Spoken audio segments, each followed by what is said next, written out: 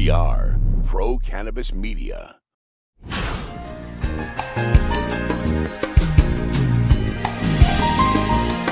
Hi, everyone. Welcome to another edition of In the Weeds with Jimmy Young. This is, of course, a very special edition because we have a kind of a new co-host alongside. Her name is Alyssa Merrill. She's the CEO and founder of Flower and Tonic. And anytime I have any questions about CBD, one of those magic cannabinoids in the cannabis sativa plant, I always ask Alyssa. So given the fact that the gentleman that's joining us, his name is Dean Harris, he's with Tab Brands, we've brought Alyssa alongside to kind of help me out and make me feel like I actually know what I'm talking about when it comes to cannabinoids. At least I know how to pronounce the word, and that's pretty much where my knowledge will end. So first of all, Alyssa, thank you so much for taking time out of your day to kind of prop me up, if you will. Oh, I'm thrilled to be here. I'm excited. I'm excited about some of the products we're going to talk about. This is kind of where I want the industry, the attention I want the industry to get. So I'm excited. Good. And joining us is Dean Harris. He's with Tab Brands. And I got to tell you about this guy. He's been the chief marketing officer for some of the biggest brands that a lot of people actually heard of. Things like Vonage, Kayak.com, just to name a few. And now he's involved with Tab Brands. Dean, tell us a little bit about Tab Brands. Sure. Tab Brands is a health and wellness company that's operating both in the medical cannabis space and the CBD space. And we're designed to provide health and wellness products that can do great good all over the world. Our notion is that CBD and cannabis can be used as an alternative to prescribed pharmaceuticals. Many people get great benefit from them, and we want to produce the highest quality products with the most amount of efficacy possible. Okay, before Alyssa takes over, I'm going to ask you one question. You have such a deep resume. You've had experience across the board in advertising and in marketing. Why in the world did you get involved with cannabis at this stage in your life? It's a great question, and I don't think I told you the answer to this, but so after years of physical inactivity, I started working out with a trainer, and my trainer said to me, "Hey, I just invented this great product that's going to revolutionize the personal training industry because it's going to be a way of delivering protein supplements more efficiently. Will you help me write my patent?" So, okay, great. So I helped him write his patent, and what he had discovered was a delivery system, an effervescent delivery system using protein in a tablet form. So we actually got the provisional patent, and then we looked for applications of this patent, and frankly the cannabis industry just jumped off the page. It was much more interested in than protein and protein supplements. So I saw this as a gigantic opportunity. Started investigating the cannabis industry. We actually started in cannabis with a product that uses an active ingredient called THCA, which is non-psychotropic. And we then worked on building a team, formulators, a supply chain, and then at the end of 2018, the new Farm Bill passed, which opened up a huge amount of opportunity, and we were able to apply our technology to the CBD space, which is vibrant, interesting, and far less regulated, making it a place where we think we can produce more interesting products more profitably and reach a wider audience. Go ahead, Alyssa. Well, first of all, grateful to have your skills in this industry, because I think if there's any message I've been trying to get out, it's that we're listening to the wrong people. Unfortunately, a lot of the marketing efforts have worked, and I feel like people are having a hard time finding the products that are actually going to work.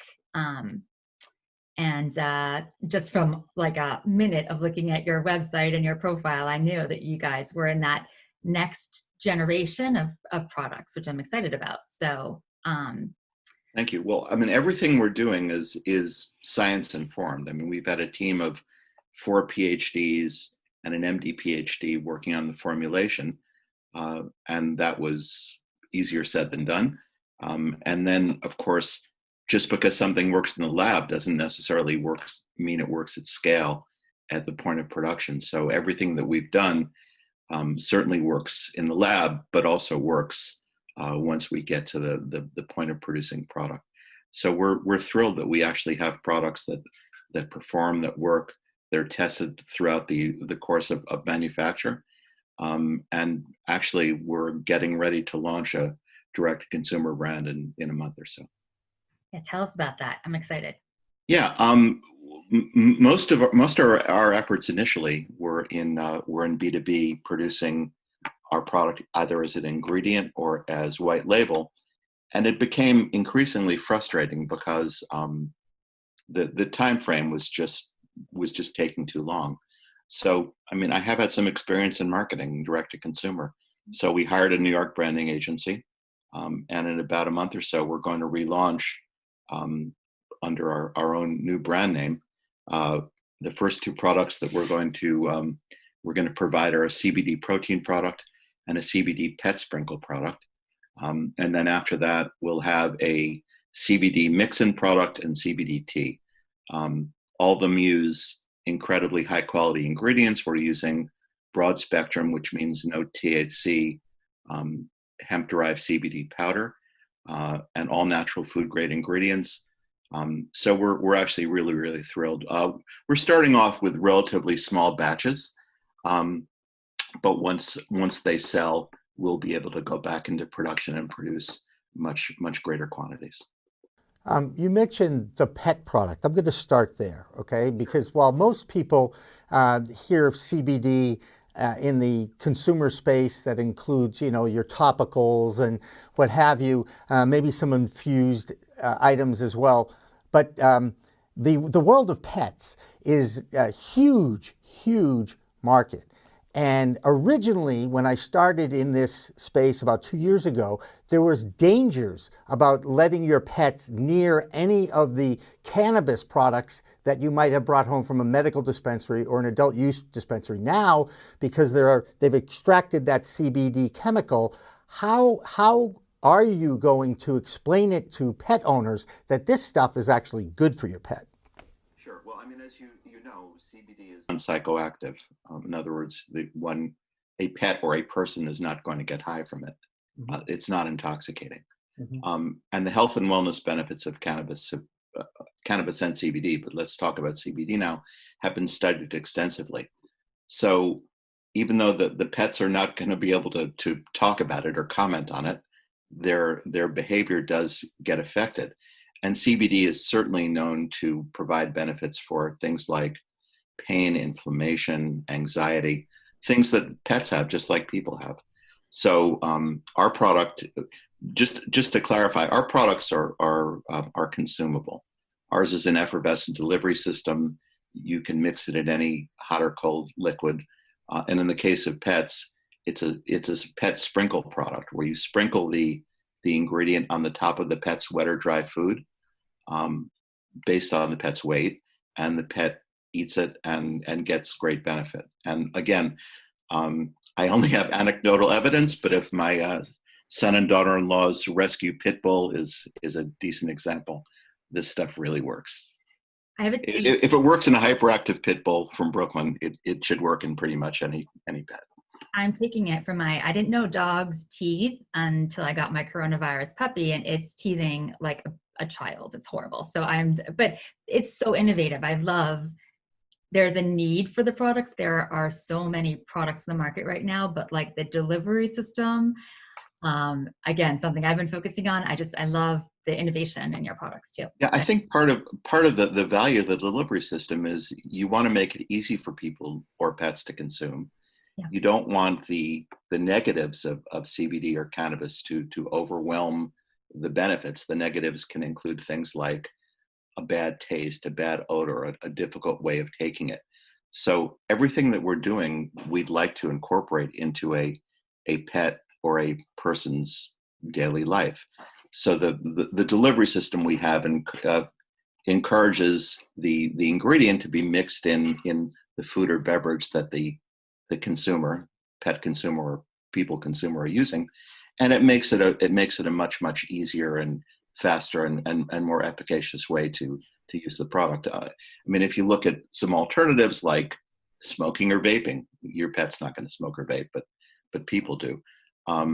to me, that's not a delivery system that's going to be on the increase. And actually, even if you look at something like tinctures, there are problems with them in that they don't necessarily taste good. The delivery system is such that you have to put it under your tongue and keep it there for a long time, which is not convenient. And then beyond that, the dosage is questionable. Even though you're taking a drop is not really a precise dosing measurement system. So one of the things that we're doing with all of our products is we're trying to make certain that the dose that we promise is a dose we're delivering.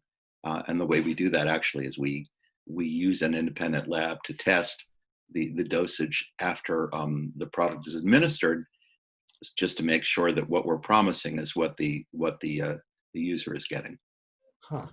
Well, I've been a user of CBD thanks to my pal Alyssa over here, recommending a few of the products on her site, Flower and Tonic. I take them every day. Yes, they're in a dropper. And I've always wondered, is this half a dropper the same as the yesterday's half dropper? So what you're saying is because it's in a powder form, you really can control the intake into the deliverable. Yes, we've been able to mix it and blend it in quantity so that the dosage is assured. And then just to make sure that that's true, we do testing afterwards to make certain that what we're promising is what you get. So for example, I alluded to the fact that we've got a tea product coming out. The notion of getting CBD from a tea bag into the cup of tea sounds easy, but it's actually not. But many CBD tea products never measure what the dosage is that's in the brewed cup of tea, and we do. So we claim that there's 10 milligrams of CBD in the tea bag, and then we take the brewed cup of tea and we have it measured by an independent lab, and there are 10 milligrams of CBD in the brewed cup. That's the way it should be. Unfortunately, that's not the way it always is in this industry. Not even close. Yeah, the number one company that has a beverage, I asked to test their product, and they knew that it's sticking to the side. And then who's to even know once it's sticking to the side? I love what you're doing. Basically, can I just go back to, is it almost like an Alka-Seltzer?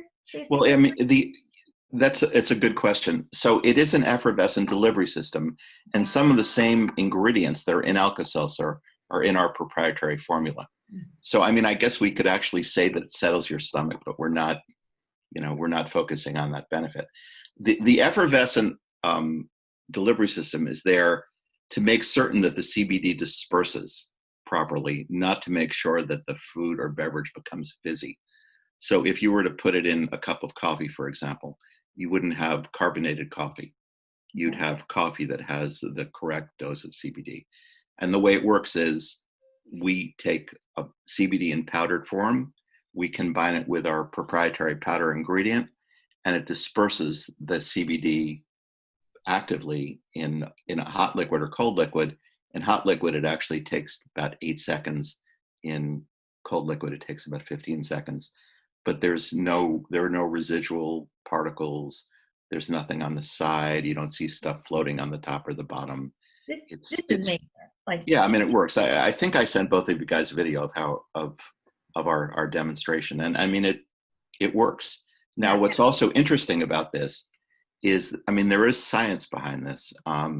There's a study that just came out in March, an NIH study among humans that studied water-soluble CBD, which is what we're doing, versus lipid-soluble CBD, which is what other people are doing, many other people are doing. And the study found that water-soluble CBD was 4.5 times more bioavailable. So that's a huge benefit. And we were always wondering anecdotally why people seem to respond so well to our product. I think part of it is we're actually delivering the dose that we claim, but part of it is it's got a bioavailability advantage. And I liked that you weren't the nanotech. I never jumped on board with the excitement behind some of the nanotechnology, and you explained really well. You were very well informed. Yeah, we are definitely non-nano, and just for the audience that doesn't know what that is, do you mind if I riff on that? I'd love for you. Yeah. So nanotechnology takes the CBD and it grinds it down to a very, very small particle size between 1 and 100 nanometers.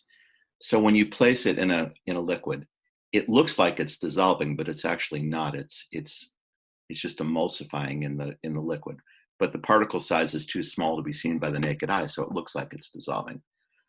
Unfortunately, there are some potential hazards to nano, and there's a lot of science that supports that. Now, nano is also used for good targeted cancer therapy. For example, uses nano as a delivery system. But if you've got cancer or a loved one has cancer, you want to make sure that the targeted therapy gets to the target, and you're not quite as concerned about the issues of the CBD and the blood-brain barrier. You want to stay well or alive as long as possible. But we have an alternative to nano, which is this effervescent delivery system. So why risk the hazards of nano? And interestingly, in Europe, that tends to be somewhat ahead of us with respect to food safety. Yeah. To be, to put it mildly, you can't sell nano in Europe. They won't accept it. So in the United States, we have all sorts of debates about the pros and cons of nano. In Europe, it's like, well, of course we don't want nano. So I see that as a positive. Recently there was an article talking about the consumer action groups now urging the FDA to slow down on their reports on CBD. How do you interpret that as a bad thing or a good thing? Because for the most part, most people feel like the consumer reports groups and those lobbyists do have the public's best interest in mind. But it seems to me that if we're talking about a product that is non-intoxicating and has benefits, why wouldn't the FDA want to put it into food items? Yeah, I mean, I see the report that you just noted as a bad thing. The lack of clarity from the FDA is actually one of the big problems in the industry. Mm-hmm. And we always hear that this industry is the Wild West. It really is the Wild West. I mean, there are essentially no standards. We're imposing standards that we think are appropriate. Ultimately, we're probably setting standards. We may be setting standards that the FDA will ultimately put into place. But I think the notion of the FDA ducking an industry that is now multi-billion dollars in the United States is not appropriate. I mean, they should be trying to protect human health and safety and consumption, and they, in my view, they have to step up to the plate. Now, I mean, the interesting part of that is it's really kept a lot of capital out of the industry. It's kept a lot of serious players out of the industry because of this regulatory uncertainty. But we're trying to regulate ourselves like we were a food product or a nutraceutical product. Actually, more than that. And ultimately, we think the standards will probably be something like that. So that's a long answer to your question, Jimmy. But I think the consumer groups are not doing consumers a service in this case. And I have a short answer, and I call it soccer mom standards. I think that I've been scared by soccer moms, and that's what led me to testing and learning all these things, because those were some high expectations to meet, in my opinion. But yeah, I mean, and another standard is would you use it yourself or give it to a loved one? Right. Yeah. And I think one of the big issues in the whole CBD space is there's such uncertainty as to what people are actually getting. Yeah. That sort of trust and ultimately the transparency behind great products is I think what will separate brands that succeed versus brands that don't succeed. And I mean, to have a doctor, I mean, I can't tell you, like, I've had this conversation with Jimmy. My perspective is switched. I almost now think doctors would be negligent to say, sure, go grab some CBD, because it's just, how unregulated it is.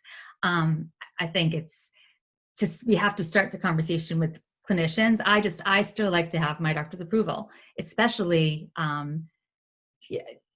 I'm not in a position where I'm looking at it for children, but I think for people who are looking at CBD as an option for children, I'm working, like, for example, with the New England School for Autism.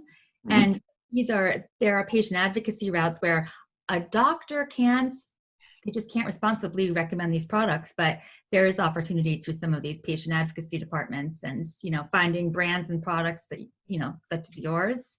It's been hard, Sure. but And CBD products, as you know, are not covered by insurance. yeah. So that, that's another issue. It's out of pocket for many consumers.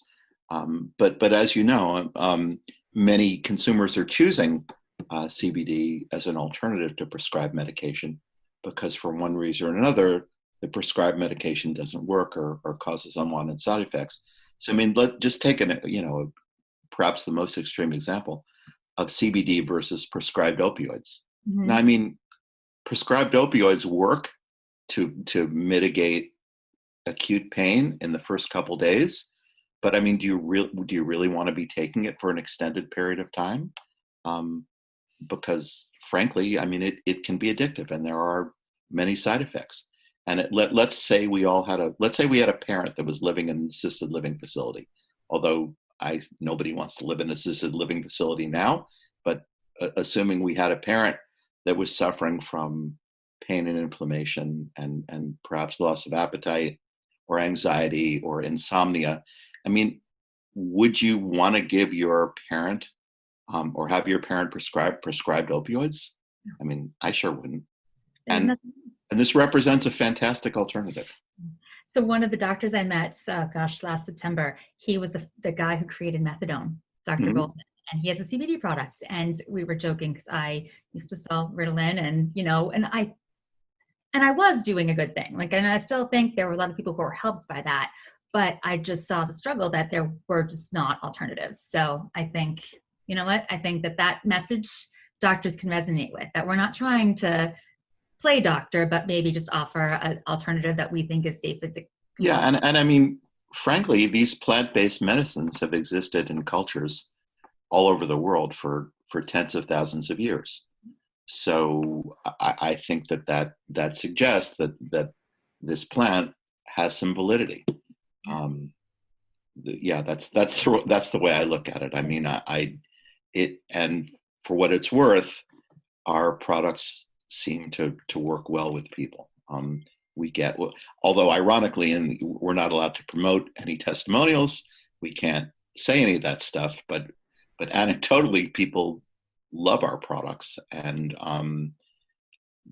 if they didn't, they tell us, and they do tell us. You mentioned anecdotal evidence, okay, and certainly science and research has advanced the lobbying efforts in Washington, D.C. around the world. We've moved towards more legalization. Here in Massachusetts, of course, we've had adult use now for just over 2 years. But the anecdotal stories are so powerful. The people who tell me, cannabis saved my life, cannabis changed my life.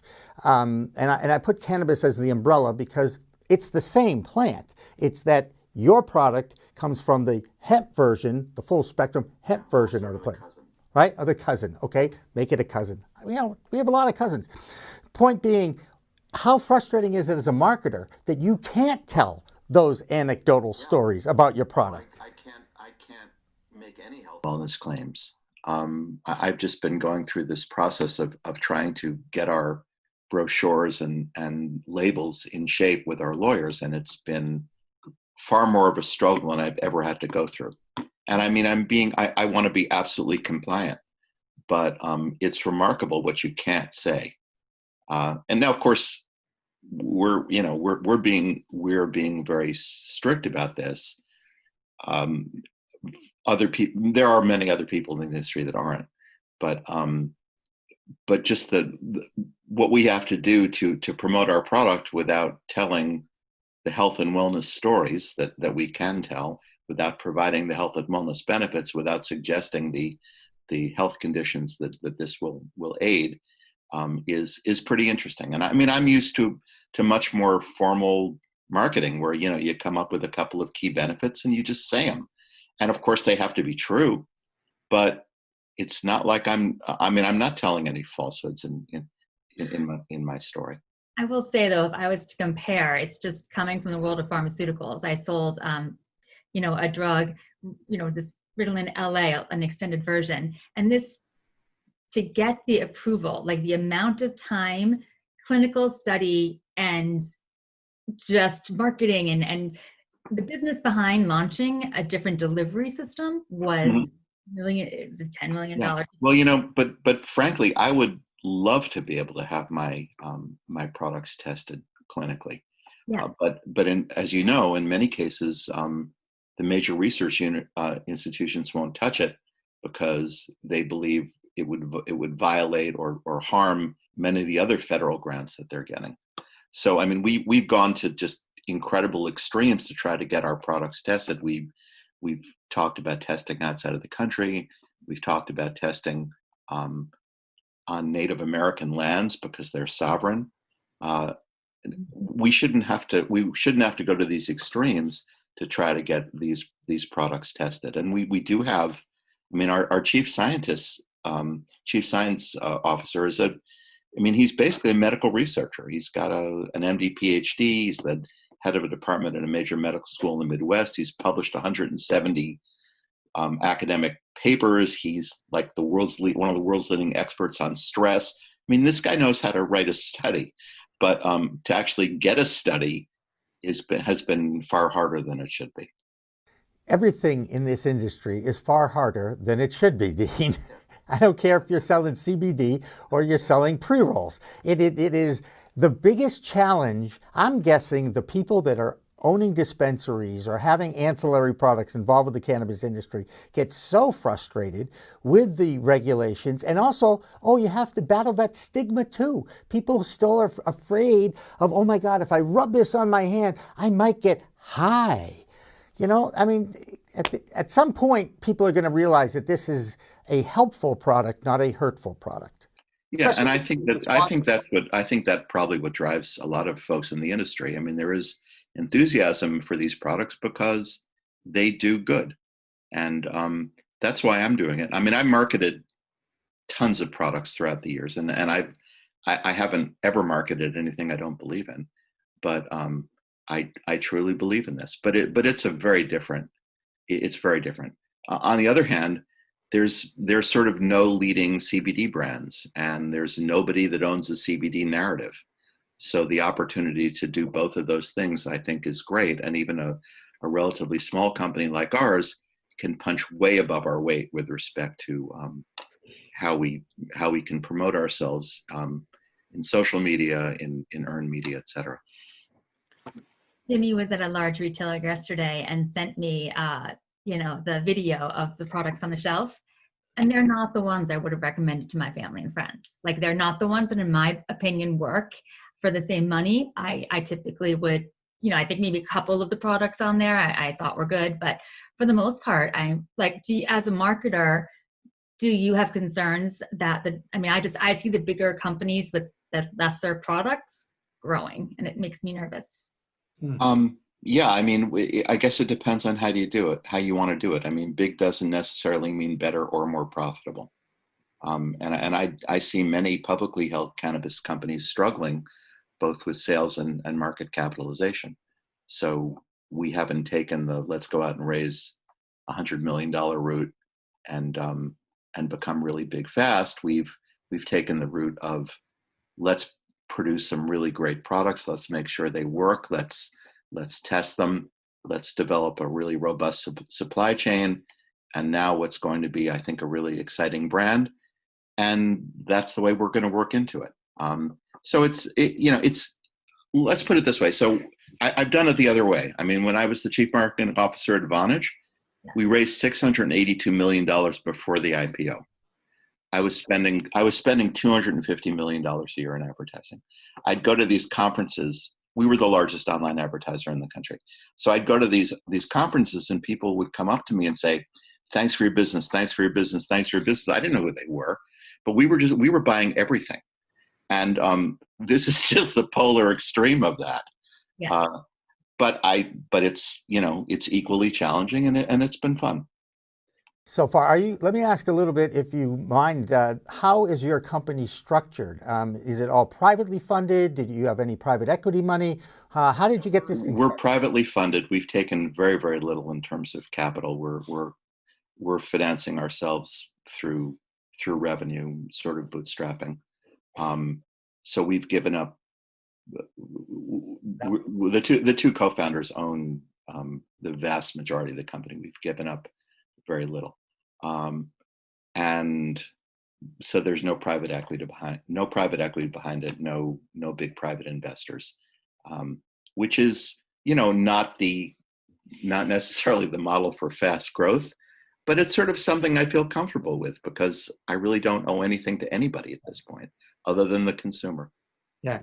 And everything you've given me so far has been like, we want to do right by doing good. We have the consumer's best interest in mind. That's kind of your focus. And ultimately, I think that's what's going to work in this. I think that's actually what's going to work in every category.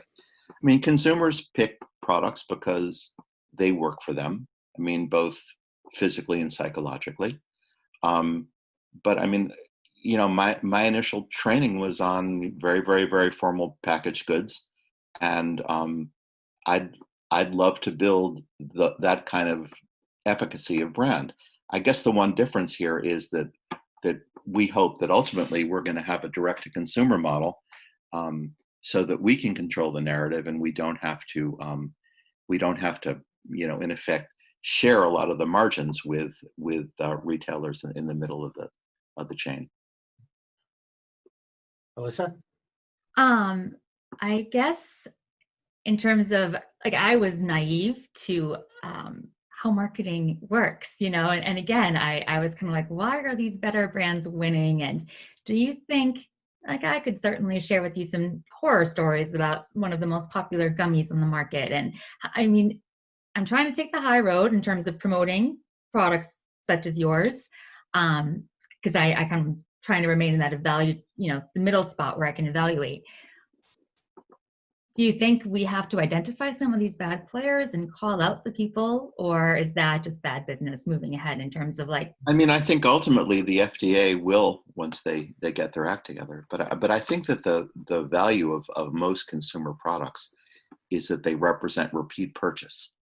So what that means is you can get somebody to try it once or maybe twice, but if it doesn't perform, people just won't buy it again. And we just want to make sure that our products have consistent quality and perform so that people will buy them over and over again. And what that means is if we decide that we're going to have a subscription model, for example, which is something we'd like to do, what that means is we acquire the customer once, and then we just keep sending it to them every month or every 3 months, depending on what they'd like. And that's a much more efficient, much more profitable model. And then, of course, as the product becomes interesting and profitable, consumers will tell others that have like interests and like needs, which is, I think, a decent idea here because, as you know, we in the cannabis and CBD industry are very constrained as to what kind of paid media we can use. Yes. So having consumers say nice things about us, recommend us to their friends and relatives and peers is good. I mean, again, going back to Vonage, I mean, when I was at Vonage, we had something called a refer a friend program, which meant that if you like Vonage, you could refer a friend, and when the friend took the service, they got a free month of service, and you got a free month of service. And at one point, that represented roughly 8% of all of our acquisitions, and which is pretty significant. At the absolutely lowest cost of acquisition.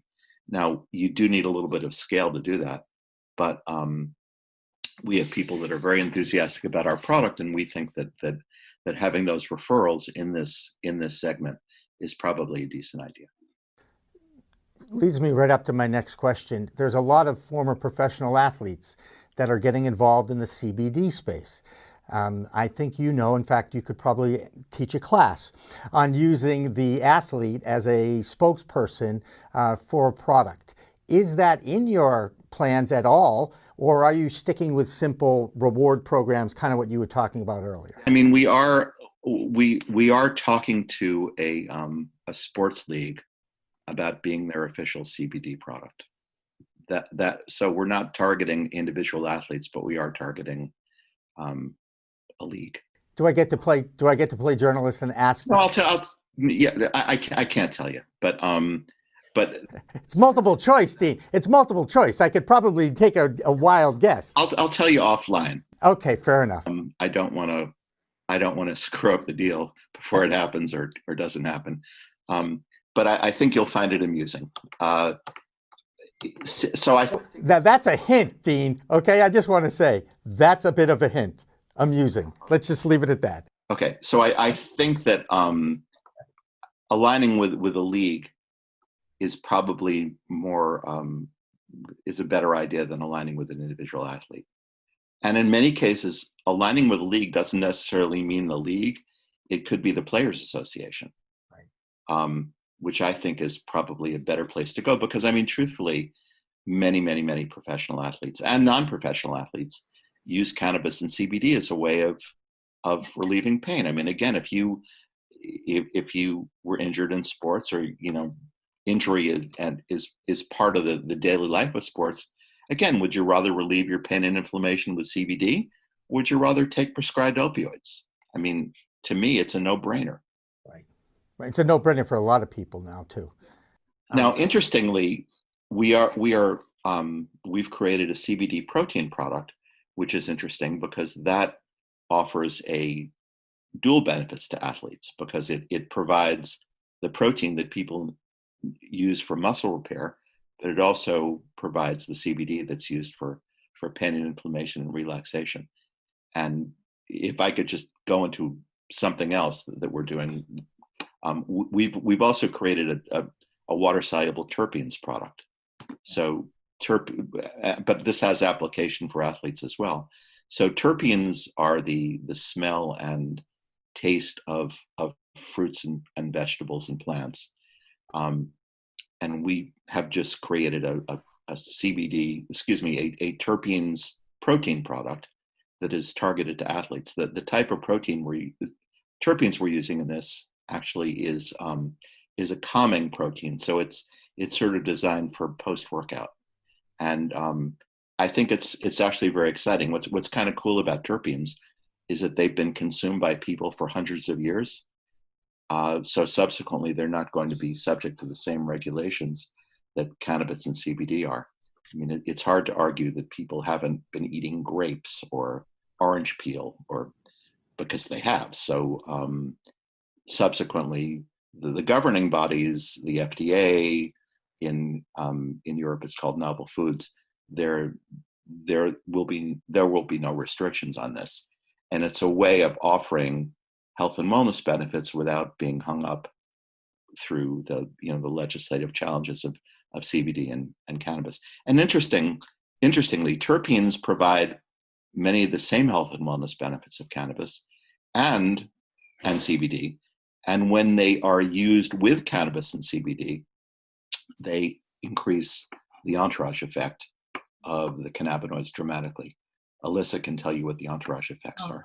I love talking terpenes. So my first time I learned terpenes, the Myers soap, I was addicted, I use that. Yeah. But I was like legitimately addicted. I'm like, I couldn't use anything else. That is actually plant-based it's made. Oh, I think I have it right here. You have it. Okay. Wow. That's impressive. You've got Myers soap terpenes. Of course it is. And by the way, THC and CBD together is the entourage effect. I understand it too, okay? Just for the record. But I wasn't trying to put you down. That's okay. It's fine. You can, Dean. I would never do that. The best way it was described to me was that, and this was through Dr. Husso's study, was that if you have a one-to-one, if you have a CBD, THC, and a one-to-one, and you add the same terpene to each of those products, it's the effect of the terpene that directs your experience. So the terpene is going to predict how you feel. Tired, that's where the indica sativa really doesn't mean anything. The terpene is going to predict. Yeah, and interestingly, so terpenes as a market are sort of aligned to both cannabis and CBD. Yeah. And again, terpenes are oil-based, so the fact that we've been able to make terpenes water-soluble is pretty significant. because again, it can be placed in any drink, any food, any product without the same regulatory constraints, and different terpenes seem to affect the body differently. So the fact that we can get them powderized and add them to our proprietary formula, I think is interesting. So we only did this about 5 weeks ago, and we've already had interest in doing a CBD terpenes product, a terpenes protein product, a tea product, a terpenes lavender product. It's interesting. It's almost like, it's almost like the notion of aromatherapy, because that's, aromatherapy in effect is some of the smell benefits of terpenes. Then, okay, I'm sorry, Jimmy, I had to cut you off for a second because this was a fascinating thing that I feel like everyone should know. I had no idea. So I am 46, 45, something around there. And my house is a mess, but it always smells good. I got a compliment once that it smelled like gummy bears from my daughter's friend, melted gummy bears, just like huge compliment to me. And I always had Glade plugins. And I was told by some data, genetic data I had done, stay away from fragrances. And I unplugged all my Glade plugins and went from having headaches like almost every day to the headaches were gone. And I guess that's a fact. Like I really thought that was kind of hocus pocus, the whole like fragrance thing, but that is a chemical terpene, I guess. So it's kind of the same area, when we talk synthetic cannabinoids versus, the natural plant-based, I guess in the terpene world, it gets fascinating and complex, but some of the terpenes can actually cause harm when they're in that chemical. Sure. Well, our terpenes, as you would guess, are all natural. They're plant derived. The one that we're using most is orange peel extract. Yes. Which smells and tastes good, but it also, and it does have it has a sort of a citrusy flavor. So if you add this to a beverage, it's going to taste a little bit citrusy. But to me, it's been fascinating, and it seems like it's a great adjunct to the CBD and the cannabis space. It's amazing, but again, it's what you've done is kind of found. I do think a lot of people have been using food-based terpenes and just kind of the non-quality terpenes, and to have quality products like what we're seeing with yours is exciting. Yeah. I mean, I think what's going to happen is that folks are going to be adding our product, our water-soluble terpenes, to existing products to in effect create a new product with health and wellness benefits, but also a premium product, because the cost of adding the water-soluble terpenes will be lower than whatever the premium price will be. So just this is actually pretty interesting.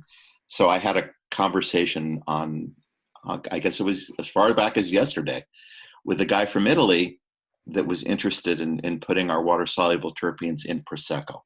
I love that. Now he's also interested in putting our CBD in pasta. So, I mean, it was like, what a great conversation. And I love it. The guy is located in Sardinia. Yeah. Is Italy open yet? Yeah. According to him, Sardinia is open. Okay, good. Yeah, you mentioned pricing. If it's a consumer product, when I go into a CBD store or something like that, and I come out of there with a little, let's say a 270 milligram oil-based dropper, all right, and it costs me $85, and it's a 30-day supply. Can you give us an idea of what the price so I point mean, might... I think ours actually will be less. Our serving, it depends on what it is, but it's going to turn out to be $2.50, $3 a serving. A serving is going to equal 10 milligrams of CBD. It depends. I mean, part of it is what else is in it. Yep. So, for example, in the protein product, we're using incredibly high quality plant-based protein, which is not inexpensive. In the pet product, the ingredients are a little more simple, so it's less expensive. So I think that even though we are selling what we perceive to be, we more than perceive what is a premium product, I think the price will be affordable. And also, if we sell direct to consumer, which we are planning to do, then again, our margins are ours rather than sharing it with the full supply chain, distributors, retailers, dispensaries, etc. One of the reasons folks, I think, are having such a hard time in the cannabis space, other than the different laws in different states, is that state law mandates that you have to split up the supply chain in a way so that it's really tough for manufacturers to make a fair profit. That's not the case in CBD, where it's possible to produce in one central place and then ship all over the country and all over the world, so you can get economies of scale. Much harder to get economies of scale in cannabis. A question about dosing, and Alyssa, you might be the one actually I need to ask about this too, because we've talked to a lot of doctors. Some doctors say you need 1,000 milligrams to have a good dose of CBD to have any effect on you. You're talking about a product that's 10 milligrams, and I see plenty of other ones out there that are 500 milligrams. And because every human's different, every endocannabinoid system's different, how do you know how much you need to take? Would you like me to do this, or Alyssa? Whatever you. No, I'd like both of you to talk about it. But sure. I mean, we think CBD dosing should start small and then work up if necessary. And it's true that everybody tends to react differently to the product. Again, anecdotally, people seem to do well on our product at lower doses. But that doesn't mean that's going to be true for everybody. 10 milligrams is kind of a reasonable adult dose from what we gather, and that's where we're starting. Now, interestingly, we have a product that we're going to launch in a little while that's called a mix-in product, and what that is our powder and effervescent formula in a sachet, and the sachet is pharmaceutical grade. It keeps out the moisture so the product doesn't effervesce before its time. But what's interesting about that is you could actually almost look at it as like a package of sugar. When you go into the coffee shop, you put in one package or two package, depending on how sweet you like it. Again, this will give consumers the option of, in effect, self-dosing. And that's true for our pet product as well. Our pet product is based on the weight of the animal. But we have a little scoop, and you can sprinkle on the top of your pet. And for smaller pets, we recommend 1 scoop, and for larger pets, 2 scoops. But again, it depends. I mean, it really depends on how your pet does, and you through this process can control how much you're giving the pet. Anyway, so the answer to your question is we think 10 milligrams is a reasonable adult dose. What do you think, Alyssa? Yeah, no, I agree. I guess lately I've been saying more microdosing almost during the day, and then maybe more at night for sleep, so that people are always wondering, can I take the same product for sleep that I take for daytime pain or anxiety? So sure, that seems to be like a guideline, but again, I think it can vary product to product, because and I think it would vary from ours too, because I mean, we were talking before about the notion of bioavailability. I mean, that talks about getting into your body, but it also suggests how long it stays in your body. Yes. And I suspect our products are going to react differently than others. And so far, we've found that the effects are very fast, and they tend to last for a pretty long time. I got one more question for you, Dean, and it has to do with the name Tab Brands. Now, you and I are both old enough to remember the soft drink called Tab. I do, Coca-Cola. And do you know what Tab stands for, Jimmy? What the acronym Tab stands for? No, but I remember Tab Ramos. Because it stands for totally artificial beverage. Interesting. Yeah. So good trivia. Yeah, well, that I have an advertising background. I understand that. I mentioned to Jimmy, and I think to Alyssa, that my family has been in the advertising and marketing business in the New York area for over 100 years. So I know all sorts of obscure stuff about the category. But anyway, so is your question, why do we choose Tab Brands, and how can we get it? Yeah. So when we started, everything we were doing was in a tablet form. So we thought Tab was an interesting name, and we wanted something short, and we could get it. We couldn't get the word Tab, but we could get Tab brands in many variations. And naming is important, and in many cases, a shorter, more familiar name makes some sense. There you go. Alyssa, any other questions for Dean? So many, but I'll pause for now. No, I'm excited to have, his marketing experience, and like the fact that you've found the scientists that you found, like it's not easy. And it's just nice to be at a place where the right business people with the right marketing skills are meeting with those products that can serve as a pharmaceutical, because we need it. So Great, thank you. I'm actually impressed with the fact that the marketer could talk so much science. Because I know, right? Well, Well, it's the value of a liberal arts education. Oh, there is a value to it. Oh, really done your research. Isn't that what Steve Jobs said? That Apple's the intersection of tech and liberal arts. So, absolutely. No, no, but you've I mean, look, curious people want to find out as much as they can about many things in the world, and certainly, I wanted to find out as much as I could about this category. And believe me, I'm no scientist, but I know enough to be, at least to sound as though I'm informed, and I've learned a lot in the last couple of years.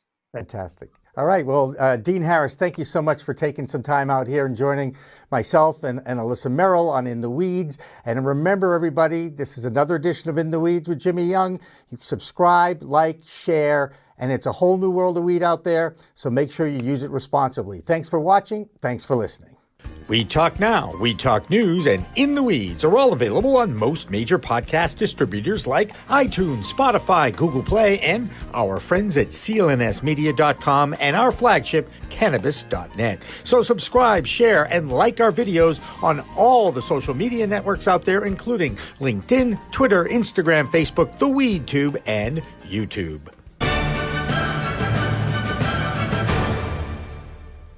Weed Talk and In the Weeds are two productions of Pro Cannabis Media supported by Revolutionary Clinics, one of the top medical cannabis dispensaries in the Massachusetts area, now with 3 locations in Greater Boston, 2 in Cambridge, and 1 on Broadway in Somerville. Rev Clinics has a patient-first mission. They will customize your needs as a medical patient with the proper titration and combination of strains, flavors, and products. Rev Clinics, where the patient comes first. We are Pro Cannabis Media.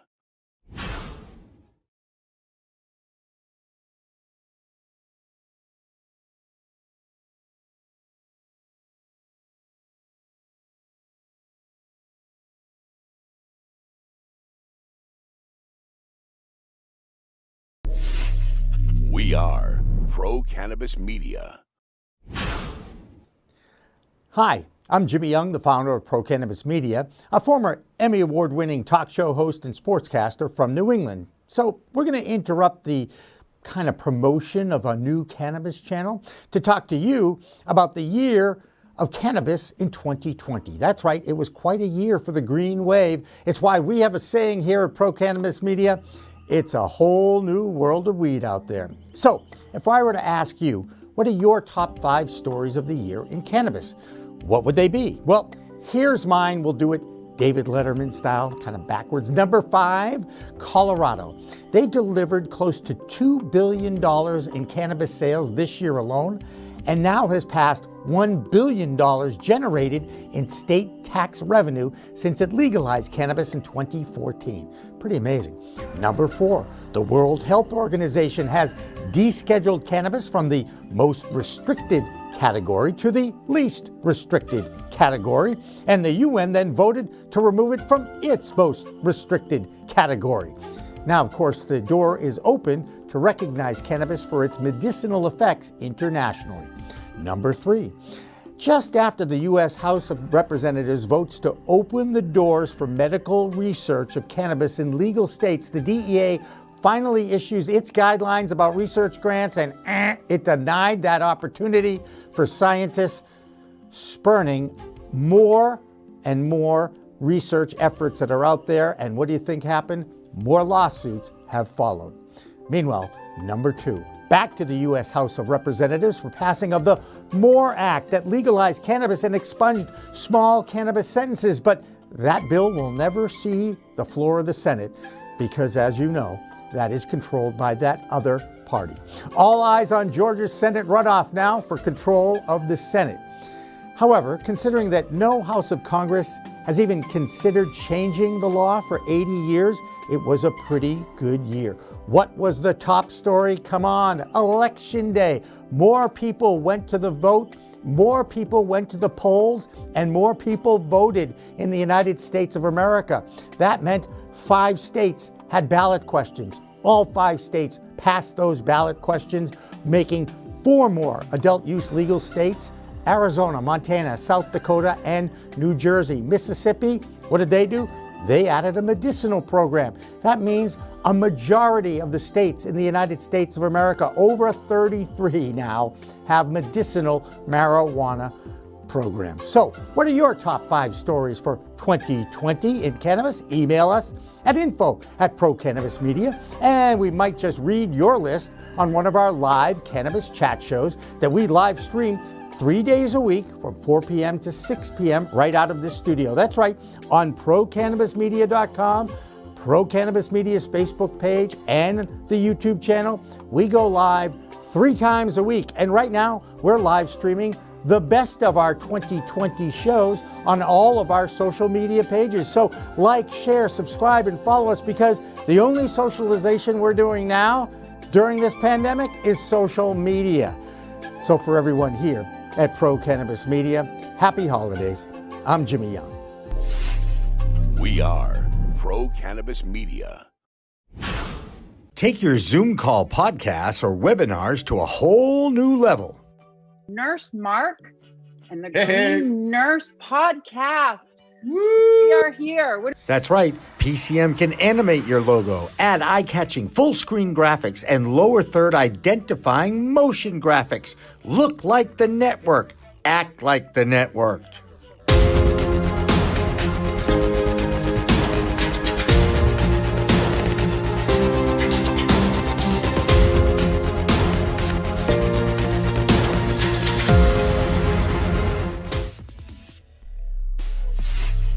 We are Pro Cannabis Media.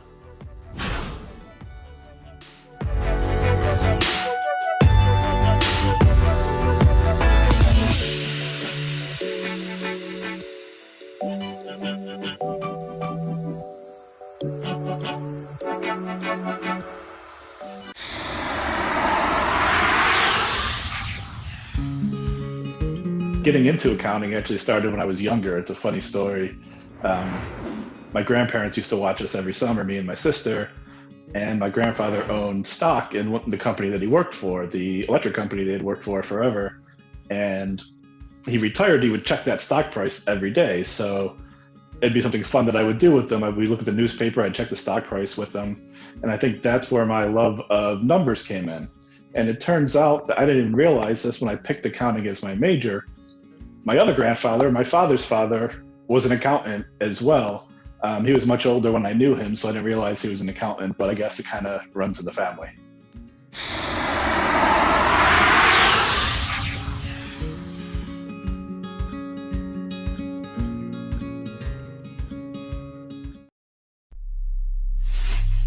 We are Pro Cannabis Media.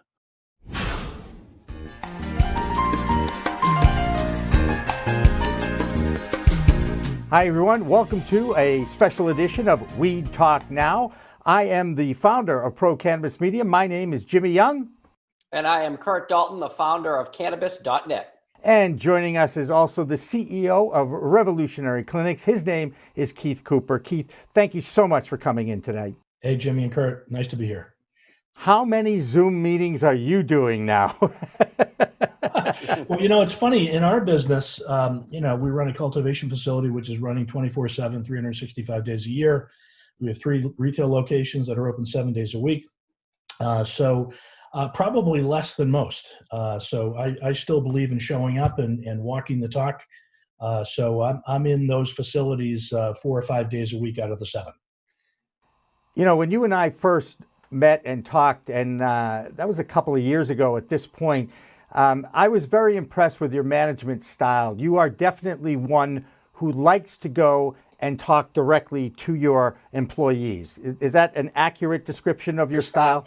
Yeah, I think it comes from what you see behind me here. A lot of sports growing up.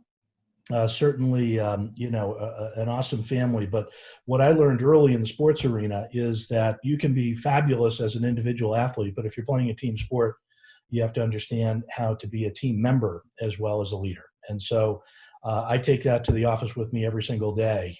I can do so much to build up the team. I can do so much to help them learn and so forth. And then I'm just one of them. I'm just one of the gang and one of the team members every single day in this business. Hey, Keith, I think I covered, I think, your Somerville opening. I'm just curious, as a business owner and when you got started here in Mass, which store or which opening what really kind of hammered home, you did it, you're successful, you're here, you've accomplished your goal? Was it the opening of the first one or kind of the Cambridge store? Maybe walk us through what each event was like for you as an entrepreneur. Yeah, so I'm not new to the game of opening businesses. This is my seventh company that I've been either CEO or president of. Most of them were startups. Some of them were growth stage companies. I wasn't a cannabis guy. As I think we talked about 3 years ago, just before I joined this, I had sold a digital health company that we had spun out of Boston University. So I had a lot of experience in growing companies to many hundreds of people and many hundreds of millions of dollars in revenues. But this was brand new to me by way of cannabis, number one, and brick and mortar retail, number two, never mind the agriculture and the regulations and everything else that layers on top of this. As it relates to this specific opportunity with Revolutionary Clinics in the cannabis space, I have to say that that initial opening in Somerville was still a signal event for me in the history of the business and the history of my experience in it, because we didn't know back then when we were going to get open. When I joined the company in July of 2017, the opening date was August 15th, and then it was September 15th, and then it was October, and then it was the beginning of November. And there were all these licenses and processes we had to go through. And I was on my way to Vegas to go to the MJ show. And suddenly we got the approval email, and we were going to open 2 days later. So a whole team of people went to Vegas. I stayed behind to help run the store. And so that still is like it was yesterday, frankly. It was a great experience seeing those first patients come through the door, myself not being totally literate in the product or the applications. I learned every single day of those early visits with patients how important this was, what an amazing compound it was, and how it helped so many people improve their lives. So that was a magic time. It's still, every single time I go to the store and every single time I have an opportunity to spend time with patients, whether they're employees of ours, many of whom are patients and or people that are visiting us for the first time or the 100th time, I get amazing insights and clarity around how wonderful this product is. I think in that particular show too, I saw Ryan Anson on the show floor, and I remember him being pretty excited. I was like, "What are you guys going to open?" And he was like, "You won't believe it." So I can jump back to that memory too. Yep. Yeah, and if you could have projected 3 years ahead to where we are now, there's a lot of other things you couldn't believe would have happened.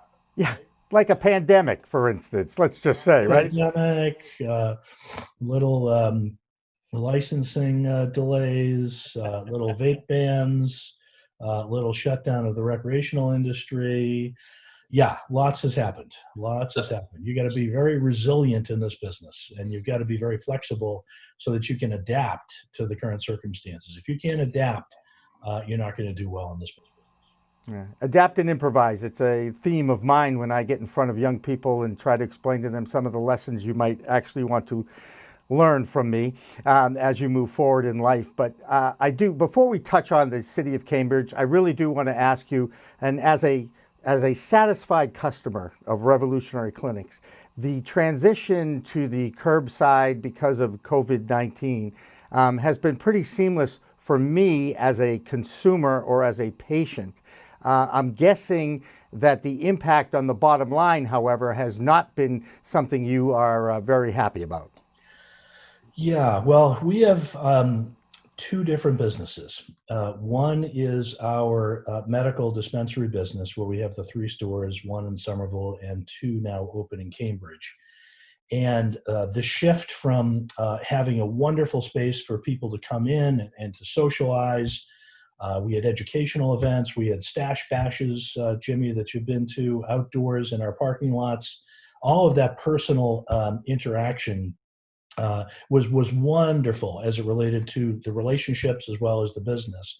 And almost all of those have gone away, right? So that's one side of it. On the other hand, dealing with the business in the way we've chosen to, and we always try to balance, obviously, the service and the safety of our personnel and our clients.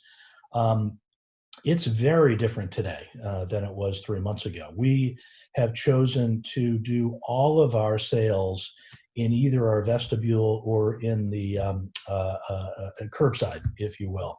And so we don't have customers really coming into the heart of the store anymore, which is a dramatic difference. I mean, the reason why you go and you get real estate and you spend 2 years, finding it and building it out and getting the licensing is so that you can have a place where people can come and congregate and experience more than just coming in, buying a product and running out. And so our philosophy of wanting to educate and wanting to engage and wanting to become friends with the people that we serve has certainly shifted a bit. But I will tell you that more people than not appreciate the fact that we took those pretty dramatic actions. There are still a lot of companies in the business that you go into the store, you try to stand 6 feet apart. You're dealing with somebody, PA or a bud tender behind a register. Again, we've chosen to do all of ours one step back to keep people even further apart. And they've been fantastic in understanding that is done for them as well as for our employees. And I will tell you that the sales for the medical products have really not suffered, Jimmy, as it relates to our business. Now, part of the reason we'll talk about Cambridge is because we would have hoped by now to be in the adult use business also, and that would have been a very different outcome. But given that we're not, our retail stores are doing okay.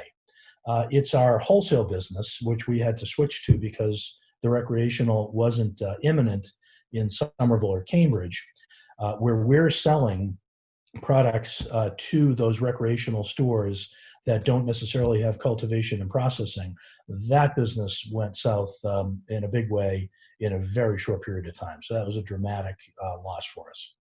So you're telling me the freezer is full right now? The freezer is full. Lots of good deals. Walk me through, and I know the recreational you didn't have, but like you're a cannabis veteran in Massachusetts. Governor Baker comes out and says medical yes, rec no.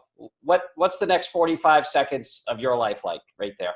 Yeah, a few phone calls from teammates, investors, and people paying attention. I understand why the governor made his decision based on the people that he had advising him and his understanding of the industry and his still getting used to it over time because he's a good man and he's a smart man. What we have had to do since then, and I'm chairman of the Commonwealth Dispensary Association, which represents about 80% of the establishments in Massachusetts that are in the business, both recreational and medical, as well as cultivation.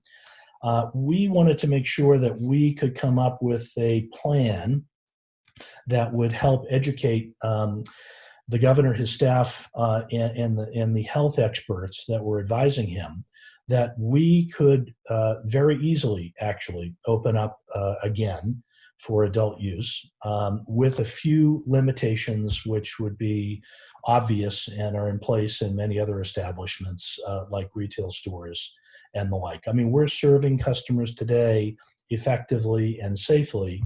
And the fact that we're not serving recreational customers doesn't mean we couldn't do that same thing.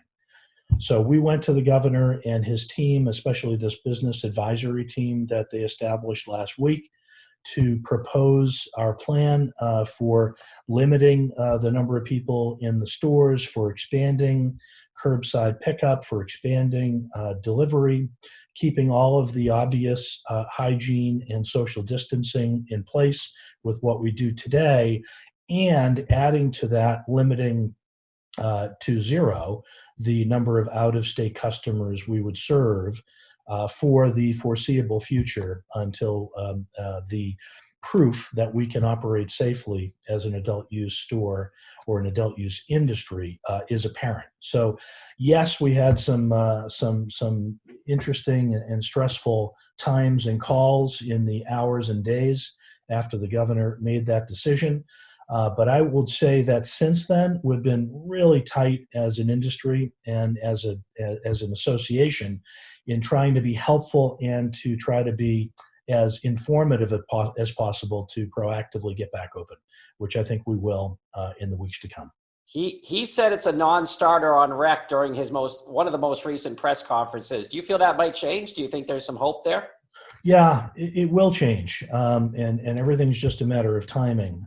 I think he was concerned about the ability for the industry to limit customers to in-state versus out-of-state. There are certain laws and rules that regulate that sort of interstate commerce. We happen to be in cannabis. It's already illegal to bring product across the border, so it was unique from that standpoint. But also our ability today, as we do with our medical program, to only serve in-state customers, that's the way it is, it makes it very easy for us to do the same thing in an adult use business. So we've put it all on paper. We've made it very comprehensive.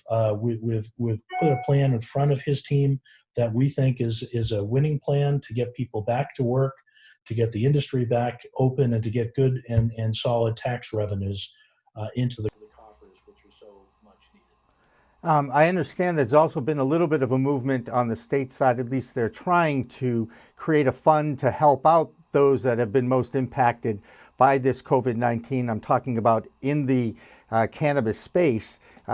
There's some lobbying going on at the State House to try and come up with some funds for them. Can you enlighten us on that at all? I'm not involved very much with that, Jimmy. I'm paying attention to it just like I am with stuff at the federal level.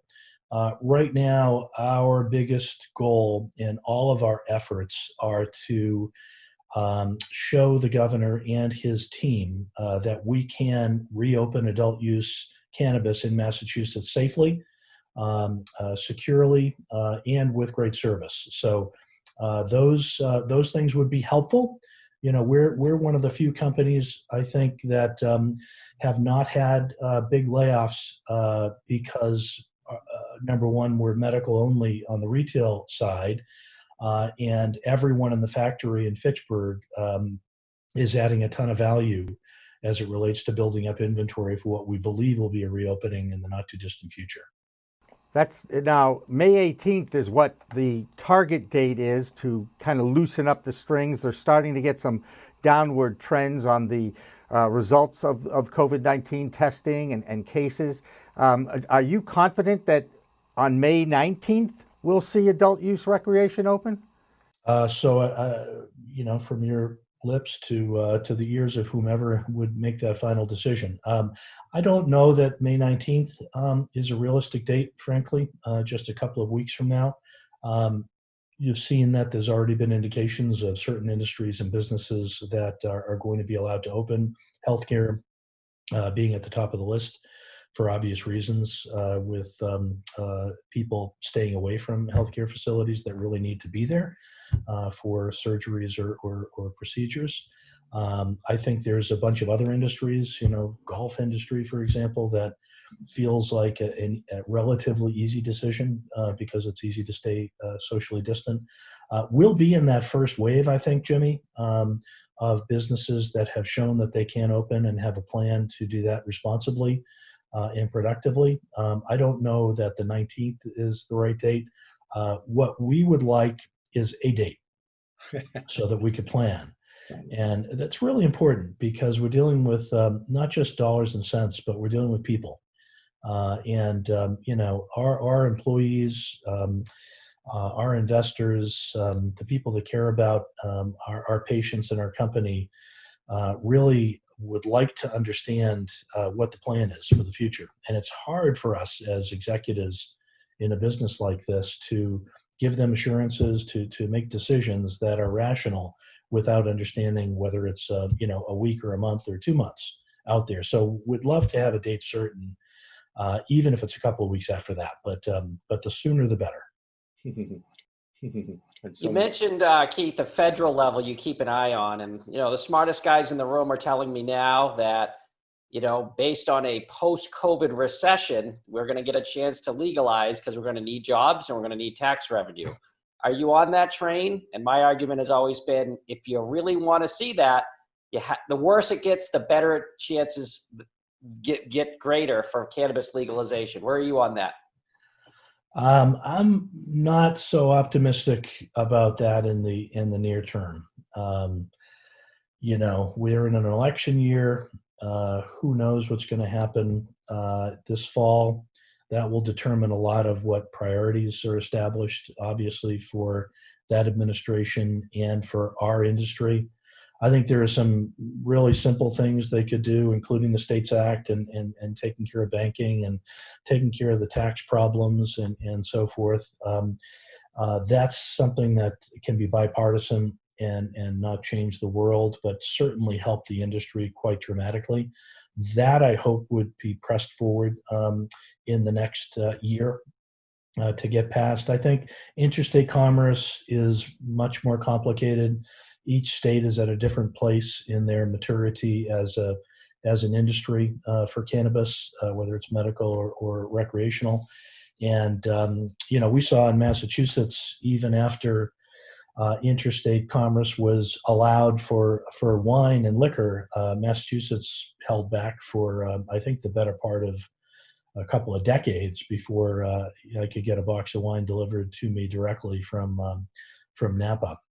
So there's a lot of complexities there. I think I'm bullish on those tax and banking regulations, which are just logical for everybody. It's win-win across the board. I'm less confident and optimistic about legalizing the industry overall.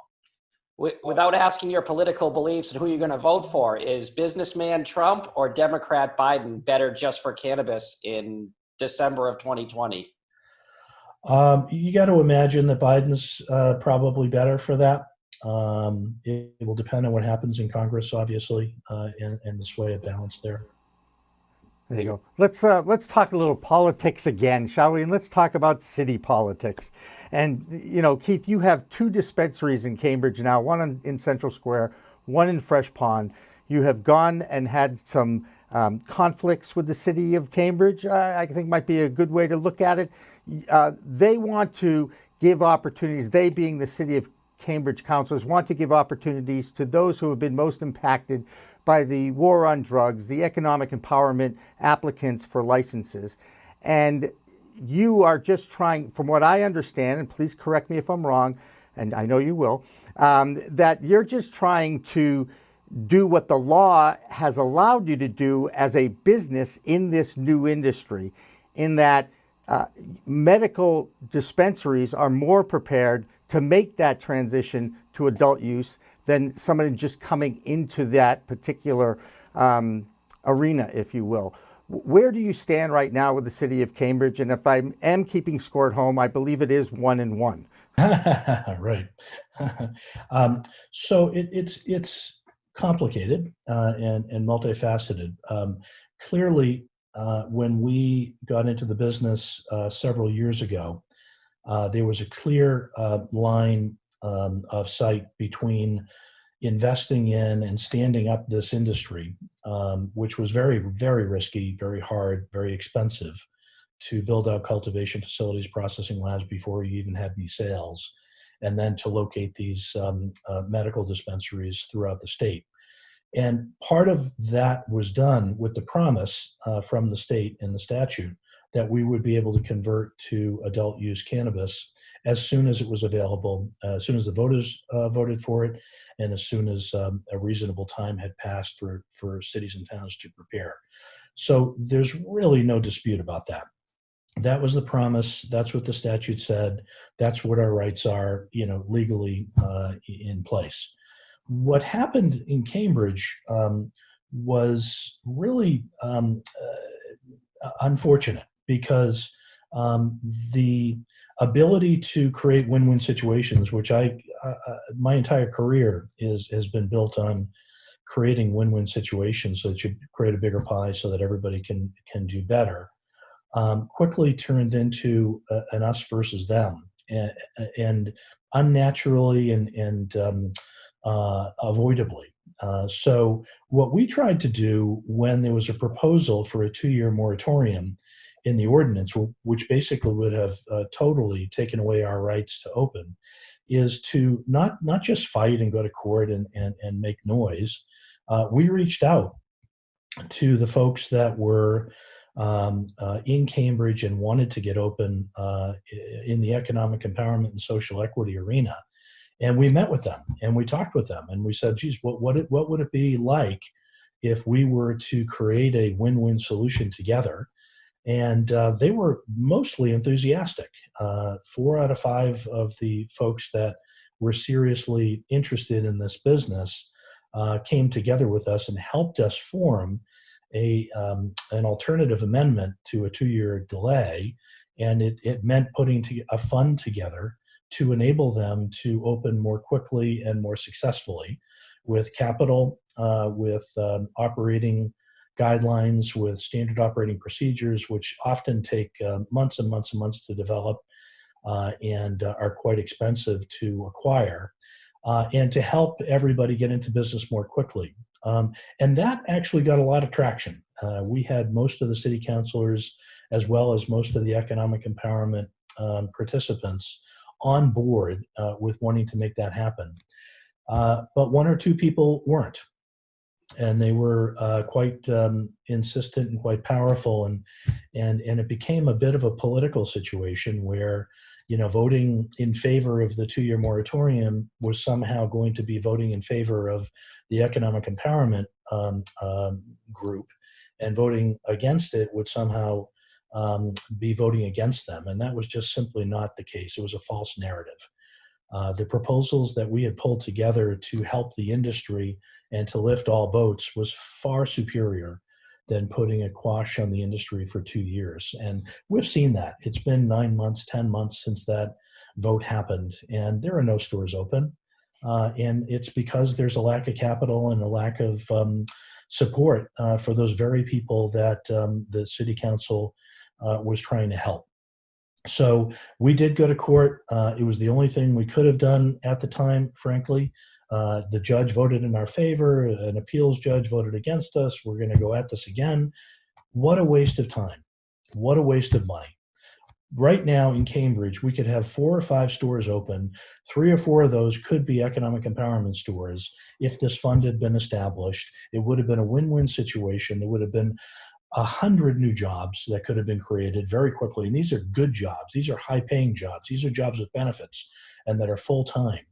And instead, in the greatest economic crisis that we've faced in my lifetime, in the greatest jobless situation that we've had in decades and decades, the Cambridge situation is negating these jobs and is holding them back. And it seems like a terrible time to do that. So we will, fight the next fight because that's what we need to do, and that's what we would do in any business. We will always continue to hold out our hands and ask that the parties come together to cooperate and create win-win situations. I've done that through letters, I've done that in person, and I've done that on forums like this to express my desire to create a happy and win-win situation where everybody can move forward equally without this 2-year moratorium hanging over our heads.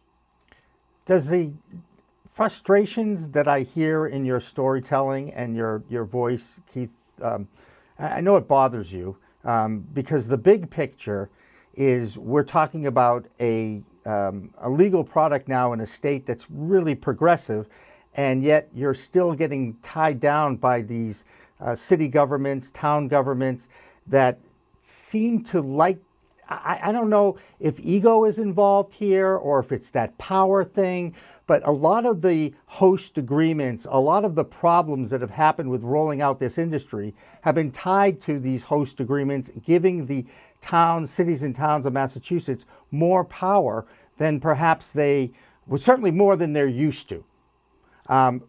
What's the biggest frustration for you? Well, the biggest frustration is that the voters clearly in the cities in which we're involved, Cambridge at the top of the list, voted overwhelmingly to get this industry up and running years ago. And here we are in the spring of 2020, and there's one company that's opened in all of Cambridge, and it's medical only, and that's us. And that's just not right. That's not what the voters asked for. If you ask the citizens about the tax dollars that they're losing and the jobs that they're losing, and whether this delay has benefited anyone, my guess is you're going to find most people saying, no, it did not. So it became political. It remains political.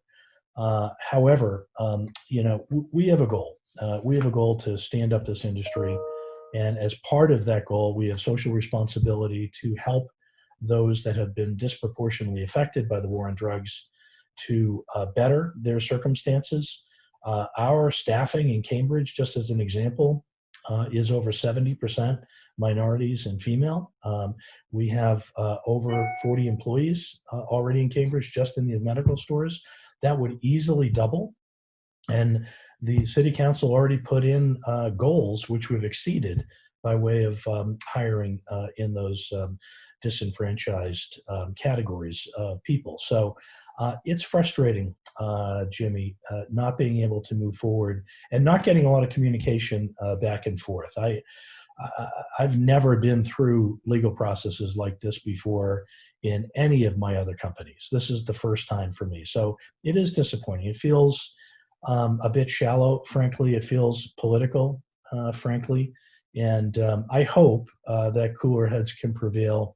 And as we go through this next round of spending money on lawyers and going to court virtually, probably just like this, which would be another first, that people say, what are we trying to accomplish here?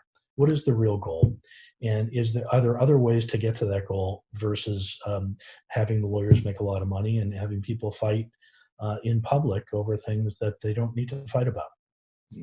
Let me ask you, Keith, you brought it up. We've talked about the political battle, and you've talked about your staffing with minorities and women. If the C-suite and the management of Rev clinics were African-American, minorities, and women, would this be happening, in your opinion? I do, because they are. We're a pretty diverse company across the board. The head of all of my retail operations is African American. The head of my community relations is African American. Our board of directors is majority female. So I do believe that this still would have happened. It was a point in time. I don't know whether there was something brewing for years that created a forum for this to all come out on ahead.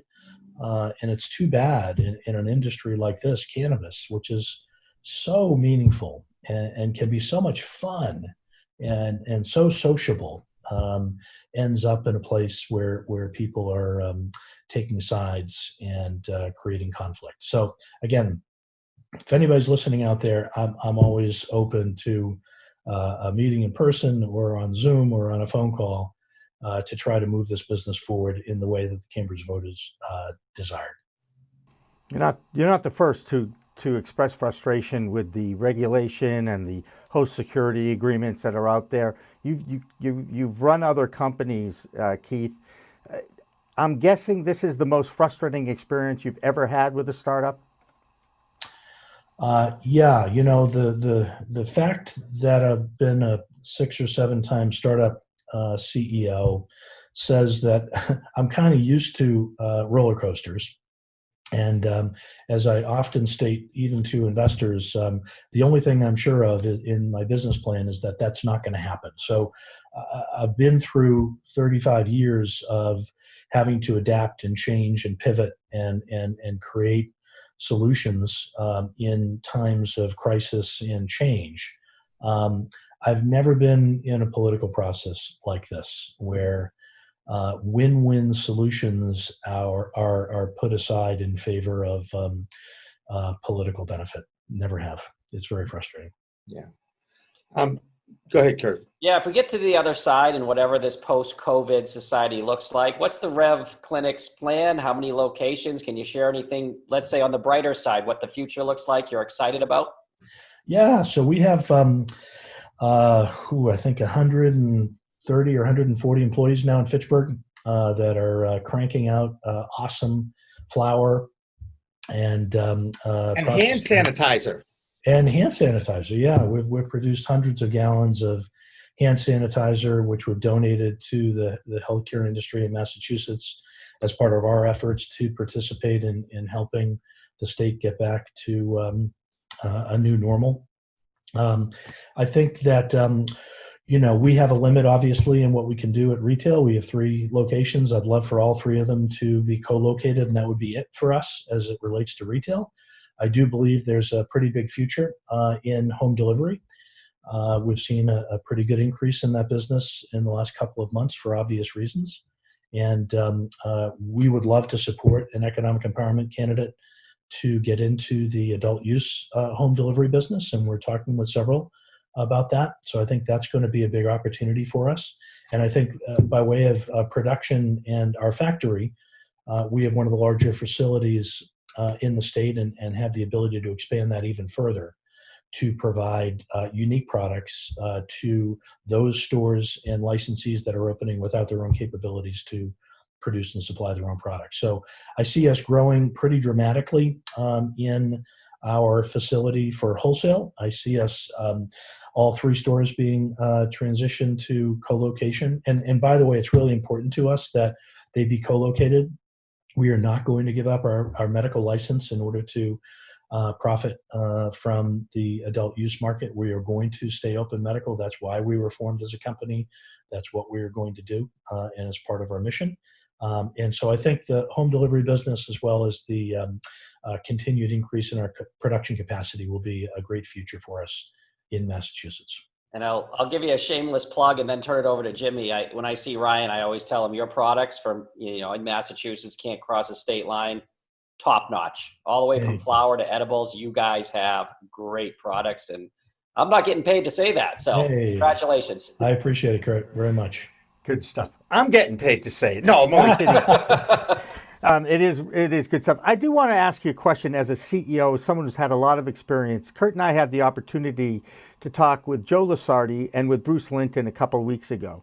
And they brought up a really interesting thing that has developed with this COVID-19, with people having to stay at home, working with Zoom. You're a guy who likes to do the face-to-face negotiation, face-to-face management, if you will, and communication with people. But both those guys thought that the future could end up being less office space, if you will, and more these kinds of negotiations. What's your feeling about the future of business and how deals will be getting done? Will it still be that face-to-face, or can we actually see a transition to more video conferencing? Yeah, I think it depends on the industry and the stage of the business. I think that face-to-face relationship development and negotiations will never go away. It's too important, especially when you're dealing with big decisions and important decisions that affect a lot of people. It's hard to do that via email or video chat, frankly.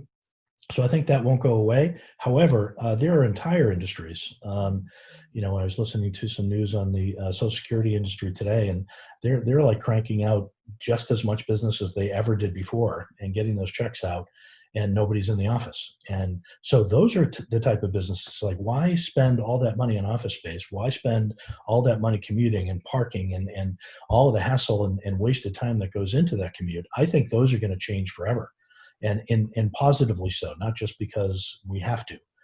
I think other businesses, like ours, are much more interpersonal, and I hope that we get back to being face-to-face as soon as possible. There you go. Kurt, you got anything else for Keith other than we all miss sports? Yeah. Keith, I always appreciate your integrity and your honesty, and you've been very forthcoming and very honest about, the situation in Cambridge and, how that's hopefully going to resolve, like you said, with a win-win. So I just appreciate talking to a guy in the industry that has your integrity and your good intention, because believe it or not, it's not everyone out there in this industry, as we're finding out daily. So thank you for being in it. And I hope for a good resolution that people can be happy, as quick as possible for you. Well, you guys will be the first to know. Thank you, Kurt. Thank you, Jimmy. Really appreciate it. All right. Thank you, Keith Cooper from Revolutionary Clinics, the CEO there. So for Keith Cooper, I'm Jimmy Young, the founder of Pro Cannabis Media. You're watching Weed Talk Now. And Kurt, who are you? Cannabis.net. There you go. And of course, you can find it on all those podcast aggregators out there, iTunes and Spotify, CLNS Media, and of course, also now video on Cannabis.net and of course, Pro Cannabis Media as well. So remember, everybody, it's a whole new world of weed out there. Let's use it responsibly and let's be safe and let's still somehow or other stay in touch, shall we?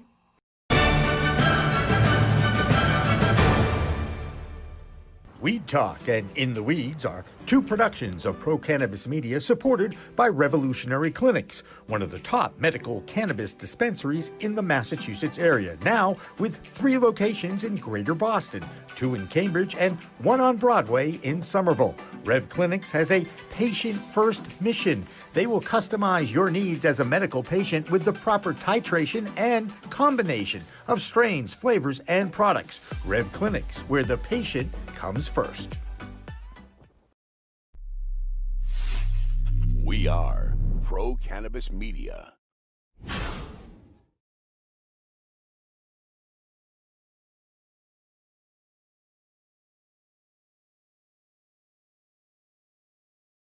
Cannabis sativa is the plant, but when is hemp and when is cannabis? Can you tell the difference? 2 young entrepreneurs from Rhode Island are building a luxury leaf line of clothing made of hemp. Tyler Johnson and Kyle Oliveira stop by the new Pro Cannabis Media studio to go in the weeds with Jimmy Young. Don't look now, but it's a whole new world of weed out there. Pot is flower, it's Bruce Banner and Blue Dream. You've got bongs and dabs, resin and shatter, vaping and edibles, new terms, new strains, and new ways to use cannabis sativa, the plant. Some just made with CBD, and hemp has minimal THC. There's sativa and indica strains and 100 chemicals, all legal in 10 states for adult use. There's a lot to get to know. Get used to it, folks, because it's legal in the Bay State and it's not going away. Neither is In the Weeds with Jimmy Young next.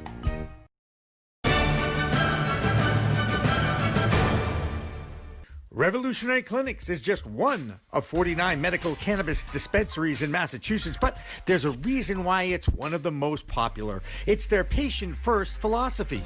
All day long, they teach, they educate, they communicate about this complicated plant called cannabis sativa. That's true whether you visit their Cambridge location in Fresh Pond at 110 Fawcett Street or at 67 Broadway in Somerville. Revolutionary Clinics, where the patient comes first. Hi, everyone. Welcome to a very special edition of In the Weeds with Jimmy Young. This is a regular podcast that's available on all your favorite podcasting networks like Stitcher and iTunes, and you can also get it on CLNS Media and theweedtube.com. But today is a very special moment in the history of the In the Weeds podcast. That's because we are actually recording this podcast from my new office studio in Wellesley, Massachusetts, just outside of Boston. And the reason why it's so special is I've never had a studio in my office before, so that's pretty exciting for me. And I'm very excited to welcome in these two entrepreneurs that are doing something that I am extremely impressed with. I'm going to introduce you to two of them. Both of them, actually. It is Kyle Oliveira and also Tyler Johnson. And they are from LuxuryLeaf.com. Correct? Correct. And you guys, are you originally from the Rhode Island, Massachusetts area? Where are you from? Yeah, so I was born in East Providence, Rhode Island. That's where I was born and raised. So, And you didn't go to Moses Brown, did you? No, nope. I went to LaSalle and then East Providence High School. I'm not going to hold that against you. All right? I know a lot. The only people I've known ever in East Providence went to Moses Brown. Yeah. I hang with a good crowd. What can I tell you guys? All right? All right. Tell me about who's going to tell me the history of Luxury Leaf. And I realize you're both in your early 20s. It can't be a lot of history here. No. So it all started about 2 years ago. It started with me, and it actually started as a project. So I went to Bryant University. I just graduated last year, but my freshman year we had to do an economics project. So the project was to disseminate to the crowd or the class what would be the impact of legalizing marijuana, right? So we had to show, how is this going to affect supply? How is this going to affect demand?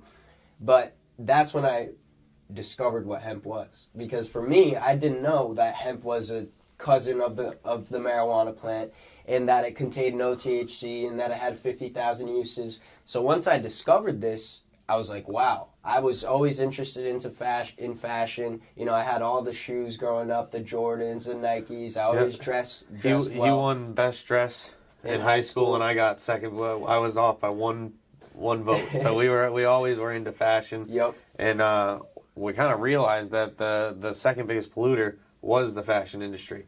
So really, if we're gonna make a change the threads. Yep. And change it. And by the way, I love how you refer to hemp.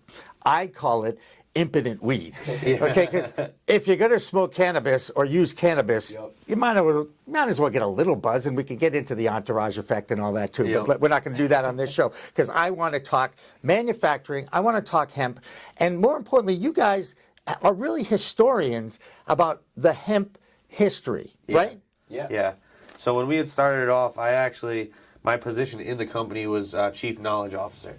So our whole thing... It would be CKO. CKO, that's what it was. Okay, all right. So when we were first doing this, not a lot of people knew what hemp was, or they would ask us why hemp all the time, and I would sit there and be like, why not? But I needed to give them reasons why. So we started really getting into it. I would research it deeply and figure out, well, with the knowledge, you come and you find out all the uses that they've done before, what worked for them, and then where you can take that today and apply that in the world, And the history of hemp, cannabis, and I don't like to use that M word, okay, is ingrained in this whole prohibition from the late 1930s, right? And walk me through Mr. Hearst and Mr. DuPont and Mr. Anslinger, who we all know are the evil troika of cannabis law in our cannabis history in our country. Yeah. So for those of you who don't know, William Randolph Hearst, he ran all the newspapers at the time in the United States. So he had extreme influence. He was able to control the media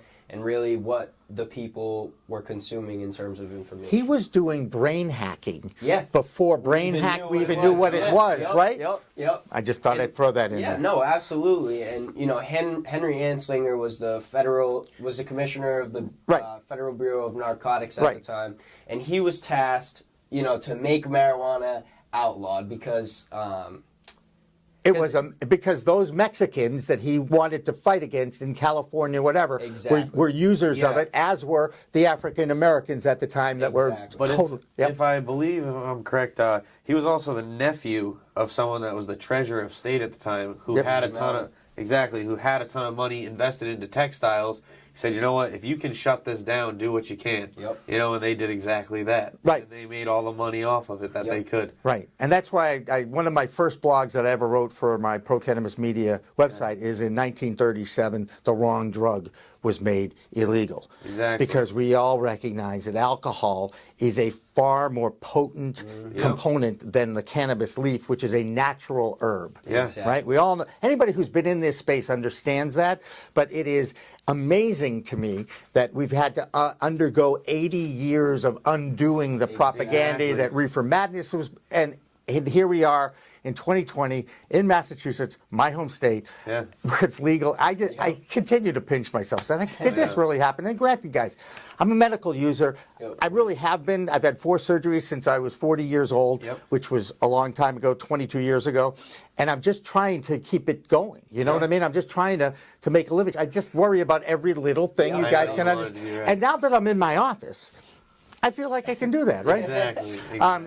Let's go back to the clothing thing here. Okay. All right. You guys have a logo. There it was. Yep. Okay. It's flashing through as we go. Luxuryleaf.com is your site. Yep. You have an online site. What is your model? How you know what they say with business plans? You guys wrote one at some point. Yeah. How does it make money? Yeah. So ideally, not ideally, we have 2 parts of the business that generate revenue for us. So we have the retail side, which is, like you said, you can go on luxuryleaf.com and you can buy this shirt, you can buy this crew neck. Exactly. But also, our biggest thing is pushing sustainability, right? And helping businesses, get green and hop on this wave, because businesses are printing on cotton. Cotton, to make one shirt, it uses 2,700 liters of water. And that's what you drink in 2.5 years. Yeah. So it's very polluting, very dirty. And to really make the change, we have to get it out to the masses. So we partner with businesses who are already getting promotional material. And we say, hey, instead of printing on this harmful cotton, print on this hemp. Exactly.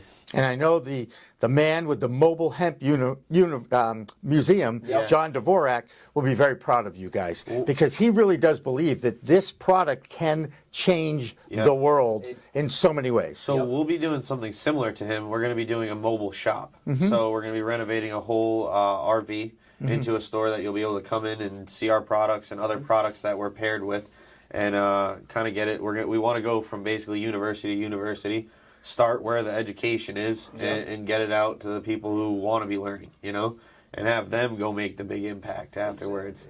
Isn't it amazing that it was December of 2018 that evil Senator Mitch McConnell signed the Farm Bill with a hemp pen, a pen made out of hemp, right? Yeah. This happened, right? Yeah.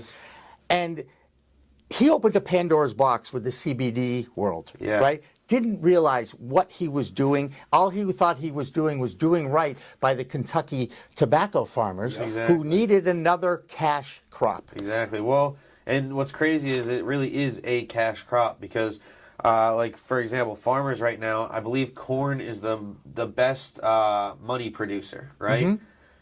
The hemp plant crushes it, absolutely crushes it. I think it's like you can make 20 times more than what you would off of corn, and twice as fast. Yeah. So my older brother's very familiar with the commodity futures world. Mr. John Henry, the owner of Liverpool and the Boston Red Sox, made his fortune in the commodities world. Okay, brilliant people, gambling with, high end. And because it's a live product, cannabis being a live product, ultimately he thinks that it'll be traded on the futures in the futures, whether it be hemp or it's the same plant. Exactly, and hemp is really incredible. Everyone right now is so caught up with the CBD, how you were saying, but the truth is, hemp can do anything you see in this room. It down stretches. to the shirt, down to the plastics that are used in those TV screens. Anything can be made from hemp. So of course it's going to be a commodity. It is in the rest of anywhere else in the world. And there'll be a wholesale price for it and the whole 9 yards, right? Exactly. And back to my point before was we were saying how a lot of people say, why hemp, right? Why use hemp? The way easier answer is why not? Or question, why not? Anything you want made out of wood or metal or plastic, we can now do out of hemp, have it be stronger, have it be more sustainable, and have it be much more healthy for the planet. Yeah, and speaking of health, because it's a vegan product, this is a plant-based product, because it's a plant, right? So you can make a car out of this, right? You can make a house out of this, correct? Yeah. And by the way, it doesn't. I have no scientific brain. It's kind of like music too. I have no musical, ability at all. To actually see a house made out of hemp is something that's on my bucket list. So we're getting into that. I'm a contractor, so I build homes. So this is what we're trying to get into now: is the hempcrete, the hemp wood floors, hemp particle board. You can make a completely carbon negative home and completely off the grid.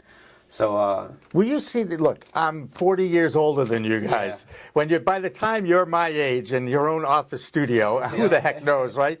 Do you see a time where we're going to actually have perhaps even save this planet because we're killing the planet with all our plastics? it's the only way we can, really. As And Jack Harris said, I don't know if it will, but hemp is the only thing that can feed you, clothe you, take care of all transportation needs, take care of all construction needs while reversing the greenhouse gas effect, cleaning the planet, cleaning the soil. that's the thing. Hemp was planted after the Chernobyl nuclear disaster, and it took out the cadmium from the soil, the heavy metals. It completely cleaned tills the radiation. land, yeah. It's amazing. So Yeah. not only the soil, there's off the coast of Chile, hemp is growing naturally underwater.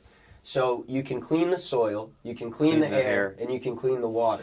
It's still up to the humans to not screw it up, though. Yep. Right? And that's the key here because, look, we're all frail beings. We're not perfect. I get, boy, do I get that on a somewhat regular basis. Anyway, point being, again, you still have to have the laws in place. You still have to manufacture, grow it. You still have to grow the stuff. Well, so that's the whole thing. When you create a need, like Tesla, he's trying to make electric, right? But instead of trying to make new motors and new cars and everything, use what you got. So all these huge transportation companies, right? They use diesel trucks. You can put hemp biomass right in a diesel engine and have it run more efficiently than it would off the diesel fuel. Because Rudolph Diesel, his first engine he created was for the Model A or Model T, and it was designed to run off hemp oil. Hemp and peanut oil. And when he released that car, it was made in France. He released it at this whole thing when they said this is what we're going to be doing. It was run off hemp oil. Yeah. Was it the World Exposition back in Exactly. the Yeah. See, I can help. By the way, I threw that in, but I didn't know that Diesel was actually named after a guy named Diesel. Rudolph Diesel. Yeah, he's the creator of the I thought Rudolph was the guy who took Santa's sled with the red nose. No, and what's crazy is Ford didn't even make his engine for the car. He built the car out of hemp. Right, and then Rudolph Diesel, and there's a picture of him hitting the car with a sledgehammer and it bouncing back off. Right. Are you guys worried about regulations and the government getting involved? At some point, They're gonna try, but I think it's really gonna be up to the farmers. right? You know, and the farmers are a big lobby in this country and a big part of this country. And in fact, most societies, you're going to have farmers involved because that's just how you need them because you need to have something to eat, right? And it is a plant again. So we're going towards Burger King has the plant-based burger, right? And there are now more vegans, I believe, growing than any other. And guys, look, I admit it, I'm a meat and potatoes guy. What can I tell you? I'm old. All right, however long I last, I can last. You know what I'm saying? But I could totally respect the future where people who do want to be committed to the planet and do want to be committed to having a healthier lifestyle and starting to use hemp as clothing, shoes, the whole 9 yards. Exactly. I mean, hemp, as we've been talking this whole time, it has all these benefits for the planet, but we haven't really spoke about the benefits of the hemp clothing itself. So hemp is the strongest natural fiber, right? So that means that it's going to last a lot longer than any of the other clothes you have. Not to mention it, you don't need any pesticides or insecticides to grow it. So there's no chemicals on your skin. It's all natural, all vegan, like you said before. It's antimicrobial. So if you're in a hospital or if you have a baby, right? People love their babies. They don't want any germs around them, bacteria. Don't touch my kid, Right. Well, if you have clothing that now is being produced without herbicides or pesticides on it when it's being made, it's eco-friendly and now it's UV protectant, so you're not going to be worried about your kid getting a sunburn when he's at the beach or playing outside or whatever. And it's antimicrobial, so now there's not bacteria living on your kid's clothing. They get dirty, they play, they sneeze, they wipe their snot on their clothes. It doesn't matter, So it's really amazing what this fabric can do, what this plant can do. It's endless. Yeah. Take me through seed into the ground. We grow the hemp. It looks like a green flower, just like cannabis. It is cannabis. It's cannabis sativa. It just doesn't have the THC in it, the intoxicating component of the cannabis plant, if you will. How do you go from a plant to either a piece of clothing or a house? It's still foreign to me to actually see this process. You boil it down and then build. I don't know. You tell me.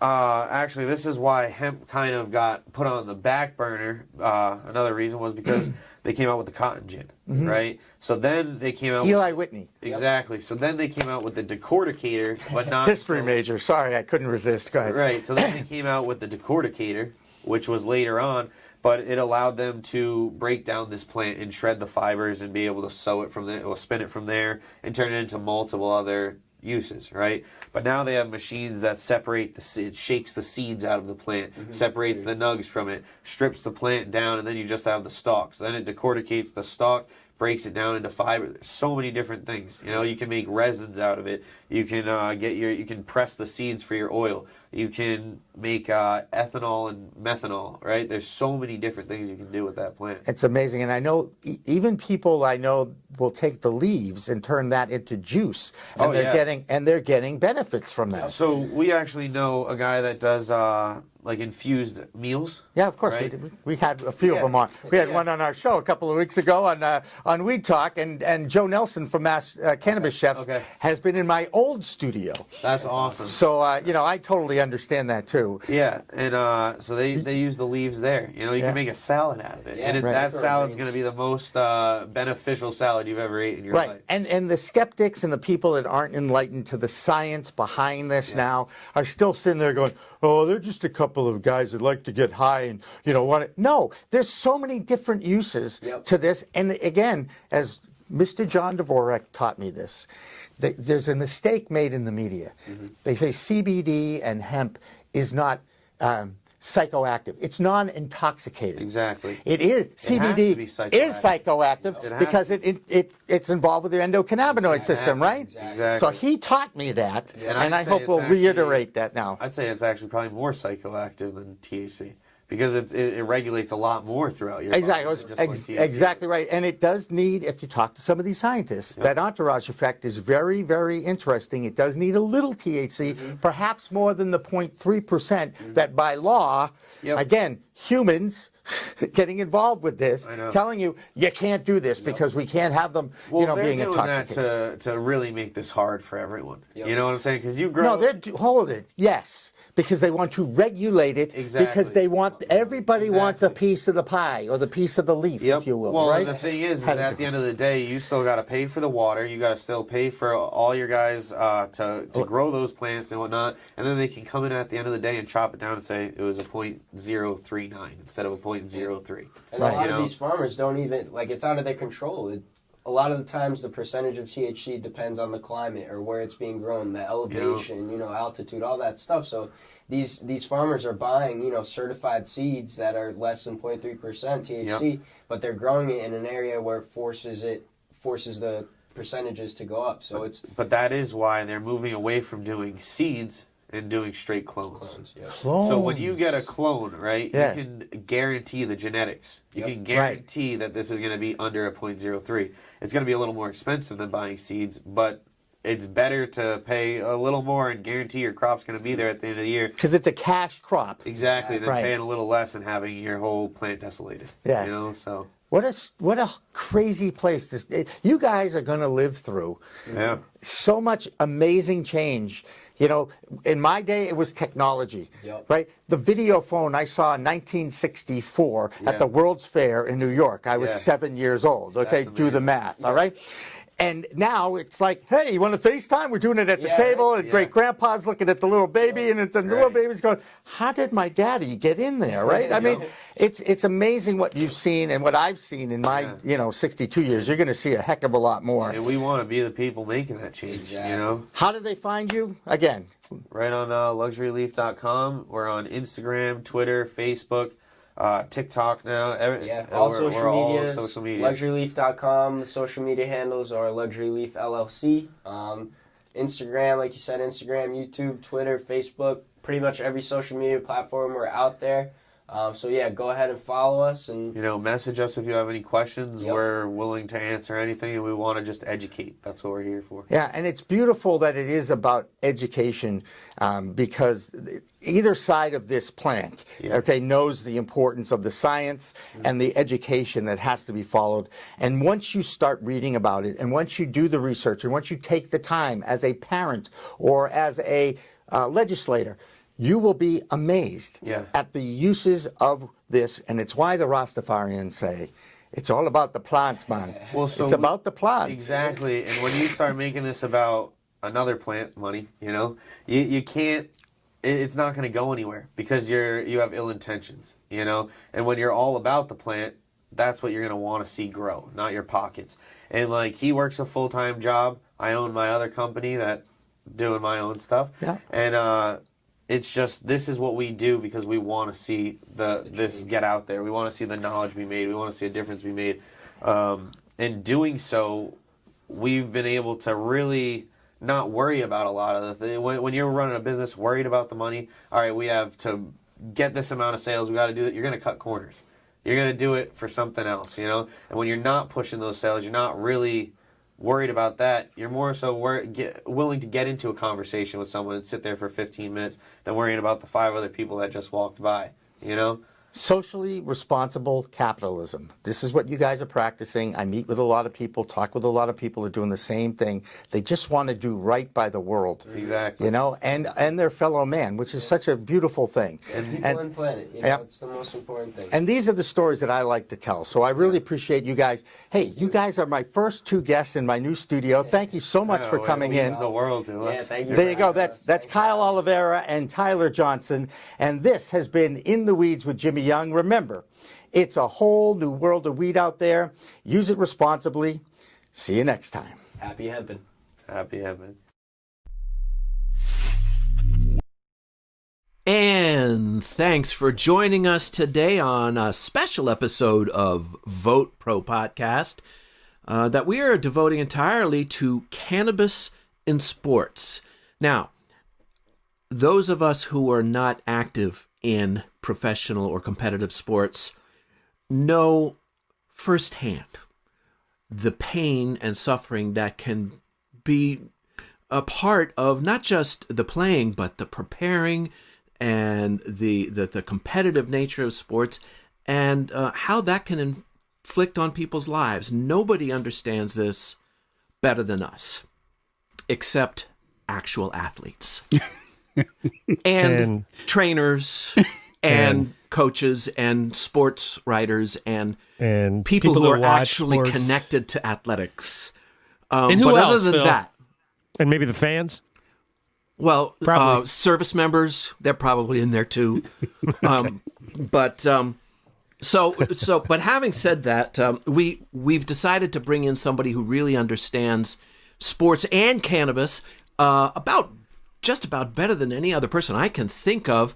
We have as our very special guest today an Emmy Award-winning producer and veteran sports broadcaster in the New England area and host of In the Weeds with Jimmy Young. We're very pleased to have with us Jimmy Young. Hey, Jimmy. Yeah. Hey, guys. Great to see you. Great to hear you again. And I'm looking forward to it. I love that intro, though. I got to tell you, that was right on. Okay. And I swear, I, too, was an athlete at some point, right? Right. I played college sports, okay? I made college varsity soccer in 1976. So that means I'm old. Let's tell folks why we have you on to talk about sports, Jimmy. Jimmy is the founder and the CEO of the Pro Cannabis Media, which is awesome. Need to check that out. He's going to tell us about it in a second. He does Weed Talk with Kurt Dalton, who's the founder of Cannabis.net. Great show. You can't miss it. Great website. Yeah, really good stuff. And he comes from a background in sportscasting. So tell us a little bit about how you went from there to cannabis. Well, thanks, guys. I appreciate that. The story all began with a sports-centric podcast aggregation network that is CLNS Media. Now, CLNS Media was started by a guy named Nick Gelso because CLNS stands for Celtics Late Night Sports, which was his original podcast in 2003. In other words, when he started, he had to explain to people what a podcast was. I was going to say. Right? What a pod was. Right, exactly. Isn't that little white thing, white thing hang around your neck? iPad, iPod, or something, right? So our Behind the Media, I did a podcast with a former White House correspondent named Dan Lothian. He was for CNN. and he lives in Wellesley, which is where my office is, where I'm talking to you guys from, just outside of Boston, Massachusetts. And we did a Behind the Media podcast for about a little over a year, and we distributed it on CLNS Media. And sure enough, March 2018, the New England Cannabis Convention is going on in Boston on the weekend. And Nick Gelso, the CEO, and I happen to run into each other. He says, why don't you go down there and do a podcast on cannabis? And I'm like, what? What? Where? What? First of all, I said, where's my cassette recorder? Because I didn't have, I didn't know, how the hell am I going to get a recording of that, right? Isn't that what, I used to do that, I swear. Or at least I had friends who did it. Anyway, so he showed me the little doohickey thingy that you can attach to your iPhone and app and download it and record. And so I went down there with a microphone. I met some amazing people. I walked in. I was blown away by the size of the convention, 350 exhibitors, and the fact that there were so many ancillary businesses around the cannabis industry. I had no idea. You guys know kind of my story that, I've been a regular user for 38 of the 62 years of my life. 14 to 30 every day, and then from 40 to present, just about every night, too.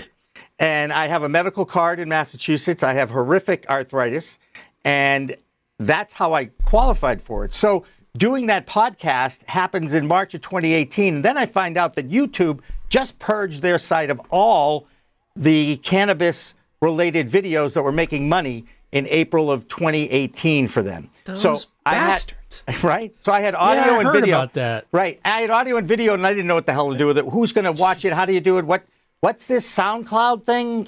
Yeah, right. What is it? What, Audio Boom?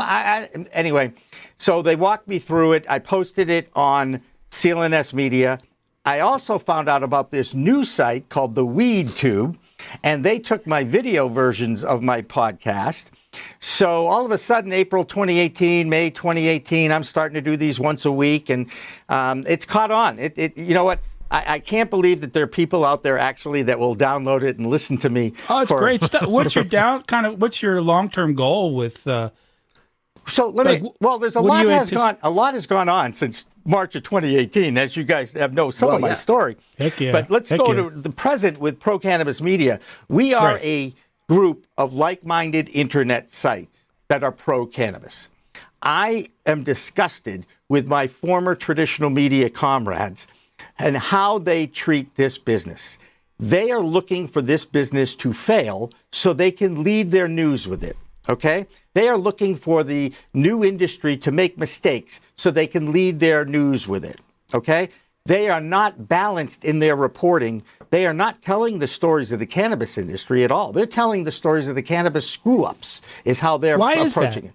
Because if it bleeds, what's their motivation? If it bleeds, it leads in media. They all get paid based on audience. How many people, how many eyeballs, how many times, reach and frequency. That's Media 101. All media is are conduits for information and content. You guys we're creating content now. We're going to push it out on media, and people are going to download it. And believe it or not, they're actually going to listen to it and react to it or engage with it or whatever. They're going to listen to it. Great. And then ultimately, you can actually charge people who are looking for that audience a cost per 1,000 eyeballs, a cost per 1,000 people. And that's the unit of measurement in all media. And the internet is the first media where you can actually track it.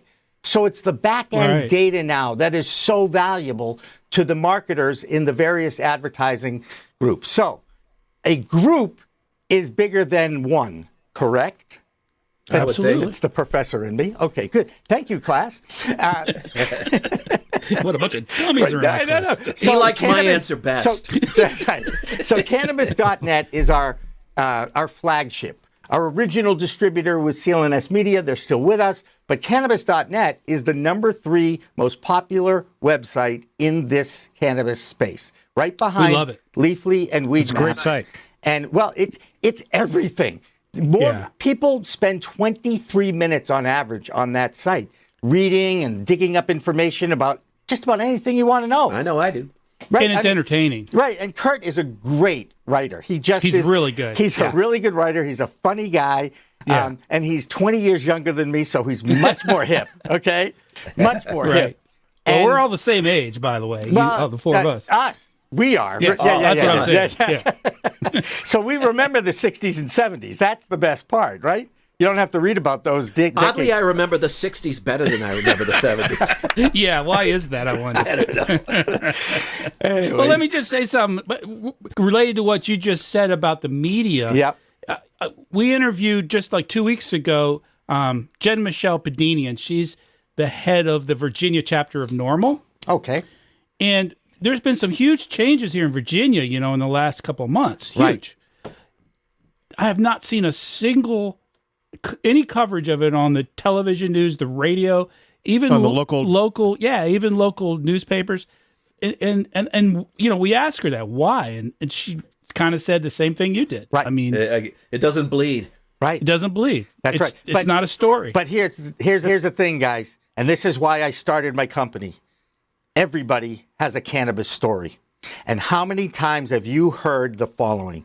Cannabis has saved my life, or cannabis has changed my life. And those stories are not being told. So we want to tell those stories. In fact, one of our little marketing tools is going to be send us your cannabis story in under 90 seconds. And if we deem it well, we will share it with others. Yeah, that's a really good. But we that's might steal the that. balance. That is the balance. That's what's missing. The other thing that's missing, and you saw a great example of it at the Super Bowl last year, when Acreage Holdings tried to pay for a PSA, right? That's right. And there were three compelling stories on that in that PSA. Right. And of course, CBS nixed it. And that's what pissed me off. It pisses me off to no end. Yeah. It's like, if media is going to be balanced, factual storytelling, you can't tell me that they're doing that now because of the commercial aspect of it, which basically means if you are on public television, or that at least is supposed to be not commercially driven, but they're driven by your tax dollars and also donations and stuff like that. But it's a fascinating thing in the business because I want to hear these stories told. And I have heard them, and we put them on my website, and we talk about them, we blog about them, and Kurt Dalton, finds stories out before anybody knows about. He knew about he does Stormy. a great job. He knew about Stormy resigning before it even hit the New York Post. That's the first place I saw it. Yeah. Wow. Yeah. Wow. Yeah. So Jimmy, how much of that is there some factor in there of old world thinking that we were all raised to believe that smoking pot is a bad thing and bad people did it? The stigma. Is it? I mean, is there something to that in addition to just the dollars and cents of media and marketing? There is a, you guys know this, right? We have seen more aspects of racism in this country over the last few years than the 60s and 70s combined, guys. And it was bad in the 60s and 70s, okay? It's in other words, it's part of, it's institutionalized stigma, I guess the best way, an institutionalized prejudice against cannabis. It's a good way to put it, yeah. Yeah, but it's here, it's there. They won't admit it. And I have friends, by the way, that are news directors in the Boston market. I mean, I've talked to them about this. I said, would you guys be interested in a cannabis beat reporter? And of course, yeah, sure, maybe. No. No. It's a big no. And, so. A hard no. It's a catch-22 for the media because it's a slow process for people to accept this. And, what we need are the C-level leaders of business and in industry to admit that they've actually been using cannabis for 10 years, 30 years, however long. Whatever, yeah. And they don't want to do that. I have a dear friend who owns a business. He's not only is he pro-cannabis, he grows it in his garage, okay? And I asked him, would you really? Why don't you sponsor my podcast? Oh, no, I don't know. I can't. I'm afraid of what my customers might think. I'm like, what, that you're cool? Yeah, right. that you understand that this is a plant, okay, and that there are people. It's a plant medicine, and but that's starting to change. You're seeing more people come out, the Martha Stewarts and the I mean, not just the rock stars, but you're starting to see more people, and it'll eventually reach a tipping point in public sentiment, and not only will the media be covering it, they'll be clamoring for it. Right. Well, not only that, the media will want those advertising dollars, guys. Come on, it's commercial media. You know, commercial media.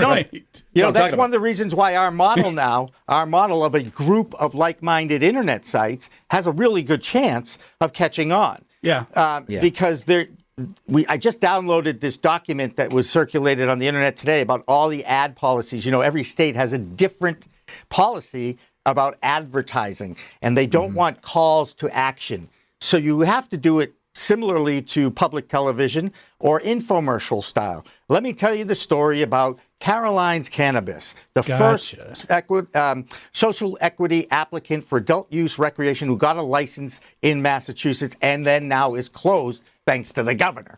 But point being is you have to tell the stories, not say, hey, come on down. We've got 25% off today. 2-for-1 joints. You know, that's what they don't want. Yeah. They don't want Billy Mays. I'm sorry.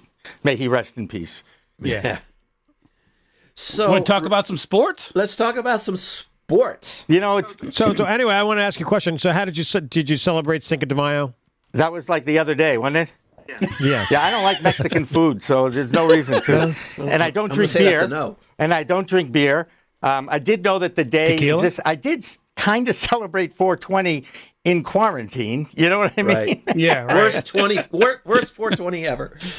Yeah, we got screwed on that one. Yeah, it's really it figures, doesn't it? Everything that can be working against this industry is working against this industry. It's pretty amazing. It's pretty. That's why I recognize that all of us, and you guys get this. We're in a historic time right now. We're part of a historic movement, and yes, we are. We're all age appropriate. So, you know, we remember sneaking around the corner to smoke a joint, right? We remember keeping it and spraying our clothes with, you know, Right Guard or whatever. Right? Absolutely. I don't know about you guys, but I never saw this coming. Just didn't see it coming. Also, never did. Well, I remember when you had to whisper about it. Right. Yeah. Right. That's right. You couldn't talk openly. Right. And we still have what we call whisper states. That's right. Yes. That's right. That's right. You can still get arrested. You know what's amazing though, guys? And here we are in the most unprecedented pandemic in my lifetime, certainly the biggest thing that's ever happened. And it happened during a time when there was momentum in Washington, D.C., right? Who in a million years would think that this pandemic would ever happen? Bill Gates. We all know that he said it 5 years ago, right? Yeah, okay, one guy, all right. He is a smart guy. We all get that too. But that, and sure enough, it has stopped the movement in Washington, D.C., because the Senate, something has to go through the Senate, and the Senate is a dysfunctional group of people right now, let's just say, you know? And by the way, at least they're trying to deal with this pandemic. And it's up to everybody else how they feel about it. But I hear you. Well, I found that the pandemic has slowed down the process of legalization, but I think it sort of increased the desire to legalize. I think more people are going, we really have to do it now because we have some debt. Right. And we've been talking about that. Kurt and I have been talking about that. We got to create some jobs. Right. 100%. Jobs, taxes, and debt. I know just the cure for that. And, you know, a couple of weeks ago, we had Bruce Linton, the ex-CEO of Canopy Growth, and Joe Lusardi, the CEO of Curaleaf. And I believe Curaleaf just distributed that interview today, too. And it was, we called it the Legends of Cannabis. And I don't want to leave out Chris Walsh. I saw that. From MJ Biz, too, because he's a great guy. And, you know, they have the largest convention. And the conversations between those two guys, Linton and Lusardi, I just sat back and listened. I watched that. How the impact not only could be good for the cannabis industry, but even in business now, do big businesses really need to rent all that office space? If there's still companies that are working remotely and doing all these Zoom calls and Zoom meetings and things are getting done and they're making their money and they're operating their models, maybe it's not 100%, but right now nothing's 100%. Yeah. Maybe that's what the future in business looks like. I think you're right. And cannabis is poised. And Kurt, my partner on Weed Talk, makes it very clear that the worse the recession and depression, the better for cannabis reform.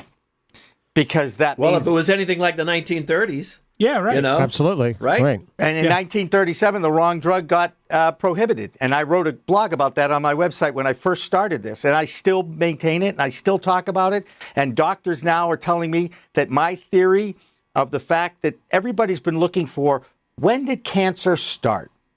Think about that, guys. We don't know. When cannabis stopped. Very good. Very good. That's 100%. That, you can't track it. But they, all the oncologists I've talked to about this, the cannabis experts I've talked about this, think about it. For thousands of years, they used this plant for medicinal purposes. The medicine man, right? Come on. We all know what was going on with the those. shaman. Right. And we know what was going on with the peace pipes and all this. Come on. So they stopped it. They took that plant out of humanity because the United States, so goes the U.S., so goes the world, right? At least the free world. And our bodies became more susceptible to the carcinogens that our industry filled our environment with and is killing our environment too, I might add, right? And not only people, but livestock, because hemp was part of the livestock feed for hundreds of years. Yeah. Big time. Absolutely. The hemp world and all that, 100%. So look, what the hell? I don't know. I didn't go to med school, but I was just thinking realistically and rationally saying, well, God, if it impacts the endocannabinoid system, which is tied to all mammals, and the system is balancing our neurotransmitters that control our immune system, they control our pain little centers in our brain, and we take that away from 2 generations. And then I had never considered that. That's a really interesting theory. Isn't it? I always figured cancer started because people just started living long enough to die from cancer. Well, also before it used to be people just die of other things because they didn't live that long. Don't forget, we grew up in the Marlboro generation, guys, with the Marlboro Man, right? With cigarettes were cool. You got it. Absolutely. Yeah. That's what we were told, right? Humphrey Bogart. That's Humphrey Bogart. Right. That's what we were told. Coolest man on the planet for a long time. That's what we were told. I'm curious, Jimmy, from a New Englander's perspective, how bummed are you that Brady is going to be in Tampa Bay instead of Massachusetts Bay? I'm more bummed. That's right. I am more bummed about how the NFL has to do business and does business than I am about losing Tom. Trust me, guys. 6 Super Bowls. I'm good. You're good. All right. Tommy doesn't owe you anything. He didn't owe me anything. He owes me a phone call. That's another story. Okay. Bottom line on it is, we being the sports fans of New England, are spoiled rotten. Okay. Oh yeah. And we're passionate about our sports. I grew up. I was at Shea Stadium when the ball went through Buckner's legs and had to go into the locker room and ask him, how does he feel? How do you think I feel? You know what he said, guys? This is a great story. I use this all the time. I get to play in the 7th game of the World Series. That was the first thing he thought of. And if you think about resilience and the stories of life and how the story isn't getting knocked down, it's getting off the canvas and coming back, right? Gotcha. And even the Michael Jordan special that's on talked about that in the last couple episodes. Resilience and the return to glory is the story that we as fans or modern society love to hear. So well, Josh Gordon has a comeback story, and it relates to cannabis. He was suspended 2 years, right, for cannabis. Yep, and he turned out to have one of the. Well, we had a fine career, one of the best wide receivers the Browns ever had. And you know that Antonio Brown smokes his weed, okay? He's a stoner. I'm going out on a limb there, guys, but... Well, what do you think about the new ratified labor agreement that the NFL just signed? I'm just disgusted. Yeah. Disgusted. I mean, they claimed that, we're bowing to the union with regard to cannabis, and it really is such a minor change. It's just if I was a football player, I wouldn't play another down until I had guaranteed contracts and lifetime health benefits.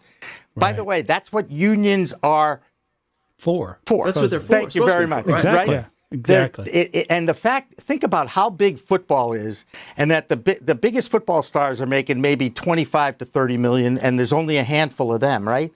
Look at Right. baseball, for crying out loud. Baseball's dying because they've overspent and it's crazy how much money those guys make. Now, granted, they're playing 162 games versus 16. Yeah, but they're not getting their asses kicked every game. They're you know? not taking years off their lives for Right. something that they love to do, and the owners continue to take advantage of them. That's what pissed me off about this agreement, because they should have, if they had walked out, if the players had walked out and strike, they need to do this. They had to. And by the way, wouldn't it be funny if they actually were on strike and the pandemic was here During too? the pandemic. Right. Right. And that would have been really good, right? Well, the Redskins would win the Super Bowl because every time they've gone on strike, the Redskins That's end up right. winning the Super Bowl. There you go. With the scabs. That's right. The scabs are better than the real players, guys? Is that what you're saying? They were. That's even the saddest part. No, specifically though, Jimmy, what do you think about the cannabis part of their agreement where, Thrilled. you know, I mean, it basically what they did, as I understand it, is you no longer suspended. Right. Okay. They treat it like alcohol, just like baseball is. Okay. Is that what it is? That's what, and baseball, and they've increased the, now they only test them basically in the preseason, right? Right. And they're going to tell them when they're testing them too. And they're by going the to tell them when they're testing them. So, Okay. hey guys, don't smoke a joint for a couple weeks. That's right. Or use your buddy's pee And or they something. raised you know? the limit That's how right. much THC you can have in your blood. Right. So again, there's been movement. There's been acceptance. This is a good sign for the cannabis community that the major sports organizations have recognized it. Think about it. Let's see. Do I want a Percocet or do I want a blunt? Yeah, right. Exactly. You know? Especially in football where these guys, you know, I mean, they play on Sunday and some of them don't get out of bed till Wednesday. They're so beat up. I interviewed a former Patriot linebacker named Eric Martin. And he was on one of the Super Bowls. And he admitted to me, and that's public record now, he was smoking weed before he played games. And by the way, he had buddies doing it with him too. Okay? No and, shocker. And as somebody who is a weekend warrior, I'll admit when I played at times in my youth, I was under the influence as well. In fact, the best game I ever had, I had a strained, well, in high school anyway, a strained ligament in my left knee. You were tuned up, huh? The trainer taped it so I couldn't bend the knee. It was just in the running position, right? Okay. Ooh. And I went to the hill before the game and had a few tokes and went out and played. And everybody said, Jimmy, you played that was the best game you ever played. And I said, well, it's because you were hyper-focused. That's exactly right, Philip. You got it. You got it. Who knew what ADHD was back then, by the way? Right? Who did? Okay, so I have a couple of little trivia questions. We're going to quiz you guys. I know the answers. Jay and Andrew probably don't. Jimmy, you probably do. And I had 5 questions, but I'm down to 4 because the Major League Baseball agreement was one of them. So, okay, the football where they treat it like alcohol. Oh, okay. That was the answer. Oh, okay. Major League Baseball. I didn't have so, to. So Jimmy's got one right so far. I was far. ready to Google. You've already got one right. Okay, I was already Googling. Go ahead. You got another one for me? All right. I got 4 more questions. Here's number 1. Snowboarder Ross Rebagliati won a gold medal at the Winter Olympics. You know anything about snowboarding? No. Okay. All right. But it was at the Olympics. But it was at the Olympics. Way to catch him off guard. I like the Olympics. He had his gold medal stripped away because he tested positive for cannabis. Right. By the way, isn't Only that a they had to give prerequisite? it back to him because they realized that the ban didn't take place until the following year. Didn't take effect till the following year. What year did Rebagliati win the Olympic gold? Was it 2002 in Salt Lake City? A. Was it B, 1994 in Lillehammer? Or was it C, 1998 in Nagano? Jay and Andrew, you hold up your answers, and Jimmy, you just say. Just say it? I say C, Nagano. I see. Jay has got a B, that's incorrect. Andrew has got a C, that's correct. Jimmy, you are correct. 1998 in I never even heard of the guy. Nagano. It was a guess. And the ban didn't take effect until 1999. Right. So they had to give it back. Now, interesting. Isn't which it they should never have taken away in the first place, but there it is. Here's what I know about snowboarding. I believe it's a prerequisite to be high if you're on a snowboard, isn't it? For me, it is. Isn't that part of the If I culture? never Isn't tried that it, part of the culture? Isn't that part of the culture? Right. Yeah. Yeah, I think so. I mean, you don't have to get high before you snowboard, but it doesn't. But it helps. Right. Well, it's sort of the surfer skateboard, Right. you know. Well, it's thing. balance, guys. That's balance. Balance. Right. That's right. Balance. It's a very similar culture. Right. What's your next question, Phil? Yeah. You got Next more? question. All right. Which former NFL defensive lineman said regarding cannabis, quote, "It's like oil for the Tin Man," unquote. Oil for the Tin Man? Is that what you said? Yeah. Yeah. That's a quote. Oh, It's like jeez. talking about cannabis. Oh, A former man. NFL defensive lineman. Was it A, Howie Long, B, Marvin Washington, or C, Cortez Kennedy? But it's funny. I would have said Chris Long, actually. Howie's son. Okay, just for the record. All right. Cortez Kennedy and who else? Howie Long, B, Marvin Washington, C, Marvin Cortez Washington. Kennedy. Marvin Washington. Okay, once again, Andrew and Jimmy got it right. Jay got it wrong. Nice. Suck at sports, man. He was speaking about microdosing. He said he was a lineman for 11 years. I think he played most of the time with the Jets. Yeah. But he played with some other, and he is now a cannabis advocate and entrepreneur. And I knew that. Okay, I knew You knew that's that. how the Okay, name. so As that's soon as probably- I heard the name, I was like, "Oh, it's Marvin Washington." Yeah. Marvin Washington. So, Okay. so let's see if he can stump him for crying out loud. He ain't got one Well, wrong I'm yet. doing what I can. Jeez. All right. You could All stump right. me if you anything This- within the last 15 years. You got a real good shot at it. Ask me a question about the Beatles. Which Beatles smoked pot? All of the above. Who turned All the the- Beatles onto pot? Different subject Who for a smoked different weed day. with the Grateful Dead? Me. Bob Dylan. Did you really? Oh, I All never right. told you that All right, story. we got to take a second. You got to tell us about that. Yeah, well, let's hear that one. Thank God I was divorced twice, guys. That's all I can tell you. Because I finally found my angel now. But wife number one, when I was in Portland, Maine, I was a CBS sportscaster for the local affiliate in Portland, Maine for 11 years. I was 23 years old when I got the job, and I left when I was 34. Yeah, 11 years later. Do the math, 34. And got to Boston. And Boston was always my career goal, was to come back to my hometown and prove that I could be a sportscaster in my hometown. And I did that, which was great. But then again, let's talk about the Dead. Mid-'80s, the Dead played Oxford Plains Speedway in 1985 or 6, July. And wife number one was the director of sales for a beautiful five-star inn, still exists, called the Inn by the Sea in Cape Elizabeth, Maine, just south of Portland. And that's where all the stars stayed. I know, Wayne Newton, Bill Cosby. Okay, I get it. But you get what I'm saying. If you're Well, they were stars. You can't deny that. absolutely. Right. They were huge. So the Dead stayed there when they played Oxford Plains Speedway, and they helicoptered the Dead from Cape Elizabeth, just south of Portland, to the racetrack in Oxford, Maine, which is kind of like in the middle of the state. It was about a 45-minute helicopter ride. And when they came back, the Cape Elizabeth police had this, there's a lot of farms in Maine, a lot of open space. They created a little heliport with their headlights, their cars in a big square, and they bring the helicopter in. For the helicopter, yeah. These cops were cool. Okay. They were playing Dark Side of the Moon as they were landing, on their loudspeakers, And out comes Jerry and Bob and Billy Kreutzmann and Dennis McNally, who was a Maine guy. He's their longtime publicist, Dennis McNally, and the late Brent Midland, their keyboardist. And it was about midnight, 12:30. I had done the 11 o'clock news. Where do I go after my news? I either go to a bar or I go to a party. I'm sorry, that's just what we did, right? We were Explains the wired. 3 Ys, by the way. Right. Well, I'm not 19 years with this one, and we're not married, guys. All right. But Okay. It There is you third go. time is the charm. All right. Anyway, so they come in about 12:30, and sure, because they're superstars, they held dinner for them. The chefs, everybody was on call, and they were taking care of them.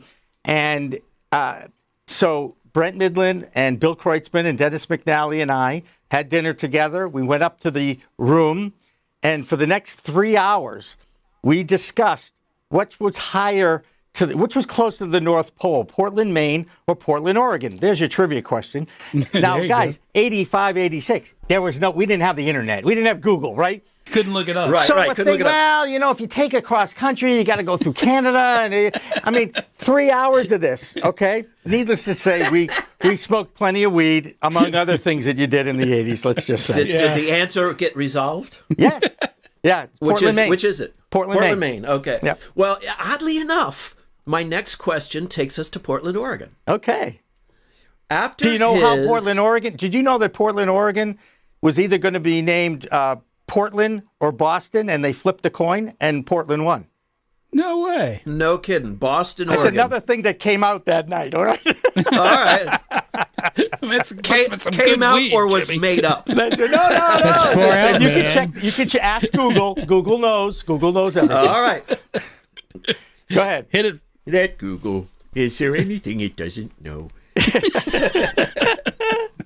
After his 2002 arrest for weed possession, which Portland trailblazer earned the nickname Jailblazer? Was it Rasheed Wallace, B, Maurice Lucas, C, Bill Walton? Well, we all know Walton smoked weed in the 60s and 70s, okay? Yes. No doubt about it. He's a deadhead. He's friends with those guys. I don't think it was him. I'm going to say Rasheed Wallace just because he was a Celtic for a day. Okay, you're saying A, Rasheed Wallace. Yeah. Andrew waited until you answered to put up his anscer. No, I already had it in my hand. And it was a A. total guess. It was a total guess. I've been playing guessing Hey, C. guess I want to what? go to A because Jay got it right, too. I haven't got one yet. I'm going with my man Jimmy right there. That's correct. Right. It was Rasheed Wallace, Yep. along with his buddy at the time, Ridenour, or can't remember his name. It's a while back. Anyway, he got nicknamed the Jailblazer. Well, this is no fun. This game is no fun with Jimmy. Well, now All right, we let need me a give you one more tiebreaker. question. This hasn't really got to do with. This is one of it's- the highlights of my life, guys. I don't think I've been right about three things my whole life, okay? Which 1970s All-Star pitcher once threw a no-hitter while tripping balls? What? Oh, I know the I answer. heard about that. It's If I mention his name, you'll get it. absolutely. Yeah. Yeah, go ahead. Give me the three Was choices. it Give me the A? names. Was it A, Vida Blue? Nope. Was it B, Doc Ellis? Yes. Yes, it was B, Doc Ellis. Wow. Or C, kidding. Gaylord Perry. It wasn't Gaylord It Perry. wasn't was Gaylord Doc Perry. Ellis. He was too busy greasing up the ball. And if you ask me, that ranks with the greatest achievements in all of pro sports or competitive sports history. 100%. Anyone who has Absolutely. ever tripped on acid and who knows how difficult, just by watching the game over the years, how difficult and rare it is to pitch a no-hitter. That's Jimmy's focus. It's amazing. Right. Oh, no, absolutely. And by the way, It's impossible. even though my friends tried, okay, never ever. Okay, never ever. Or So, Jimmy- psilocybin. Or psilocybin. Speaking of baseball, I did all that shit. I'm sure. What's going to happen You're with a baseball? musician. You're supposed to be. Yeah, a of course musician. we What's going to happen with baseball? They're talking about this wacky, having centralized, Geographical divisions. Right. You know what, guys? We can predict all we want. The real answer, it goes back to our favorite Dr. Fauci. The disease is going to dictate what happens in sports. Right. You can Well, do all so the far the you can do all the social. the Go ahead. Thailand baseball has started their season. I know that. I watched 30 seconds of it the other night. The bull riders came back last weekend, and there's a NASCAR race scheduled for later this month. Correct. Is that right? With no fans. What of Yes. women's beach volleyball? That's what I want to know. That's difficult. Yeah. You can't do social What about distancing. men's beach volleyball? Just women's? You want back? You don't care about the guys? It would have to be single volleyball. Men play volleyball? Yes. On the beach? Yeah, they Karch do. Karai, Yeah. Mr. Volleyball. Karch Karai was great. He was a interviewed legend him. in- That was a in- joke, guys. Philip, That was a joke. I interviewed him. Karch Did you? Karai. Yes, I did.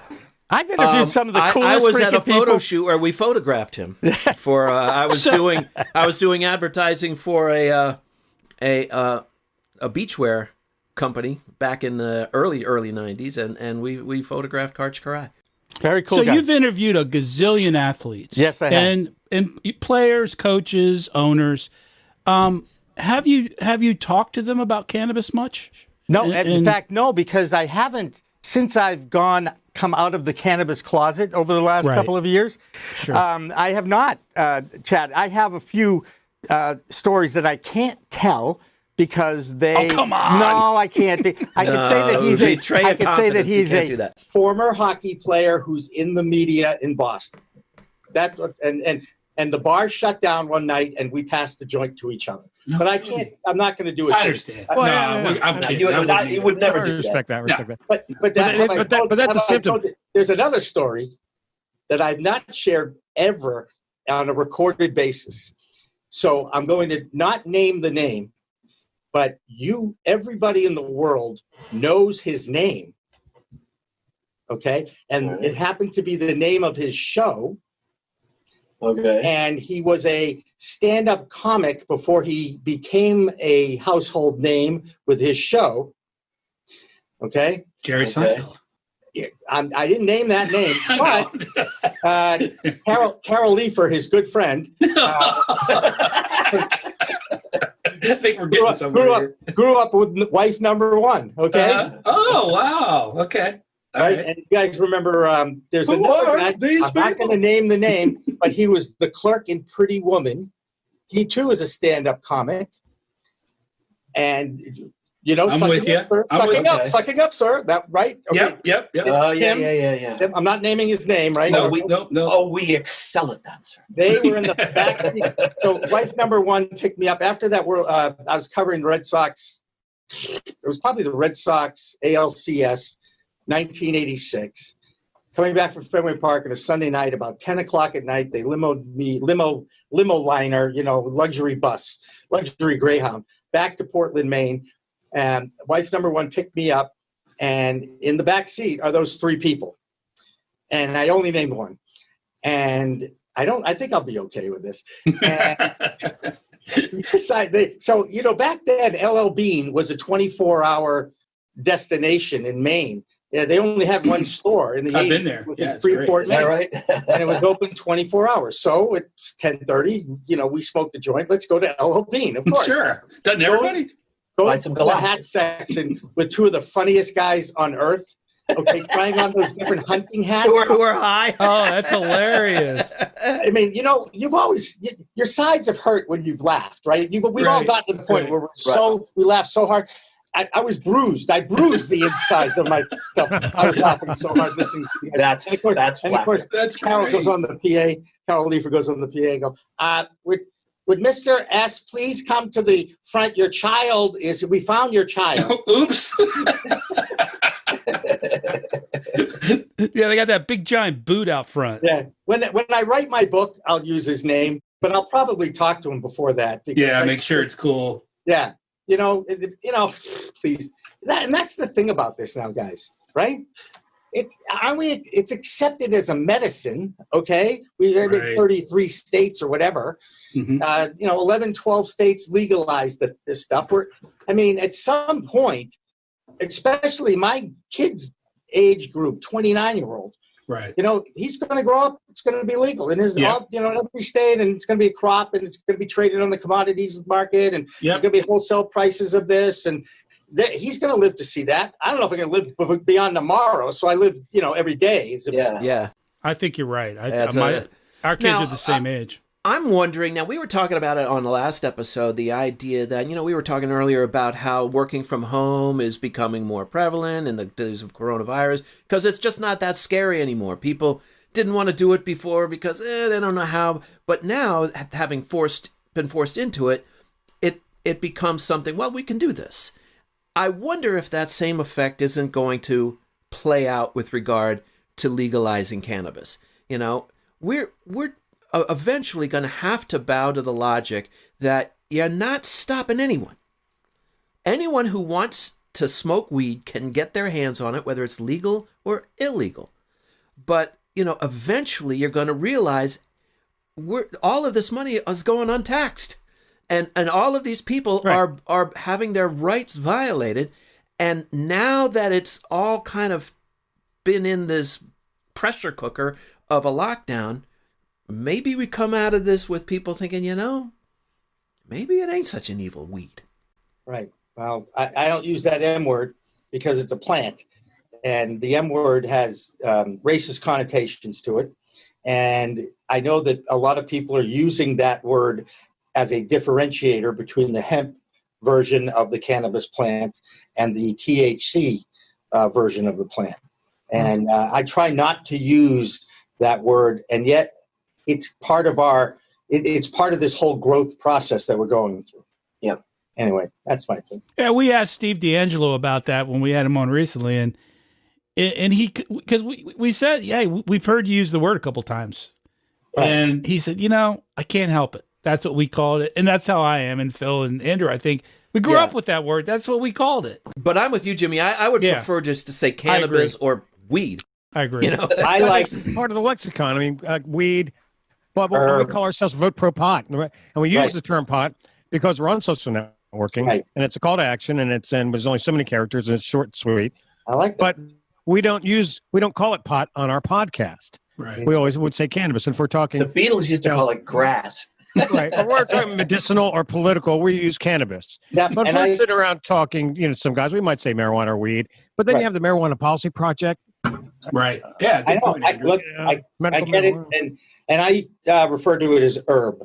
I like herb. There you go. All right. Showing your age, Jimmy, because that's what we used to call it. Why do I show my age? I wear it on my sleeve. Okay? Yeah, you and me both, bud. It depends on the circumstance. That's it. Yeah, I think that's right. Yeah, I think. By the way, I've never told those stories in a recorded environment. Oh, you're gonna send us a cease and desist now? No.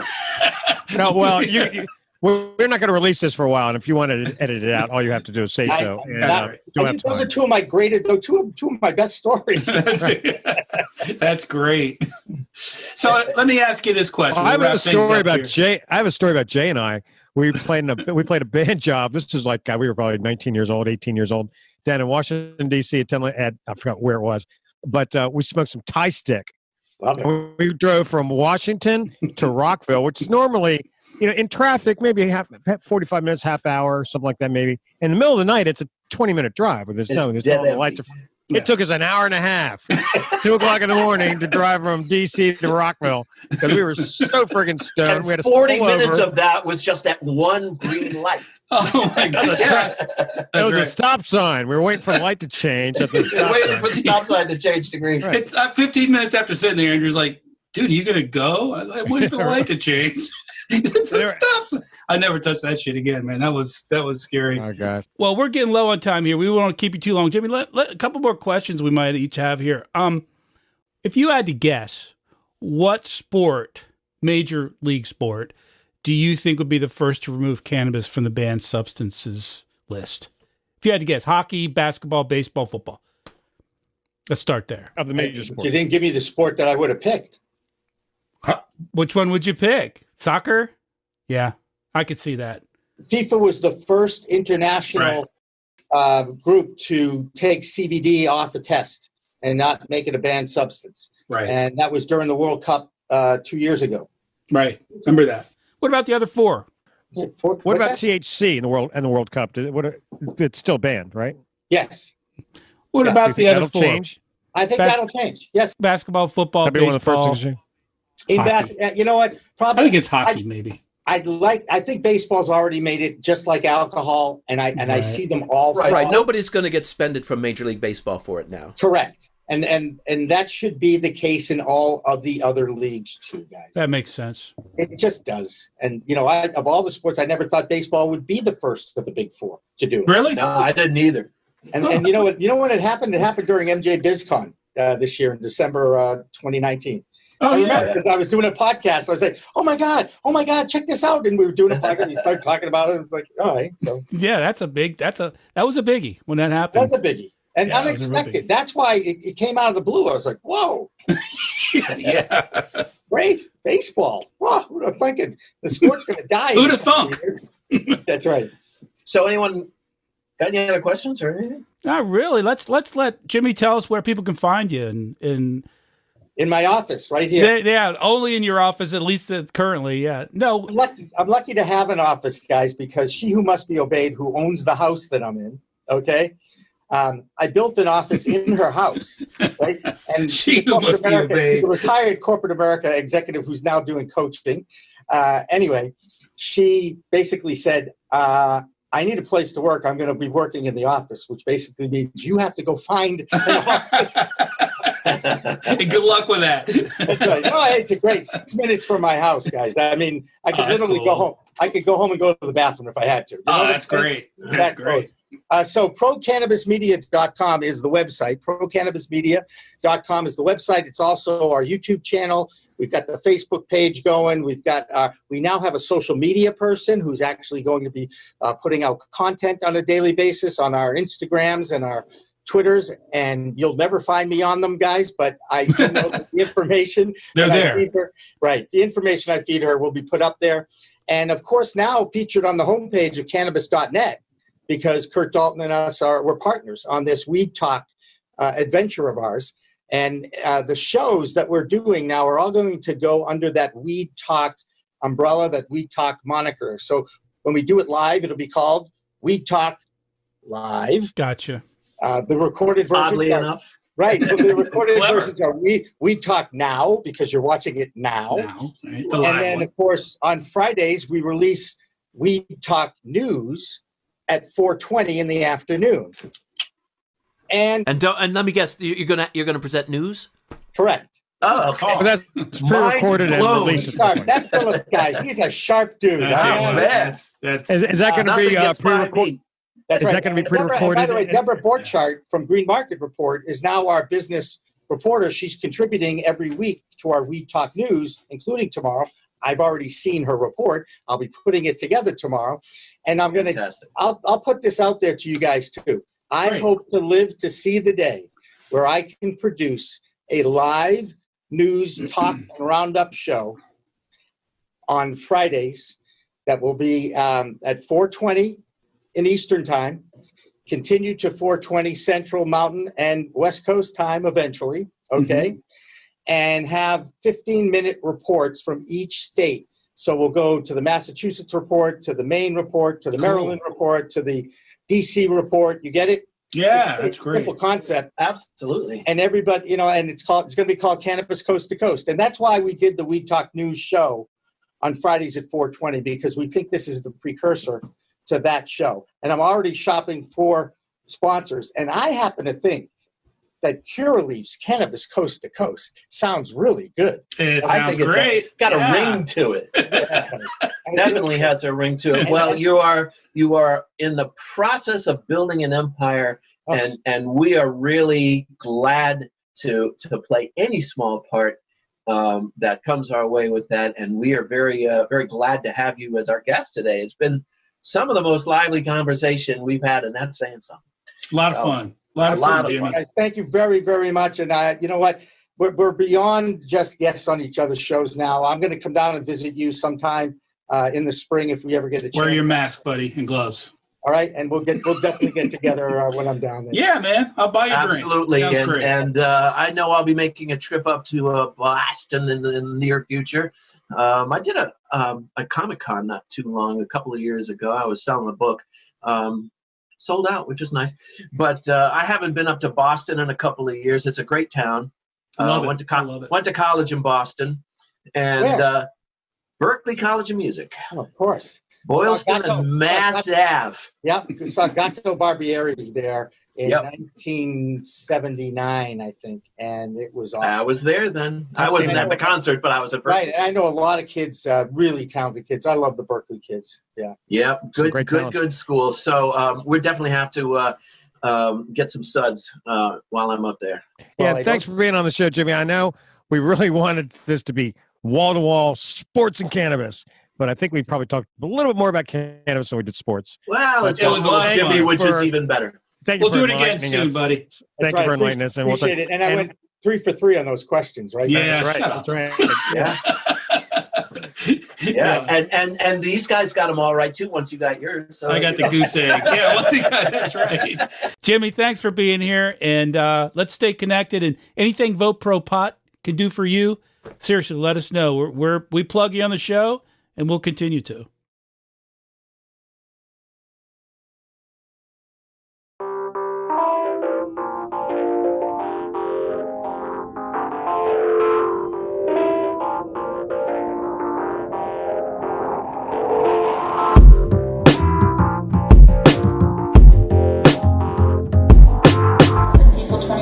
can just walk into the dispensaries. All right, how do we look? Most importantly, right?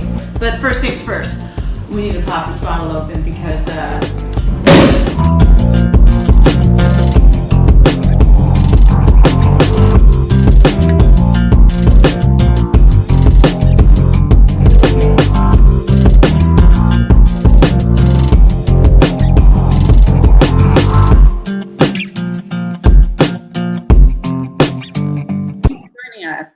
Absolutely. Thanks for the opportunity to speak.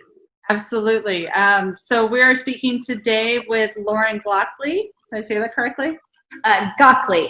Lauren Gockley from Coda Signature. I'm Christina from Emerald Media Group, and we have Ramit Pinto from Honeysuckle Magazine. So thank you for being here. Thank you, guys. Why don't we start, just by getting a little intro about yourself and how you came into Coda Signature, and then, we can talk about where the company is right now and some trends going on with edibles and the industry. Yeah, so I have been a chocolatier for a little over 15 years now, working in restaurants as well as manufacturing facilities.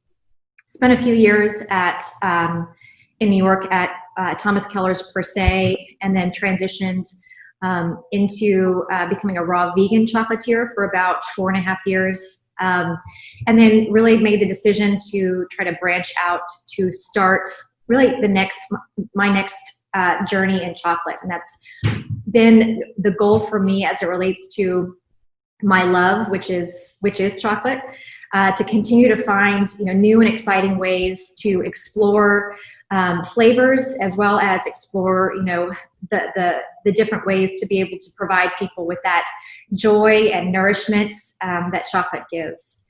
So it's been about a little over 5 years that I have been able to be a part of the Coda journey.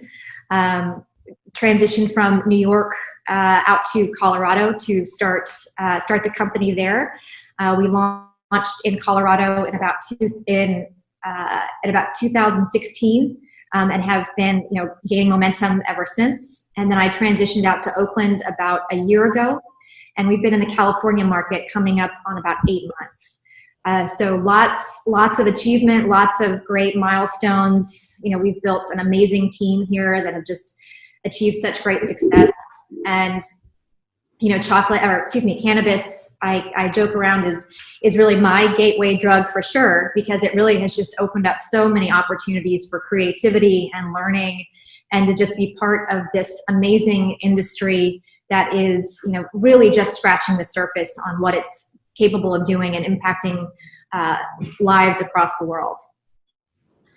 And so the Oakland facility, or the Oakland location, that's fairly new, correct? It is. We finished construction, I would say, June of last year. And we spent a few months, getting familiar with our equipment and our the numerous complexities that are California, not just cannabis in California, but just California as a state. We launched our first product in August of 2019 with our chocolate bars, and then soon after that, we launched with our fruit notes, which is our interpretation of the gummy. And in January of 2020, we launched our bath bombs and body oils. Nice. High end, correct? It's like artisanal. Yes and no. I mean, we're looking to create a high quality product that's still accessible to our customers. It really is about presenting, a trusted brand, a trusted product to create a safe place for people to experiment and try edibles for the first time, for the 100th time. It's about creating accessible experiences. And, I don't think that there needs to be a trade-off for, artisanal to be small. I think artisanal can still grow and be expansive, as well as, cost friendly, which is something that we're all, really conscious of right now. Very cool. I mean, they're beautiful. So who's kind of in charge of the look and presentation? I've been very blessed again to be able to have a lot of creative input on, not only the brand, but the product development. So a good amount of my time is spent tasting and developing and researching, which is incredibly exciting to be able to pull a lot from my previous experience in confection and pastry, and see a whole new palette with which to paint. And I think the cannabis industry is really starting to embrace a lot of the same conventional specialties that we find at a Whole Foods. So it's really exciting to see that the experience of consuming cannabis edibles is becoming the things that people are looking for when they make purchases: beautiful packaging, quality ingredients, all natural, exciting flavors. It's not just about getting high anymore. It's really that full circle experience that people are looking for. Yeah, I agree. And with the pandemic, everything has increased. Edible sales have increased, sales in the industry across the board, but edibles specifically, and with women specifically, they take the lead in that. I think last time I checked, sales were up 33% in the edibles category. Do you have any trends or any sort of insights that you've noticed during this pandemic? Yeah, I think, with edibles, the pandemic, I think, has just disrupted our lives in such an aggressive way and such a sudden way. There's seeking out of the familiar, which is why I think edibles that are chocolate or candy in some form or fashion, really can speak to the consumer in a way that feels safe. And, and not just that, but safe to consume. There aren't as many risks in consuming edibles as they would be, smoking a joint or, utilizing a vape pen.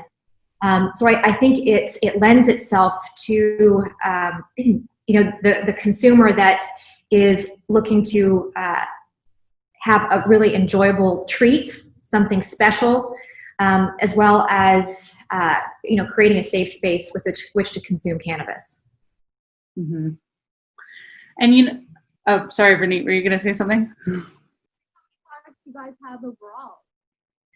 Sorry, can you repeat that question one more time? Products do you guys have overall? How many products do we have overall? So, you're gonna test my memory here on the number of products. So we've got, I'll talk about California because that's a little bit smaller. So we've got 7 chocolate bars that we produce. And currently we've got 5 different fruit note flavors, and we're about to come out with 3 new ones that are, I think, really exciting for the summer. So I'm anxiously awaiting, feedback on those. We have a cherry sarsaparilla, which is, almost like taking a sip of a cold cherry soda at the beach. We have a mango and chili lime, which, reminds me of, walking down the street with those mangoes. They're all peeled open, and you sprinkle that really delicious chili lime salt, and then a kiwi and watermelon, which is actually a double deposited fruit note that has 2 colors, and it almost looks like a watermelon. So it's going to be really fun visually, and I think something incredibly unique to the market. In Colorado, we have the same products, but we're also we also participate in the medical market too. So we just launched a 1,000 milligram bar, and for those that can consume 1,000 milligram bar, I mean, they deserve a trophy. It's daunting to me, but it goes to show you that the need is there. People are needing the ability to medicate and and not have to medicate by eating a whole chocolate bar. It really allows adequate dosing without having to overconsume. So that's really exciting.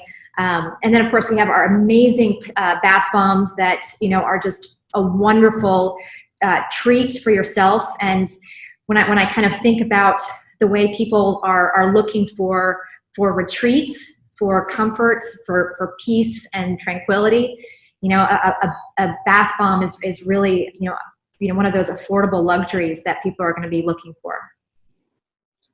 Do you have a favorite product or favorite candy type, or what's your favorite? You mean of our products? Yeah. Oh gosh, that's like asking a mother to pick a favorite child. Some of them can. I just, of course, am just diehard chocolate. So, it can kind of ebb and flow through different flavors depending on just the time of day, really. But I have to say one of my favorites is the cream and crumble. It's really light and refreshing, and I really love watching people eat the cream and crumble because I think when you tell them it's a white chocolate bar, people's immediate reaction is, not for me. I don't like white chocolate. And then to watch them eat it, you just kind of see their face kind of light up with surprise. It's, white chocolate with lemon and some tartness from sour cream and a really fun crunch from a cinnamon streusel.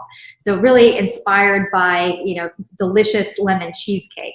And, when we want to kind of create that connection, so people see it on the package, and I think they're really able to make that, mind taste connection.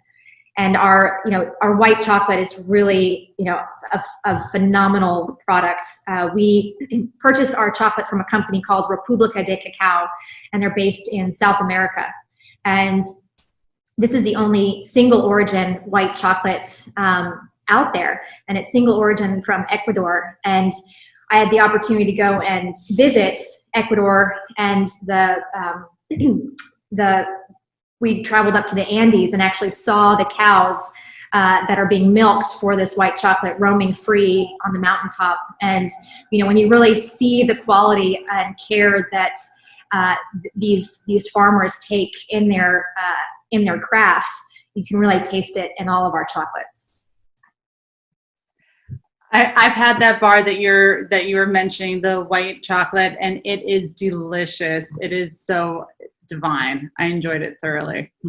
Perfect light summer flavor. Yeah, absolutely. Renee, do you have anything you want to ask? My microphone am I muffled? It's very low. I can barely hear you. I have to lean into here. You were saying yesterday, so I don't know. Okay.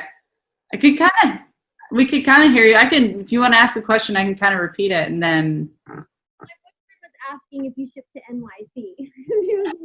No.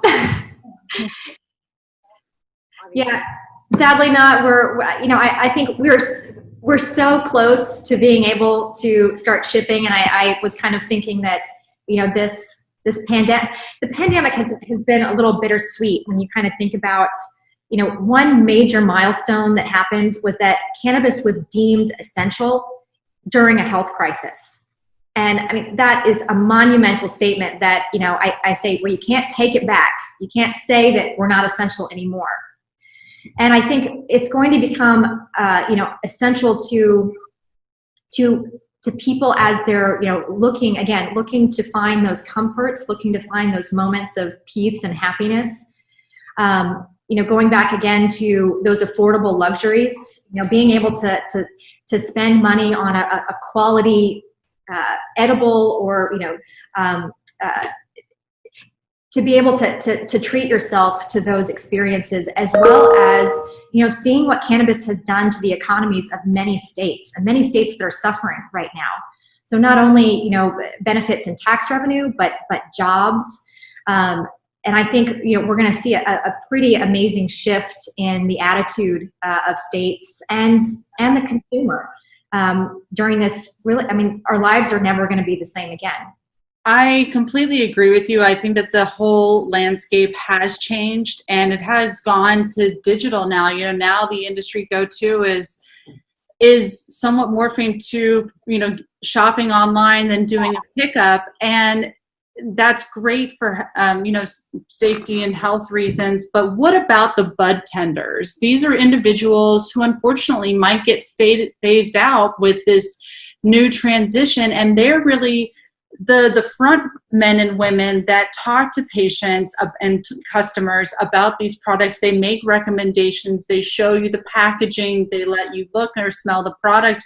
What are your thoughts on the possibility of them getting phased out, and then consumers really just having to go off some robot online, you know, that may or may not be qualified to give advice. What are your thoughts there?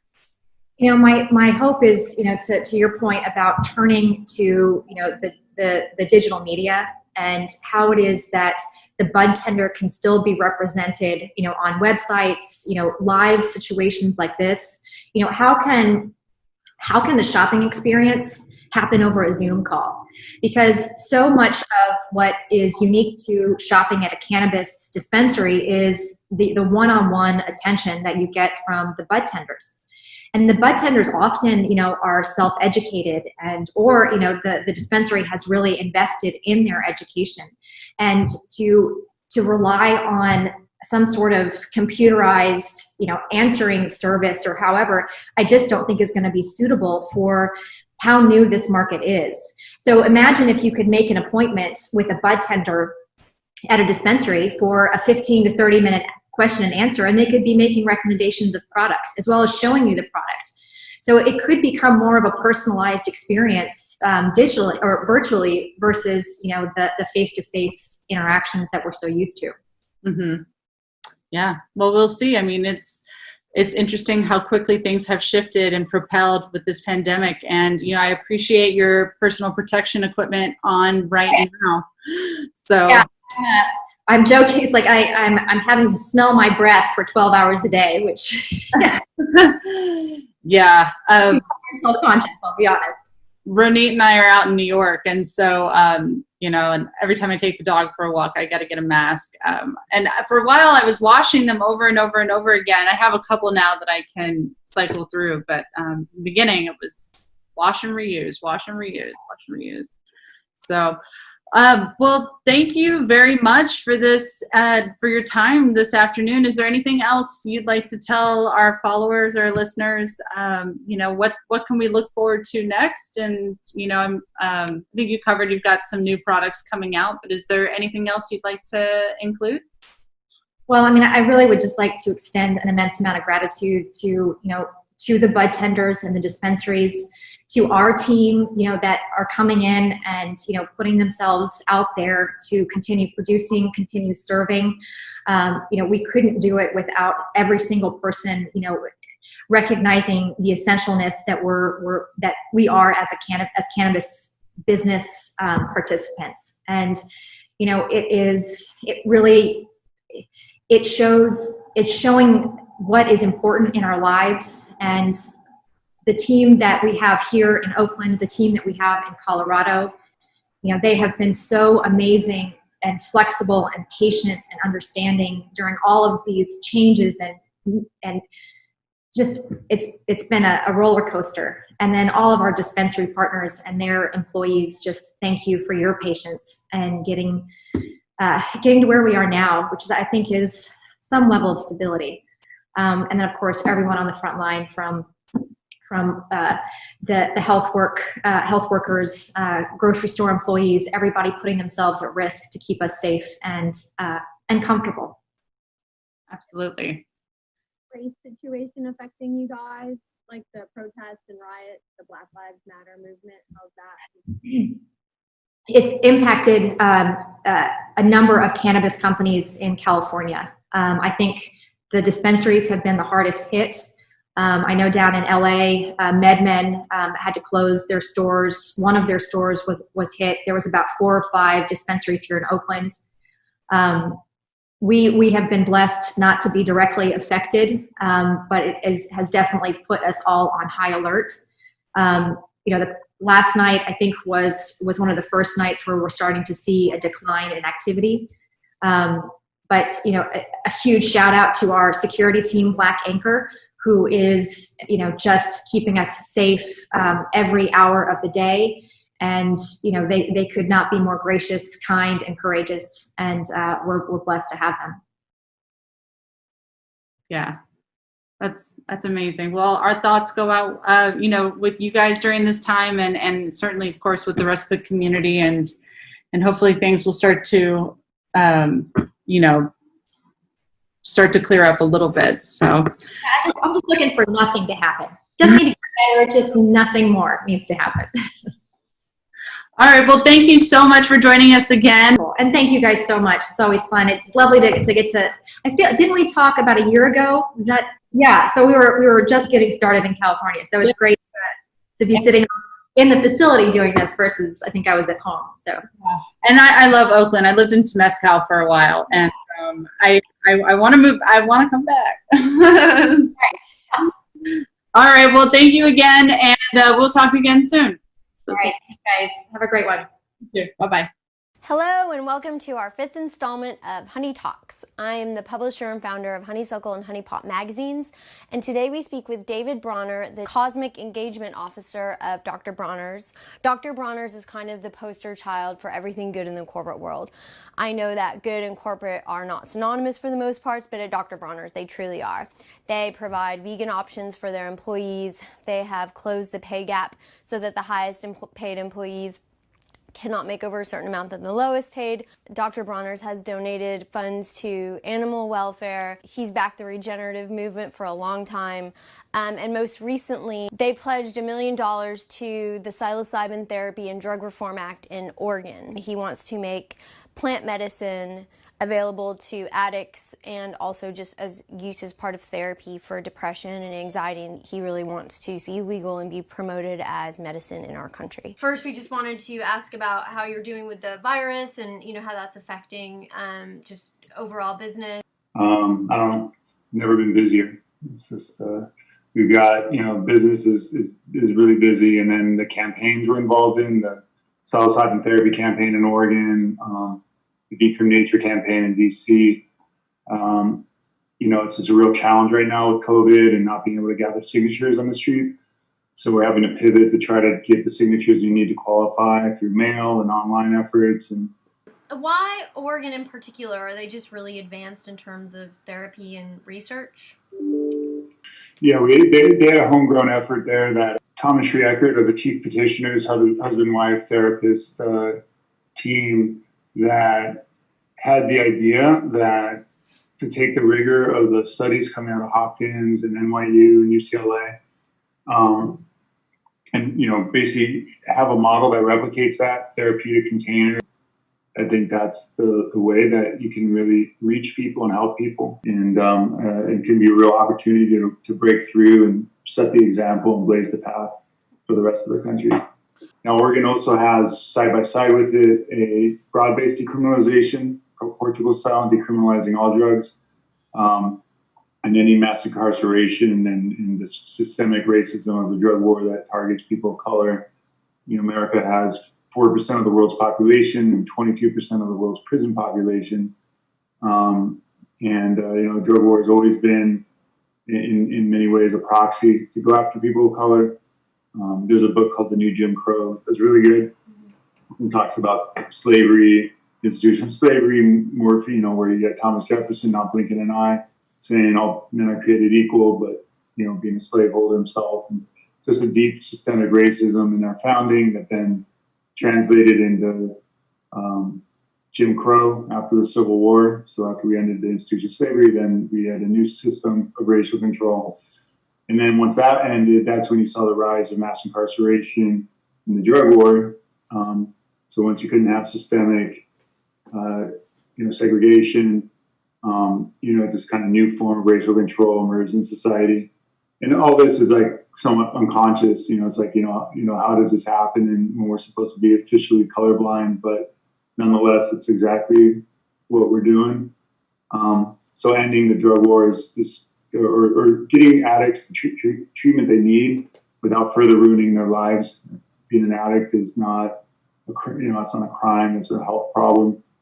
And, once you get a record, a felon record, you're a second-class citizen, you're just discriminated against. And yeah, something like a third of black males, at some point, end up in the system. Anyways, it just needs to end. And of course, what's like the best treatment for addiction is psilocybin therapy. So psilocybin therapy is being shown to be really good for alcoholism, smoking cessation. There's one for cocaine addiction. And some of the earliest studies back in the 60s showed how good like LSD therapy was for alcoholism. And in fact, Bill Wilson, who founded AA, was a huge proponent of LSD therapy. And so I'm really excited in Oregon that you have both like a treatment, not jail effort to kind of end mass incarceration and expand treatment services and social services. And then we're legalizing psilocybin therapy at the same time. So it's kind of a perfect 1-2 punch. Do you feel we're on a precipice of either going up or down as a race? And if so, what are the chances of going up versus down? I think definitely we're getting to some inflection points. I'm, I guess, cautiously optimistic. I'm not, that integrating all of our medicines as fast as possible over the next 5 years and psychedelically healing and opening up the global citizenry by the end of the decade will hopefully, along with just a lot of the other social and environmental movements, get the collective behavior change and policies in place that could give us a shot of, really decarbonizing the economy and moving agriculture to a regenerative basis. Stop, trying to get us off this track of going off the climate change cliff. And social. We need to solve the income inequality in this country and around the world. So hopefully with a new president and I don't know. Yeah, but which one? Yeah, well, this at least not the current one. You studied biology at Harvard.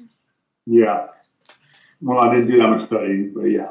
Tell us a little what's going on the regenerative side. You've been a huge proponent and enabler of regenerative ag. We're partnered with Patagonia and some leading soil health organizations and animal welfare organizations and fair labor organizations on what's called the Regenerative Organic Standard.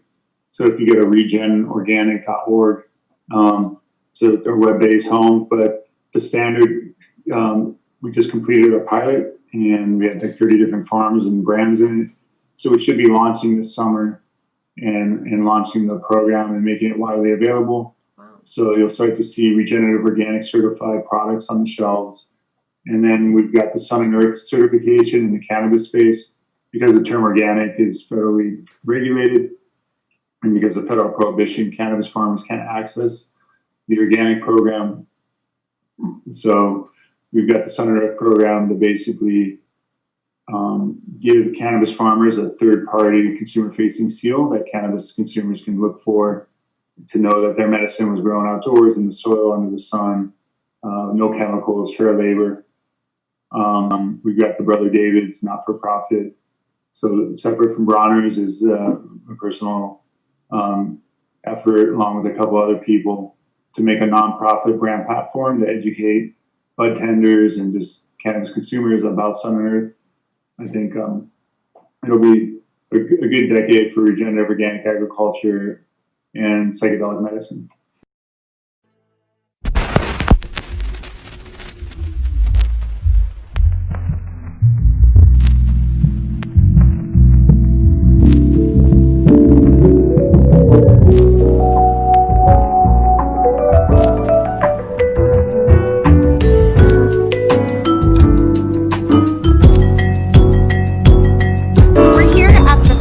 Farmers Market, so Quesa, and they're amazing. Like, they're farmers from all over the Bay Area here, and we're here pretty much every Saturday. It's a great spot, and the produce is amazing. Like, we take our produce here very, very seriously. Moving here from New York, it's like, oh wait, this does grow in America. The variety here is what's really cool. Stuff you would never find in a grocery store.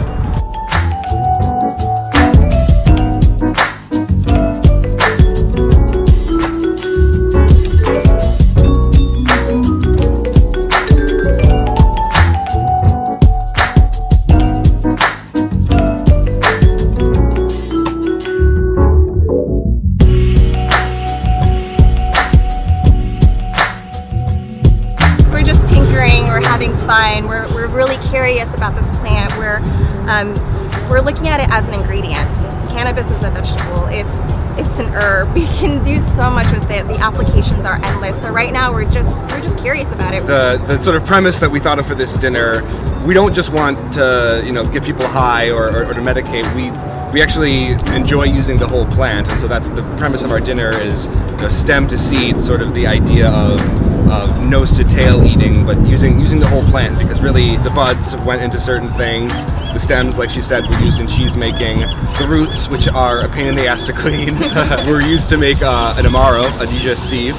And each different part of the plant sort of has a different flavor profile and different application. Part of being a chef is finding different ways to use products. So that was sort of the fun that we had with this dinner, and also it's just finding all of the applications that we can for this plant. Go big.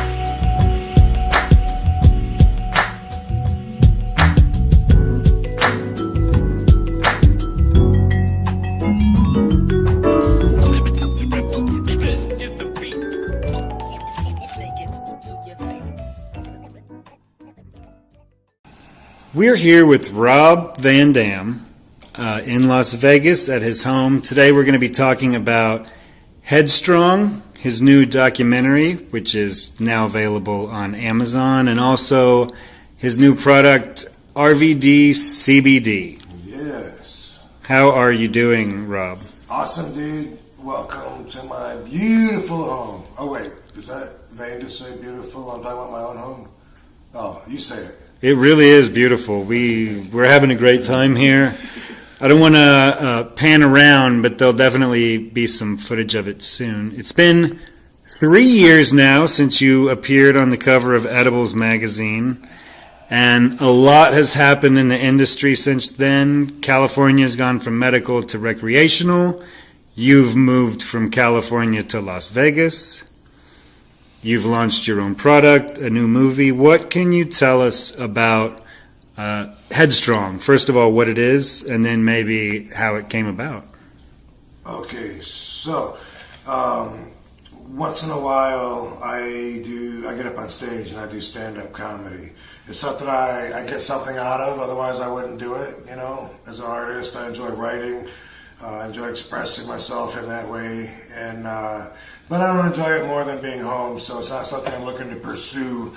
But I went on this comedy tour with Tom Garland, who managed those things for me, also a comedian.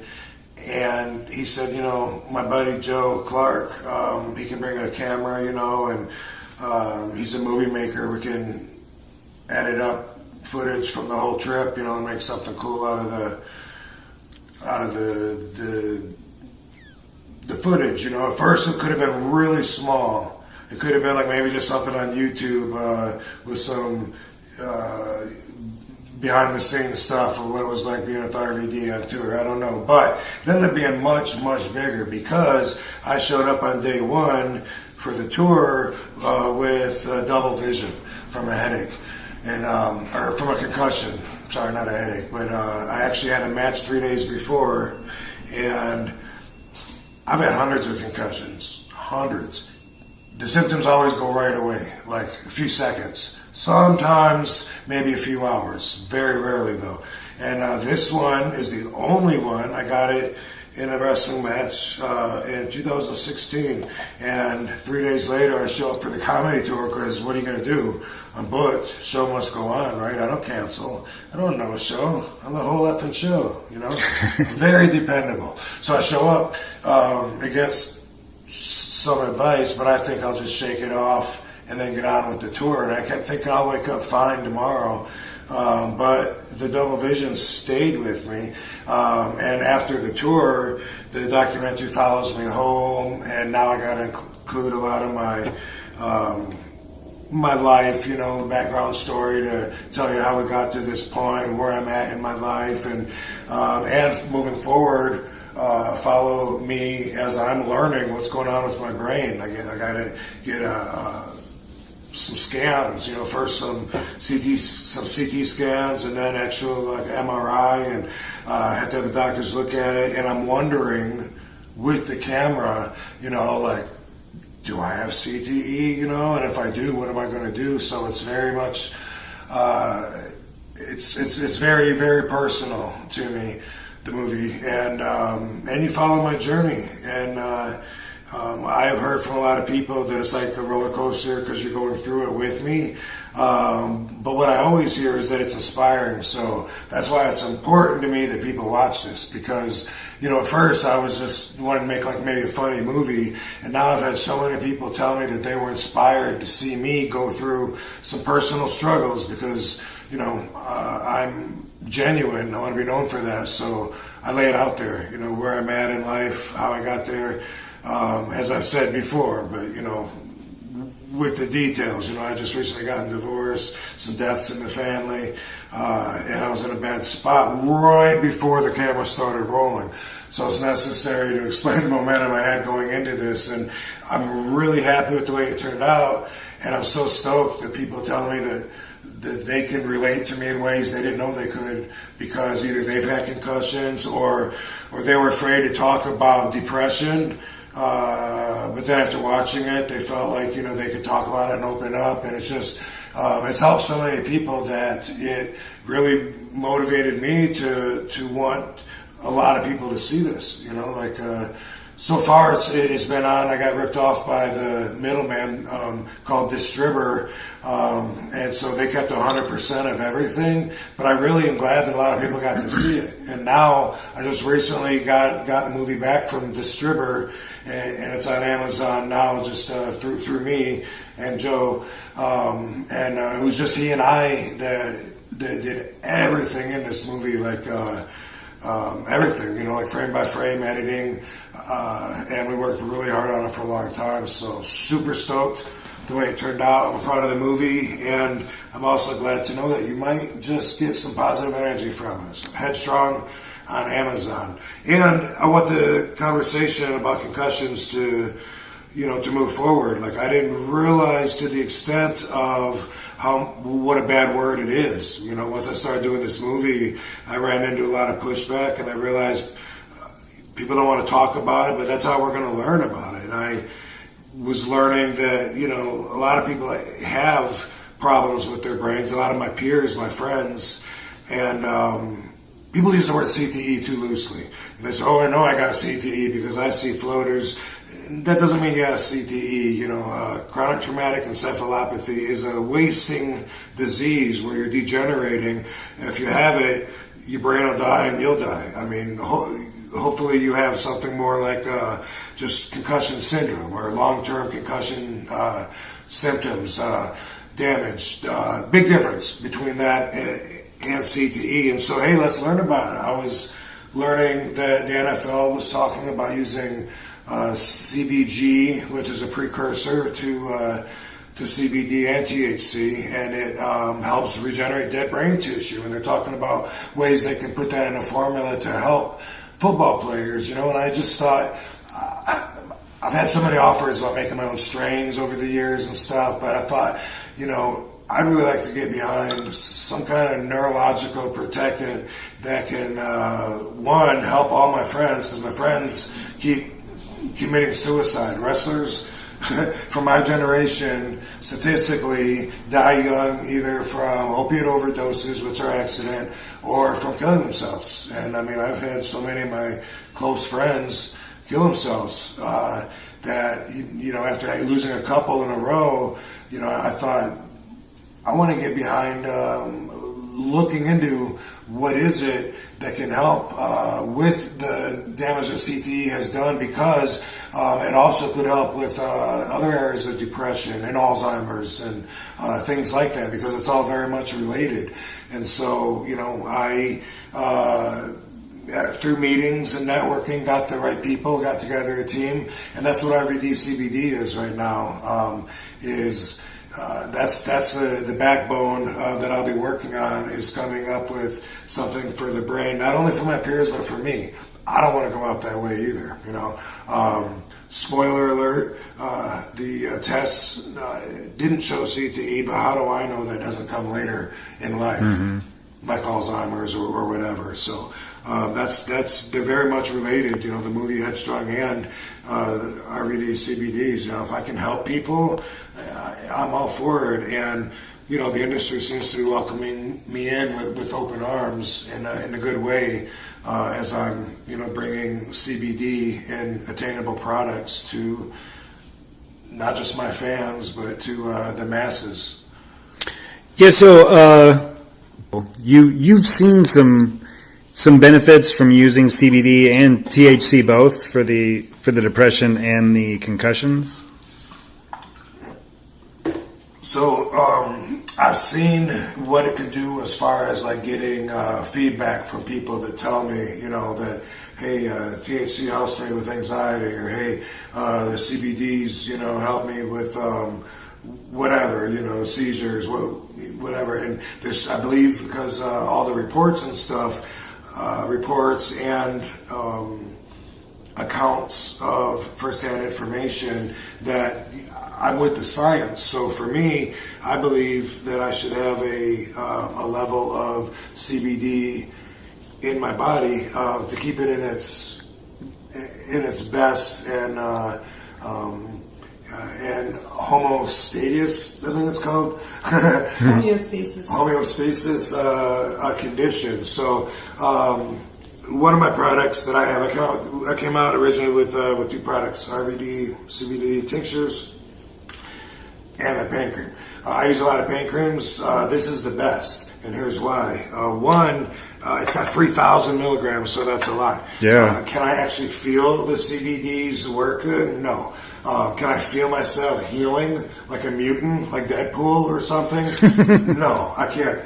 But I know that I have the endocannabinoid system in my body that heals from the immune system from producing its own endocannabinoids. I know that's how my body works, and so I understand that using CBDs will affect the receptors in a positive way to encourage things that I wanted to do. Also, I got menthol put in my pain cream because people had me try their CBD pain cream, and I wipe it on and they go, "What do you think?" It feels like hand lotion. What am I supposed to say? But I had mine made with a lot of menthol. So when I put it on my shoulders, I can feel it penetrating right away. Like BioFreeze, or like a burning freeze, and it's and so I can feel it soothing right away, and then knowing that it's delivering a maximum amount of CBD is good to me. And with the tinctures, 3,000 milligrams of CBD as well. Here's the thing, because there's no federal guide. My father, he wanted to spread the one love message, and herb is the healing of the nation. Herb, marijuana, is the healing of the nation.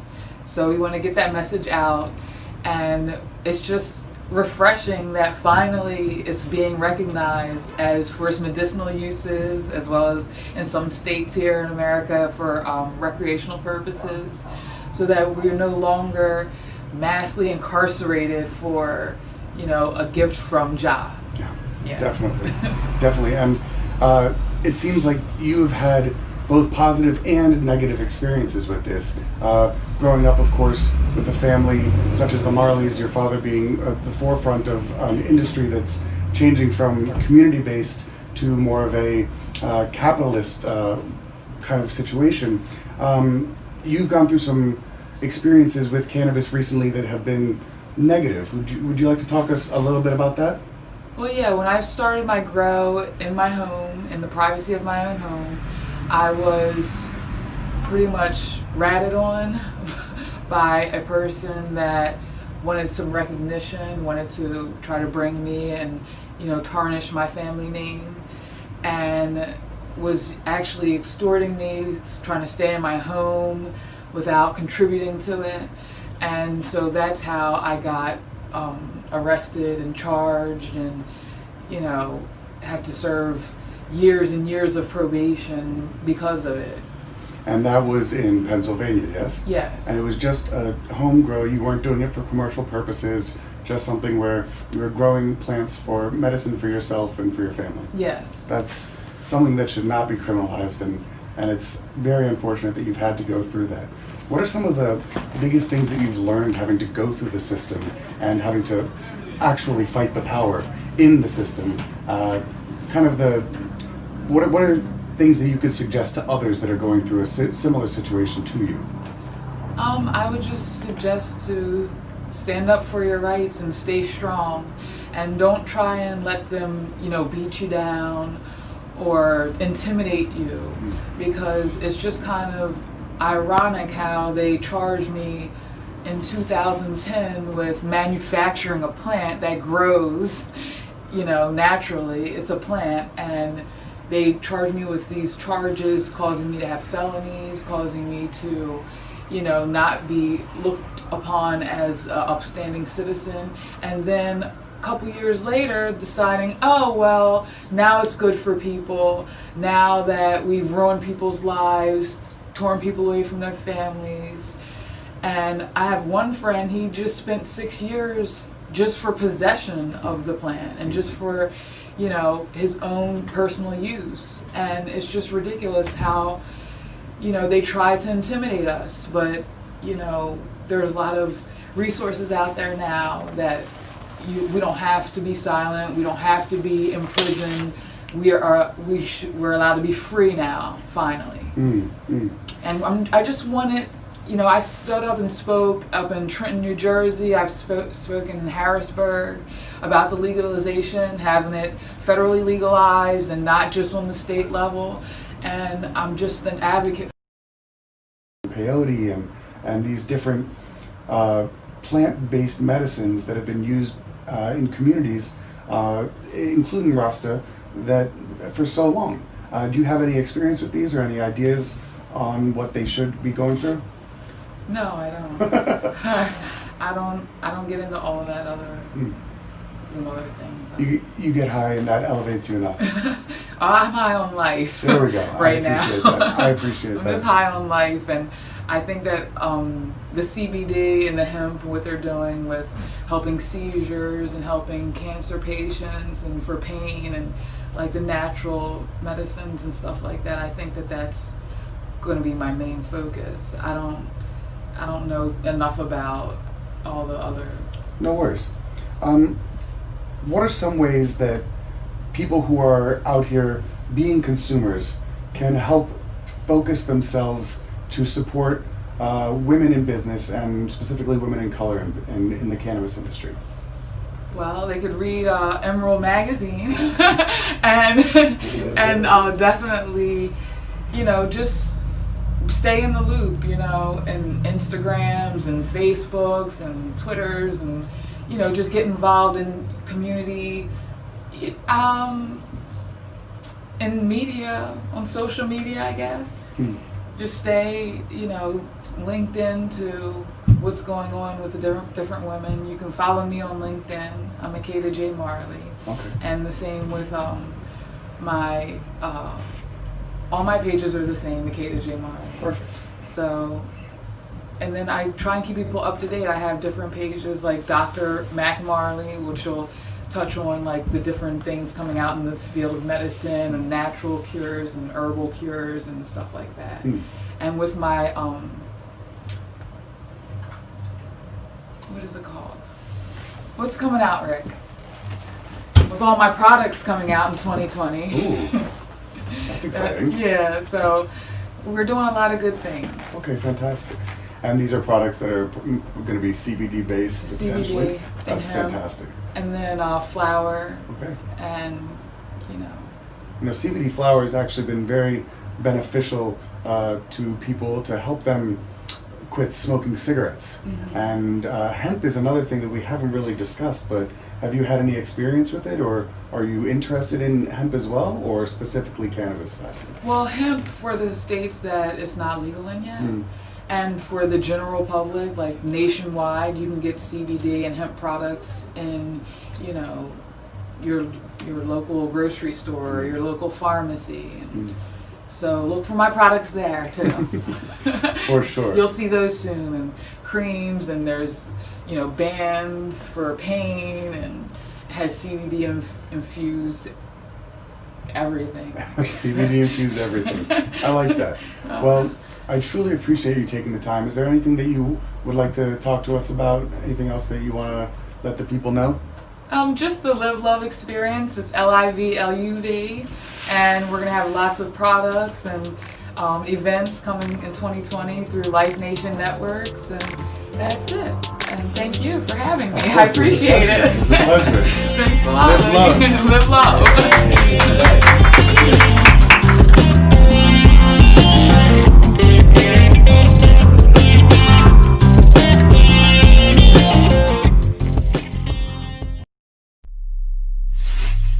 We are Pro Cannabis Media.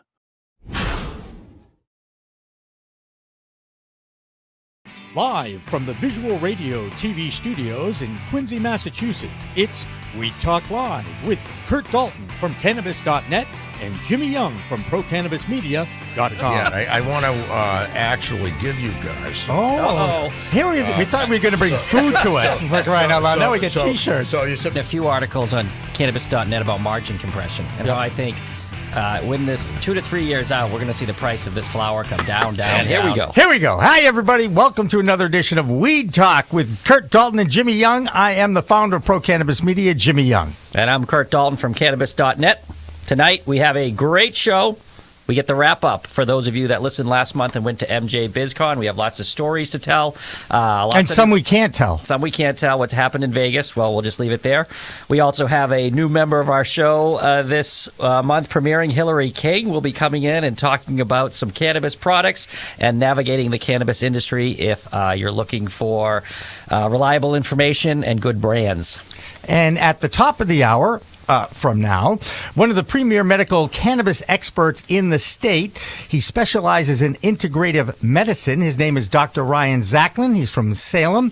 And joining him will be an old friend of mine from Newton, Massachusetts.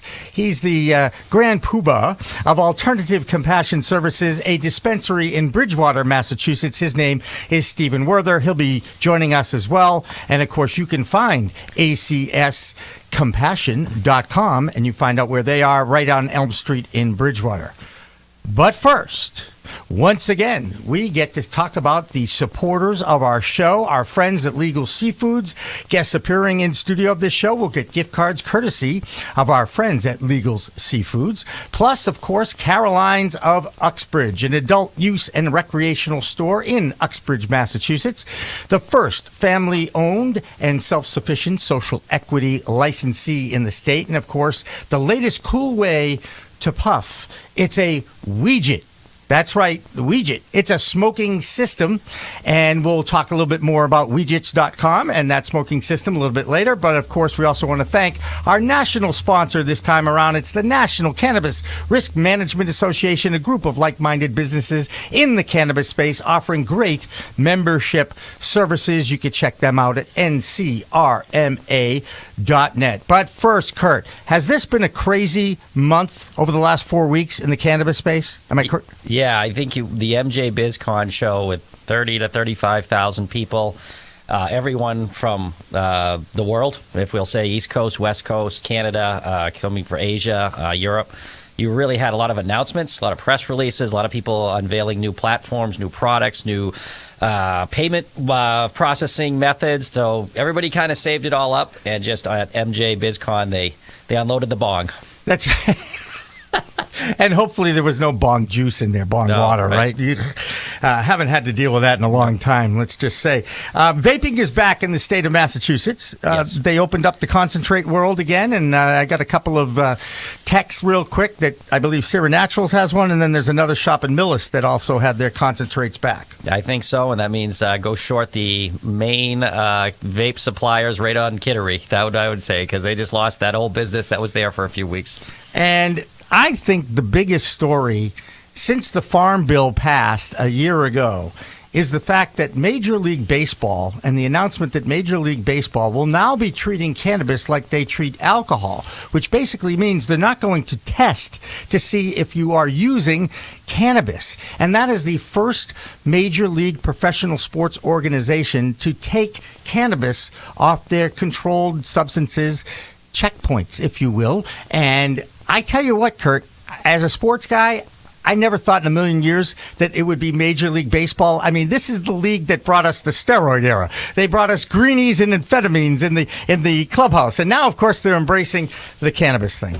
Were you surprised? People still watch baseball? Yeah, I knew you were going to say that. Yes, they do. And matter of fact, they're usually as old as I am. Well, the interesting part of that is if you're looking at the athletic side of sport, not to pick on baseball players, but they've taken their beating as far as overweight first baseman John Crux during their time. You would think a sport like basketball or football that has so much contact and the muscles need to regenerate and the anti-inflammatories, they would have moved first. But baseball, maybe they just said, oh, who cares? You know, minor league, I think it's actually even allowed. So not surprising. As you know, too, Jerry Jones has hinted at the NFL is written everything for cannabis coming up or whatever the next collective bargaining agreement. It's kind of, we see it coming. So it's coming. It's this year. They're actually talking right now. And of course, the NFL had to have a meeting about this and say, well, we are studying alternative methods to pain relief. Really? Why don't you just say you're taking a look at the cannabis plant and seeing what the benefits might be for your players instead of writing prescriptions for opioids for them? Really, Roger?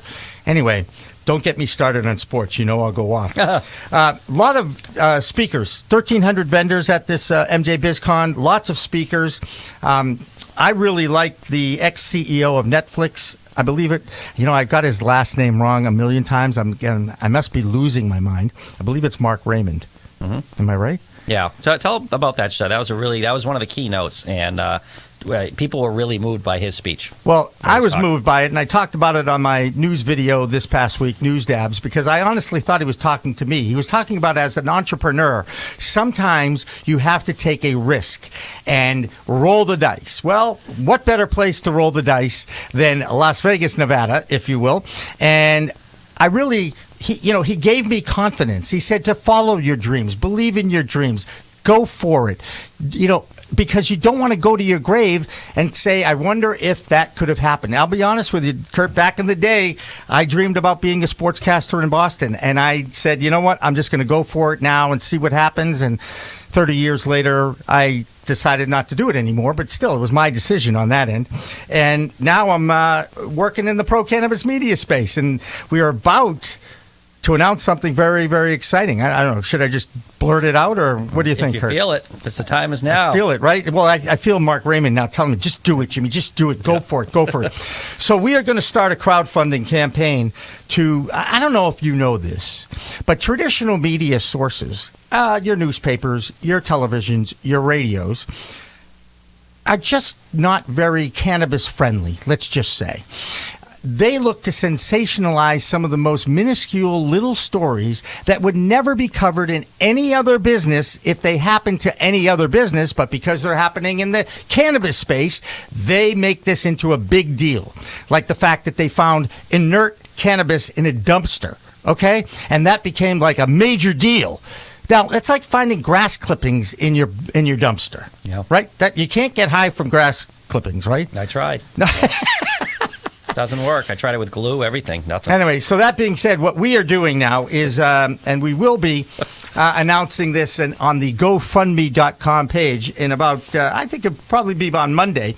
But we want to raise some money so that we could go out and tell the stories of the cannabis and wellness industries in their own words, in their own backyards. That's right. It's a mobile TV studio. And the way we're doing this, I would think that anybody who's watching Weed Talk knows about the 420 thing, Kurt. What do you think? Probably a safe bet. 420, of course, is the code. Would you call it the code for cannabis? It's I would say a code or an abbreviation or some sort of numeric symbol that we all know that are in the industry or at least fans of the cannabis plant. Right. And so it originated. Do you know the origination? We do have a long story about this up on cannabis.net, yes. Good. Tell the story, because I can make it a bridge one. It was San Rafael, California. Yes. A bunch of high schoolers got high every day at the Louis Pasteur statue at 4:20, 20 past 4. Or under the bleachers, depending on who you believe, right? Right. And fair enough. Yep. That being said, that became the call by local law enforcement for whenever there was a person or someone getting high out in the public. We got a 420 at the corner of, Jones and Smith Street. So that's how 420 kind of started. That was the origin. So with that in mind, we've already had Roger Berkowitz, the CEO of Legal Seafoods, on this show to talk about their little 420 campaign. So what we're going to do is, if you want to donate to the cause of this mobile TV studio that puts us back on the road, bringing the stories right to the cannabis space, to the wellness industry, to let them tell their own stories, for $4.20, a donation of $4.20, we're going to get you a great refrigerator magnet. We're going to mail it to you. It's going to have the Cannabis.net logo on it, and it's going to have the logo of Pro Cannabis Media on it. And we'll also have the saying, it's a whole new world of weed out there. Okay. Exactly what you want on your fridge for those nights the neighbor comes in. $4.20. It's a great talking, right? For $42, we're going to put a T-shirt together. And we're going to have the logos of Cannabis.net and the logos of Pro Cannabis Media and the saying, it's a whole new world of weed out there on this T-shirt. Limited edition, that's a $42 donation. If you want to donate $420 to the cause, we will engrave your name or your stoner name on a permanent plaque in that studio that we will be traveling around with, and your name will be there. It'll be engraved, and it'll say founding sponsors, thank you very much, and then your name, that's $420 plus. You will be entered into a contest to join Kurt Dalton and myself on this podcast. How can you not want to do that, right? This chair has your name all over it for $420. Come on. That's right. A bargain. And that's a contest. Okay, right. We're going to pick 10 out of whomever we get out of the 420. Right. And of course, if you want to guarantee your spot, $4,200. You're in. You're in for 10 minutes, and we get to talk about your cannabis story here live on the internet with Cannabis.net, Kurt Dalton, and me, Jimmy Young from Pro Cannabis Media. And that's going to be our little crowdfunding campaign. And a lot of people out there, it's never going to work, man. It's never going to work. And then I talk to some other people, go, oh, that's a great idea. That's a great idea. You know what? I'm rolling the dice. And we're going to make it happen. Tell them why we really want the studio is that we're very restricted here. Very restricted. That is what we work under. Oh, look at, he's got to, oh, my phone's got to take it off. But there you go. How can we do our, pro cannabis show like that? I'm just telling you, we need our own studio. And Kurt has convinced me that the next show in January, that is on Thursday, January 16th. Special edition. Will be an Under the Influence show. Is that what I'm hearing? Absolutely. It's going to be called Edibles January for all the leftover holiday edibles. Edibles January. We're going to finish them before the show and go live. Now, one more quick news item that we should talk about is some news out of Washington, D.C. Again, the lobbyists, the NCIA group down there in Washington, D.C., is trying to push the Senate towards that Safe Banking Act. Now, needless to say, over the last 48 hours, the Democrats and the Republicans, they had a little something to do. Yeah. And they were a little consumed by this impeachment thing. Whether or not this will actually see the light of day in the next year, I don't know. I can't believe how polarized our government has become over the last few years. Let's just leave it at that. No politics. But let's get back to MJ BizCon. We actually have some video of MJ BizCon that we're going to show you, give you an idea of what it was like to be on the floor, people walking around at the Las Vegas Convention Center. 35,000 people came through there, right, Kurt? Yeah, about that. And actually, we're going to pan over. We might even see that Leafly booth. Well, it was there. And the thing that Chris Walsh, and we talked to him, he is one of the founders, the founding editor of MJ Biz Day. We talked about him, and he'll be on a future In the Weeds with Jimmy Young podcast coming up in the next few weeks. And he was actually most impressed with how the booths have exploded in their vastness and they're grandiose. And everybody has, the signage above, and, it's not just like a little table and some skirting and a couple of chairs. Yeah, he was mentioning that when I asked, what's different? We're on, I think, 5-7 years, and it started, of course, with a couple tables, and that's how he said the booth size is that now they're much more elaborate. So you go from a $5,000 setup to a $25,000, and you're seeing some of the pictures now. Above the booth, there were 2-story booths. You might catch some of them. There were podcasts set up above in the second floor. There's, as Chris says, there's spinning stuff going on above. So you're seeing the haves, if you want to call them that. Oh, there's Mike Tyson. There's Mike Tyson. You yelled at him. I did. There's the haves who are becoming more of the haves, and maybe the have-nots who are not able to go to those levels for their display. That's right. And Tyson, of course, is involved with a farm and a CBD farm as well. So he made an appearance, and he got mobbed. I mean, seriously mobbed. But he did walk by us as I was interviewing a few people, and I gave him an old shout-out, and he said, "Hey, Jimmy Young, you used to be a boxer." And I said, "No, that's somebody else." Yeah, I used to be the reporter. That's right. That's right. That's the guy. There was also another big event in Las Vegas that Pro Cannabis Media was a proud sponsor of. It was the Women in Cannabis Conference at the Eclipse Theaters in Las Vegas. Stacey Thompson and Annie Epley are the founders of that.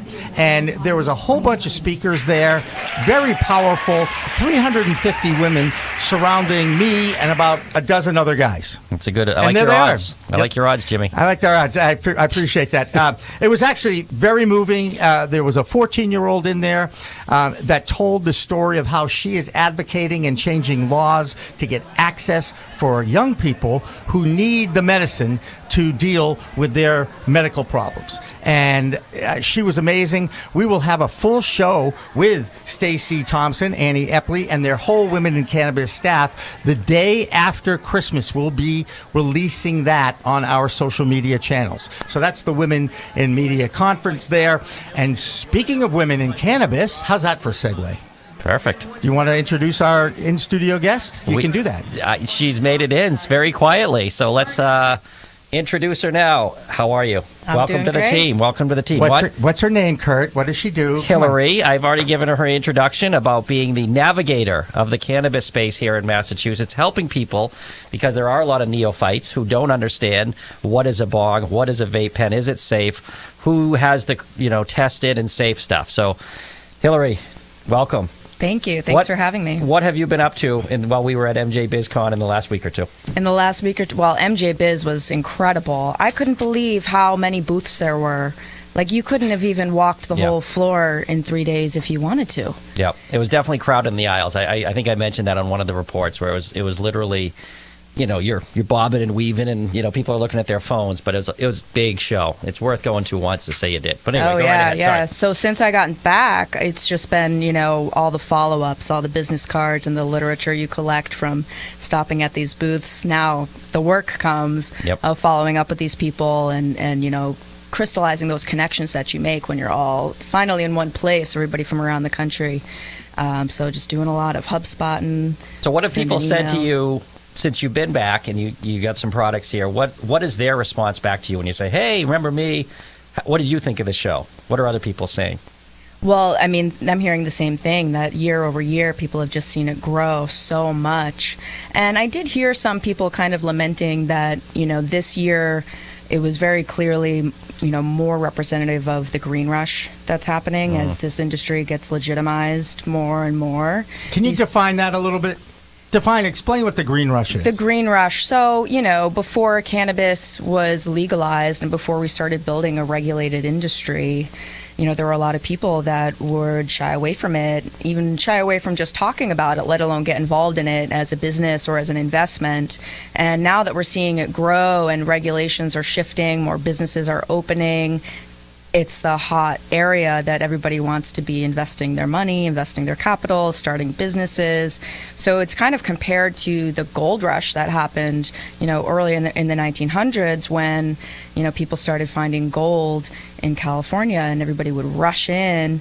And, so there's prospectors who are, touching the plant, growing the cannabis, making products. And then there's other people starting ancillary companies and services that are, like providing the picks and shovels, that kind of a thing. So green rush is just a term kind of comparing what's happening now with cannabis and CBD and hemp becoming legal, that people are rushing to get involved. And Hillary's right on the undertone. So we did a story about this just when we got back. Chads. Did not know what a Chad was.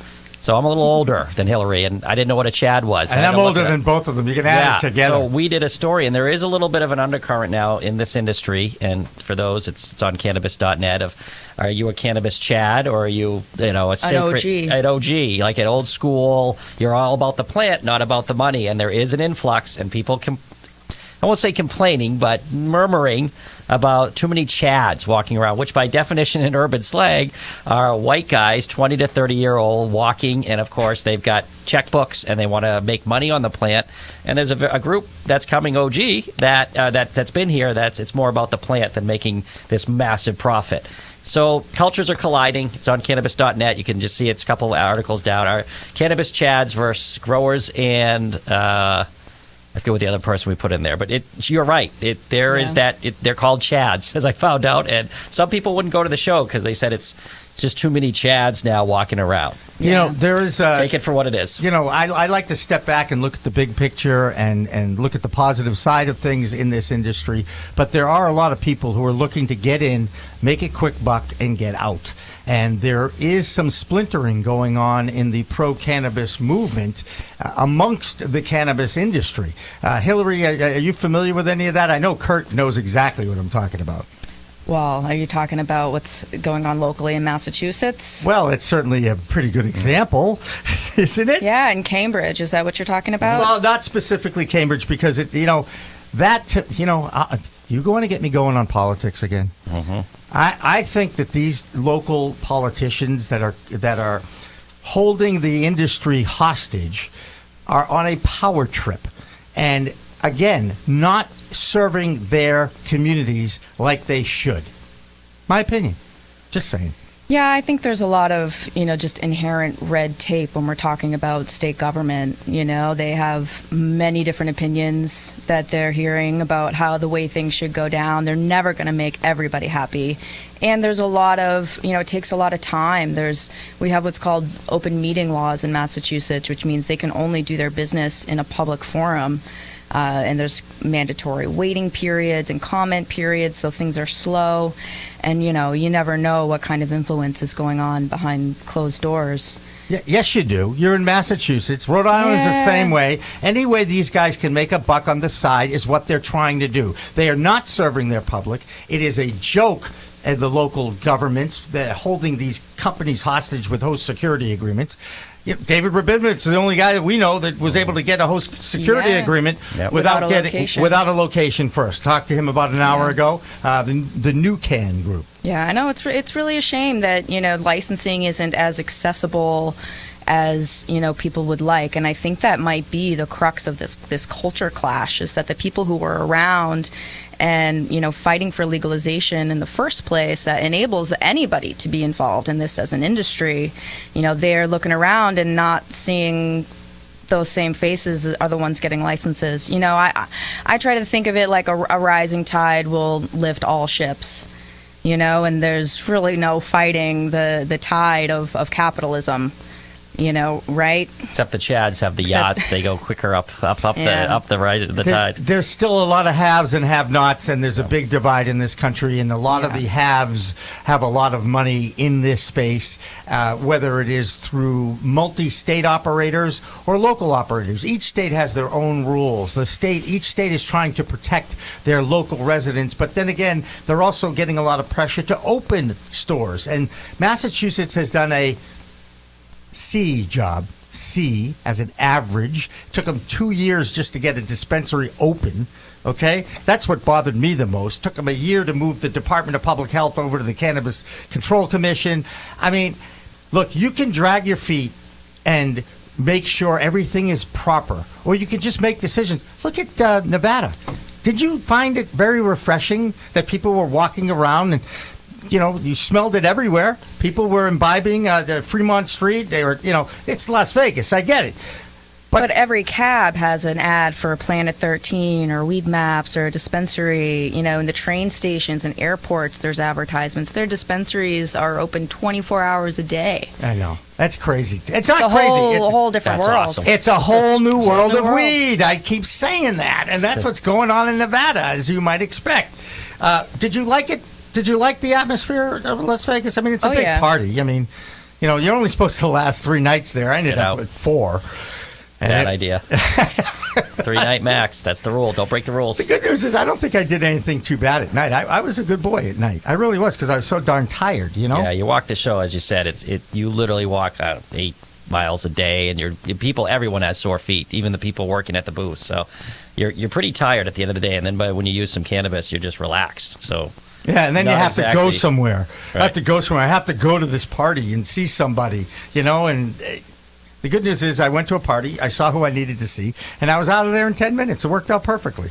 Worked out perfectly for us. Hillary, you got some products you want to show us. We got a couple of minutes. I'd like you to get through those a little bit and show us, again, this whole vaping thing has opened up a lot of doors for opportunity for inventors out there to come up with products that aren't as, I don't want to use the word dangerous, but I do want to use the word difficult, because sometimes when you vape, it's so convenient and so comfortable and it doesn't smell, you're going to overdo it. That being said, talk to me a little bit about the Go Fire product. Yeah, so this is the Go Fire inhaler. We call it an inhaler. It's not. Put it right up to the camera. There you go. There we go. Right. All right. So this is the Go Fire inhaler, and we've been building this we just had our 5th birthday as a company yesterday. And the intention is really to circumvent all these safety issues that are now being talked about. Was kind of what we anticipated, and built a system around that with a lot of really cool features. So this is the Go Fire Smart cartridge. What makes it smart? So what makes it smart, you can see this little smart chip. And I know why. Now I get it. Yeah, so that chip stores all of the product info for what's inside of this cartridge. And first of all, you might notice something different about this cartridge is there's no metal parts, there's no wick, there's no coil, there's no heating element in this cartridge. No metal parts that could, potentially leach into the oil like we're starting to see with some of the 510 cartridges around there. And this the plastic is all FDA approved, pharmaceutical grade, class 6 BPA free, all the good stuff. And so when I put this cartridge in, there's a little chip reader that talks to an app over Bluetooth, and it recognizes exactly what this product is. So it stores the batch lab results, so the third-party testing that gives you your cannabinoid profile, your terpene profile, every little milligram of what's in the oil in here. This batch-specific info is stored on the chip. So it's a smart vape. Yeah. Show your app. Right, and the app is really cool. So the app is tied to the instrument, the chip, and it's measuring what you take, how much you take, when you took it, that whole thing, right? Exactly. Well, it's not measuring how much you take in terms of measuring what you're taking in, but or analyzing the product, but it is measuring how much you're consuming. So you'll see on here. Some don't want to know, by the way. I understand that too, but I get it. Yeah. But it's a lot safer to know exactly what you're consuming when you're consuming it. And so this shows the product info. This is a cartridge called Sauce, and it shows the community rating, and those are all the crowdsourced reviews. After every session of using a product, you can rate how well it worked for the reason you're using it for. So you're able to see the whole chemical profile, including with one tap a PDF of the lab report of that batch. That's cool. Which is great. So you know exactly what you're putting into your body. You have that transparency. And the cool thing is that it's precision metered dosing. So there's a lot of, stuff out there that talks about metered dosing, precision dosing. The way this does it is through this click wheel. Every time you click this wheel, it's going to extrude exactly 2.5 milligrams of the oil into this little convection oven, and it's just hot air that blows over it and heats the product, and you can do it to exactly to the degree that you want. Hey, that's a terrific That is pretty tool. cool, yeah. Hillary, you're going to have more fun gizmos and gadgets to come in and talk to us about, right? Absolutely. Hillary King, thank you so much for joining us. We Thank are you, going to take Hillary. a break. And before we take this break, I have to kind of set this up. About 2 weeks ago, a dear friend of mine, Rob Schuler, passed away. Very upsetting to me because he's my age, and that's kind of scary when someone your age, just 30 days later, he gets sick and he's gone. I hired Rob to be the voice of Pro Cannabis Media. You hear his voice every time you see an ID, and you also hear his voice on our introductory video. So we're going to take a break, watch that, and listen that we will always have Rob Schuler's voice with us. We are Pro Cannabis Media. Why? Because we are a media company that is pro-cannabis. Cannabis, because those stories are not being told. We are live streaming from events. Hi, everybody. Welcome to day 2 of the live stream from the New England Cannabis Convention. Hey, unbelievable. Here we are again in the Performer TV studios. Hi, everybody. Welcome to We Talk Live. I'm Jimmy Young. And I'm Kurt Dalton from Cannabis.net. We are blogging on all topics. We are partners with Leafly, Weed Maps, Green Flower, MJ Headline News, Sensi Magazine, and The Weed Tube. We are Weekly News Dabs with Jimmy Young.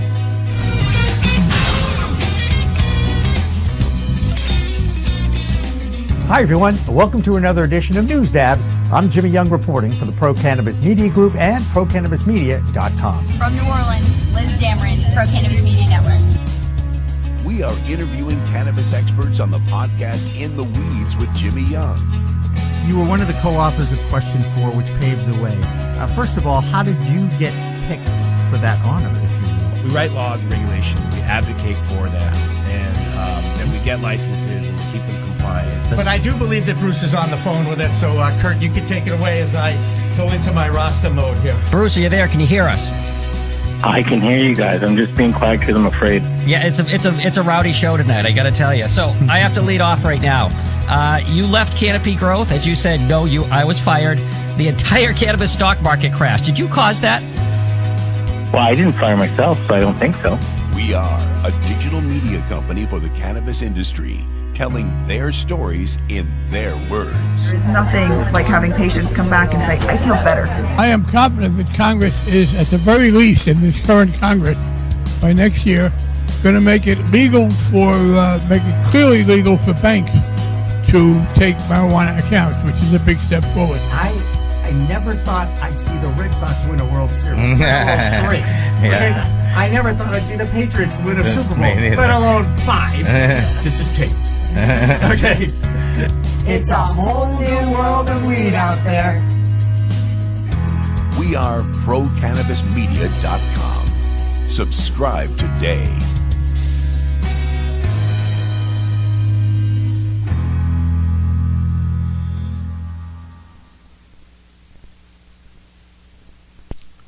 My mic is hot, and I can now talk about Rob Schuler.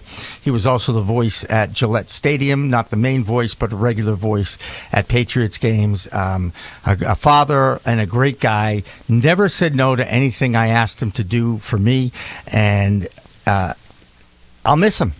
What else can I say? We'll all miss him. Great talent. And the best thing is we're going to have his voice on our IDs for as long as we can possibly keep it going. So, Rob, again, we'll miss you. Condolences to the family. And I look forward to hearing his voice on a regular basis, because that way we'll feel like he's never really left us. And that's my tribute to Rob Schuler. Nice. Welcome back. Welcome back to Weed Talk. I'm Jimmy Young, the founder of Pro Cannabis Media. And I'm Kurt Dalton from Cannabis.net. And we have some supporters that we do like to give plugs to on a somewhat regular basis. Our friends at Legal Seafoods, of course, donate gift cards for our in-studio guests. The Weedjit is one of the coolest smoking systems you can get. In fact, it's similar to a vape. It starts at 1,300 degrees when you fire up the bowl, and then when it gets to your lungs, it's about 80 degrees. And the best part about the Weedjit is you can clean it after every time you use it. Very cool place, very cool product, lots of different filters. And then, of course, at Caroline's Cannabis in Uxbridge, Hey, I just love the story of Caroline Frankel and Stephen, the husband, and how they were able to get that license without spending hundreds of thousands of dollars on legal fees. And they're up and running in Uxbridge, which is fast. By the way, Kurt. Recreational, too. Let's mention that. Oh, it's They got totally both. recreational. So people who don't have a card, check It's them out. only recreational, in fact, I'm pretty sure. Okay, I thought they had both. I'm pretty sure it's only All right. recreational. We'll have to get her on the phone. I'm pretty sure I talked to her before about it, so I think I'm right. Hey, what can I tell you? But Uxbridge and Worcester and the central Massachusetts area is fast becoming the capital of the cannabis universe in Massachusetts. I mean, it's not even fast. The Cannabis Control Commission is going to be moving in there. The Summit Lounge has been up and operating down there. Your favorite. Some of my friends down there. And so, again, Worcester. Did you expect this? I mean, by the way, still no dispensary open in Boston. But we have East Boston coming. Who do we talk to? I thought Pure Oasis was coming too in Dorchester. Yeah, Dorchester. Right. Kobe Evans. He was supposed to open by now. I feel bad that they haven't. And again, they want to. Right. It's a lot of regulations, a lot of red tape. A lot of factors they have to be in compliance with on so many fronts, from the grow to the sale to the tracking of it to the containers, and it has slowed the birth of this industry, not down to a crawl, but at least a wiggle. Well, they just drag their feet, and they're putting it where people are not. And over time, we'll get there. I think it's over 30 recs open now, but they're all 33, yep. a little bit of a drive if you live in a metropolitan or a population center, and that's how it's set up, but we're getting there. It's been a long time coming, right, Kurt? I mean, I've waited longer than you. That being said, the fact that it's here now is still a fascinating story for me. And I continue to learn and meet people that are so passionate about this and so convinced that the new normal will be here sooner than later. Again, I also heard rumors coming through the internet from Washington, D.C., that they actually may deschedule cannabis before they even pass the Safe Banking Act, because that is that's an administrative decision, though. Yep. I mean, who could pick up the phone, call the Department of Justice, and say, you know what, let's just deschedule that, pass the Banking Act, and then leave it up to the states. Well, I got a better one for you, because Biden just picked up some Wall Street endorsers today, and he's going to make a move. If you're a pro-cannabis person, and it's Trump and Biden, I'm telling you, just on that issue, you got to vote Trump if that's your only issue. If you are a one-issue person, God, you had to say Biden will not do. He's worse. Donald Trump, he doesn't smoke, he doesn't drink. I think he looks at cannabis. I think he needs to. He knows he has the medicinal part. He appreciates. At least he acknowledges it. He's more about the economy, jobs, and being popular. So why if it's Biden, who might not even do it as a Democrat, why wouldn't he do something first? Take it away from the Democrats and then get those swing voters who are... Why wouldn't he make the phone call to get to your point? This is exactly what we talked to Steve D'Angelo about. We talked to a few people. And a few others. And Chris Walsh, we asked the same question. And who do we have in the guests that day that we said, do you think something would happen? So just to summarize, Chris Walsh runs the MJ Biz, the whole newspaper, co-founder. Founding editor. And I don't know if we're going to see the piece tonight, but I said, what are your odds? He's about as connected, and not that anyone knows. I don't even know if the president knows. But what are the odds, right? Do you remember what he said? He said 50-1. That Trump would do something before the election of this ilk. It's kind of deschedule or make it legal. Right. And we had another guest in here who said he thinks something will happen before the election. Trump will win some voters and do something. And who knows? And I just can't imagine what will happen in this country in another 4 years if we go in this direction. You guys can figure out which way I lean. But let me ask you this. If you're saying that 4 years... if it's Joe Biden as president, I think weed is in a worse position for 4 years. I'm going to disagree, and I'm going to explain to you why. You have a system of checks and balances in Washington, D.C. You've seen it at work, by the way, over the last few days with the impeachment, okay?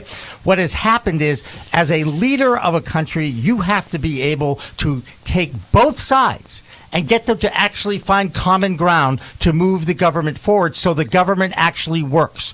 You have a polarizing influence in that White House over the last 3 years. In fact, he's so polarizing, he's embarrassing to the country, and it's the first time in my life I've said it. I really am ashamed to be an American because of what this guy has done and how he has done. It's been more about how he's done it, how he has picked fights with women and races and media. I mean, the guy's a bully. I don't want him anywhere near politics anymore. I admit it. And yeah, if I'm not going to be just a one-issue voter. Okay? And needless to say, my mind's pretty much made up. You can figure that out. Mm-hmm. Anti-Trump more than pro-Biden.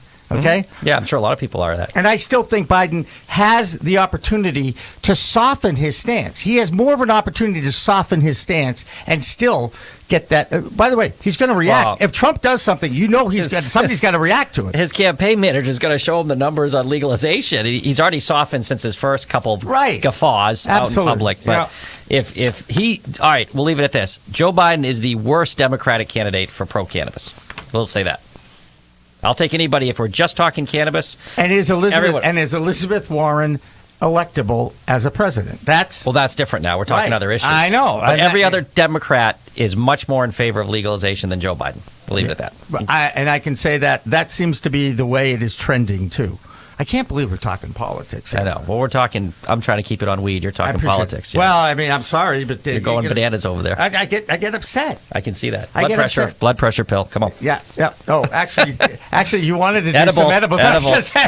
Give him an edible. You're gonna get that quick. Get the edible in here. We got a doctor in the house. We got Dr. Ryan Zachlin. He's coming up at the top of the hour along with Stephen Werther. That'll be at 9:00. And let's get back to some of the news of the last few weeks in the cannabis space. Kurt, you're an amazing producer of content. You constantly find interesting stories to talk about. What are some of the things that you've worked on over the last few weeks, certainly since our last show? Oh, we definitely had the Cannabis Chad, which is funny because that story isn't really a story. I just noticed an undercurrent of comments on MJ BizCon posts about, there's too many Chads, I'm not going. And I'm like, I don't know what a Chad is, so I got to look this stuff up.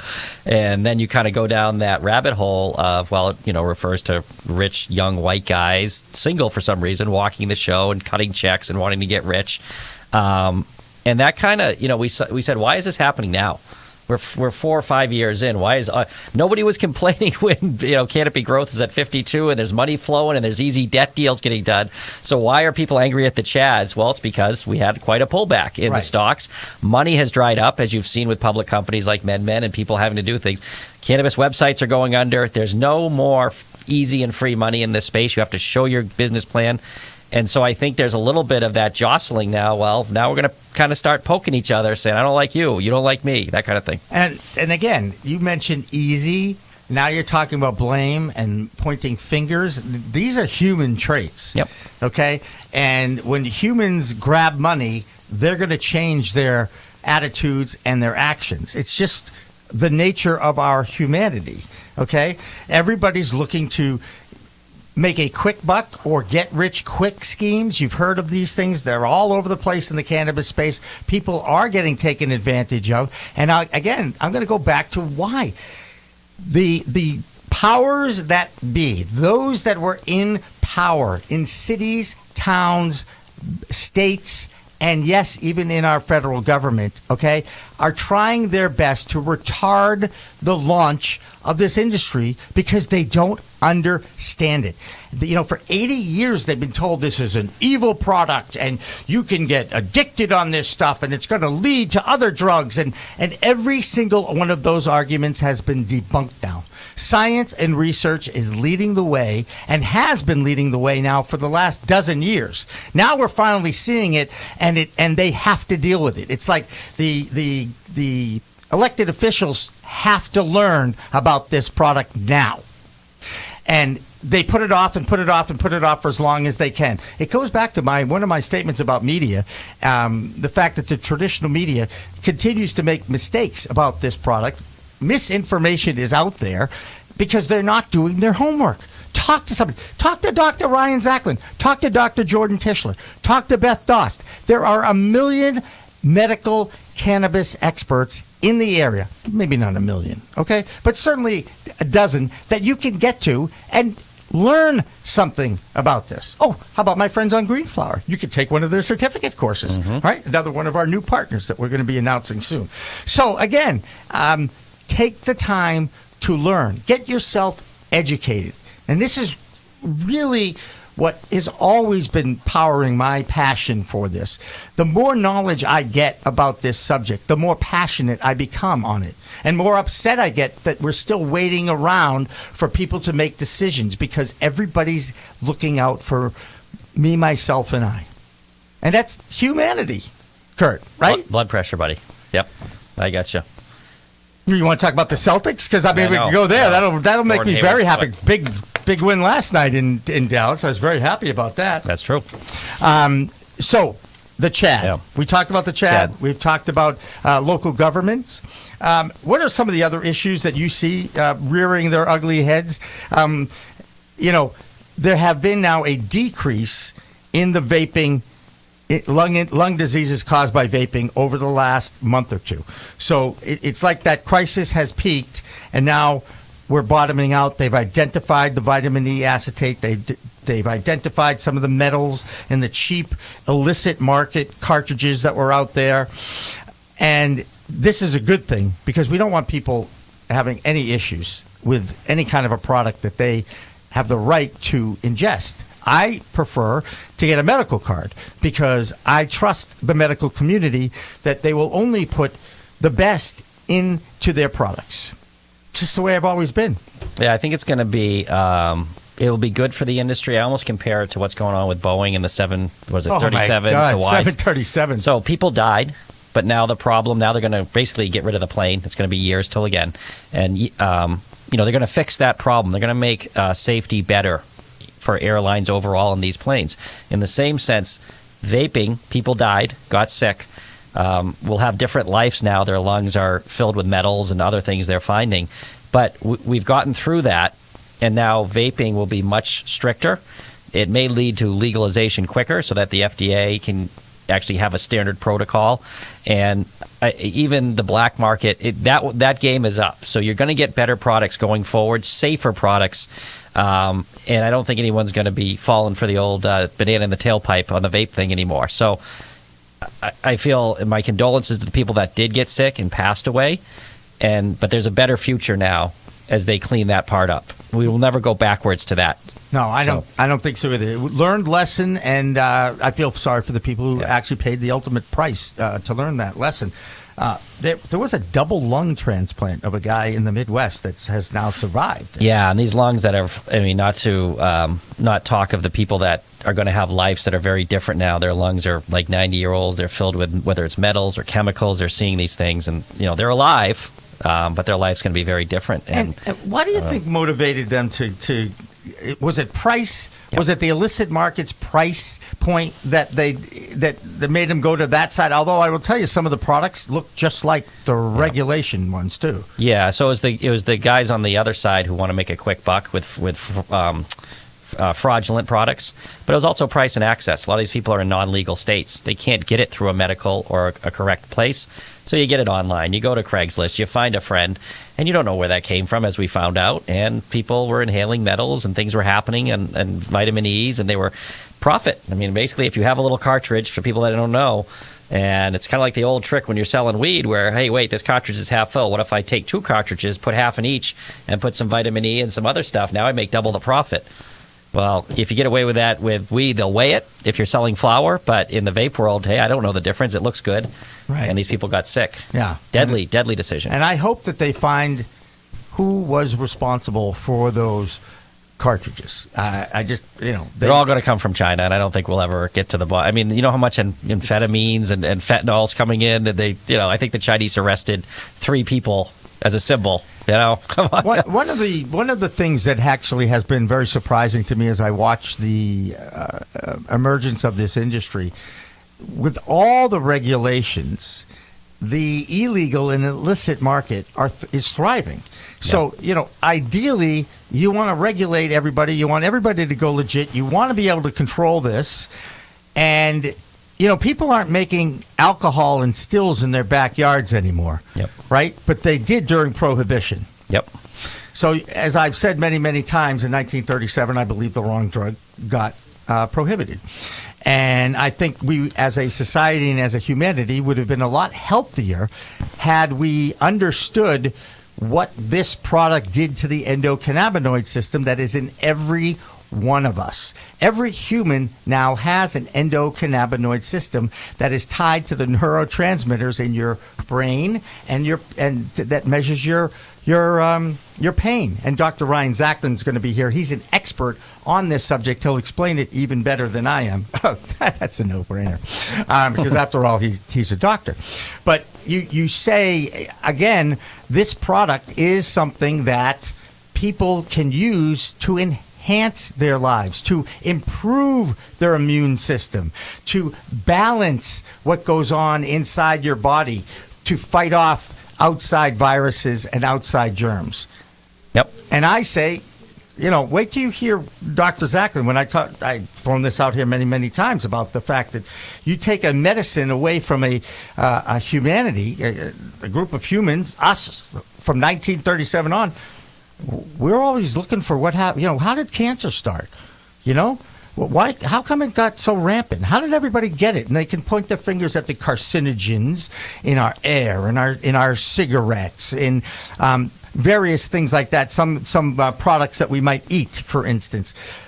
But because you don't have anything fighting that off inside you for 80 years, you were susceptible to cancers. You were susceptible to more anxiety and to autism and to seizures.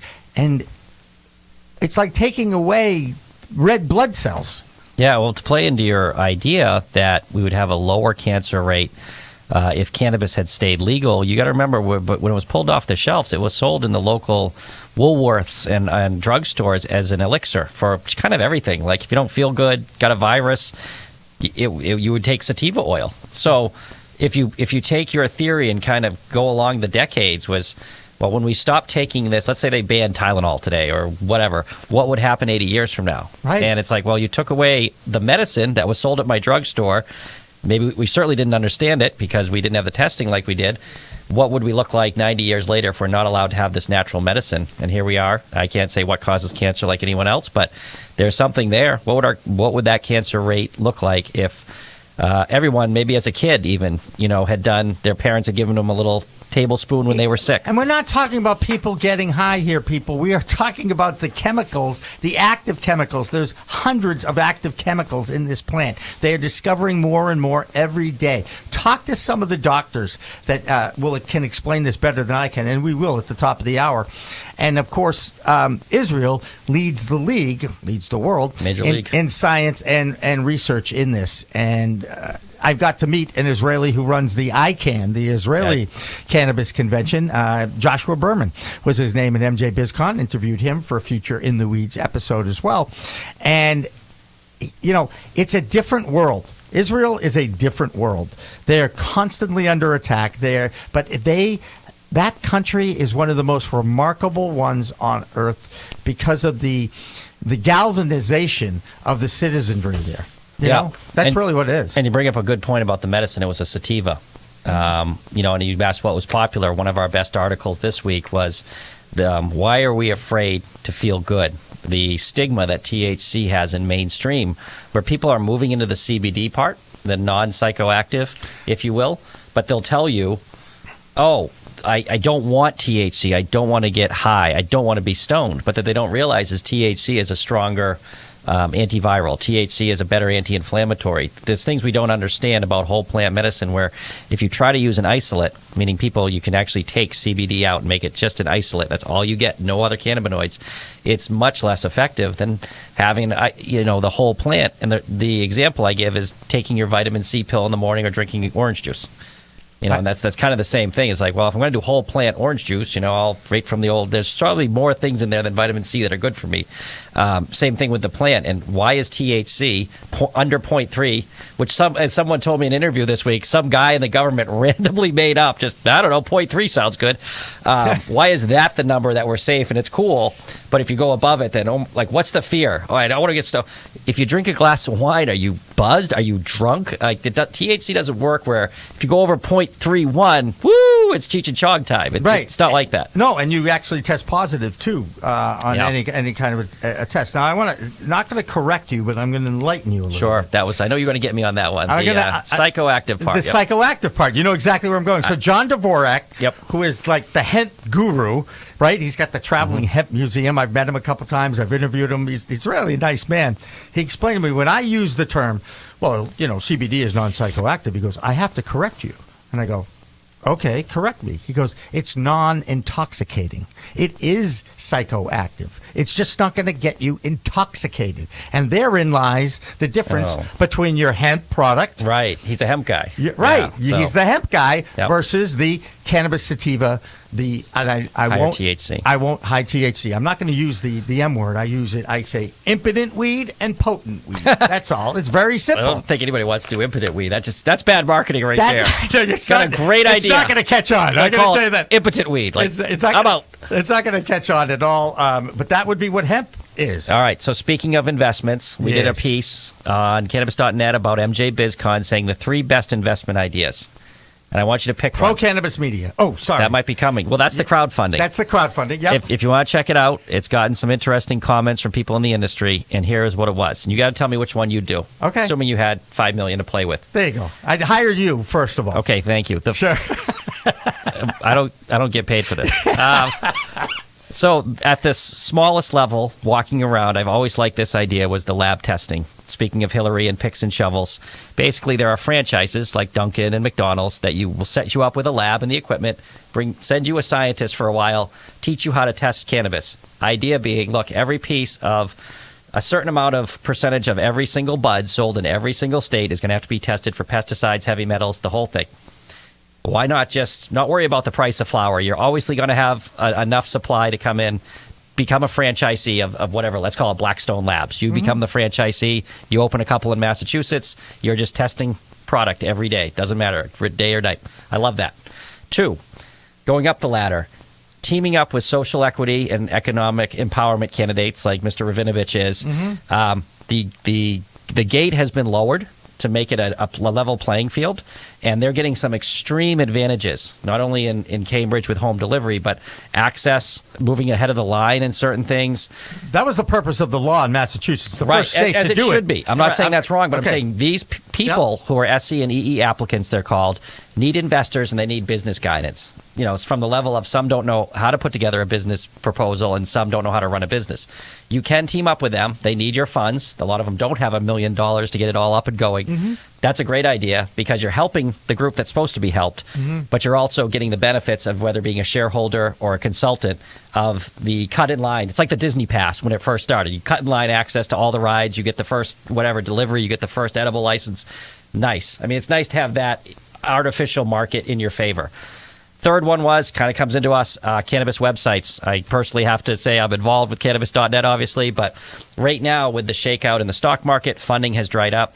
Many cannabis websites with traffic are in trouble. They overspent. They have too big of staffs. We're talking the Mass Roots. High Times has filed a letter that they may not be able to continue to operate. You have Civilized already closed down after $10 million in funding. You can buy these distressed assets with traffic for 2 cents on the dollar. And let's go back to your theory. We deschedule or reschedule or do something in the next 24 months. We'll even give it that cannabis traffic to create orders down the road, because we all know how this is going to end up. We're going to order it from here. You're going to click, click, click. Oh, it's going to be here in an hour. It's going to be here tomorrow. Right. That cannabis traffic can be converted to orders. Right now, cannabis traffic is kind of crappy as far as creating revenue. You just have to sell ads.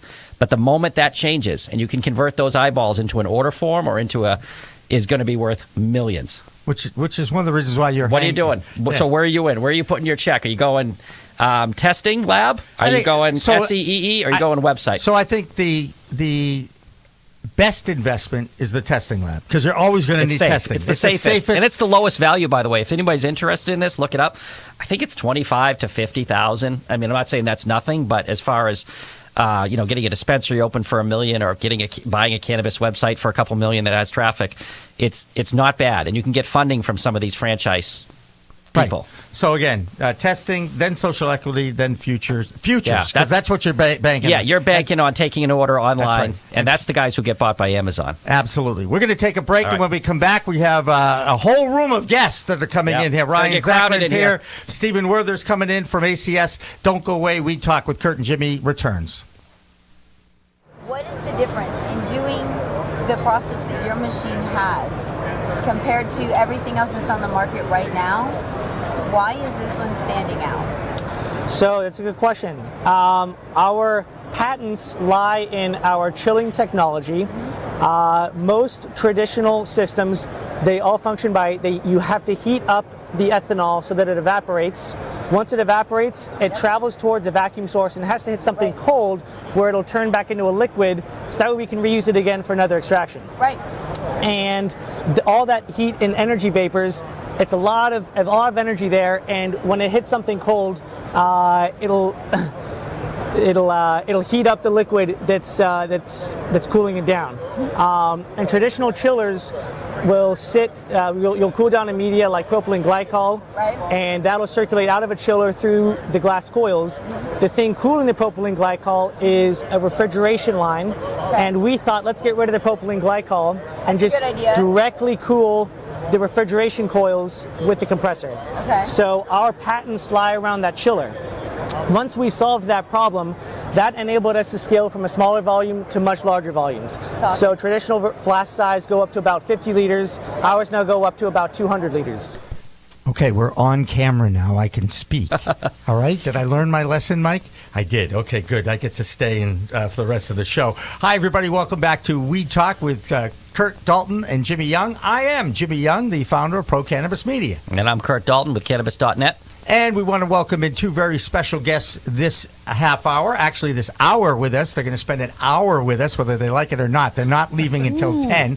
Dr. Ryan Zacklin is here. We call him Dr. Z. And Stephen Werther is here from ACS out of Bridgewater. Both gentlemen I've known for a while. Stephen and I go back to our grade school time, let's just say. Yikes. And yes, it's been a long time, Stephen. Let's just leave it at that, all right? And I do know you're still younger than me, no matter how hard you try. And I was introduced to Dr. Z here by Stephen, so I figured it might be nice to have everybody, one big happy family, on the show. And thank you both for coming in tonight on a Thursday night. Thanks for having us. Yeah, thanks for having us, Jimmy. You bet. First of all, let's start with the doctor, the good doctor in the house. You are an integrative medicine. Can you define what that is for our audience? Explain it and in a short, succinct way, if you will. Of course, Jimmy. Integrative medicine is right into your microphone. It'd be much better. Integrative medicine is now I can hear you. myself. That's right. Is integrating both mind, body, and spirit, or energy, if you will. Also integrating Eastern and Western disciplines. But really, most importantly, it's a partnership between the healer and the patient, in which the healer helps the patient identify imbalances in their life, both mind, body, and spirit, and how those balances may be corrected and bringing back into balance. Well, I've been imbalanced for a long time, and Stephen can certainly attest to that. I had a muscle imbalance. That's one of those diagnoses that you get so you get your physical therapy, okay? But let's go to Stephen now. Stephen, let's talk a little bit. You are a medical-only dispensary. I know it's important to you because you believe in the medicinal effects of the cannabis plant, correct? Absolutely. Yeah, it's our focus, our main focus, our only focus at the moment. And can you give us one of those stories? I know you have a couple of incredible stories. One in particular. Tell us the story about the young couple who came in with the child. I believe it was an autistic child. Am I right? Yes, he's. I believe he's 5 years old. He's autistic. Was having seizures. Had become non-communicative, and also wasn't eating. So his pediatrician had recommended cannabis, and they came in looking for a particular really formulation, just very high in CBD with a little bit of THC. And we made that specifically for them. It was like a 20-to-1 at the time, I believe. And a 21 ratio CBD to THC. CBD dominant. Yep. And I was very successful. The therapies have moved on from what we started with, but basically child stopped having seizures, was able to actually sit at the table and eat, and started being much more communicative. So just one of those stories that the whole reason I started ACS. Is that ratio similar to a Charlotte's Web, or kind of what did you base it on? It was what the doctor wanted. A 20-to-1. Yeah, okay. what the doctor had asked for that specific ratio, and that's what we did for them. Now was it a doctor? It was a Colorado doctor, if I remember correctly. Am I right? No, here it's a Mass doctor. It wasn't Dr. Eric Ruby, was it? It was. Do I get to go to the head of the class? You do. He's been in this show. We love do. Dr. Eric Ruby. Yep. All right, so there you go. And by the way, how many times, and Kurt, you've been in this space longer than I have, okay? How many times have you heard stories like this? And I know, Dr. Z, you have a few of these stories too, of how people say, cannabis saved my life, cannabis changed my life. How many times have you heard that? Kurt, I'm going to ask you flat out. I mean, hundreds, thousands? Certainly hundreds. To go to the autistic boy, Dale Jackson, out of Georgia, we did an interview 4 years ago with him, and Georgia is finally getting, I think just yesterday or the day before, their first cannabis control meeting. And Dale has a son named Colin that developed a strain. It sounds similar, called Colin's Voice, and it has kind of a it has the Captain America logo because Colin's big, but he has a son and he documents it. And the reason you might know the name is Dale was the guy who literally crossed the state line to get this for his son, and Georgia's no joke. They're not going to let it go. He invited the media to follow him. I think where he went to North Carolina, he said, "You can follow me, you can bring the police, I'm going to help my son." And that's how we got word of him, and we've been friends ever since, tracking how Colin's doing. And people contact him all the time about his son and what he's doing with autism and stuff like that. Dr. Z, I'm going to put you right on the spot. What's the endocannabinoid system? Can you explain that to our audience? I tried to, but I'm not a doctor, even though I play one on TV. You do look like one on TV. Thank you very much. Yes, of course. The endocannabinoid system, or the ECS, as I'll refer to it as, is a system of neurotransmitters and receptors that basically the body uses to essentially maintain homeostasis. So balance both internally and within ourselves as well as within our environment. And there are actually 28 receptors involved and about 130 to 140 what we call endocannabinoids. So these are cannabinoids that we make ourselves. Now the endocannabinoid system is in all humans, yes? All humans, animals as well, and I think insects. Mammals. Yeah, I don't think insects. No, reptiles have, I believe, have an endocannabinoid system as well. I don't know any reptiles. I know quite a few snakes. I was going to say that I'm scared to death of snakes. So my lizard's always smoking a J when I get home. So. Is that the Geico guy? Yeah, exactly. So if that's in all of us and it's here to balance us, first of all, who discovered the endocannabinoid system, that it existed, and then named it that really long title? So that would be Raphael Mechoulam. Dr. Mechoulam is a PhD who is from Israel.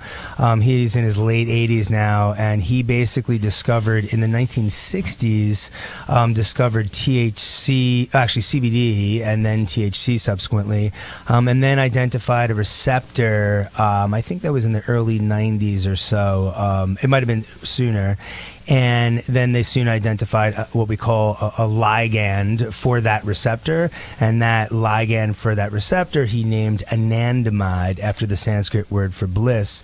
And they realized that basically the human body had a whole system of receptors that it made its own cannabinoids that were similar to the what we call phytocannabinoids from cannabis.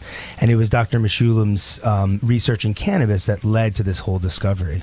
There you go. And I mean, when you go up to somebody who's a naysayer and a non-believer and, you know, a prohibitionist, and you explain to them, you know, you have an endocannabinoid system inside of you, and they look at you like, what are you talking about? I don't have that inside me. I would never put that inside of me. Well, you don't have a choice. If you're a human and a mammal, you got it inside you, pal. Yep, it's actually a good argument. I often use it because I say, look, you know, you can't be against the GI system, right? You can't be against the cardiovascular system, or you're not into kidneys, right? I mean, it's just not something that you have an emotional charge towards. So when you lay it out to folks and you let them know that they have an endocannabinoid system, and that's what's really happening, and that it's often not sufficient enough, and you need to supplement with phytocannabinoids, then it becomes a little bit more palatable and tolerable. There you go. Kurt, you got something? So in the endocannabinoid system, you might know better. I think in Massachusetts, the three main, at least filed on record for getting an medical marijuana card, is it sleep, chronic pain, and anxiety? How does the endocannabinoid, let's just talk about sleep. What's going on there when people can't sleep with their endocannabinoid system, and how does cannabis help? Yeah, so the number one is pain. Pain's number one, okay. Yeah, and so, but with sleep, I mean, so the endocannabinoid system actually helps regulate the circadian rhythms. And so it's going to, I mean, it basically, I think of it as controlling the tempo of our existence, right? So when we're too amped up, it'll kind of tone things down, if you will. And if we're too dampened, it'll amplify things. So oftentimes, right, sleep and anxiety go together, or insomnia and anxiety go together. So people are a little too amped up. They're in a kind of hyper-vigilant state. So by by amplifying that endocannabinoid system, you're going to then dampen things and calm things down, if that explains it. So for sleep, without getting into pain, I know CBD is super popular with people who don't have an MMJ card. They're taking it for sleeping. They're CBDing it.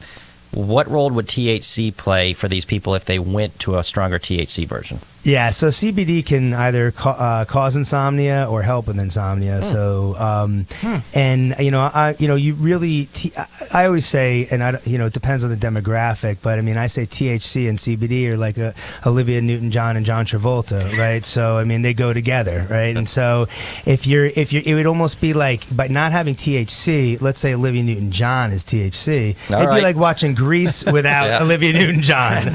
Okay, so that's the one that I love. I mean, what are you going to do? There you're there, touche. So, CBD helps to, I think of CBD as the fertilizer for the soil of the ECS, and then it helps THC be a better key to open the door and activate whatever needs to be activated. I think that there's this whole CBD craze. People really are saying they don't want to walk around in an intoxicated state, right? And THC at low doses is frankly not intoxicating. Right. So, but who came up with the 0.3%? Yeah. We were asking that earlier. Some guy in the government said, okay, 0.3%. 0.3 is good. I mean, they're growing 7% THC at the University of Mississippi under the federal government, right?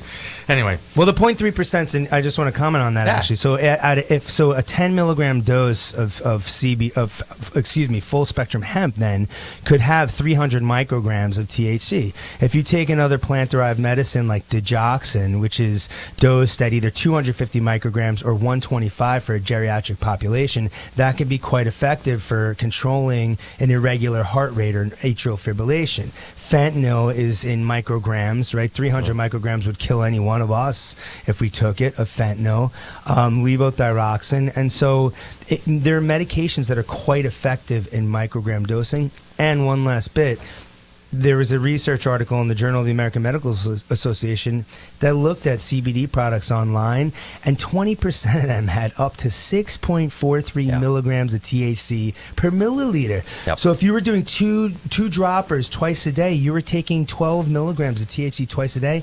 That's an enormous dose. That's well into intoxication. That's right. Yeah, well intoxicated. Steven, all without the high. Yep. That's right. That's right. Glad you answered that. Yeah. Ditto. Steve goes ditto. Yeah. Steven, Let me ask you about the vaping situation and concentrates coming back in as early as today. What's going on at ACS? Have you seen a decline? I'm guessing you've seen a decline in the cartridge sales. And how much of an effect has that ban affected the medical community? Oh, that's a great question, but I can't really say how it's affected overall. I mean, we had a decline down to zero. Since, it did decline since we couldn't, right? Since we weren't allowed to sell it. It was a precipitous decline. Right. Something to zero, right? Zero. Yep. So yes, that was a big decline. Yeah, but but patients were using other ways of medicating. So flower sales were up, edibles were up, tinctures were up. We sell a lot of RSO products. So it's definitely been affected. So, but moving forward, so it is approved. There's a long list of new regulations that we're dealing with. Actually, we had a meeting today about it, and we're implementing. We have to implement new processes. We have to print documentation. We have to put up signs about the carts themselves, about the oil and what may or may not be in it. We don't use anything at ACS. For as any type of an agent. So, but all of that stuff has to get done. Our existing product that was quarantined is still quarantined, and we're allowed to start making new product. I forget what the date was. I think it was the 13th or 14th we start making new product. That product has to go out for testing, and now it goes out to be tested inside a cart. Before we could test the bulk oil. Now it has to be tested in a cart, so we have to send a certain amount of material out to the lab to be tested, and of course they've added a test for vitamin E acetate, which is one of the potential culprits. Right. Oh no, actually that's the villain. Yeah. That's the villain that the CDC has now identified, right, Dr. Z? And by the way, who in the world would take Bengay and stick it in a cartridge and then inhale it? Well, I'm not saying Bengay. You know what I'm saying. I think the vitamin E acetate's a red herring. Oh, heard it here first, folks. Yeah, we had this conversation. All right. Okay, I want to tell me why. Tell me why. Come on. Go ahead. So I took an oath.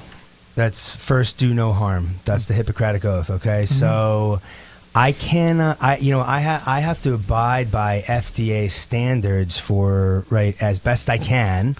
And so the reason I'm comfortable with cannabis as medicine is it's really, I mean, it's a whole plant, right? So I follow a kind of a whole foods, plant-based diet and lifestyle, so that, that's multifaceted. So when you're talking about vaping, you're either using, you're using a device, right? So if you're vaporizing whole flower, it's not an FDA-approved device. We don't know what's in the chamber, what the inhalation chamber, what coats the oven that they use. I mean, it really depends, and these are for high-quality ones, so there's a huge drop-off in quality. So I can't trust those. And then when it comes to the oil, I don't.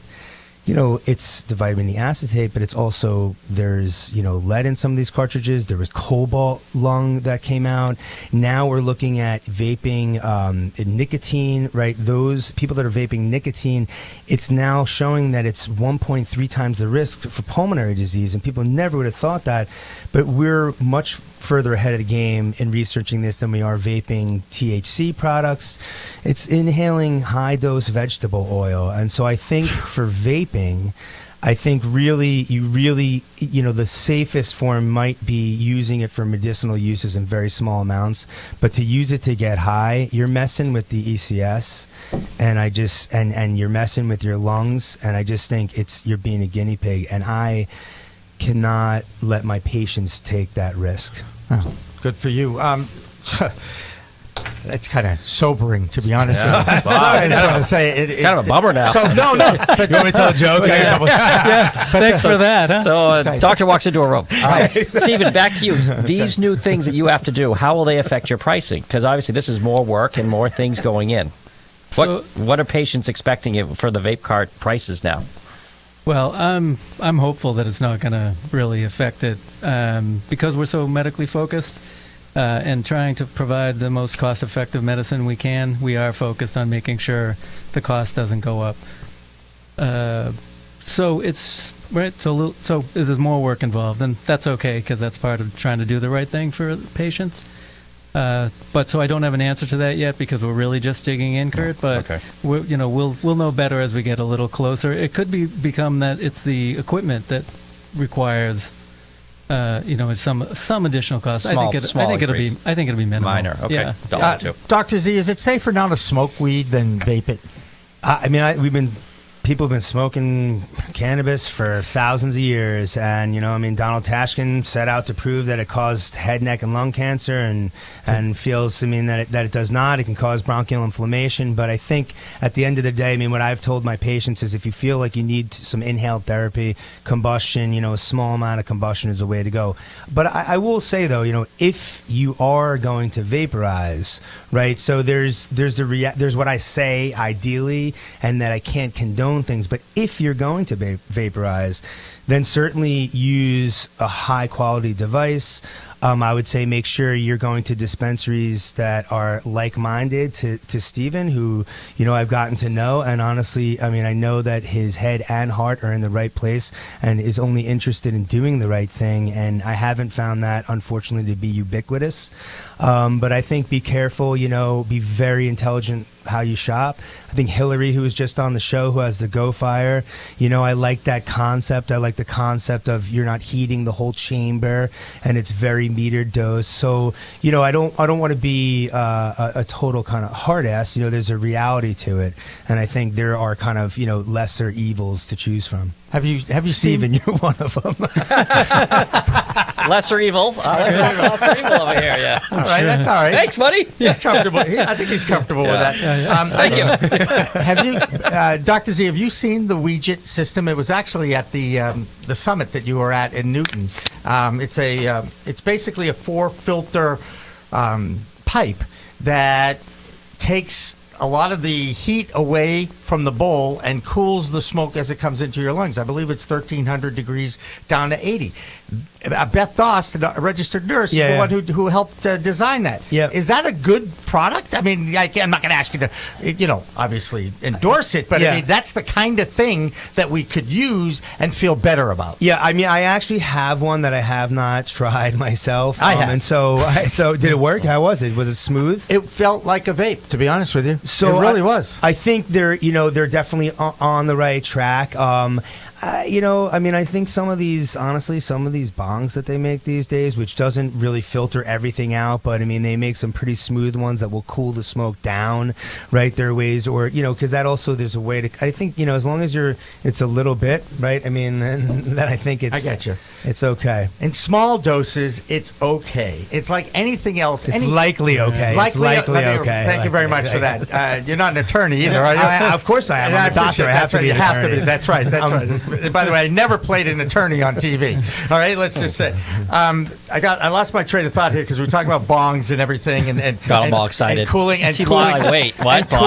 And cooling the smoke out and everything. It truly is. I have this saying called "It's a whole new world of weed," and it really is. As someone who remembers the '60s and '70s when I did start to test and taste, to now, it's completely different. You know exactly what you're getting. If you go to a medical dispensary like ACS, you know exactly what you're getting. You know kind of what it's supposed to do to you. We all know that every human endocannabinoid system is different, so a sativa may be, stimulating for one person, but it also might put someone else to sleep, right? Because we're all different, and everybody's endocannabinoid system is different.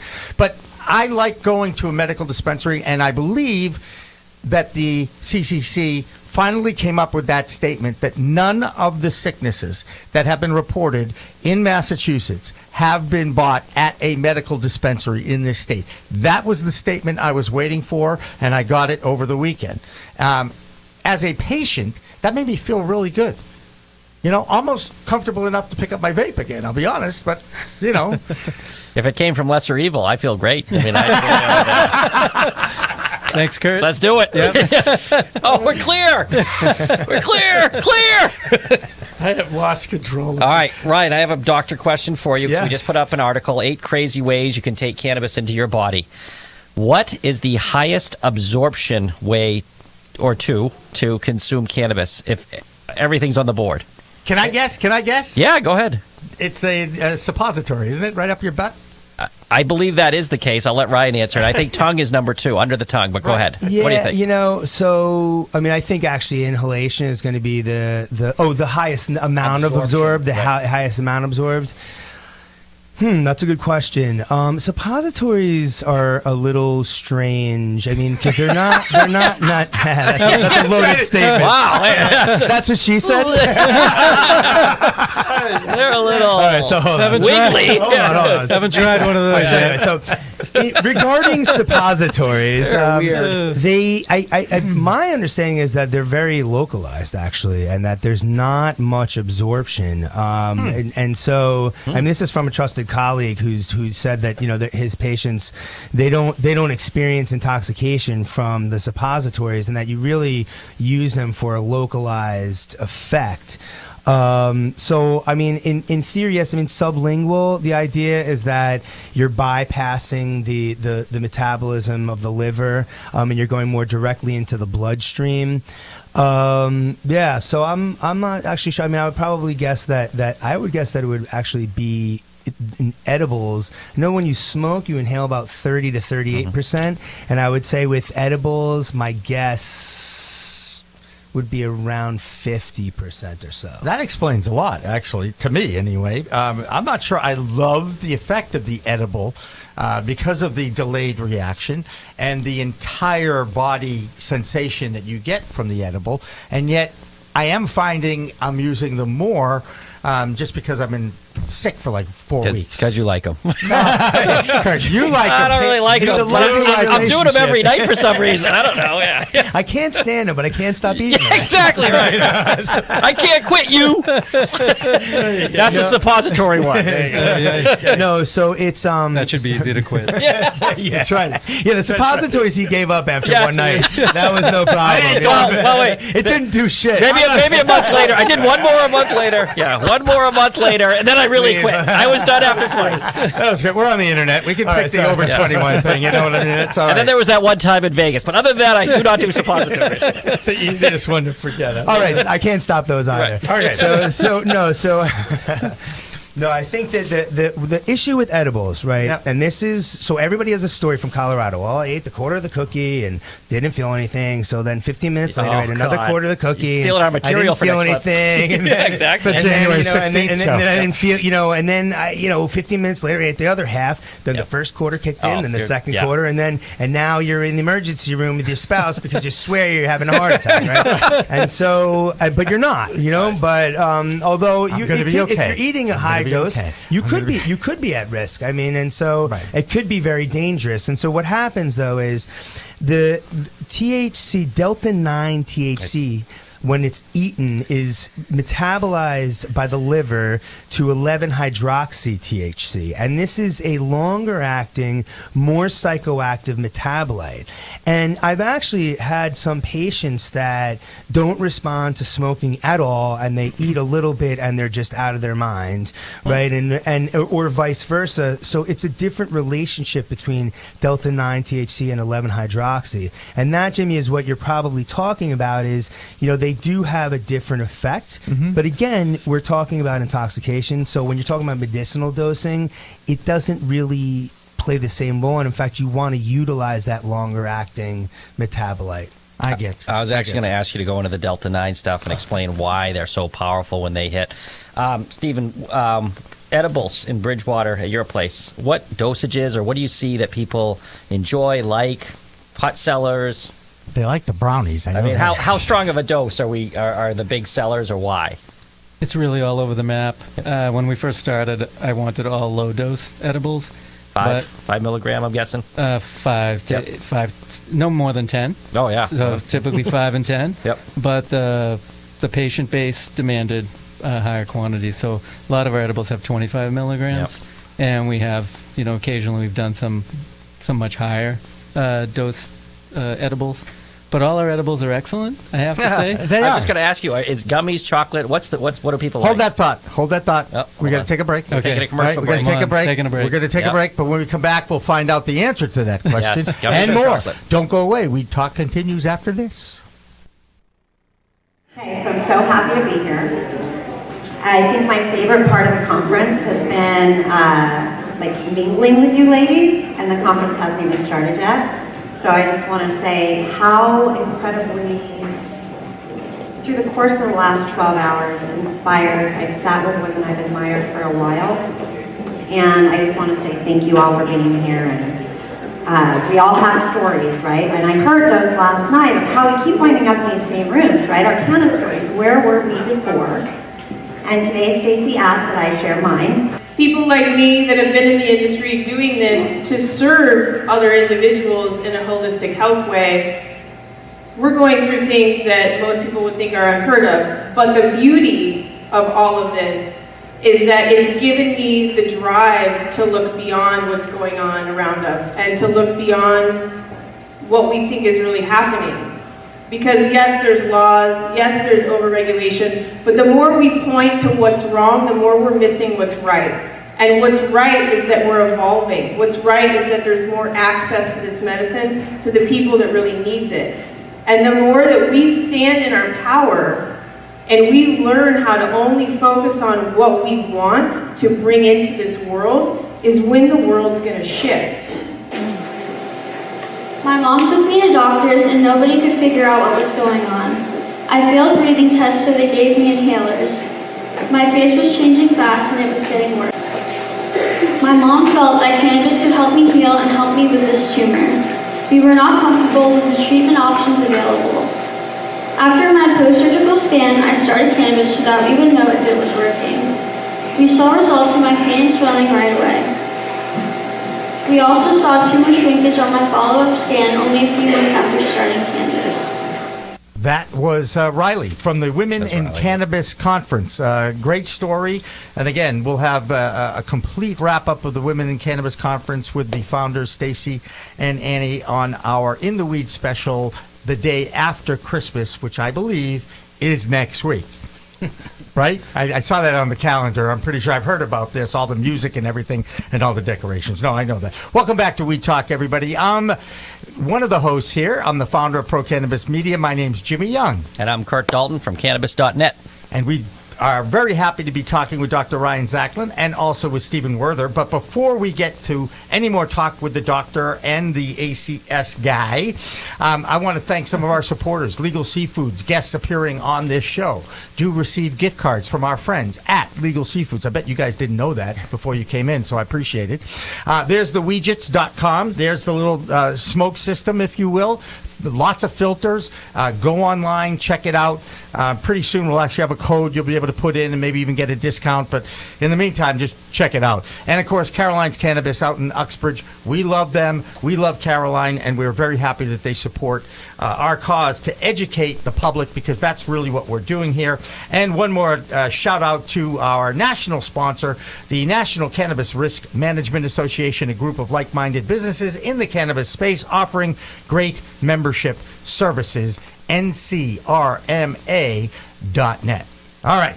That's it. Now we're talking vaping. Now we're talking suppositories. Now we're talking tinctures. We're talking edibles. Hey, we left a cliffhanger over All right, here. that's right. Thank you, Kurt, for bringing me back. Tell us what it was, Stephen. We were talking about edibles. Yeah, but what are the hottest ones? Is that what you asked, Kurt? Chocolate or gummies? Which way are you going? What's the big one? So we like to refer to them as soft chews. We don't call them gummies, but we sell a ton of soft chews, and our brownies and our cookies and our whatever I forget what they call it. They're award winners. They're award winners, aren't they? Fantastic. All big sellers. All big sellers. People come in and buy 25, 30 cookies at a time. And how much is in one cookie? Is it the whole cookie? Yeah, the whole cookie. So typically, it varies by batch. Yep. But so a lot of times the cookies will have 25 milligrams for the whole cookie. So they take a piece. Yep. Yeah. You mentioned varying by batch. That was one of the first questions I know you and I talked about. How do you know when you get the corner of the cookie that it's going to have the same amount of THC in it as the other half? Consistency, right? Consistency. How do you deal with the consistency? I think Jeremy was the one who explained this to me. Yeah, so the important thing is how the product is made, right?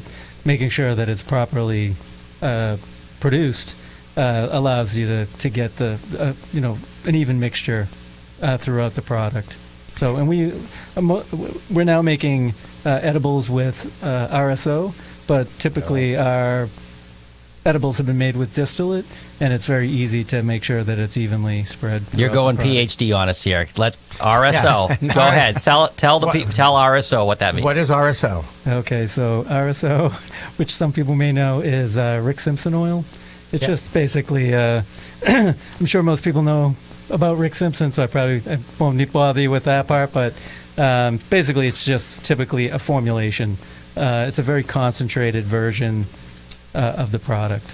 Typically, so we started with our CBD product, so it's a very high CBD based edible. There you go. And Dr. Z, you said you want to get into tinctures. I have a tincture story myself. My first time trying it, I remember going into a certain dispensary, and I'm not going to say what it was, but it was one of the first ones that opened as close to Boston as you possibly can get and has a lot of long lines at it. But I'm not going to tell you what it is. Okay, good. And I went in and I said, look, I don't want to smoke it anymore. What are my choices? I got tinctures, I got the little capsules, I got an edible, and I said, I've never had any reaction to edibles, through my entire career and all my field research. And he said, well, just try this. So I tried a third of it, which was 33 milligrams out of 100. Needless to say, at 4 a.m., I woke up and the room was spinning. At the emergency room. Yeah, no. I'll tell you, it's very interesting. First of all, I learned something very important, and I'm going to ask the doctor about this. Is it not true if you have a CBD only drink or anything that is purely CBD, if you take a full, maybe even 2 doses of that CBD, you will bring your high down? Is that true or not? Yes. So to some extent, rather. So CBD, part of the reason why they go together and it works well is so when you have THC, right? So, Mike, can you see it in here? Yeah. So here's the starting dose of THC, right? And then here's, let's say, where intoxication happens. Yeah. So in medical use of cannabis, intoxication is an oft unwanted side effect. We consider it that. So here's your therapeutic window, right? That you have to increase your THC until you feel intoxication. So CBD will raise that ceiling and widen that therapeutic window. And I think it's really best to use initially. So you're better off taking it with the THC initially. But if you do have taken a whopping dose of THC, definitely take a whopping dose or a whopping dose of CBD. Yeah. Actually, what was that THC level again? Could you do that again? Where were you? Down there? I like it a little more. I don't know. There you go. All right. Out of the frame. He likes it out of the frame. Whoa, hold on. I don't know if the share goes higher. Is that scientific? I like that's scientific. That's a batch mixture right there. So now I'm gonna take what we just learned about CBD and now apply it to real life. We joke about people ending up in the emergency room, which is never a joke, but it is true. Our first responders or emergency rooms, do they have high dosage of CBD to help people as they come in? You know what, Jimmy? Last time we spoke, you asked me a brilliant question, and that's a brilliant idea, and I got to shake your hand again. Two shaking hands. Right? That's 2 shaking hands. Baby. I love that. I love that. I mean, I think down the road, I mean, there are also a couple of other things that you can use to turn it off that I won't mention, but yeah, absolutely. There should be formulations that you could essentially, turn it off. Yeah, because I'm not chewing black peppercorn, okay? It's just not happening. Is one of them Doritos? Yeah. Well, one of them actually is eating, right? That will also... 100%.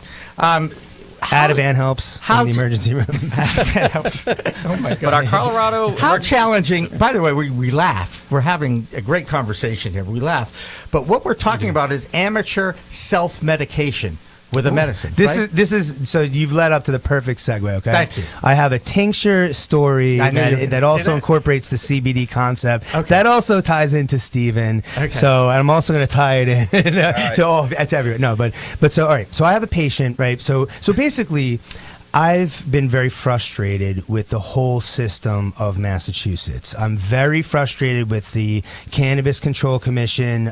We can talk about that after. And I've been very frustrated with many of the dispensaries because even the medical ones, to me, did not appear to be focusing on really making medicine. They were really kind of prepping themselves for adult use, and really the products that they sell are frankly dangerous when it comes to making medicine. I mean, dabbing and sugar and all that stuff is overwhelming the ECS, right? So I sought out, and so one product in particular is called THCA. THCA is the acid. It's basically the precursor for THC, and that's how it's found in the plant. And it's thought to be as effective as THC at 1/10 to even 100th the dose, and is a very potent anti-inflammatory. Nobody carries it. Okay, only Netta. Am I allowed to say that? Well, yeah, you just did. No, well, they in Brookline. No, I didn't have to say it. They carry it, and they've carried it, and they're the only one in the state that was making it. Okay. But they don't deliver, and it was impossible to kind of get. They were getting into their whole big adult use blast off. Mm-hmm. So I met with Steven and told him that, look, I like to use tinctures because it helps me titrate the dose, and so can you make a set of tinctures for my patients and deliver them to the North Shore? To which he graciously agreed, and he made a set of a THC tincture, a THCA tincture, and a CBD tincture. So I had a patient that comes in, and he comes in 1 week, and he's like this. Okay, That's low THC down there. He's hunched over. He has what's called cervical spinal stenosis, which means his neck is just impinging, and he's got chronic pain. Nothing has helped him. Multiple injections. He's tried everything. Doesn't want to do narcotics, right? So he comes in, and I give him my protocol, and that includes taking 2.5 milligrams of THC at night, as well as 5 milligrams of CBD twice a day, and 5 milligrams of THCA twice a day.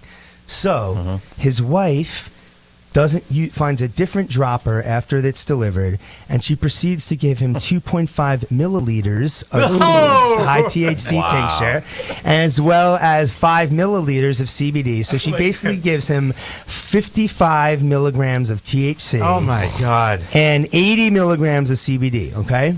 Amateur self-medication. So wait, his neck never felt so good. Well, the thing is, he comes in Yeah. like this. He walks in straight. Okay, and they come in and they say, "What are we supposed to do? We can't afford this. We ran out of the tincture." They had called Steven. So they had called Steven and told ACS. They were trying to figure out what the heck happened because they're like, "How could you run out of it?" So the guy tells me this. He says, "The first night, I was wasted." Right? He goes, "But I noticed that my pain had improved significantly, and I slept like a rock." Now, this is interesting, too. The subsequent evening, he says, I wasn't wasted, right? Which is really interesting. But he still had pain relief, and he still slept great. He just ran out of it in 5 nights. Right. Yeah. Didn't have enough. A month supply in 5 nights. So this is become a favorite story of mine because it shows many different things, but it does demonstrate. So one, I think the CBD helped, right? I think, it shows that if you push your dose high enough, you will get relief. And it also shows that people develop a quick tolerance to the unwanted side effects, but then do not develop a tolerance to the medicinal effects. And it also shows the graciousness of ACS and Stephen in making medicine for the good people of Massachusetts. I just heard delivery to the North Shore. So, hey, guess what? I heard there's a delivery to the North Shore. Stephen, how are things going down at ACS? Things are great. Yeah, we're doing very well. We're busy. We get new patients every day, and the word's getting out. I mean, we have excellent patient advocates at the counters. We really work with people to help them figure out what the right product is, what the right titration method is. If they have problems, we're happy to talk, more and more and more. With I've heard some dispensaries actually have a limit as to how long they can spend with their patients. We don't do anything like that, of course. Wow. So thank you for asking, but things are things are going along quite well. We're very happy. And I'm going to say another thing about his dispensary. Everybody's gone down Route 24 at some point in their lives, towards Brockton, to the Cape, towards 495. The exit to your dispensary is the exit right before 495 and 24. Yes. You can get to the ACS dispensary in 5 minutes off Route 24 at that exit. So if you happen to be going to the Cape or you're going north, it's actually a pretty good place to kind of pop in, pop off the highway. I thought I'd give you a little plug. If you have a medical card. Thank you, Jimmy. If you have a medical card, of course. You have to have a medical card. Well, I've got a medical card. I mean, do I need to show the gross fingers? Fingers? Steven has made suppositories for Jimmy. Special THCA suppositories. Do you have plans for rec for people that don't have a card? Are there rec in the future for you? It's a great question. It is a great question. So we're interested in rec just because it's a requirement sort of the business model. Yeah. But I don't have any time frame for Bridgewater. Okay. Right now, we are working on a second location with medical first, and then the same. There we'll be applying for an adult use license right away. Okay. But in Bridgewater, no. And am I allowed to say where the second location will be? Yes. If you want to, sure. Tell me it's North Shore. Sure. So yeah, we're delivering to the North Shore, but it'll be in Hull. Oh, speaking of cool. the Cape. Oh, my God. We got a house in Nantasket, too. I'm psyched for that. Oh, sorry. All right. I don't know where to go next. One of the things that we talked about, and I'll tell you, it really meant a lot to me when I threw out this theory, and Kurt knows exactly what I'm talking about because we talked about it before the show. And you thought it was a great, and now you are the second doctor that I've talked to. An oncologist was the first one. I threw this theory out at the guy, and he goes, I think you got something there. And then you called it brilliant, and I was like living large at that point because I'm like, no doctors ever called me brilliant. They call me a lot of other names, but not that. The theory is this, and Kurt, we did talk about it in the second half hour. Let's get your opinion on it. Right, but again, take this medicine that has been used for 1,000 years on humans out of the human element in 1937 when it became prohibited. What effect has that had on the cancer rate and on other things? If that medicine was still in existence and being used over the past 80 years and learned about and researched, wouldn't we have less cancer in our world, Dr. Zachary?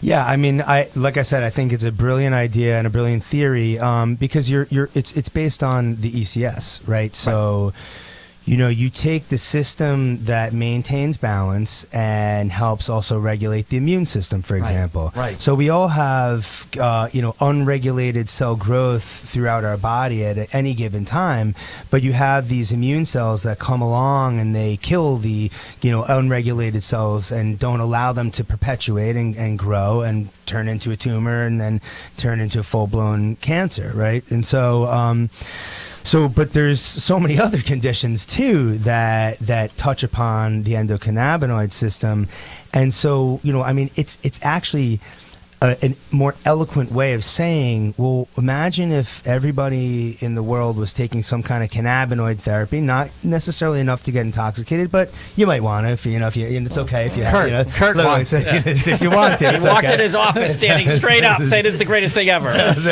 You got, Kurt, I know you're looking a little hunched over right now. We'll talk after. Hold on. No, but I do think that if what if we eliminated, caffeine and alcohol, and instead everybody was using cannabis, right? What would that look like? I know it's just kind of like sometimes a pie in the sky thought, but if you think about it, really, what you're saying is, how much of a tonic is this for us? And if you remove a tonic that is really can play an essential role in helping one maintain balance, and now you're exposing that individual to just overexposure of just overstimulation and just there's so much just hyperactivity going, right? Hypervigilance. Yeah, it's really tough to say, and specifically to cancer, sure. Just being balanced overall, feeling better. Then when you feel better, you eat better, you tend to exercise more, right? So it's like, I look at it from a holistic perspective, from an integrative medicine perspective. Integrative medicine perspective, to me, right? Integrative medicine looks at how do we attain balance, and that's what the ECS looks at. I look at them as one and the same, and so yeah, I like the idea, and I think it. I mean, because we've had a rise of cancer, and it's the industrial revolution and all of that. Right. But maybe we could have offset things. I mean, even if it was like 10%, right? A lot of people lost a lot of people that they love. That's right. That maybe they didn't need to. Most of my family, actually, when you get right down to it. Anyway. Well, that's interesting. I knew that. And by the way, the other thing that I had I'm going to give a little hard. So he used the word ubiquitous already on this show. And he used it in the first interview I did with him. And I will be perfectly honest. I got a 400 on my SAT, okay, in verbal. 700 in math, but 400 for verbal. And what kind of a business am I in? Kind of a career I've had. I had to look it up. He's also. Was that like he uses the word. He throws the word brilliant around very easily too. Very low bar for brilliant. The new amazing. I said the idea was brilliant. The idea was brilliant. A lot of the brilliant bar is now back down here. I gotta have some cleanup, maintain some clout. I just try to think about the big picture and what effect this has had on my body, on other people's bodies, on their lives. I mean, I've gone on record. I've explained my usage many, many times on my In the Weeds show, and I'll say it again. I'm 62 years old, and for 38 years, just about every day. I took 10 years off completely when my son Gabe was born, from 1990 to 2000. It also coincided with me getting the job at NECN that's, kind of... Drug tested. No drug. Excuse me. I was gonna say. By the way, the weekday guy was Mike Adams. Okay, there was no drug testing. In fact, he left his ounce out in the parking lot. They didn't even suspend him. They just said, Mike, you got to do a better job hiding that, Anyway, love Mike, and the family of NECN still exists, which is great. Point being, again, you can stop this product and really not have a detoxing kind of situation. I mean, I was sick with a common cold for 3 weeks. I stopped using it. I didn't think it would be smart, Doc, that if I had a cough to actually start smoking. You know what I mean? I'm not brain dead. Okay. I think that there's definitely withdrawal, and it depends on how much you use it and what you're using it for. Oh, I substituted with Robitussin, by the way. But also, if you're getting, That'll do it. If you're getting intoxicated, you might not. Right, then that's different. If you're not feeling any intoxication, then the only withdrawal you might feel is the rebound of your symptoms coming back. But I think that we really. So here's something I'd like to lay out. There's three. I look at the cannabis use in three kind of settings, if you will. So there's the medical use, which is to control symptoms, a specific symptom, where intoxication is an oft unwanted side effect, or it may be wanted, but it has nothing to do with intoxication. And then there's adult use, which is using intoxication to have fun, right, and maybe enhance a certain experience that you're having. But then there's this in between where people they enjoy the intoxication, and Jimmy, you might fall into this category where it helps you feel better. It helps your joints help your joints, right? And so, right, and you enjoy a little intoxication, but you also are using it for a therapeutic effect, right? And I think therapeutic is the bridge between the two. So we really have to distinguish when you're talking about withdrawal. From medical use, that's very different than from adult use, where people might be getting high all day, every day. Right. They'll have irritability, insomnia, agitation, right? But it's not life threatening. Right. And it's one of the reasons why I always add, it's a whole new world of weed. Use it responsibly. It's an adult use product. Alcohol is an adult use product. You can have one glass of wine and be fine. Have a half a bottle and you're not fine. Have a full bottle and you're really not fine. And, we all know what that's like, okay? Same thing goes with these adult use products for cannabis. The thing is, it affects everybody differently. It's so amazing. I'll go out with some friends and, we'll partake. And one in particular, I don't feel anything. And so we hand her some more. Here, you keep going. We're over here. We're fine now. But you just keep going because, but everybody has a different metabolism, and everybody, it affects everybody different. That's why I went back to the sativa versus indica thing. For some people, indica is the relaxing strain, but for others, it's not. Sativa, it's the focus and hyper strain, and for others, it's not. So again, it's amateur self-medication on yourself to find out what works for you, how to keep your own endocannabinoid system in balance using this product responsibly. Yeah, and in terms of, I just want to comment on how everybody has a different metabolism. So take the Asian population, and many of the women and men too lack an enzyme called alcohol dehydrogenase, and so that's why they can't tolerate any alcohol at all. And you'll find that is somewhat ubiquitous amongst the Asian population. Nice. And then I always like to use my father-in-law as an example of, he can drink Dictionary.com.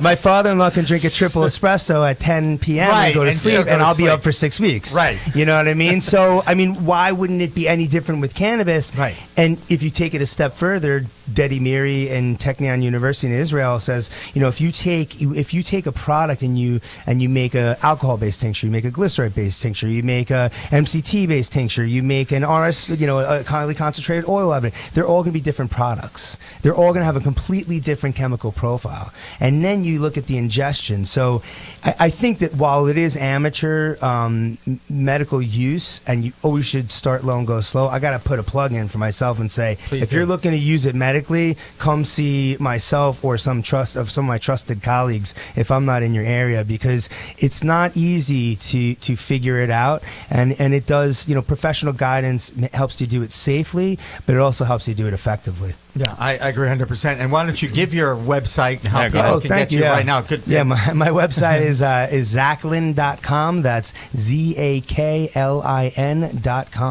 Hard to believe that you didn't have to, there weren't too many Zachlin.coms out there. I snagged it from my cousins about 10 years ago. Was that an auction? You have to pay.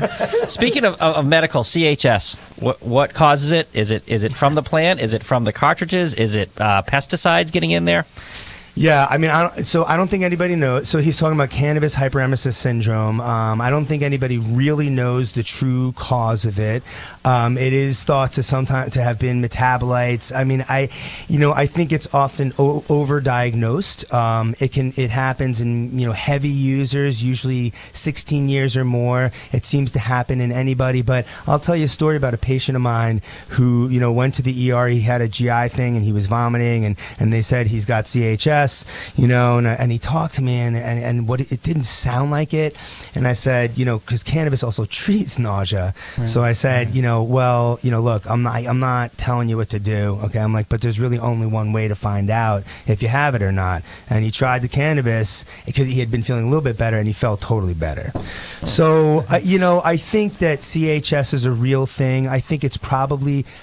It's a good plug for being careful in overuse, because Rimonabant was a medication that blocked both of the main receptors of the ECS, and it was supposed to reduce appetite, and they took it off the market because people killed themselves. They were suicidal. And so I think that's an example of what we got to be careful with dabbing and really hammering your ECS. What happens to the endocrine system if you hammer it with sugar, right? Insulin doesn't work as well anymore, and you're not going to make your own. Well, what happens if you hammer your ECS and you're no longer able to regulate your mood? That's another kind of sobering concept, but that's what I think CHS is alluding to and bringing our attention to what overuse can do to the ECS. Very, very cool. You did mention one thing about the Cannabis Control Commission, and I'm not going to let you off the hook here. Yeah. I want you to explain what is your frustration with them. They have a very difficult job. I think everybody recognizes that. But what is it that is most frustrating for you? Yeah, so it's take a deep breath. Get into my zen. And we got 2 minutes. You got 2 minutes. So basically, what I spend half of my time doing is fielding phone calls to my patients because their temporary card expired and they can't get anybody on the phone. And even one of my own employees, a nurse, called and wanted to inquire about the status of the caregiver card that her mom was getting for her. Okay, she was on hold for 45 minutes. She asked about it. They said, your mother needs to be on the phone, and they hung up on her. They didn't ask, is she next to you? Can we talk to her? Right. And so, I mean, to me, it's what they're understaffed. They're understaffed. They're totally understaffed. There's an easy solution here. Okay. When the patient gets certified, they get printed a temporary medical card that is good for 14 days. They need their driver's license and that temporary card, and they can go to a medical dispensary and get a certain amount of medical product. Why not just make it 52 weeks and we're good, or whatever this certifying, provider certifies them for, and then that paper copy can be an electronic in their phone and they can just use it. That would solve, honestly, half of our problems, but they seem to just not care about the medical patients. It's not their focus, and it's really frustrating. Well, I'm not sure it's the industry's focus, to be honest with you, Stephen. People are out there trying to make a buck, and the adult use recreational is certainly more profitable than the medical one. Now. Yeah, in the future, well, it's only more profitable because more people are willing to go there. But if you get your medical card, there are no lines, there's no limits, there's plenty of parking, and you get all the attention you need, and there's no sales tax. So I'm not really sure why people are so not wanting to bother with that, but to me it makes sense. Mine's up for renewal. I'm ready to go. And one thing I just want to mention my practice, Jimmy, that I obviously can't get into now, but we are moving to an insurance-based model, and we will be one of the first in Massachusetts that it's going to be accepting insurance. You'll pay a certain upcharge for the cannabis therapeutics, but I practice real medicine. I'm a real doctor, so I can bill insurance for treating. He doesn't just play one on TV. He really is. He's on TV right now, but we got to wrap this one up. Stephen Werther, acscompassion.com. Thank you very much. Yes, very nice. Yes. Up here, Elm Street, Bridgewater. Thank you for having Kurt me. Dalton, great. Dr. Zachlin, anytime. I really enjoy hanging out with you. Yeah, Mike Zodos is the technical director here at Performer.com, and thank you very much, Michael. Dan French produced this. So for everybody here in the big pro-cannabis media circle of love, remember, it's a whole new world of weed out there. Use it responsibly. Thanks for watching, everybody. Thank you so much. We are Pro-Cannabis Media.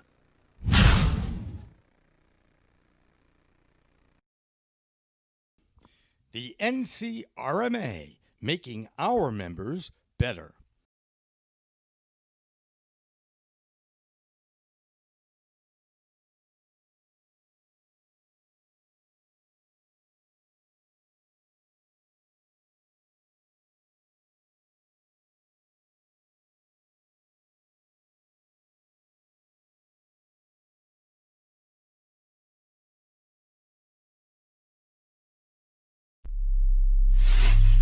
We are Pro-Cannabis Media.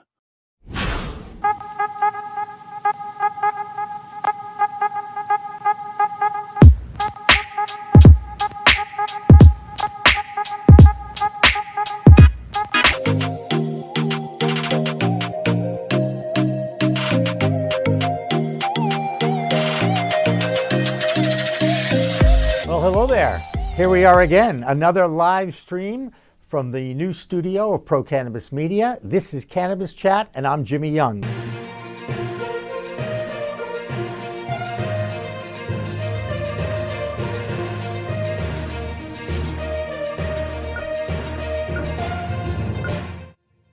Hi, everyone. Welcome to Weed Talk News. I'm Jimmy Young, the founder of Pro Cannabis Media. And I'm Kurt Dalton, the founder of Cannabis.net. Every week, Kurt and I get together to review some of the biggest stories in the cannabis industry. He and I talk about them. We have a few comments, and then we get reports from Canada, New York, and Washington, D.C. And this week's no different, Jimmy. We finally have Vermont moving toward recreational cannabis with retail opening in their state. We have an old state and a new state, Colorado and Illinois, both setting cannabis sales records in July, as well as multiple efforts to legalize the cannabis plant in America, including our friend Steve D'Angelo getting involved. But first, let's go to Deborah Borchardt in New York to check on the financial weed scene. Deborah? Thanks, Kurt. Thanks, Jimmy. Well, things seem to keep going the wrong way for Charlotte's Web.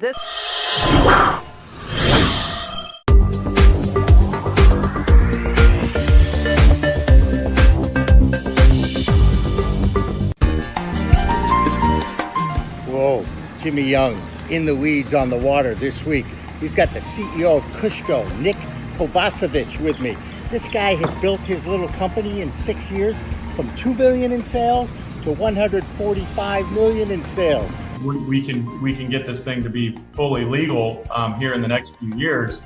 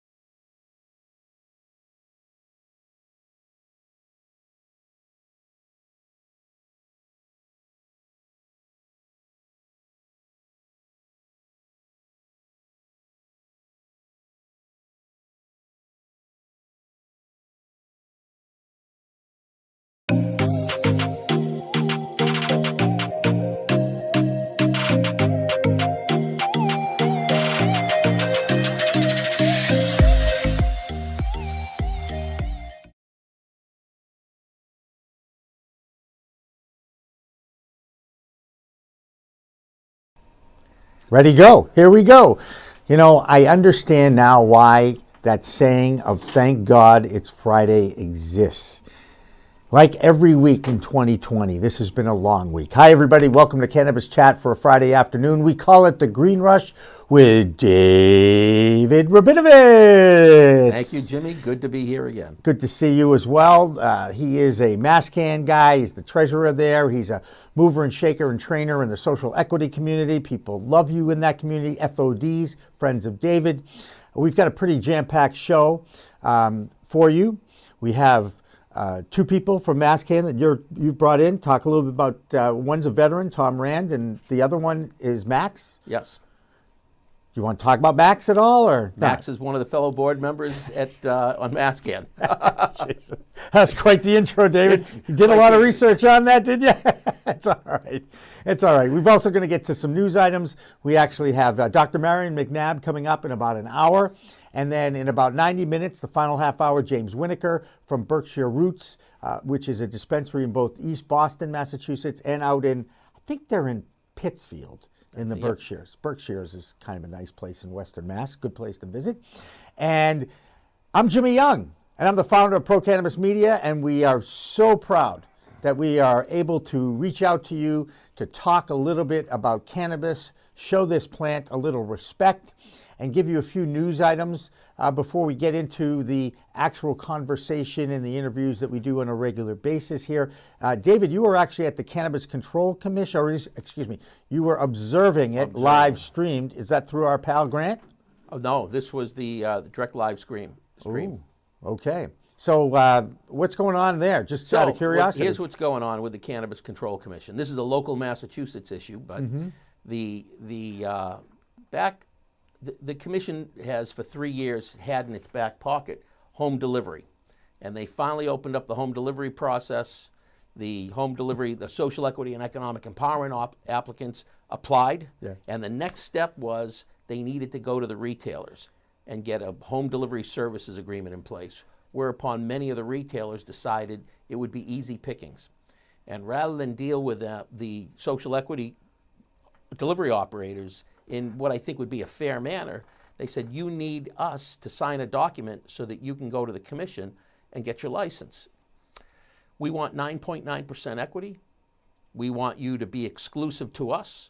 We don't have to be exclusive to you, and we're not sharing any of our margin with you. Now, if you look at an alcohol delivery service like Lantern is in, or Drizzly is an example, right. Drizzly, who they've just launched Lantern, which is going to be marijuana home delivery. The way that model works is the consumer goes to their website, Lantern or Drizzly, orders what they want. It goes to a particular retailer, and Lantern and Drizzly take a piece of the price from the retailer. Mm-hmm.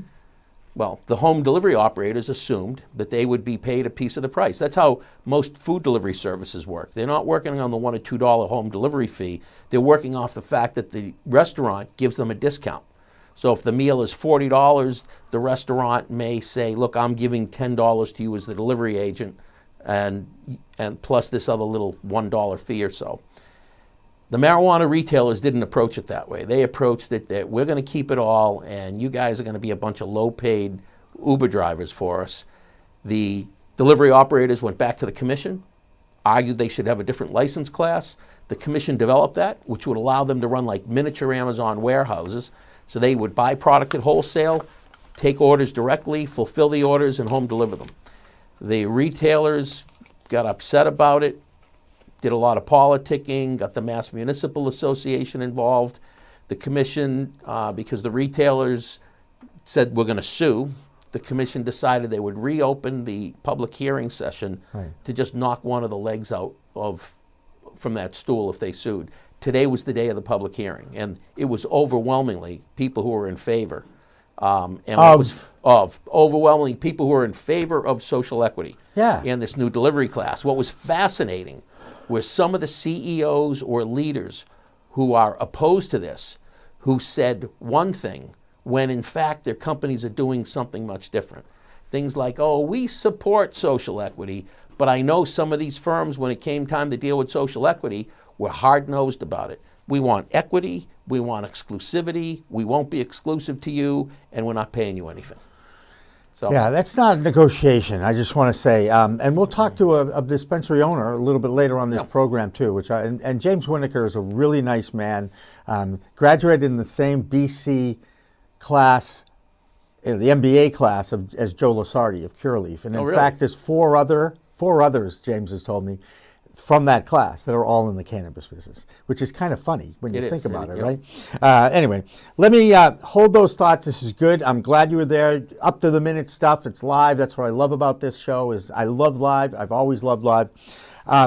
Did you know that the Weed Talk News show actually follows this at 6 o'clock? I do. And this week, our lead story was this Gallup poll that just came out. I don't know if you saw it, but it is 68% of Americans now favor legalization of cannabis in this country. Think about that. More people voted in favor of marijuana legalization than voted for either of the two candidates. Right. Ooh, that's a great point. That's right. We got 5 states that legalized 6 different plans. Did you add all that up? Did you count all those ballots? Yeah, I got the ballot. We print them off in my back bedroom. All right, that's one of the news items that we have in our news show today. But we also have another interesting news item, and it is about insurance. Did you know that Lloyd's of London is actually going to underwrite cannabis crop insurance? I have heard that. Now, we talked to one of our experts. His name is Bill Perrier. He's with Charles River Insurance. In fact, Bill wants you to call him because he puts his cell phone out. He wants everybody to call him on his cell, which I think is pretty cool. But bottom line is, this is a great sign for the industry that they can finally get somebody to opt. Now, I have no idea how big those fees are, but they at least can get insurance for their crops in case of fire, tornadoes, hurricanes, Mother Nature, take your pick. It'll be a really big deal, right? This is a big deal that Lloyd's is willing to step in, but Lloyd's does that type of stuff. They insure what nobody else wants to insure. It'll be a big deal when current mainstream insurance companies who offer crop insurance step in and say, yeah, it's a crop. It's a crop. We'll do it. It's about respect. In the meantime, here's Bill Perrier talking about it. Now, it's funny you mentioned thunder and storms because there's another news item that is literally breaking, and very few people know about it, but we do because our insurance expert, Bill Perrier, he's a member of our PCM Gold Club of experts, and he explains that one of the largest insurers in the world is now writing insurance for cannabis farmers. Lloyd's of London, 325 years old, the standard bearer in the market, is with a company called Chesterfield Brokers that have launched this parametric insurance for crops. And you might say, gee, what the heck is that? Well, we know from the wildfires in California that it's almost impossible to get crop insurance, but these guys will write crop insurance for wildfires, tornadoes, hail, drought, excessive rain, really a list of perils. It's unheard of in the industry. And as of last night, Jimmy, only 20 businesses in the States have this coverage because it's brand new and no one knows about it. insurance is all about timing, and it's a shame we couldn't have got these programs up for the farmers and the other cannabis growers who've been really affected by those West Coast fires, Colorado as well. But, better late than never, as we say, and moving forward, it'll be nice to know that they're backing cannabis grow. And Kurt pointed out pretty much what you just said as well. It's a sign of respect for the industry. Another story it has an interesting spin on it here in Massachusetts. And I know other states have gone through flower droughts, and it has nothing to do with the weather. It has to do with supply and demand. And I have two different wholesalers that I talked to today that work for different companies. I'm not going to name it, doesn't matter. The point is, the labs that are involved with testing in this state, and there's two, MCR and CDX, that do the majority of the testing. First of all, they're hiring, if you know any scientists that are looking for work in labs, but also they're backed up. So what used to take 3 or 4 days to turn a test around is now taking a couple of weeks, if not more. Now, it's interesting, I talked to the MCR Labs principals themselves and got a little bit different story than I heard from the wholesale sellers out there. But the point is, they're overwhelmed with business. COVID hit, they had to go remote. Something I would like to see is Massachusetts really... Demand went up during COVID, so there was more testing. But here we are in harvest season, and they're trying to keep the flower on the shelves of the retailers. And now it's just a question of, do we have too many dispensaries and all that? And I thought that was an interesting development. But what I'm setting up here is, in June, when I talked to two of the scientists at MCR Labs, Dan Hughes and Scott Churchill, I asked them, if you could change one thing about the regulations or the laws, what would it be? Here's their response. Something I would like to see is Massachusetts really played it on the safe side with pesticides. There's not good toxicological data out there to determine what is a dangerous level of pesticides. So Massachusetts played it safe and made the permissible limit 10 parts per billion. That's the lowest limit in the US. And it's very hard to hit that limit with modern technology, modern analytical instrumentation. Something I would like to see is have them expand that list beyond just 9 analytes. There's, hundreds of thousands of pesticides out there. Why are we only looking for 9? So I would like to see them expand that list and put the permissible limits to a more reasonable level that we can more reliably measure the target and help people determine whether the product is safe or not. So if you ban just 9 or 11 pesticides, the first thing the grower is going to do is think about using one of those other 100 or 1,000 pesticides because we'll never detect it. My thought would be that the regulators employ independent technical specialists to review and analyze data, to constantly look at their regulations and revisit them and make sure that they're appropriate. I think they should be living documents that, or living guidances that should respond to what the consumer, what's in the best interest of the consumer, because any money spent on testing should be providing the value of, offering the best way to ensure the quality and safety and label claims as possible. So we don't want to, for example, if we've been testing for 5 years and nobody has ever seen one of the things that we're supposed to be screening for, we might want to revisit that screen. And, we also might want to be looking at data that suggests maybe we should be looking at a different target contaminant and so forth. I just think a data-based approach that evolves over time would make the most sense.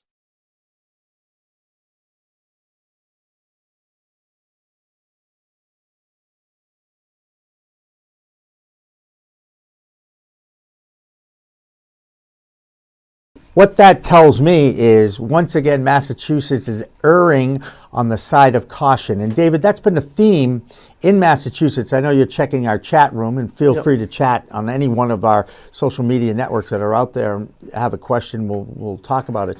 But again, this reflects, I believe, at the leadership of Massachusetts. I'm going to point the finger at Governor Charlie Baker again, because his whole goal with cannabis, the rollout of cannabis, was to go slow, kind of like start low and go slow. erring on the side of caution. He wants you to crawl before you walk, before you run. That certainly has been accomplished. But of course, if you're in the industry, you want it to grow as fast as a weed. Yes. And what do you think of the fact? Do you think that because Massachusetts leads the league, leads the state in amount of pesticides being tested? Personally, I don't think that's a bad thing. Okay. And I get that it slows things down. Hopefully, we will eventually get to the point where they'll be using less pesticides. I read an article the other day that talked about growing, I think it was peppermint and garlic alongside pot, because each one of the plants is a detractor to some sort of a pest. You know, we get to the right point, we may say, you got your plants, you got some citronella to keep your mosquitoes away, you got another plant for this, another plant for that, and then we won't need pesticides. But right, I mean, the heightened testing, from my perspective, is it's like when the price of gas goes up, electric cars, which are better for the environment, right, become more effective. Well, with all the testing, hopefully the growers will find some natural, no-cost solutions. Right. Well, again, and the nature of humanity is if there's a list of, 25 pesticides I'm not supposed to use or being tested for, I'm going to find one that isn't Number on that 27. list. That's right. And that's just it. the nature of the beast, and that's how it works. All right. Not sure you knew this. Argentina legalizes growing of cannabis for medical use for individuals. That's a kind of a new thing. That one Diego slipped past Maradona me. is very happy about that All right, because can understand why. Diego likes his stuff. Colorado now allows cannabis ads on billboards, but Denver doesn't. How do you feel about cannabis ads on billboards? Obviously, in Massachusetts, you do, and you see them. Yeah, they're all over the place. Yeah. Really? My general view is that marijuana has got this weird stigma because it has been illegal for so many years, right? It's just got this stigma to it of, oh my God, we got to be careful. This is a plant.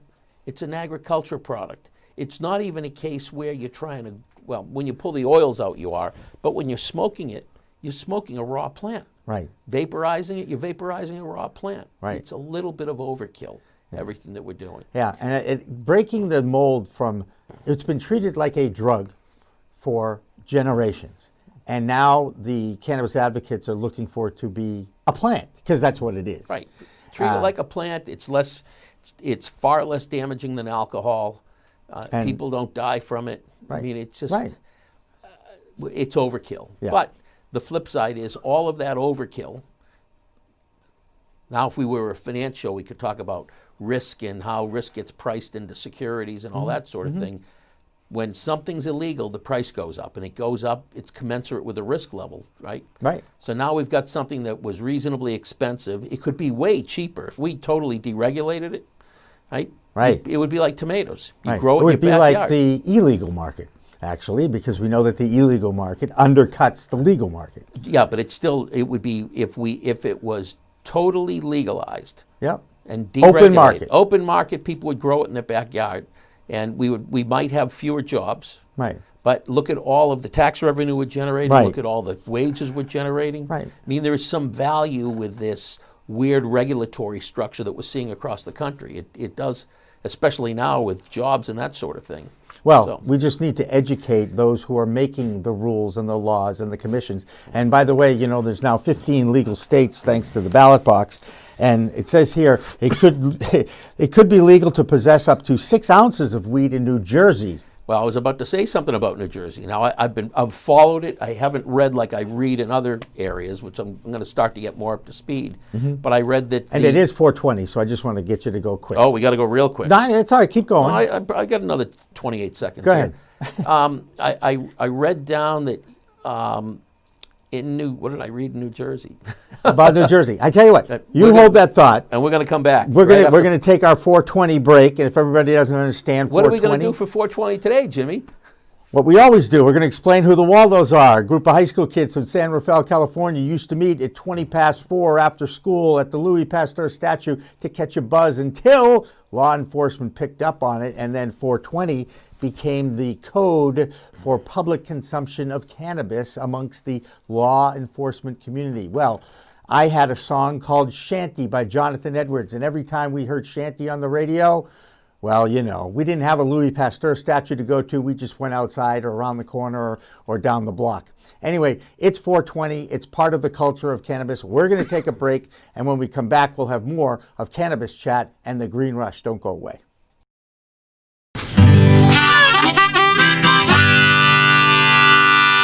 Yeah, this is a tune that I wrote back in 19... I've forgotten.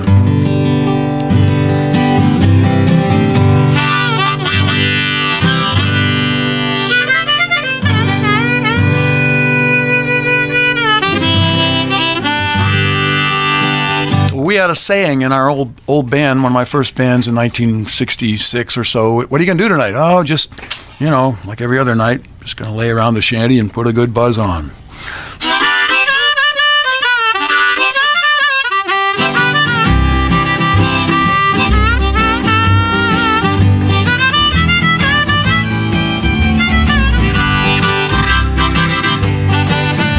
Gonna sit down in the kitchen, fix me something good to eat.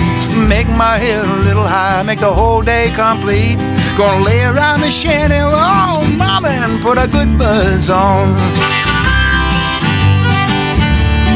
Pass it to me, baby, pass it to me slow. We'll take time out to smile a little before you let her go. We're gonna lay around the shanty, oh mama, and put a good buzz on.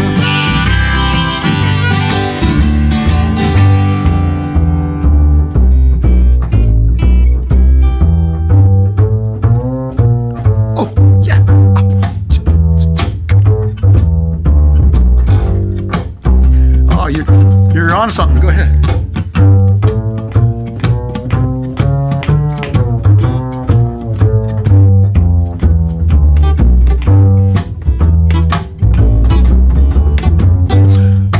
Rick Brodsky, everybody.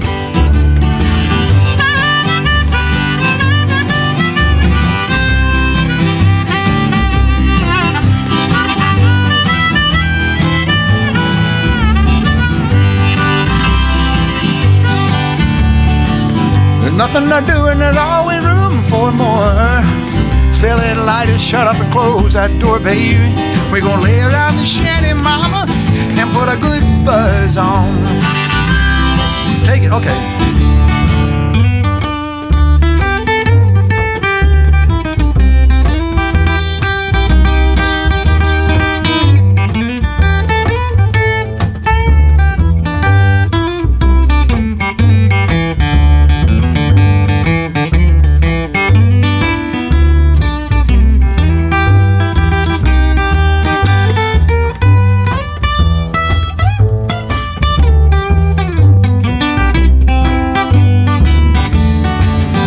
Prohibition never works, it's time to realize it. It grows in my backyard, it's time to legalize it.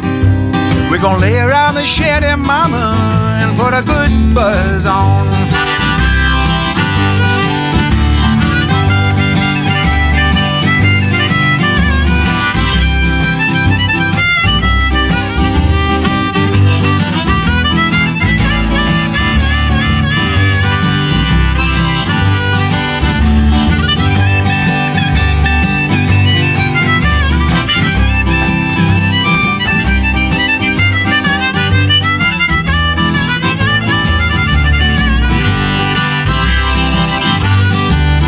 I'm gonna sit down in my rented car, I'm gonna jam it into drive. Gonna head on out and play at WSCA with Sean. I'm glad I'm alive. We're gonna lay around the shanty, mama, and put a good buzz on. Every night and day, we're gonna lay around the shanty, mama, and put a good buzz on.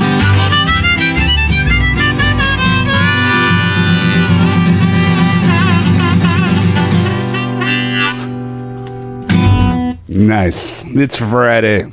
Thank God. Thank God, Jonathan. All right. Welcome back to Cannabis Chat for Friday afternoon. I'm Jimmy Young along with David Rabinovitz, and our chat room's getting a little active, and there was a query on the chat room, and the query was, does Jimmy honor the 420 tradition, right? Yes. And the answer to that is I do, but it's probably Mountain Time Zone, which is 6:20 at Eastern. All right, let's just say, or maybe even Pacific at this point. I think so. But it's after the fact, okay? That's just how it is, and that's how I roll at this point at my age, okay? I certainly don't like to try to do anything on camera under the influence anymore. We can read between the lines there. David, you were raving a little bit about New Jersey because you lost your way. Now I want to bring you back to the way and talk a little bit about what is going on in New Jersey now that they voted it in. Fascinating, right? New Jersey citizens approved a ballot question, changed their state constitution, and legalized marijuana. Adult use. Adult use. Right. No sooner had they done that the governor came out within a day or two and said, I have the person who I'm going to appoint to run the New Jersey cannabis operation. Yep. And right after that, the legislature came out and said, we're filing the legislation to make all this stuff legal. They were going at rocket speed. I couldn't keep up with the articles. I still have a lot that I'll do some reading on this weekend. And then sure enough, I wake up one day this week and I take a look. New Jersey legislation is stalled. Right? Well, they want 6 ounces is okay to possess. That's, again, it's about education. Right. It's about educating the public and the legislators. Yep. Because they just don't understand the plant, what the plant does, how it reacts, and then of course, what are they doing? They're looking at other states as examples and trying to learn from them, or they're ignoring other states because they think they know more than that state. Well, the solution to this is, I don't know if you heard this week, I forget the name of the group, but there is a newly formed group of state regulators from across the country. Right. So the Marijuana State Regulators Association. Correct. It's 19 states. Massachusetts is part of it, and Norman Birnbaum from New York is the head of it. Yes. So there you go. We read the same newsletters, I just want to say. Wow. It was in Marijuana Moment. I think it was in Tom Angel's Marijuana Probably. Moment. But it is. So there'll be a group. So the regulators now all have an association, at least 19. So I believe it's every legal state, and then some other medical states like New York, which of course is going to try and move it forward through their legislature because they're surrounded now by legal states. Right. So that's what's going on in the world of cannabis business. And that's what we talk about here. A lot of times we talk about cannabis business because that's the business that we're in. And in a little while, we're going to welcome in some of the FODs, Friends of David, from MassCan, a couple of veterans. You know, this was Veterans Day week. Originally Armistice Day. Right. That's right. That's right. Well, now I like the fact that we embrace our veterans.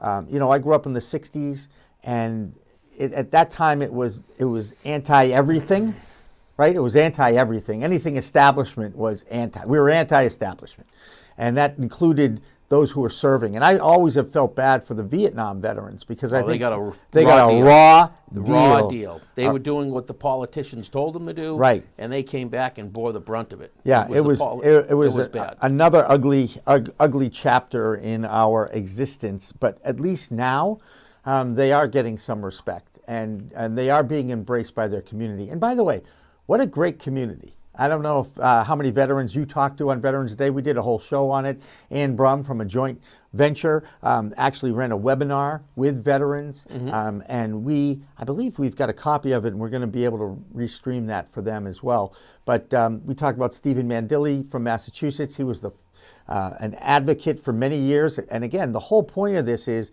veterans go to the VA to deal with issues. One of the biggest issues is their PTSD.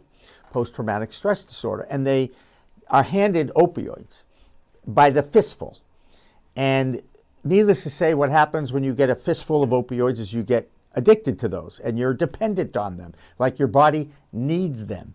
And sure enough, many of them have come off the opioids through cannabis. And those stories are being told everywhere now. That is not just like one person. That's thousands of people that have beat that habit through cannabis use. And that alone, to me, is another reason why I expect or hope that MORE Act will go through the legislature at some point at the federal level. I don't think it's going to happen in the calendar year, let's just say. Well, why don't we make that prediction on January 6th? After Georgia. right? It all comes down to Georgia now. It's all going to come down to It's Georgia. all going to come down to Georgia. Anyway, I don't want to get it. I'm so done with politics. I am so done with it. I'd like to just be moved. We can just move on. Is that fair enough? That's very good. Do we have anybody in our room yet? Okay, so do you want to bring Tom in? Do you want to wait for Max too? Why don't we bring Tom in and we'll... Okay, hey Tom, how are you? I'm good, doing good. How are you guys? Good, and it's Tom Rand, correct? Yes, it is, sir. All right, you've got Jimmy Young and David Rabinovitz. I have a feeling that you probably know who David is. Nope. Yes. Oh, you do? I've heard of David. I have heard of David. Yes. So you haven't gotten into the FOD, the Friends of David Club yet, but you're certainly a friend of PCM by joining us. He's a friend of Max. Yeah, and if you'd like to, you can share your video, but I'm not going to force that on anybody, okay? Oh, how do I do it? Oh, that video. It's all right. Somewhere in there, there'll be a button. There we go. All right. There you go. How are you? Nice to see you. Nice to see you. So give us a little background on who you are. I know that you're involved with the Veterans Group. Explain a little bit about your background and this Veterans Group you're involved with. I joined the Marine Corps. I was taken out of high school and joined the Marine Corps back in the early 80s. I did my time, went to Beirut, came back, and struggled with the guinea pig-like feeling I had from doctors about trying this, trying that. My life became manageable by the prescriptions they were giving me. I wasn't living a life as much as just surviving a life. Some older gentlemen taught me about the cannabis and how it's helped them. This is before all the internet and Facebook and all that. And so I used to have guys come over the house that we get through the local VFW and Legion Post. The bartenders would send guys our way that were trying to find an option compared to the pharmaceuticals and drinking. And we just taught them how to grow, become self-reliant. We got them old tents and equipment that they needed, a light, nutrients, seeds. And slowly it evolved into where we are today, that we provide meds and grow equipment. I mean, now it's sad to see how many veterans are in need there are.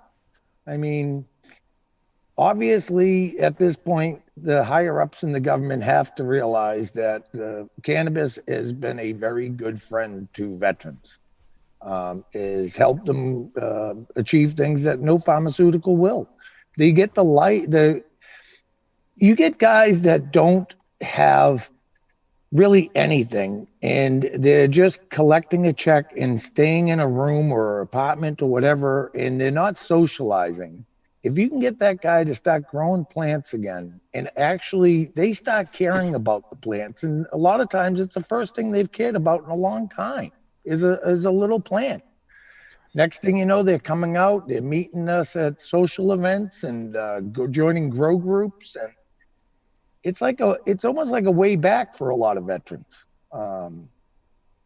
Unfortunately, the demand for what we do is outnumbers our resources probably 10 to 1, but it's a constant struggle now. It's like just trying to keep up with all the requests and guys reaching out to you for help. I mean, Patriots Helping Vets was started probably about 3 or 4 years ago. We're a small group, and we just focus on getting a veteran that wants to try cannabis, growing cannabis, especially to become self-reliant. We try to get them the equipment, the nutrients, the seeds, get them a mentor and get them into growing, get the therapy of actually growing going on in their lives. How many people are you serving? Well, we've gotten over 382 off of opiates. Wow, that's great. Whoa, that's fantastic. Everything is for free. We don't charge for anything. That's one of the rules, is the recipients have to receive it 100% free. No money for shipping or anything. I couldn't even honestly tell you how many people we currently service or on a daily basis. All I know is the most important number to myself is that next veteran that needs help. And how do you go about funding the organization? Obviously, stuff's not free. Well, you know, that's where I'd have to differ with you. I don't know why, but people send me stuff to give out to veterans. That's great. They send me nutrients. They send me seeds. People will see I plea for posts about tents and stuff. People will buy a tent for me. We're in the process of going nonprofit, and then the whole pandemic hit, so we kind of are on hold at that aspect right now. But we have a lot of very generous donors. That list grows all the time. And we have a bunch of guys in the group that, you know, if you can grow 6 plants legally and you only need 1 or 2 for yourself, well, you can spread the wealth. And especially in this state of Massachusetts, they've done it very well that we're allowed to give up to an ounce to everyone. So, you know, I wish we did have funding. It would make it a lot easier. We sell T-shirts. We do hold a raffle once in a great while, but basically we're self-reliant on what we do. And it's kind of, you offer the helping hand, and it's funny, my fraternity house had that motto as well for many, many years. But I want to go back to something you said about the relationship with the actual plant itself. And I totally can relate to caring about a live thing like a plant. I for many, many years, I thought I had a black thumb. I would kill every single plant I ever tried to grow. And I'm not talking about cannabis here. Right now, I'm talking about the hibiscus plants that I have on my deck. But you do become attached to this live thing. And of course, if this live thing is providing you medicine, it's an even deeper attachment that you might have with this plant. And you're telling me that's a therapeutic thing, isn't it? Oh, it's very, very therapeutic. I mean, we send out not only cannabis seeds, we send out flower seeds, vegetable seeds to the guys that we get from donations. Any part of, for myself, I can get lost in my gardens, whether indoors or outdoors, for hours at a time. And when you are going through a little bit of a dark period in your life, it's actually pretty good to see the fruits of your harvest and your plants growing, and you tend to them. It almost, I don't want to say it solves your problems, but it makes it, it puts it in perspective for you a lot of the times, you know. And like I said, a lot of these guys are by themselves. So a lot of these guys turn out to be fantastic growers because they put so much time into their grows. I mean, I wish I could put 6 to 8 hours into my grow tents during the day, but I unfortunately I have to work and stuff, you know. So what did I hear you say you have a grow tent? Well, I have 2 grow rooms in my house. We have a little grow tent, but how pungent is that odor in the house? My family has become very acceptable of it. I mean, we don't have any carbon filters or anything. It is what it is. I mean, when it's in flower and drying, I'm sure you smell it in the house, but you know, 90% of that is going out to help a veteran in need. So my family is 100% behind me in my efforts that we do here. That's great. That is great. You get something? All right. So I want to ask you, are there any secrets? Maybe you don't want to give up the secrets, but are there any tips? How's that? Is that better? Are there any tips for someone who might be a novice grower on how to get the most out of your plant? Do you use any additives, and what do you do about pesticides? Here we go. All right. The guys that taught me how to grow, they believed in the whole brotherhood of like collecting stuff. So we'd go fishing and then we'd come back, we'd clean the fish, of course, have a fish fry and all that stuff. But we'd also use the components of the fish for some sort of nutrients, fish meal for the compost. We did clamming. I have chickens. We grow bamboo. Unfortunately, I've never had a store-bought item in my grows. I was taught like it's a good time to go clamming with 3 or 4 buddies, and then you go home and you put them on the grill, open them up, you have them, you make stuffed quahogs, but you also get the benefits of breaking down the shells and putting the calcium into your long-term soil. So. Whoa! So you take hang on a second. You take the shells, the clam shells. Yep, clam, oyster, and mussels. Yep. And you smash them, break them up into little pieces. Well, we heat them up on the grill and you pop them and they taste delicious right out of the water, with the cooked in their own juice, and you just eat them, and then you leave them on the grill for a few minutes. It gets brittle, and then we crush them up in a bucket.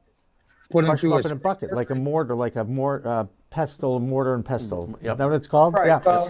A little bit bigger, 5-gallon bucket, and then we have 3 screening trays, a 1/2 inch, 1/4 inch, and then just a really fine screening. So we break them up. We add the bigger pieces into the soil where we can make teas and do top dressings with the powdery. So that's we interesting. do that with fish meal. We make our own fish meal, bone meal, alfalfa meal, kelp meal. So I'm gonna say something here, and I don't normally like to use 4-letter expletives on these shows, but I was at back in the day when we had actual conventions and trade shows for the cannabis industry. I remember that there was a company called Fish Shit, and I'm going out on a limb thinking that's the kind of stuff that you're putting back into the soil, into your plants. Accurate? Oh, it's very good for microbes. Yeah. I mean, I was taught to make soil and the plant will grow more than like hydroponic guys feed their plant what they need to grow. Bless you. Excuse me. Live TV. Yeah, I hear you. That's what happens. It's all good. We're socially distanced too, which is just awesome, But we're all negative here. I have guys in the group that answer questions because guys will PM me or call me and ask me. And to be honest with you, I don't know really much about the nutrients and that aspect of it. Interesting. Let's get a little bit more fish poop in the water. Yeah, it's fish. And then there's another product called Mammoth that I know a lot of growers swear by. Yeah, so Mammoth Pea. Yeah. Do you know Mammoth? I know it. We give out. When we go to the trade shows, we try to get as many samples as we can to give out to the guys. Yeah, of course, now with no trade shows, you can't. So people if they want to gift you something or send you something magic, they get to you through your website? Well, we have a website. I've never been on it, but usually a lot of people just PM me indirectly. And like when I see a post of someone buying a new light and putting up a light, I try to PM them and explain to them that, the old light that's only worth maybe $50 or $100, it's not much to them. They just bought a $700 or $800 light. Well, that's great. They're gonna, their harvest will be 10 times what it is without the old light and with the new light. But that old light can be a life-changing event for one guy. There's a lot of veterans out there that don't have any extra money that to say go buy a new light or even for $100 is an impossibility. And it's added stress. They want to grow and they can't, and all they need is an old light. So a lot of the people that I reach out to are very generous, and they donate that old light to a veteran to get them growing. Yeah, I was going to ask you, has the attitude towards veterans changed? Are you finding people are looking to help out as much as possible? It's tough, to be honest with you. I feel sad. There's a lot of friggin' scams going out that's taking advantage of veterans. Oh. And a lot of guys will say, oh, we'll give you free seeds or a free light. And you just got to like their post and tag friends. And it's all about building numbers for their company and not doing anything for the vets. I get into heated arguments with seed guys that do this, because if you're going to help a vet, just send them the damn seeds. Don't make a guy jump through hoops. If you want to build a company, we'll give them shout outs, but I don't know. There's people out there, and there's a lot of good people that want to help veterans. Unfortunately, in these times, there's a lot of people that see an opportunity to personally benefit from helping veterans, and I think that's not what you do it for. Especially when you're growing medicine to help the veterans out if they're on opioids or whatever ails whatever their mood is or whatever ailment, it helps them deal with reality and their real lives back into the real life. But this is one of the things, and David, you and I have talked about this, the cash grab that is part of the cannabis industry. And you Yeah. see it at every level. And I'm going to start with MSOs, and I'm going to go right down to the social equity applicants. Everybody wants to get a piece of it, and yet there's still people out there that are looking to take advantage and make it about them. That's across the board. That doesn't stop at any particular doorstep. That's across the board. That's not a good quality for humans, I just want to say. You know, there's a great, I share a lot of YouTube clips. There's a great YouTube clip from the movie A Beautiful Mind. Somehow, the really great clips are always the bar scene.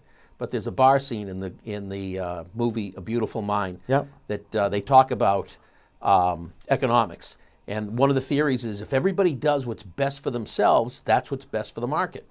And what they come to the conclusion is, and I'd let anybody who wants to watch that scene, you can find it on YouTube, is the best thing for everybody is to do what's best for everybody and what's best for themselves. Well, I think doing right by others is far more rewarding than doing right by yourself. Right. I've always felt felt this that. isn't just like in business, you still got to look out for your own interest. That's capitalism. But it's also, sometimes you got to say, for what we're doing in Massachusetts, we're starting up a new delivery industry. Well, if everybody cuts and runs in their own direction, you may have a couple of people who do really well, but most won't do as well. If everybody says, you know, let's figure this out together, we're going to be competing in one way or another, everybody will actually do better that way. Are we starting buying cars together, for example? Yeah. You know, the things that aren't going to create a competitive advantage but could save a lot of costs. I've seen it happen. I've seen social equity players that are now starting in business, and when it's come time to lend a hand to somebody trying to get in business, all of a sudden they've got their hand out saying, "I'll help you, but I need $50,000." Right. Yeah. Well, look, everybody's looking to make a buck, I guess, but there's another side to that too. There are some socially responsible capitalists out there who do want to do right in their business. Right. And there's room for that. There's definitely room for that. There's room for saying, I'm going to help somebody, I'm going to be fair, I'm not going to squeeze the last dollar out. Yep. And you just got to be a little smarter. You got to pick the right opportunities. I did not know that the seed market was as big as it is. And it's an unregulated market because it's just seeds. Tom, are you familiar? You must be familiar with the seed market. Yes. Yep. We were up at the State House the beginning of the year. We're trying to get that. The way the law is written, basically, you can't sell seed. But, which is kind of ridiculous, because a guy who's, going through a really tough time in a dark spot, say out in the far western part of the state, can go to any corner store and buy a bottle of Jack. Right. But he can't go to a store, a hydroponic store, or a grow store, and buy a seed and go home and start growing a plant. You know, it's to me, it's backwards. No, absolutely. But there is a world market. You can get seeds online. I interviewed a guy who they do this, so I know that they're out there. But I also know that 10 seeds can cost a couple of $100 too. Well, we've been fortunate. We've never bought in a pack of seeds, and we have Nice. some great donors from all over the world that sends us seeds. That's we have awesome. A couple in-house breeding programs. But there's a guy, Ian Slazenger from Purpose Genetics, that he's a very close friend of mine, and he's the founder of Seeds for Vets. He took the time and all the energy involved, and he made a couple of strains for vets. You have the Warrior Kush, the Warrior Tonic, which is a 1-to-1, the Blueberry Tonic, which is a 1-to-1, and he just came out with a Maiden C Tonic, which is a very high CBD plant. So, I mean, he provides us with a ton of great genetics that we can give out to the guys, and he actually takes the time to make strains specifically to help veterans. So there's a lot of good guys in the seed market. There's a lot of guys in the seed market, just like everywhere, that will take advantage of you. Right. You know, a lot of guys just put anything in a seed, call it whatever, and send it to you and sell it to you. And in the veteran community, a lot of these companies say, "Oh, free seeds for veterans," and no, it's not. You got to jump through hoops to get them. There's nothing free in the world anymore, which is kind of sad, especially when you want to help veterans out who have, fought for our freedoms, and even to the point where we can talk about this on a show and communicate with the world that, hey, you know what? There are people in need that if you have seeds and you want to share them and perhaps change a person's life, you could contact your organization and you'd be glad to take them, right? We'd be happy to take anything. I mean, an extra light, an old light, some nutrients you don't want to run, anything. We'll take anything and put it into the hands of a veteran. And as you said, there's nothing for free. Not one recipient ever in all the years we've been doing this has ever been charged a penny. Okay, so there is people that will do it for free. It's just, it takes a lot of effort and a lot of energy to be able to provide that service. Well, one of the things we do here is we want you guys to have an opportunity to tell your story and share it so that the people in the community, and I really do believe that there are a lot more good people in the world than not so good people. And I really do believe that in the cannabis community, there are a lot of really responsible people who do want to help others. I've talked to them, I've interviewed them, but it's like the human element. There's always a bad egg or two out there, and that always bothers me. But as long as we have the opportunity to find out about people like yourself that are working to make others' lives better, right? We just try to shine a little brightness on a dark time. That's all. The fact that the description that you have of the veteran in a room by themselves really kind of shook me up a little bit. You obviously have seen this on I don't want to say regular basis, but a lot of times, yes? Yes. It's, to be honest with you, those are the ones that I prefer to help, not the guy that can go out and buy a $2,000 grow setup and just wants to learn how to grow. You can go on YouTube and find that out. You make a good personal relationship with a guy when, they're just having a little bit of a hard time, and you just offer a hand up. A random act of kindness is one of the most powerful things we can give a human being nowadays. And by doing that, I've had these guys that we've helped out years ago.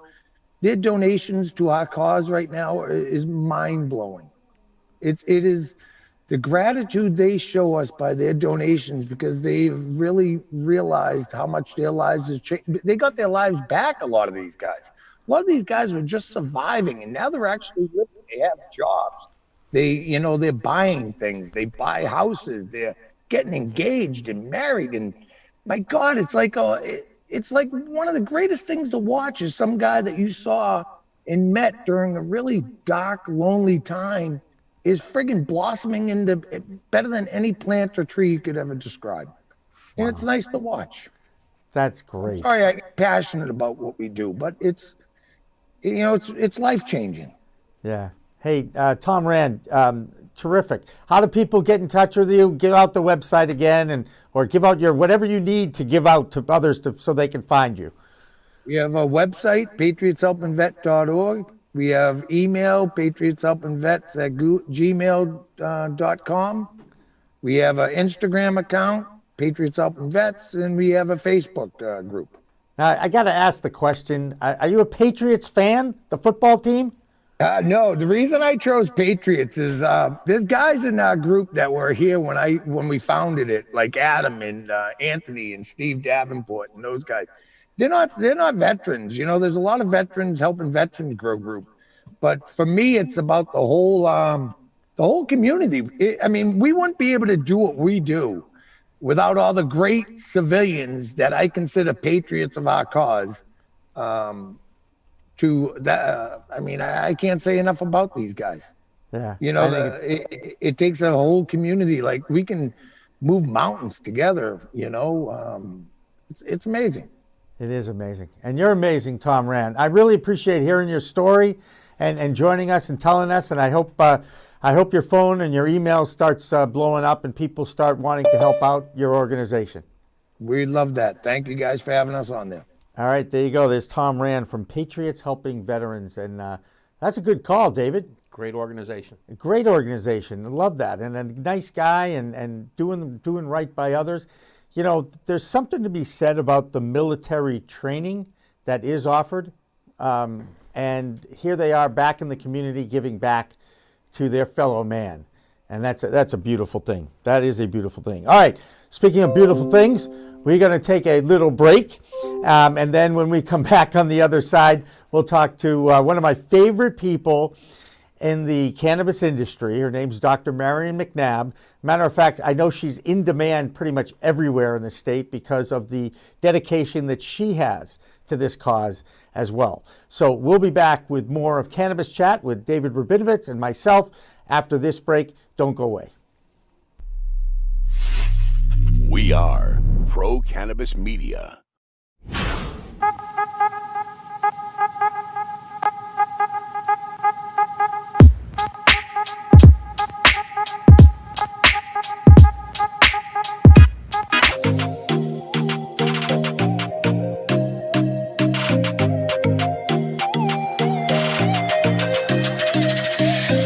Well, hello there.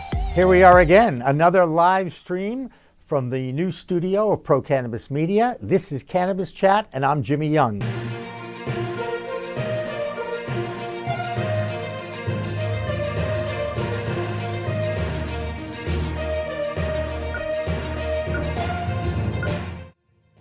Hi, everyone. Welcome to Weed Talk News. I'm Jimmy Young, the founder of Pro Cannabis Media.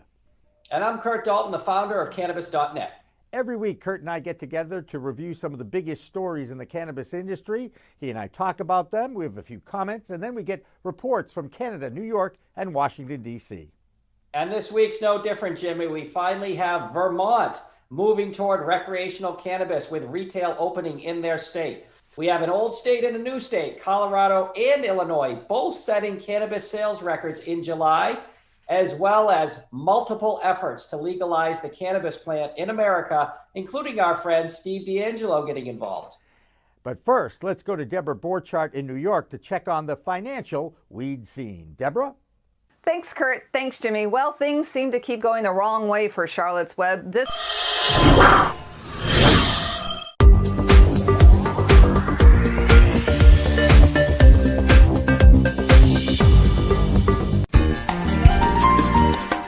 Whoa, Jimmy Young, in the weeds on the water this week. We've got the CEO of Kushco, Nick Kovacevic, with me. This guy has built his little company in 6 years from $2 billion in sales to $145 million in sales. We can get this thing to be fully legal here in the next few years, I believe, but it's going to take far longer for the stigma to change.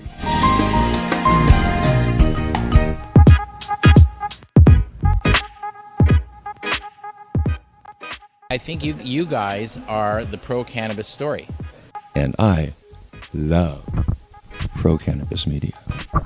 Hi, I'm Jody Roberts with Eastern Security State, and I love Pro Cannabis Media. Hi, I'm Laura Beener. I'm the president and co-founder of The Healing Rose, and I love Pro Cannabis Media. It's been such an integral part of our success here at The Healing Rose. And you know what? The best media company out there is Pro Cannabis Media. Look out for them. They'll make you famous.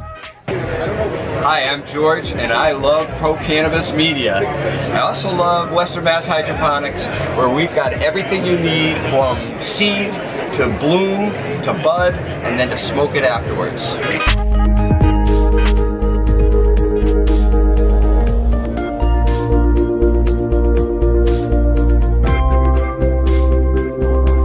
And we're back.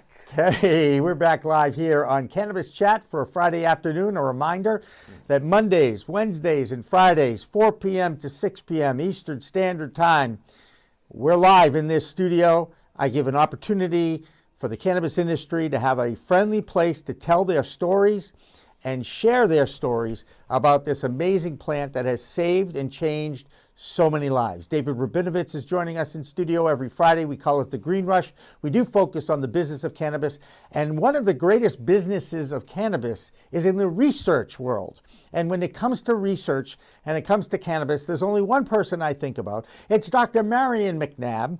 And I got to tell you, Marion, you are one of the, I think there's 3 or 4 others out there that have now been on In the Weeds with Jimmy Young, Weed Talk Live with Kurt Dalton and myself, and now Cannabis Chat. So I embrace you like I wish I could on Boylston Street like we used to do. Good to see you. Yeah, I think I was one of your first speakers on one of those. Yes, you Did were. she get like an SNL smoking jacket now? What's that? You know, the Saturday Night Live smoking jackets after you've hosted 4 times? Oh, I didn't know that they did that. All I know is when it comes to jackets this weekend, the only one really want to even talk about is the green jacket. The Masters is going on. And don't anybody tell me what happened in the second round, please, because I've recorded it and it's something I enjoy watching. But Marion, let's talk about your research, because I understand it was featured on a great webinar that I took in by this new magazine called Cannabis Science and Technology. Tell us about how all that came about and how amazing is it for you to get recognition for the research you've been doing on veterans.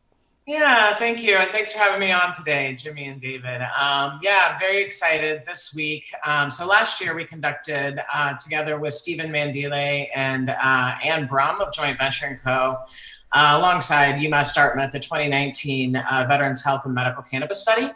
And as part of that project last year, we also ran the Cannabis Advancement Series, which were 6 events bringing together researchers, policymakers, veterans, those in the cannabis community that are committed to veterans access, to have 6 events discussing how we could advance access and reviewing some of the research findings that we had. So we got in touch earlier this year with Cannabis and Science and Technology magazine, Meg LaRue and her colleagues. And over the last several months, we've put together and in partnership a new supplement to the Cannabis Science and Technology magazine called Cannabis Patient Care.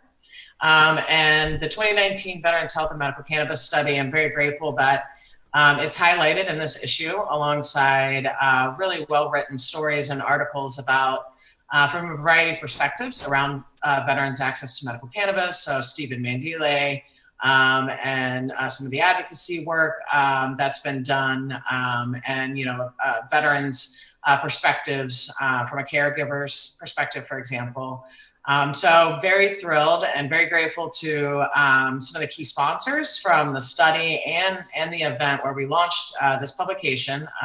So that was held on Wednesday on Veterans Day, presented the findings from the study, and then it was followed by a panel of a very meaningful panel of veterans' stories and opinions and views around medical cannabis and its benefits and where we should go from here to increase access.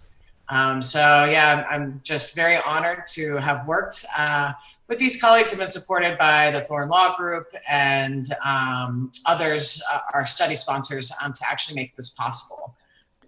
How many people were involved in your research study, Marion? So in the study, in the Veterans Health and Medical Cannabis Study, we had 545 veterans take the survey last year. A little over half of those were actually from Massachusetts, and the majority of our study partners were from Massachusetts. It's a convenient sampling approach we used. Conducting cannabis research studies is very interesting. It's not like conducting normal healthcare or clinical studies. Funding streams are not traditionally there or available. There's federal illegality, and in terms of being able to actually handle and possess cannabis or actually, so there's just a lot of challenges around cannabis research. Anyway, the way that we've conducted our studies is partner with different cannabis dispensaries and different, ancillary businesses to help us really get the word out, get veterans to fill our surveys, and then also, like I said, really bring education out there and try to bring this data forward. So again, we had 545 veterans. So that's pretty thorough. Good count. Yeah.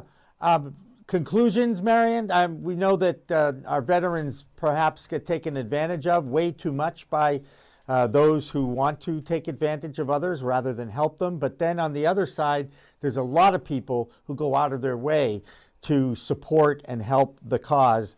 We just talked to Tom Rand for Patriots Helping Veterans, and some of the stories he was telling were pretty intense. But can we talk a little bit about what you learned from that study? Yeah, so some top key findings. Basically, In the study, we asked, what are your top health conditions? Do you consume cannabis? And if so, for what health conditions, what symptoms are you finding general relief and quality of life? What are some barriers and access issues? So within the, summarizing the findings, the top health conditions that our veterans find medical cannabis to be most helpful for are 38% chronic pain, followed by 25% PTSD, and then 9% anxiety. The veterans in our sample, really about half of them are above the age of 50, majority are white, and about half of them served in the Iraq War or the Vietnam War. And we can see that we also ask, the number of prescription medications that you're taking for these health conditions. On average, it's 4.1. And what we found was that, 78% of the veterans in our sample reported that they use medical cannabis to reduce the use of unwanted or over-the-counter prescription medications. And in fact, this is, to me, a public health emergency in some ways and a call to action because in addition, 30% of the veterans in our sample said that they have prescription medications in their house that they do not use and that they would like to get rid of. Building upon that, let me just pull up the numbers. A lot of the veterans in our sample are, in fact, using, as I said, using medical cannabis to reduce over-the-counter prescription medications, but 87% report, or those was specifically with PTSD in our sample, report using alcohol much less or less now, using opioids much less or less now, and 72% report using prior non-opioid medication much less or less now with the use of cannabis. 67% report using tobacco less, and 96% report a greater quality of life now with their medical cannabis use. So what we're finding is that veterans are preferring to use medical cannabis for particular health conditions. They're preferring the use of medical cannabis over some of these prescription medications that often have side effects that are unwanted, and you have to get another prescription to deal with those side effects. And what we are also finding is that veterans are spending a lot of money out of pocket for medical cannabis. It's not covered by health insurance, and cost was reported as the top barrier. Wow, that's a lot of information as usual, Marion, and I appreciate that. Some fascinating stats. 67% have given up smoking. Or they use tobacco less or much less now. Wow. Maybe not fully given up, but report. And those are specifically among those with PTSD. Among those nationally that use tobacco less is 63%. So veterans with PTSD are more likely to report using tobacco less with use of cannabis. Can you go over the symptoms of PTSD? For instance, if we know a veteran, what would we want to look for just in case, to learn a little bit more about how to identify it? Yeah, so actually we described this in the publication. So there's a whole section in the article that I wrote that describes the current treatment of PTSD, what are the symptoms, and how it's often managed clinically. There's a wide variety of symptoms, and I think PTSD also, there's a scale that the VA uses to actually document the severity of PTSD. And we asked those questions in our study as well to understand so that we could translate that information to the VA and saying, self-reported PTSD symptoms, according to the scale that you use, is in our sample as well. So these range from anxiety, depression, insomnia, nightmares, flashbacks, triggers around loud noises, memories that pop up and persistent and hard to stop the reel, so to speak. Just heightened awareness and anxiety. And it's also important to note, veterans obviously have disproportionately impacted by PTSD, but PTSD is obviously a condition that impacts the general population as well. So these findings of medical cannabis having its benefit for PTSD in veterans also, we should be continuing to look in the general population of those who suffer with PTSD. Yeah. But go ahead. No, you don't have to be. The other thing is you don't have to be a veteran to have some kind of a traumatic injury or an event in your life. So PTSD is not strictly for veterans, right? Correct. Yeah. Exactly. It's basically post-traumatic stress disorder. So anybody experiencing any kind of trauma, witness in a difficult situation, in combat situations, obviously, but first responders, healthcare providers, people with sexual trauma, physical abuse. There's obviously a wide range of people that could be impacted by PTSD. Yeah, which is kind of sad, obviously, because there's too many of them out there. Let's talk about this horrible virus that's around that's keeping us all from being in the same studio, among other things. There's been a lot of research done on COVID and cannabis. One particular researcher we got to talk to was out of the University of Alberta at Lethbridge, Dr. Igor Kovalchuk. And he's done some modeling and found that indeed some of the cannabinoids that are in the cannabis plant can actually help fight or fight off some of the COVID virus that's out there. What do you got? And anything in that realm of things? Anything happening in the COVID world that you've discovered that you might want to share? Absolutely. So when COVID-19 hit, we very quickly pivoted to work with UMass Dartmouth to launch the COVID-19 medical cannabis and cannabis consumer study. So we launched that research study earlier this year, and with the intention of trying to understand how COVID-19 has impacted cannabis patients from a health perspective, from an ability and access perspective, and from sort of like behavioral perspectives, both cannabis consumers and patients. It's an anonymous survey as well, and we've been running it for a few months, and really grateful to our study partners who also have supported this work. We couldn't do it without them. So we are still in the process. Our study is going on until August of next year, and you interviewed Dr. Igor, and thank you for introducing me and providing his information, because he is now going to speak at an event that we're running. That's great. So, great. As part of our study, I can dig into some really interesting findings that we have so far on how COVID is impacting consumers and patients. But I put together an event on December 2nd. I want to make sure I get it right. I can also post the event link. It's on a Wednesday, and we have invited about 7 different researchers from a variety of perspectives that are looking at cannabis and COVID. One is Dr. Igor and his modeling. Another is Dr. Denise Vito, who's part of the University of Miami, who's also doing a population level study. We have MCR Labs is going to be presenting as well, because they have been interested in looking at, what is the impact on the industry side.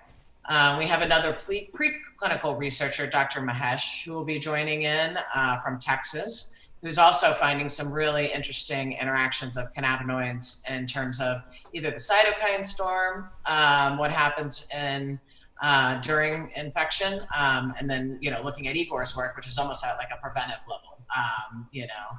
Really interesting stuff. And let's see, who else do we got going on here? Dr. Kibra. I don't know if you know Kibra. You should. If you don't, she runs Canna Health. She's going to be speaking what she's seeing from the clinical perspective. She runs medical cannabis clinics out of Connecticut. A great friend and colleague. And then we will also have Jason Nelson from Cresco Labs, who's been really looking into some of the reviews of the science and the research that's going on out there as well. And I think it's going to be a really lively discussion. If we look at it from a preclinical modeling side, what's happening right now at this population level studies, what's happening clinically and what do we need to be prepared for is kind of what this event's all about. Will there be a recording of that event after the fact, perhaps? Absolutely. Absolutely. Well, we'd love to share that with our audience as well. So we want to make sure that we follow up with that, Marion, because you know me, you know, whether you think I've got a voice for the cannabis community, but I guarantee you there's nobody more loud or passionate than I am about this, as you know, and we're willing to share any kind of information. And are you finding that your education and the research that you're doing, is it finally getting through to some of the pig-headed politicians and legislators that we have to enlighten? Yeah, I mean, I hope so. I hope so. We have tried to work to use this data for political change and have done so in Massachusetts. We're not successful with the bill that we wanted to pass last year, but going to continue to move forward and still provide information and push bills forward. I know Stephen Mandile is doing that. I think this information is incredibly helpful for a variety of stakeholders, for politicians, for healthcare providers that are largely uneducated, for patients themselves, and for the industry. I think one of the industry needs to really, I'm hoping and hoping to see them continue to grasp on more onto the value of this kind of data.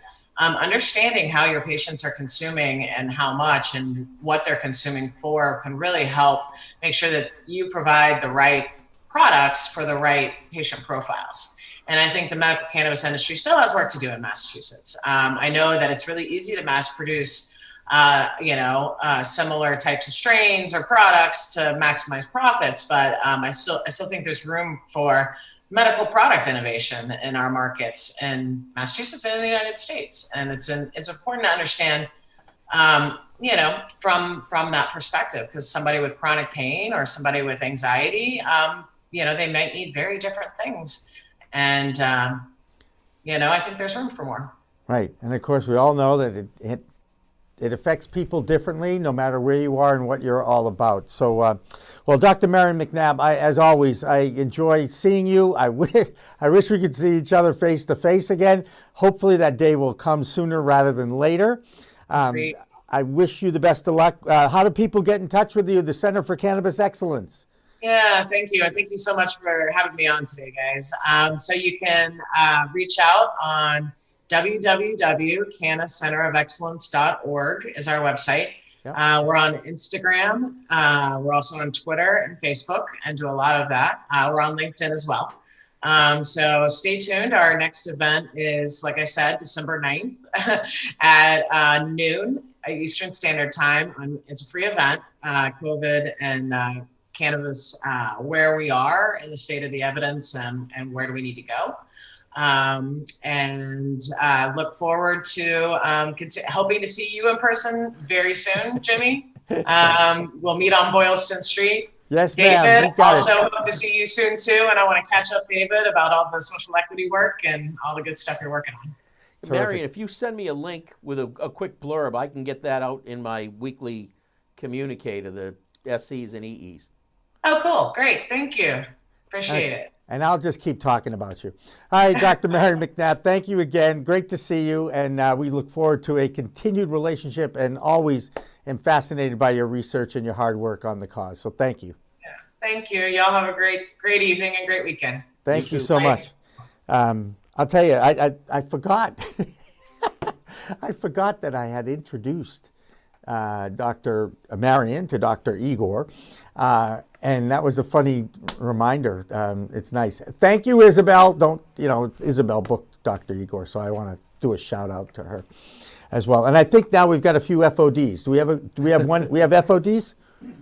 Well, we've got Grant. I see Grant's with us. Perfect. Grant, it's always great to have Grant with us. Yes, Grant Smith Ellis is with us, and I hope that we can. I want to ask him because I know that he was at the event, or was he watching the event? Were you watching the event? No, Grant was the first speaker. He kicked it off. Great. I'm sure he monitored the whole thing. And he's got a great back. Hang on a second. He's got a great backdrop. Okay, that's the old Boston Garden behind him. And he probably got there in his DeLorean. Do you know I have the last media credential that was offered at the Boston Garden in my office. It's one of my prized possessions. How are you, Grant?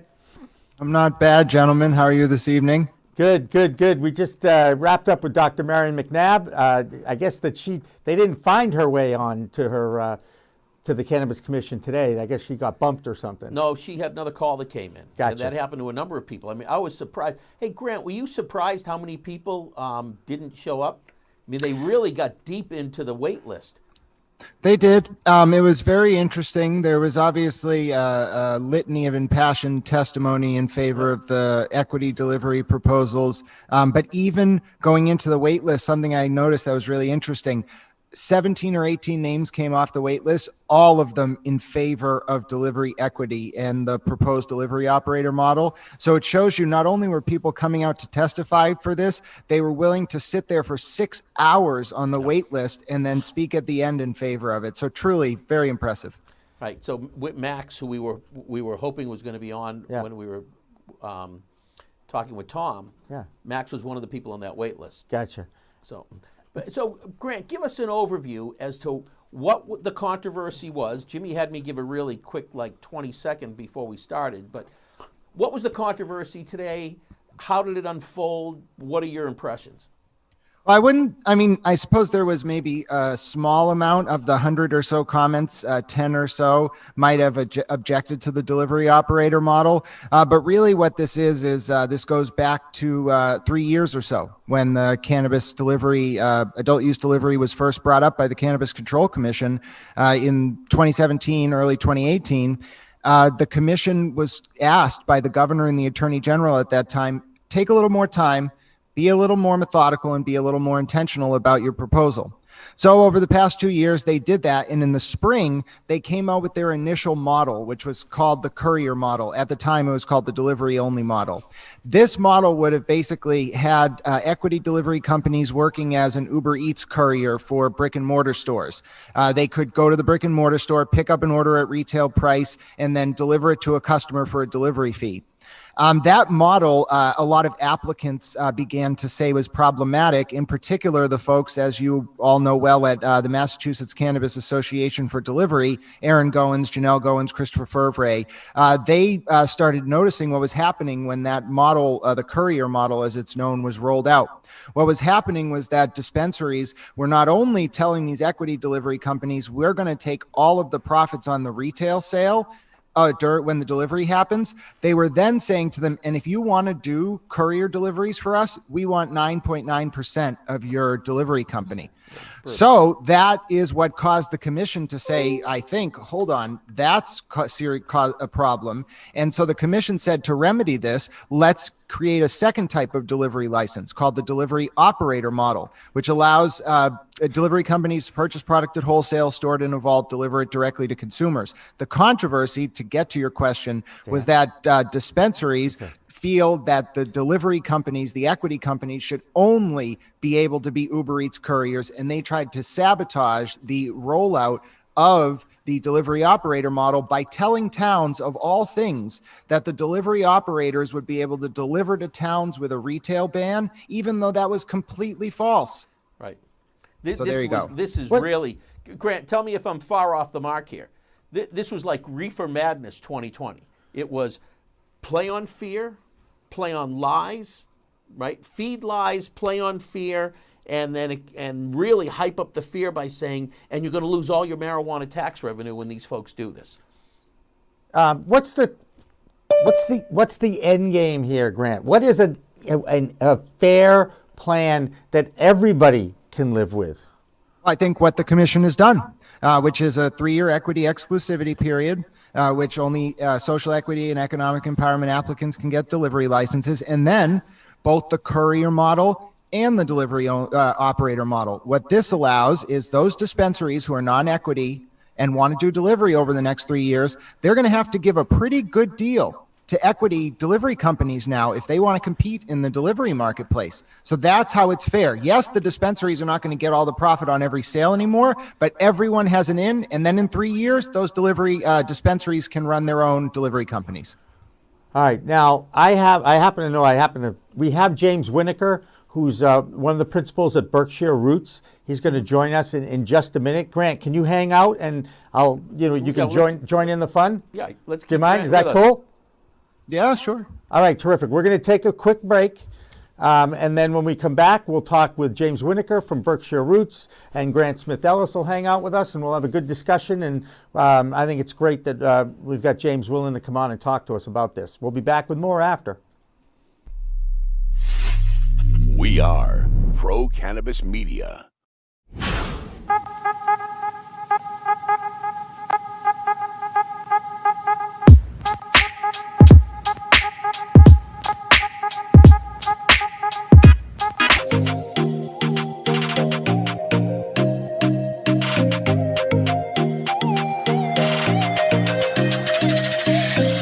Well, hello there. Here we are again, another live stream from the new studio of Pro Cannabis Media. This is Cannabis Chat, and I'm Jimmy Young.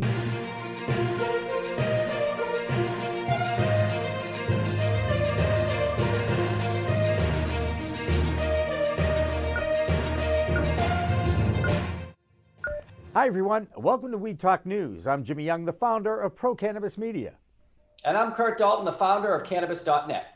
Every week, Kurt and I get together to review some of the biggest stories in the cannabis industry. He and I talk about them. We have a few comments, and then we get reports from Canada, New York, and Washington, D.C. And this week's no different, Jimmy. We finally have Vermont moving toward recreational cannabis with retail opening in their state. We have an old state and a new state, Colorado and Illinois, both setting cannabis sales records in July, as well as multiple efforts to legalize the cannabis plant in America, including our friend Steve D'Angelo getting involved. But first, let's go to Deborah Borchardt in New York to check on the financial weed scene. Deborah? Thanks, Kurt. Thanks, Jimmy. Well, things seem to keep going the wrong way for Charlotte's Web.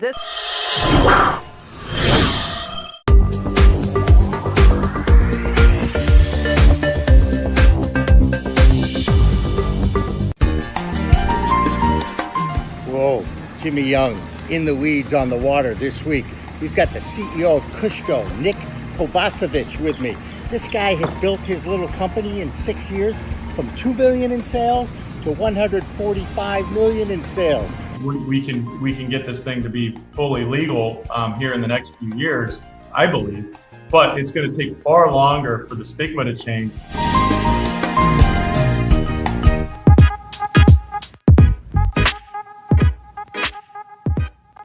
I think you guys are the pro cannabis story.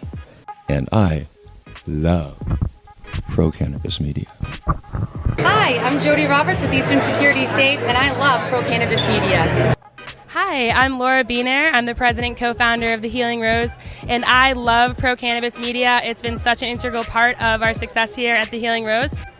And you know what? The best media company out there is Pro Cannabis Media. Look out for them. They'll make you famous. Hi, I'm George, and I love Pro Cannabis Media. I also love Western Mass Hydroponics, where we've got everything you need from seed to bloom to bud, and then to smoke it afterwards.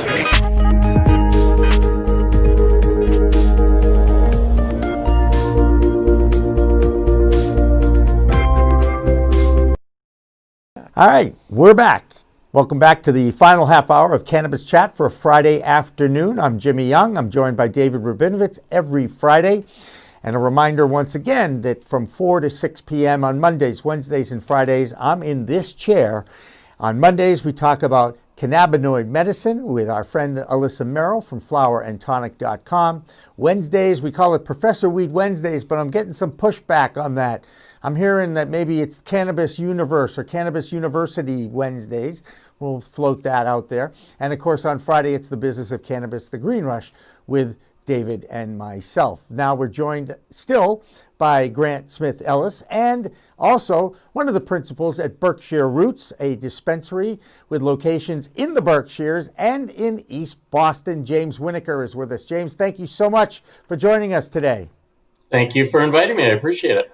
Yeah, and so first of all, how are things going in both of your locations in Massachusetts? And I'm obviously especially interested in how it's going in East Boston. We are really pleased with the environment post reopening back in end of May. And we do really well out in Pittsfield. Our customers are very happy with our product and our service style. And our goal was to bring that to East Boston. So we often say we're bringing the Berkshires to Boston. So when you come in, Jimmy's been here, when you come in, we have a lot of the same feel, warm tones, stone, wood environment. And we've become kind of the neighborhood bar. If, you remember the old TV show Cheers? Yeah. So Pittsfield's, big operation, lots of people come through. East Boston, we see people more frequently like the neighborhood bar. Hey, do me a favor, because I actually was out in the Berkshires a couple of weeks ago, and Yes. I just drove out to Mount Greylock, drove up and back, and took a few pictures, and it was just a nice leaf peeping weekend, if you will. Great. Where in Pittsfield are you located? There's a main area in Pittsfield called Dalton Ave. Yeah. Dalton Avenue is where our cultivation and our dispensary is located. Okay. And if you were anywhere near there, or people who are from that area know, we're actually building a separate building for more cultivation. Cool. All right. That's good.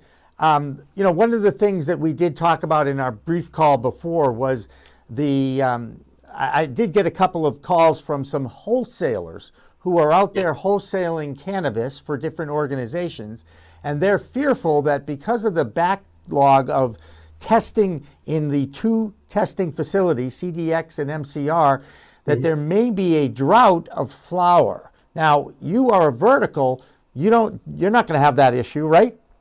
Well, we actually do both. We wholesale out and we bring goods in because we want to bring that variety, fill some categories maybe that we don't produce products for, different flower types. So we're in the same, ball game as everybody else, finding products and selling products. There you go.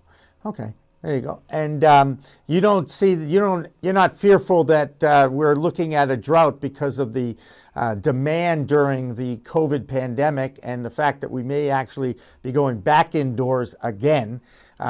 You're not fearful that you're going to run out, right? I don't think anyone's going to run out, but we've definitely seen the supply get a little shorter. I think three things have happened. One, we had a medical license. We have a medical license. So we continued to grow and package, and we were able to build our inventory. So when we reopened adult use, like a lot of others in Massachusetts, we had inventory. I think demand has increased since the reopening of adult use. So those supplies have started to come down. So you've got a little bit lower supply from growers, and you've got a higher demand post adult use opening. James, what's your feeling about the delivery licenses and the controversy that seems to be ongoing in front of the commission? They had a long day today.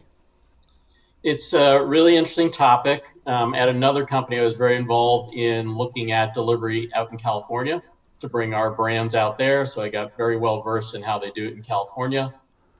For Boston, I am actually partnering with a company who's a candidate to do delivery in Boston. Great relationship. I've actually been mentoring them even before I joined Berkshire Roots. They're called Zip Run. So I'm looking forward to delivery service for our customers in the Boston area. But we did see this expansion of how that would work. And I think there'll eventually be a balance of how that would work. So if you're a retailer like us who's got a store, obviously those of us who have that investment, staff, brick and mortar are concerned about a competitor having a little easier time and less investment. I do think the pie is big enough for everybody, and eventually we'll figure this out so it works for everyone. But I'm working with a company that we fully expect to get a delivery license, and we'll be able to deliver in Boston. Good. David? So do you think it's going to have a big impact on your business? Will home delivery take a bite out of your walk-in revenue, or do you think it's just going to expand your ability to serve customers? I believe the pie keeps growing in cannabis. So I think we'll see people who want to come in. We offer a lot of guidance. One of the things we're known for at Berkshire Roots is our great staff, knowledgeable staff. So people are still learning. They still want to come in and talk to someone. The convenience of home delivery is something we want to offer, and I think expands the pie. The jump with the CCC regulation is allowing those delivery companies to buy wholesale as if they're, if we're Berkshire Roots providing wholesale, they're buying directly from us. That's the same as if we were selling to another retailer. But if you're a standalone retailer, you're not a cultivator, then it's a direct competitor. So there's some compromise that needs to be found there. Grant, I'm sure you have a question for James, and I love putting you on the spot because I know you can handle it. No, I wouldn't say it's a question. I think first, if you're wholesaling to another retailer, that's wholesaling to a competitor. So you may as well wholesale to a delivery operator because you can make money and they're coming to the market. And I think that's where we're going. My feeling on it is that if you are a responsible business owner and you're not being predatory with your relationship with a cannabis courier, I think that's healthy. That's where the market should be at. My worry was that in the absence of the delivery operator license, brick and mortar retailers had no incentive to do anything but be predatory, because in 3 years, as long as a dispensary owner has less than 3 adult use brick and mortar locations, they can get their own delivery license. Right. So that was the balance I thought needed to be struck, and I thought they did it. I thought the cap was intelligent, and I think they'll keep looking at it. So I guess we're on a similar wavelength. I think they're moving in the right direction, and I'm happy they did so. Yeah, I think you hit the nail on the head there, Grant. Is a lot of the concern isn't so much about short term, whether it's a 2-year or a 3-year runway for social equity, economic empowerment. It's what happens after 3 years. And do those companies get absorbed by larger out-of-state companies or in-state companies? And now it's a different ballgame. One of the things you mentioned, James, in a statement earlier was the growth of education that you guys are still finding. People want to come in and learn about this plant. Yes. What are some of the outreach? Do you have an outreach program? I'm sure you have some kind of a community outreach, because I think that's part of the licensing, right? It is. I think we Berkshire Roots do a lot more than even what we committed to. So, of course, with COVID, it limited us in terms of events or ability to go out. So we've done different things online, but we've gotten involved in 2 programs I think you'll be interested in, Jimmy. One, Berkshire Community College started an accredited educational program, and we partnered with them. We actually brought the idea to them. So they created a classroom, a lab, and a practicum, and the practicum is actually at Berkshire Roots. So we've had a first class of students come through the program, work in our facility, and we ended up hiring 6 of the students that came through that program. I love hearing that. I just want to say, I love hearing that, how education and expansion can lead to job creation, because this is what's bugged me the most about our federal government, is that one side of the aisle is counting the word cannabis and comparing it to jobs, and they can't quite understand that cannabis and jobs should go hand in hand. Let's just say. I had to make that statement. Yeah, no, I was really proud of our team. Our community outreach and training manager, Maya Richards, has been in the Berkshires a long time. Great cannabis knowledge. She brought that to the Berkshire Community College. In addition, we signed up for the Cultivated program, which I'm guessing you've talked about, on your show. So we currently have 2 fellows. These are fellows who were formerly incarcerated for marijuana-related criminal activity. They're working on expungement. We have now one that's gone through our East Boston retail program. At the same time, there was one out in the Berkshires going through our cultivation program, and they've now switched. So one's here in East Boston, where I am right now, and one's out in the Berkshires. Those both I expect to lead to jobs for them as well. So talk a little bit more about what you're doing with the school. When the students come in, do you have to walk us through some of the mechanics? Do they have to have a marijuana establishment agent card before they can go behind the curtain? Yes, absolutely. So they go through a classroom activity. They do training with us in classroom style. At the same time, we're getting through the CCC, the badges that will be required. And after a certain period of time through their curriculum, they then join us in the facility in retail, cultivation, our manufacturing, which includes extraction, kitchen.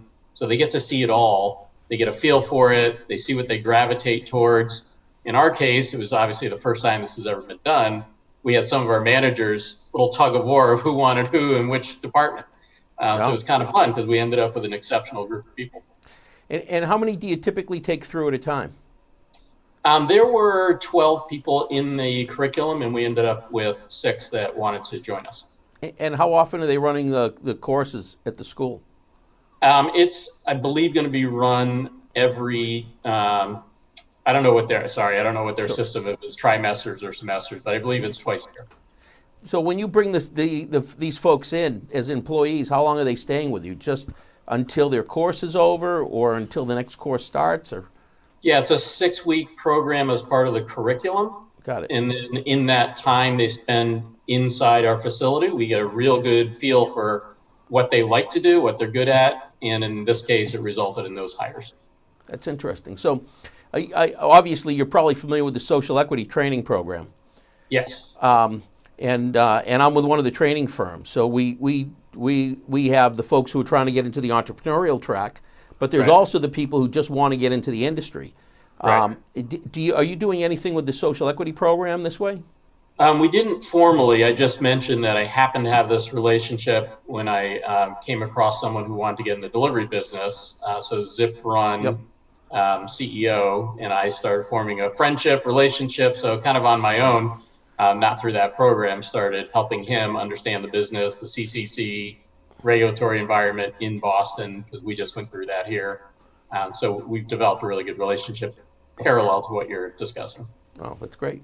Yeah. Well, if you've got any interest in the in expanding what you're doing with the school to the social equity program, we'd be thrilled to have that discussion with you. Yeah, let's definitely connect on that. Yep. I actually know where both of you live, so I'll be happy to provide that. I'll be happy to provide that. Hey, Grant, if I may just put you on the spot again, where do you see the growth in the cannabis community? Are we going to see more labs? Are we going to see more dispensaries? Are we going to see more grow? Where do you see the biggest growth, I guess, within the industry? Well, I think you got to look at the numbers there now. I think there's 931 applications somewhere in the process in front of the CCC. 670 of them are at least provisional status or further. Of the 300 outstanding, I think most of them are cultivation and retail. What's really interesting is if you watch the Cannabis Control Commission hearings over the past 5 or 6 months in particular, it's really been astounding. With the regulatory update going on, with COVID going on, they've broken their record for approved provisional licenses in a single hearing on 2 or 3 different occasions. And so they're at a pace right now to clear out their backlog within the next 6 to 12 months. What's most interesting is there's been a notable uptick in testing labs, which is important for the entire market, obviously. Notable uptick in micro businesses, notable uptick in cultivators, notable uptick in retailers and delivery as well, I think is all the time. But the 3 big things that weren't there in the beginning that are starting to come about are smaller cultivators like micro businesses, which I think are an amazing license type because they can do their own delivery through a delivery endorsement directly to consumers. Not as much controversy as that last year when that came up last year, by the way. But yeah, and then the testing labs and the cultivators. So that's where I think the expansion's coming, and I think it's going to happen soon. Yeah, terrific, Grant. You that just comes off the top of your head like you knew those numbers. I love that. He does know the numbers. That's why we bring him on. So I'm going to throw it to the numbers guy in the room. That would be David. No disrespect, James, because I'm sure you're a numbers guy too. I like numbers. Where is the market? When are we going to see saturation in the market? Well, I've got a question for James. So you're fully integrated, correct? Correct. What do you think? How much canopy do you think the state actually needs for the adult use program? So we actually have been looking at that. As I mentioned, we're about to open a new cultivation building, and we want to see how far that's going to take us.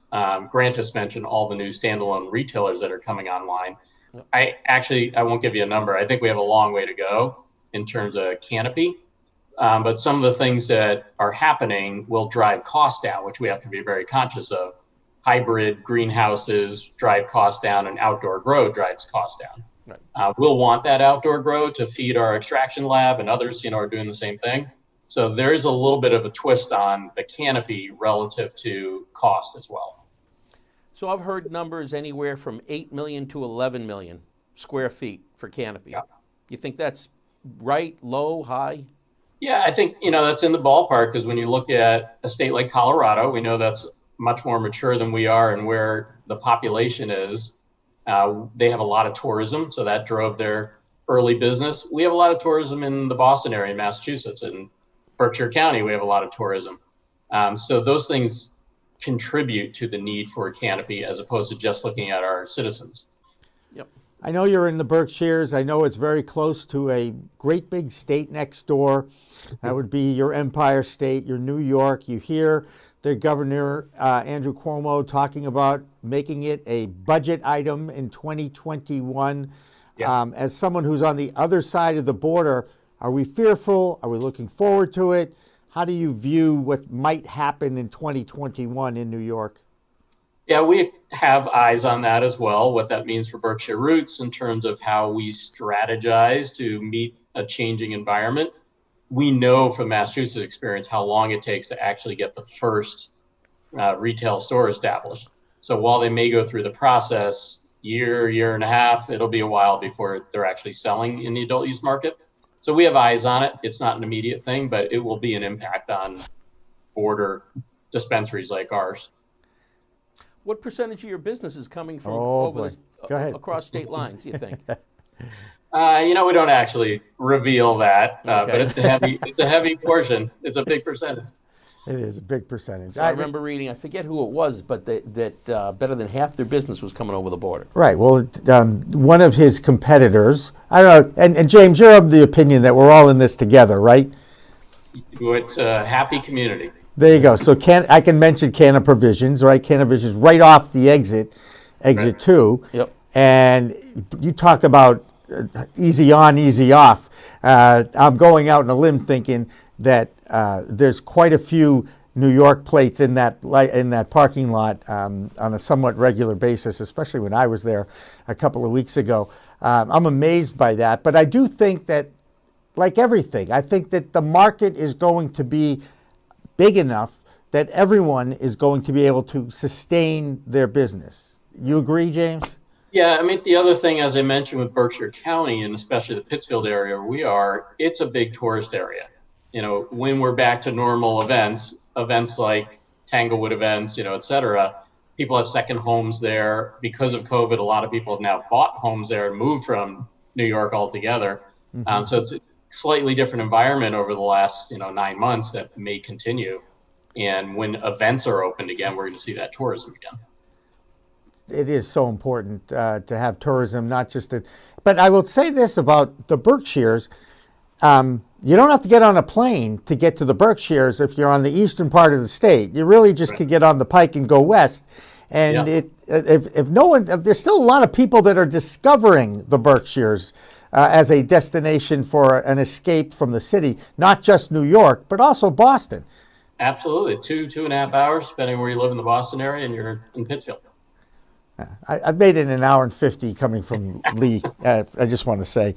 And knock on wood, haven't been caught yet, but that's another story. James, what would you like to do for the industry? What would you like to see evolve once this industry becomes not just a novelty, but a more mature industry? So, we still hear a lot of people using the terminology that's been around for a long time, come in the store and ask, what's the highest THC product you have? Or I'm looking for an indica or a sativa. And we've learned, and people will continue to learn, that those aren't necessarily the primary factors in the effect. So I think I'd like to see more consumer-facing material, and especially as we learn more, that people can understand the product better and feel comfortable asking for the effect they want versus the highest THC product they can get.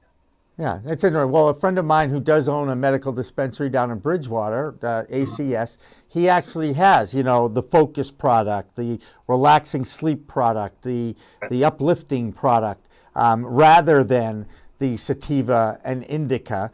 It's like we all need more information. And Beth Waterfall, I'm going to drop her name, Elevate Northeast, had a great quote. She said, there are no experts in the cannabis industry because we haven't done enough research on it yet. Accurate?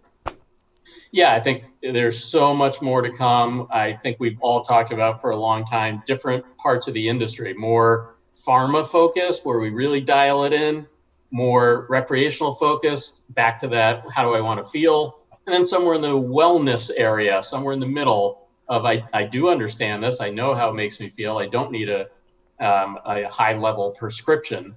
But we still want that. We still want doctors involved. We still want people understanding the combination of cannabis and other meds they're on, and the doctor needs to know that. Right. And that is something that is being talked about more, and perhaps even inside the medical community, getting continuing education for MDs so that they can become more comfortable with the product and the medicinal elements that it has. Right. Yeah. Cool. All right. You got anything else, David? I'm putting him on the spot. I'm putting him on the spot. All right. Let's go around to Grant. I may have another one, but let's see what Grant has. Oh, there you go. We could put Grant on the spot. You can't put Grant on the spot. He's always 100. He'd on. come up with something. I know. Well, no, it's Friday. Well, it's not just that. It's been such a long and arduous process with regards to these regulations in so many ways. And I think it's easy to forget when, it's easy to find a hot button issue and look at the interesting sides of it. But the regulatory update over the summer was much bigger than delivery. It included changes to medical and the amount of plants patients can have and things like that at their home grows. And I think that's really the key insight. We're at a point, we're at kind of an influx point in the progression or the rollout of adult use cannabis in Massachusetts. And the commission has even said they don't plan on doing any more regulatory updates for a while. So what we're really going to see is what I think a lot of people want, which is there's now going to be an opportunity to see what happens as more and more licenses go from provisional to final, as there's more competition. I realize there's an issue with the Oregon model where there was a substantial decrease in price, but at the same time, the national average for an ounce of top shelf marijuana is $320, and Massachusetts is closer to $340, maybe even $350 now. So I think there's room for the price to go down. The other thing is, you're all free market guys, I'm sure, Keynesian, so maybe you can explain this to me. Why should the government play a role in price controls? I don't understand from a free market perspective. I get it as a Teddy Roosevelt style trust busting bull moose adherent, because I want the government to serve in that function to break up monopolies. But why, from a free market perspective, do you feel comfortable with the government functioning as a way to control the price? James, we're going to let you take first crack at that. Yeah, then I'll jump in behind him. Yeah, thanks, David. I think some years ago, we saw what happened in the Western states. For example, when they combined the medical and recreational program, they had different tiers of licensing. And with the oversupply, they'd given too many licenses for cultivation. That price dropped dramatically. So the only reason in that case that you want the government involved is because they actually didn't do a good job in the first place. So then they had to fix it. So, I hope that doesn't happen here, where we do get that pendulum swinging too far one way or the other based on the rules. Yep. Can you read that? Yep, I can. But look, so I'll give you a couple of other thoughts on this, which is you look at the amount of capacity we have right now in the state for canopy, it's not a lot. When you can add in all the provisional licenses, we're probably close to half of the canopy we need. The issue is there's a lot of provisional licenses that just kind of sit there. And Aaron, who we have on the show regularly, made some calls to some of the micro licensees with provisionals. Out of, I think there were 22 on the list, he called the first 4 and he stopped. But the first 4, maybe it was coincidence, I don't think so. The first 4 didn't have their funding. I've dealt with some people who are talking to retailers. Retailers, you'd expect everybody who's got a retail HCA and a provisional will get the store open. There are people with retail provisional licenses that have run out of money. I was on the phone with Blake Mensing. Earlier this week, we got into a discussion. He believes about 20% of the people in the provisional pool have their capital, and the other 80% will never open. So even though you look at the canopy and you say there's a lot more canopy that's going to come online, a lot of it might not because they don't have funding. That's important. And where the state is important in this, when you look at the regulations, if you have a certain license tier and and I don't remember the exact number, Grant may, but I think it's you have to hit 70 or 80% sales of what your tier is about. Otherwise, the next year when it comes for renewal, they say we're going to lower your tier. That's the relegation. Right, but that's good because if you have too much product, you got two risks. One, prices go way down. Good for the consumer, may not be good for the industry. Right? You still want to make sure that people are going to make money. And two, when prices go too low or you have too much excess product, you have the Idaho problem, which is the Idaho State Police were constantly stopping people coming out of Oregon to move product illegally into other states. Yeah. Right? So, there's a David, balance. I'm And surprised, that's the regulator's role. Surprised about that 80% number of potential licensees not funded. Right. But it's tough because, the regulations require so much work and money up front before you ever get approved. Find a location, do your community agreement, host agreement, et cetera. There's a lot that goes into it before you can even solidify your spot. Right. I wonder, though, does pre-certification, which is obviously in its novel stage for those unfamiliar with it, which is a new way that the delivery licenses are being handled, it's obviously not a panacea in the sense that it's not going to solve the funding problem directly, but does pre-certification, and I heard one bank in Massachusetts has now created a new department just for cannabis lending. Are those kind of things something that make you feel hopeful? Well, the cannabis, well, go ahead, James. Well, I was going to say, I think, the pre-certification is the biggest thing. So I can go to potential investors with my pre-certification. It's a lot easier to raise money than saying, I might get this. Yeah, I happen to agree with that. I think it helps. It's still, you still run into the problem where you have to get through the host community agreement process, which means you have to go to a landlord. The landlords want money up front. Then you have to go through the process of the municipality granting you approval. Right now, that becomes more expensive, right? And I throw that one on the CDA. The CDA has lied to a lot of the municipalities. They presented a lot of misinformation. So the municipalities are now scared that if they agree to give a host community agreement to a home delivery operator, all kinds of horrible things will happen to their community, and that's going to stretch out the approval process. That means one of the things the pre-certification was designed to help out with is to compress the timeline to get to a provisional license.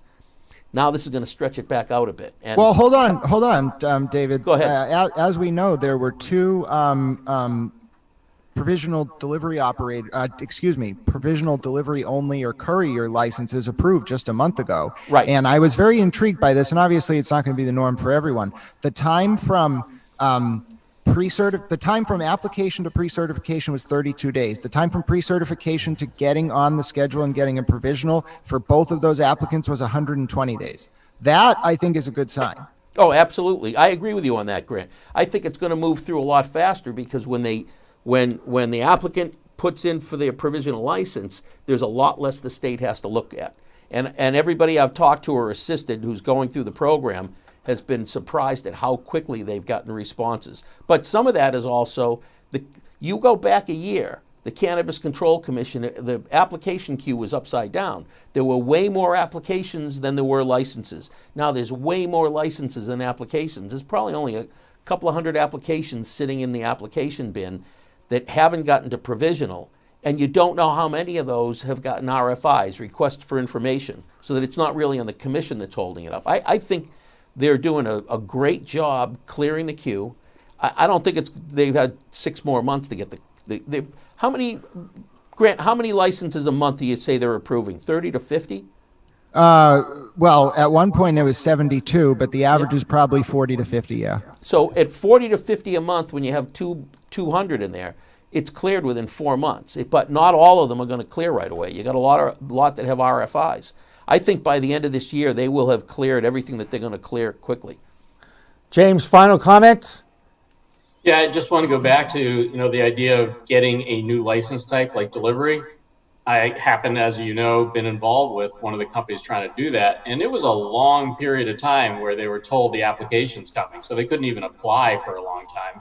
Yep. Then the application was pulled back and they said, we have to redo the application. And then they decided to add a different license type. So they're still not convinced they can get through the process. There you go. Well, that's James. It all stretches out. James Winokur from Berkshire Roots, I appreciate your time and taking the time on a very short, I didn't give you a lot of time to think about it, so I appreciate you coming in at the last minute, and you did a great job. Anything for you, Jim. Anything for you. I appreciate that. And Grant, as always, a pleasure. I always learn stuff from you, and you do a great job with the commission. Keep that up. David, your mind never ceases to amaze me. Let's just leave it at that. I do want to give a plug to one of our partners. It's the Emerald Media Group, Emerald Magazine. If you Google it, they've got a great webinar coming up on Tuesday, November 17th at 5 p.m. It's free, so just go and check out the Emerald Magazine. I think it's emeraldmagazine.com or Emerald Media. Just Google it. You'll find it. They do one of these a month, and yeah, somebody does their news at the top of their webinars, and he's an old guy, but once in a while he knows how to read. You, Jimmy. He knows how. It is me. He knows how to read a teleprompter. For James Winokur and Grant Smith Ellis, thank you. Dan and Isabel, everybody on the PCM team. For David Rabinovitz, I'm Jimmy Young. Thanks for watching Cannabis Chat. We'll catch you next week, and thank God it's Friday. We are Pro Cannabis Media.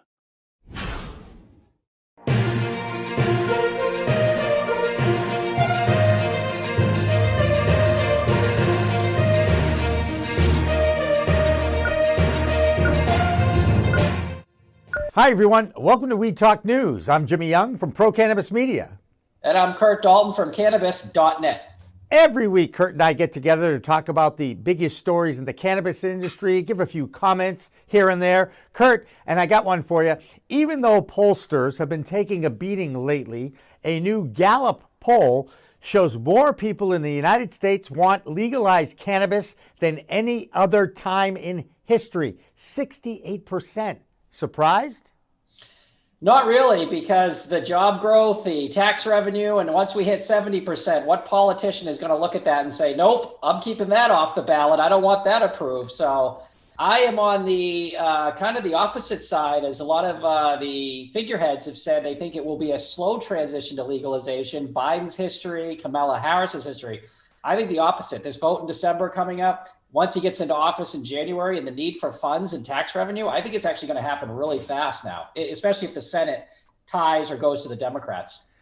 Well, it all comes down to that Georgia. Now, you would think that, like you said, those numbers would be helpful with President-elect Joe Biden's transition agenda.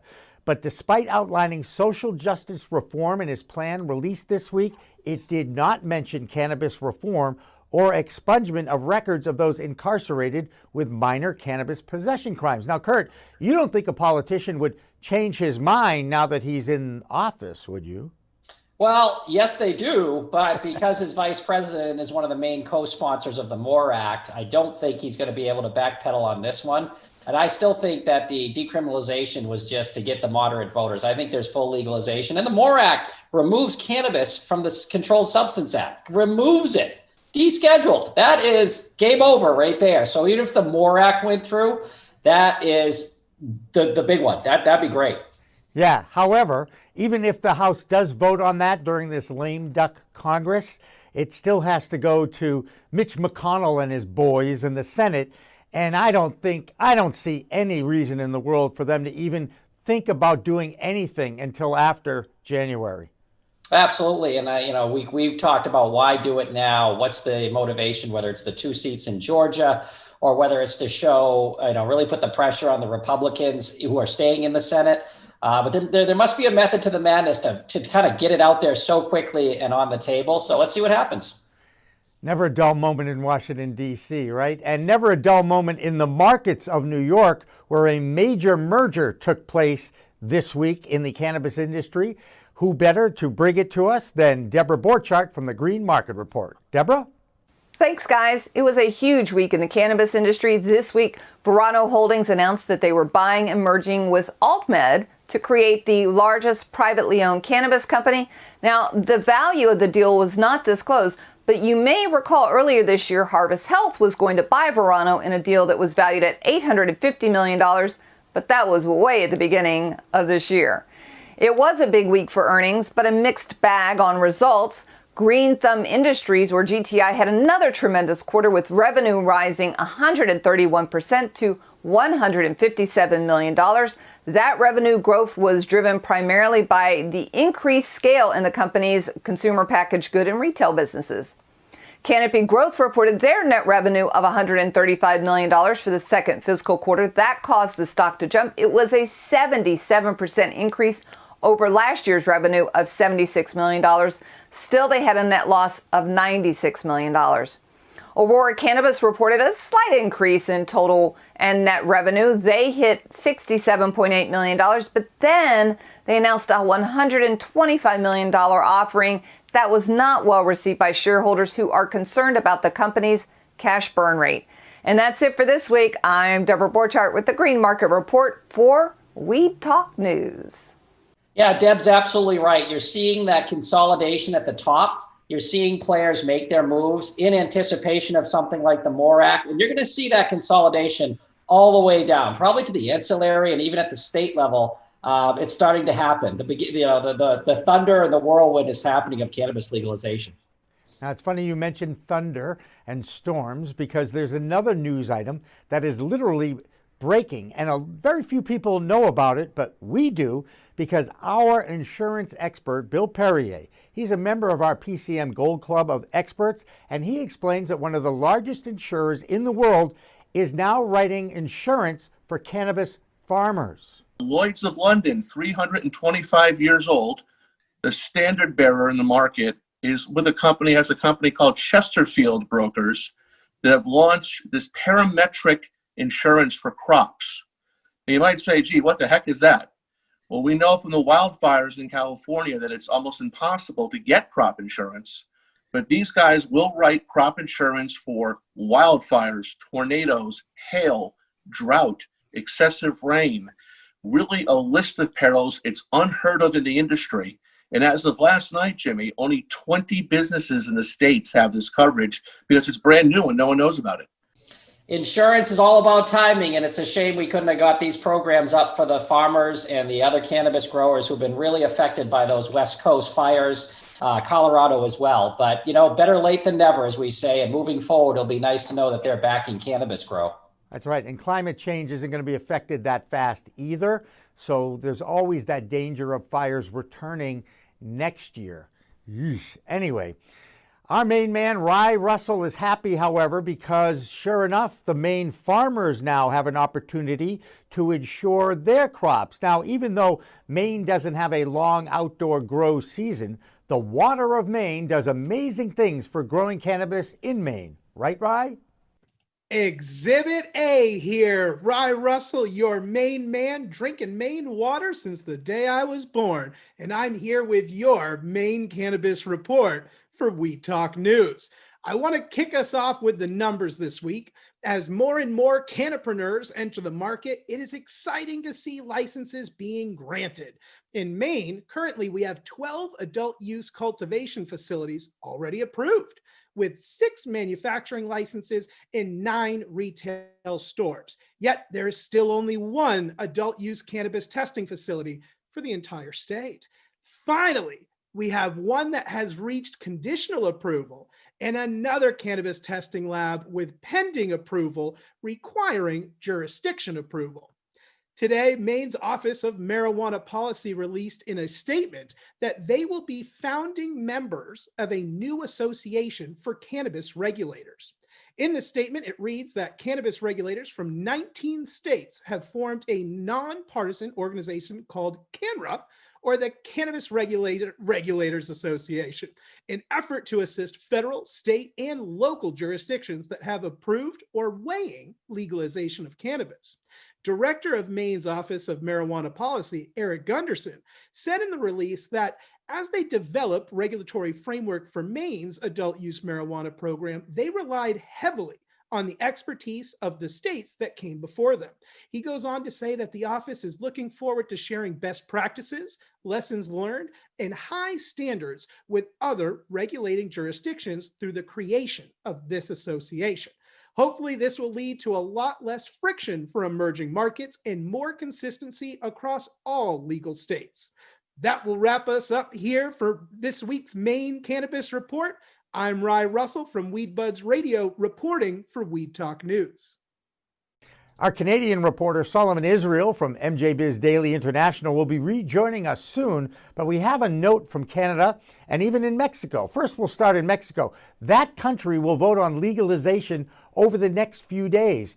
Now, Kurt, that means Canada will be legal, Mexico could go legal. What does this do for international trade or even put pressure on the United States?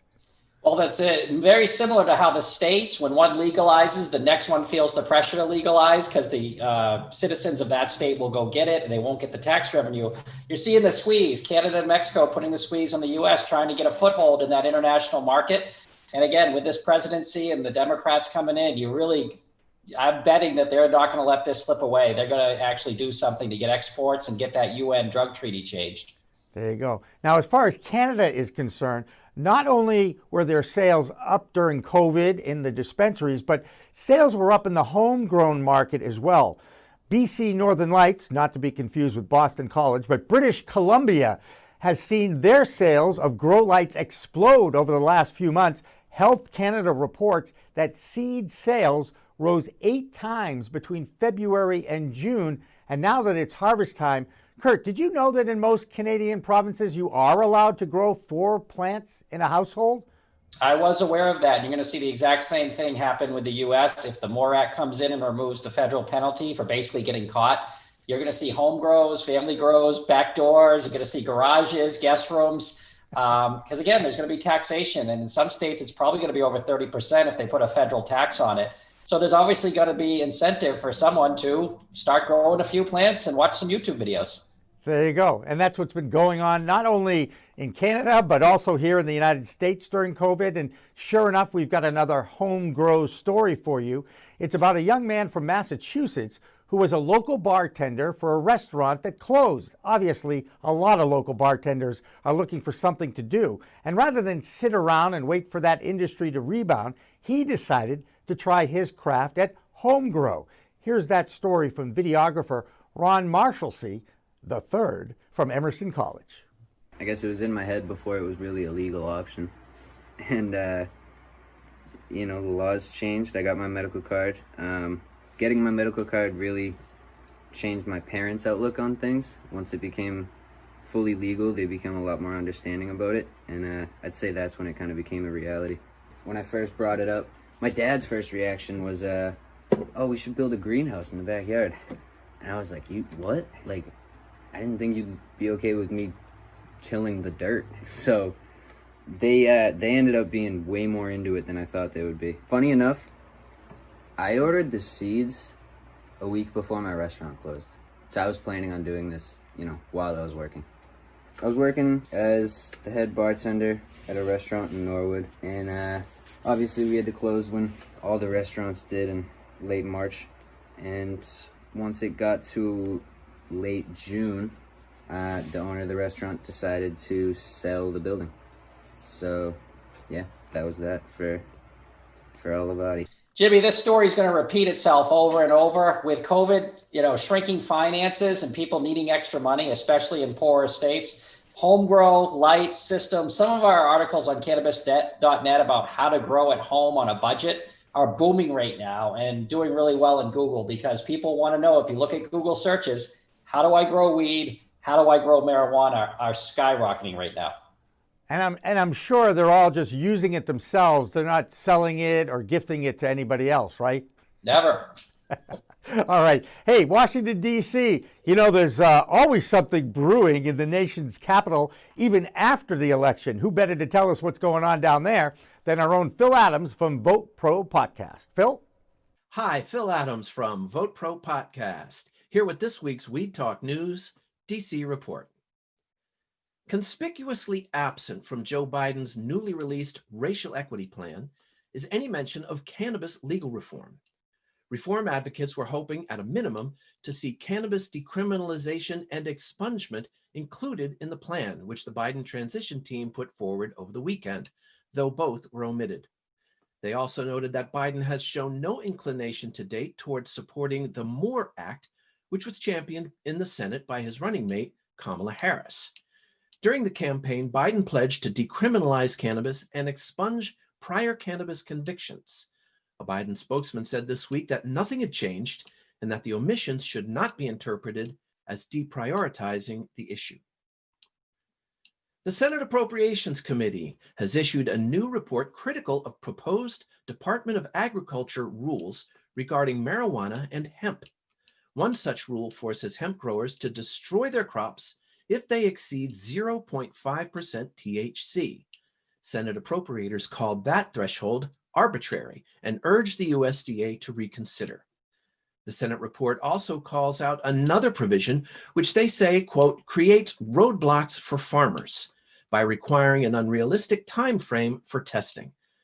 The report urged the agency to, quote, ensure a fair and reasonable regulatory framework. Marijuana regulators from 19 U.S. states have formed an association to share cannabis industry knowledge and best practices. The new Cannabis Regulators Association was launched to help federal, state, and local jurisdictions make informed decisions about how to administer and or expand legal cannabis markets.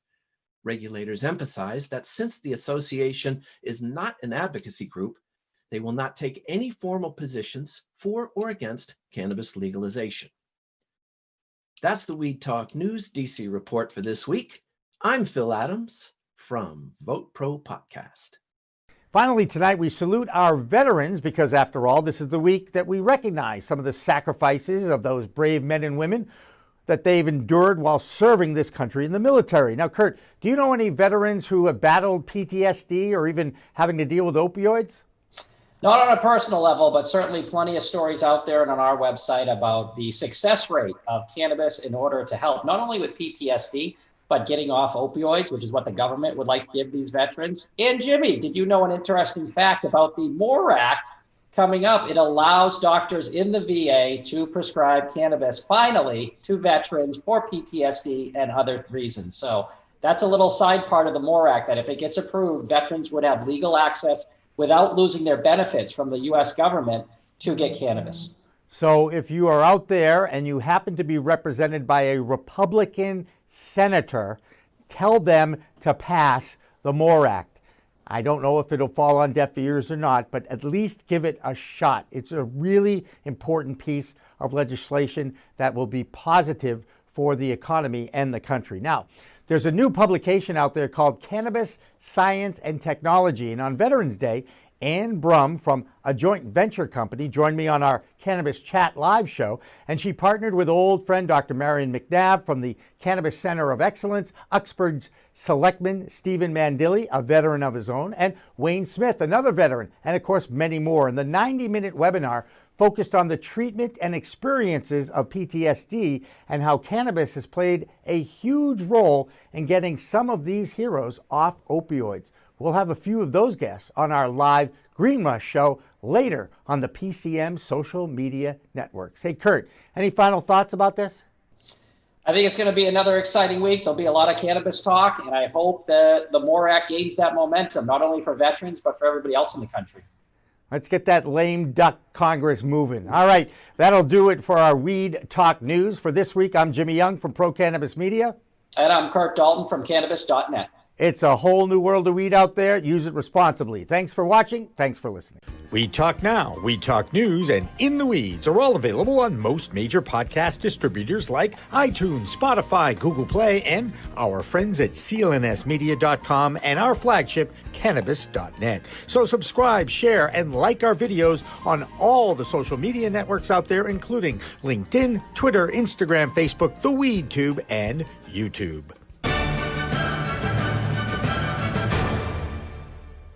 Weed Talk and In the Weeds are two productions of Pro Cannabis Media supported by Revolutionary Clinics, one of the top medical cannabis dispensaries in the Massachusetts area, now with 3 locations in Greater Boston, 2 in Cambridge, and 1 on Broadway in Somerville. Rev Clinics has a patient-first mission. They will customize your needs as a medical patient with the proper titration and combination of strains, flavors, and products. Rev Clinics, where the patient comes first.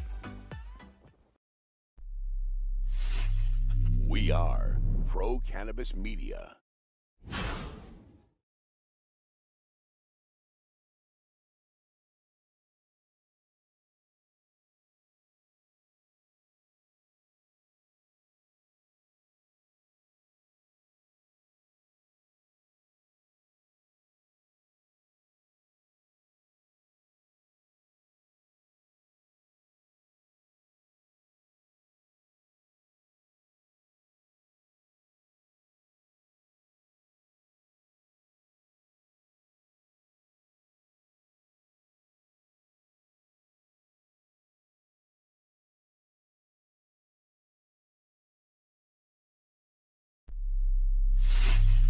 We are Pro Cannabis Media.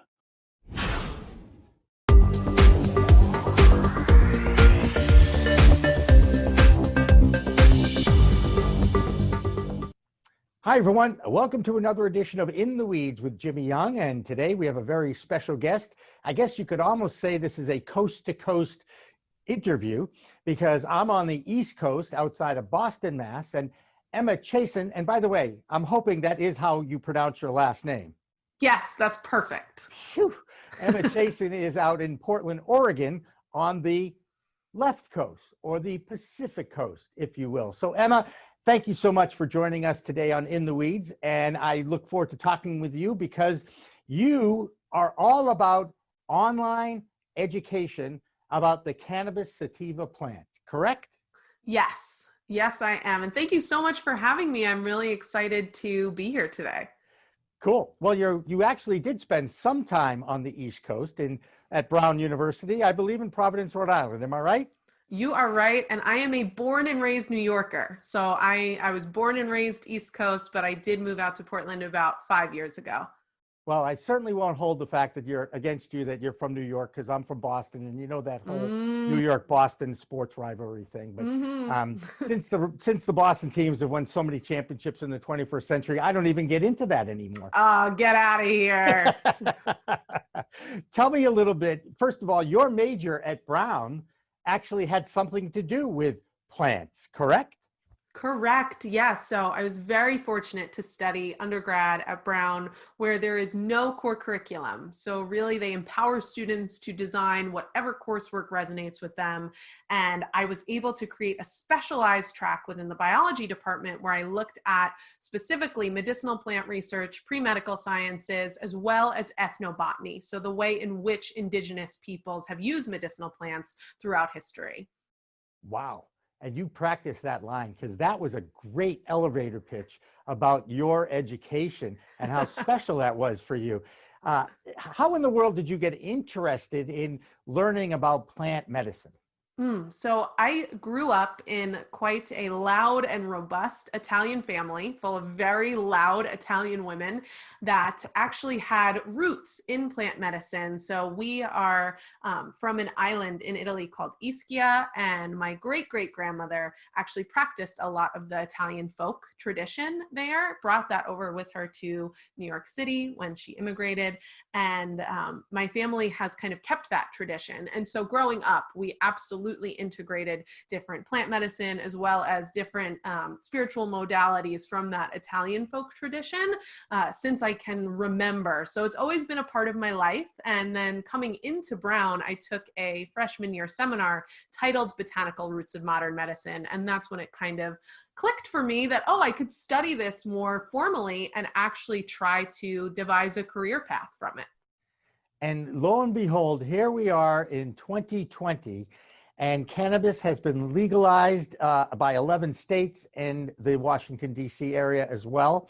I believe 33 states have medical programs, and it's now a political issue. I cannot believe I've lived to actually see this day where in my home state, my native state of Massachusetts, it's legal, it's here, and of course it's been deemed essential in so many other states during the COVID shutdown. So I pinch myself almost every day that I'm out here actually talking about cannabis and learning every day because I really do believe there is so much to learn, and I am absolutely fascinated with the science behind the plant. The fact that they can actually dictate, or should I say you guys, you botanists out there, can actually dictate the DNA of the plant and what kind of effect it's going to have.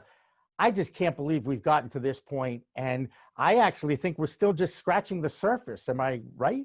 Absolutely, would agree. I am so excited about cannabis because there is such huge potential for discovery. I often compare it to like the space age, you know, where this is our new frontier. It's a brand new industry. And as you said, we are just scratching the surface of what we understand about this plant. There is still so much more to know, specifically in the way that it interacts with our bodies. And that is full of excitement for me as a scientist. And of course, every body has a different body. and everybody has an endocannabinoid system. Every mammal has an endocannabinoid system in it, and just understanding what that system does and how it impacts our pain receptors and just our whole behaviors is amazing unto itself. And every day it seems like they're discovering a new cannabinoid, another cannabidiol chemical. That's what they call the little chemicals, the CBDs and the CBNs, right? And the THCs. Yes, the cannabinoids. Yes. The cannabinoids. And it seems like every day they're discovering new ones and finding out what that particular one does. But here's a question I always ask scientists, and I definitely consider you and respect you as a scientist. The role of the terpene in the cannabis plant. Can you define, in layman's terms, what terpenes do as they interact with the THC and the CBD and the CBN that's in the cannabis plant?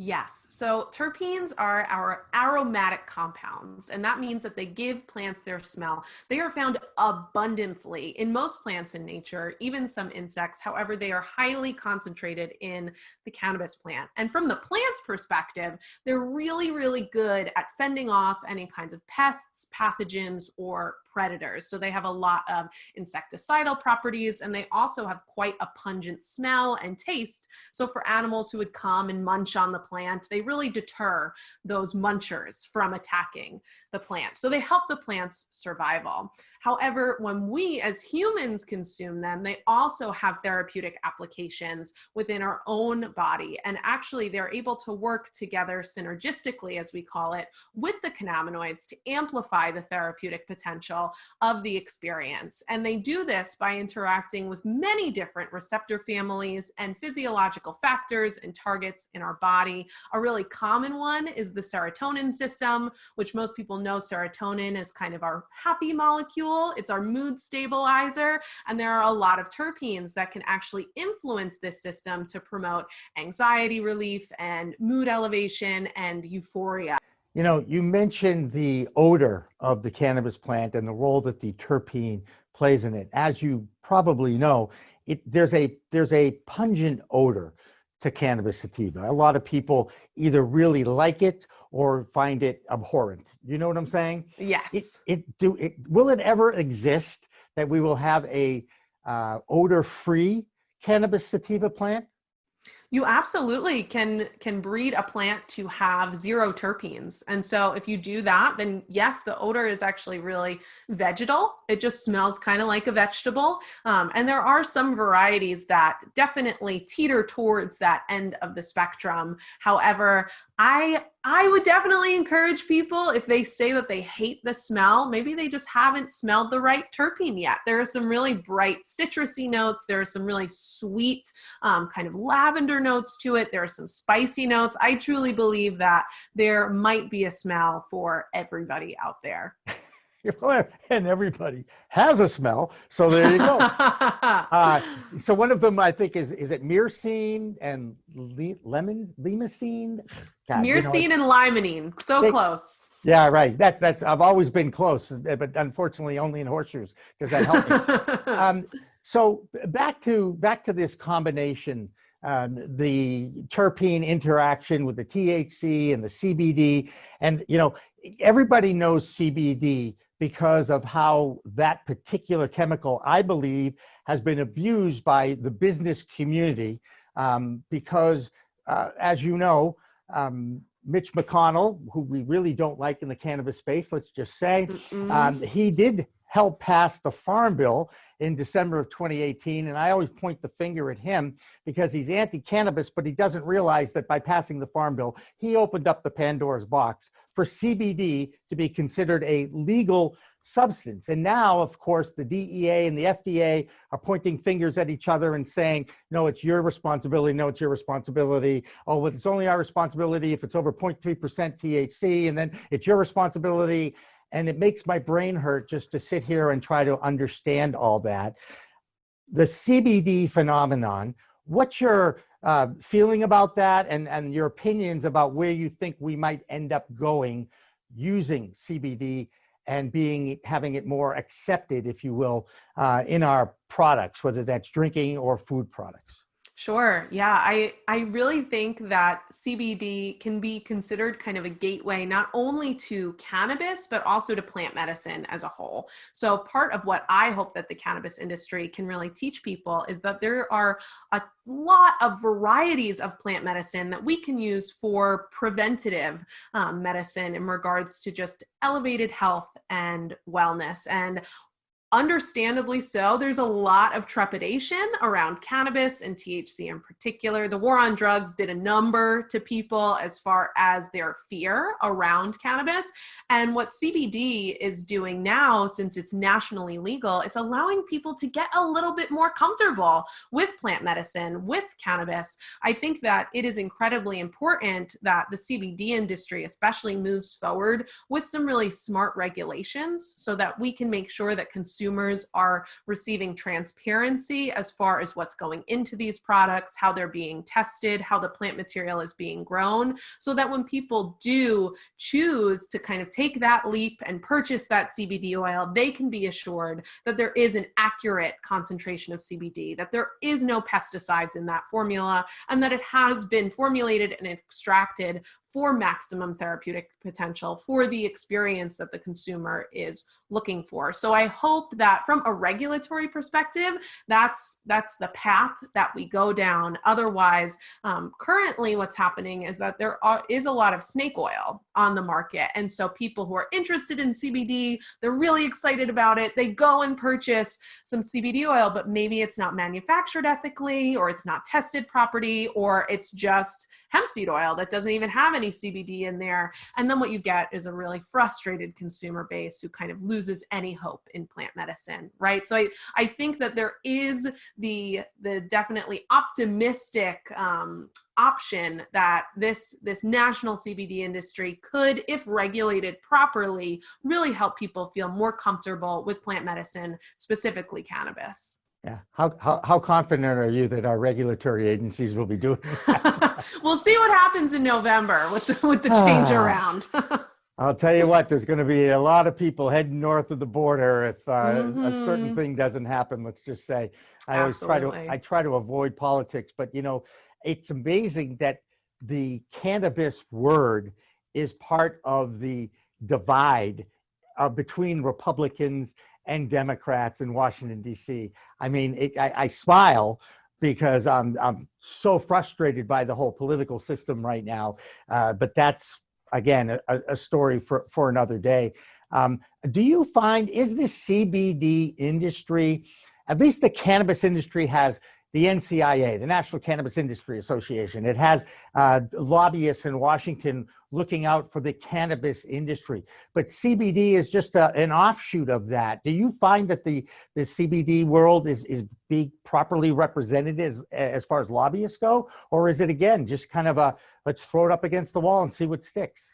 Yeah, I mean, I think it's closer to the latter. I mean, there are definitely hemp associations, especially hemp grower associations, that are advocating for better regulation and legislation around the agricultural perspective, especially as we move into more industrial hemp. However, from the CBD health and wellness standpoint, I mean, currently the FDA doesn't allow CBD to be formulated into any dietary supplement or edible product. And I mean, for any of us who have even a little bit of an understanding of the CBD industry, that's laughable, because most of the products on the market are dietary supplements or in edible form.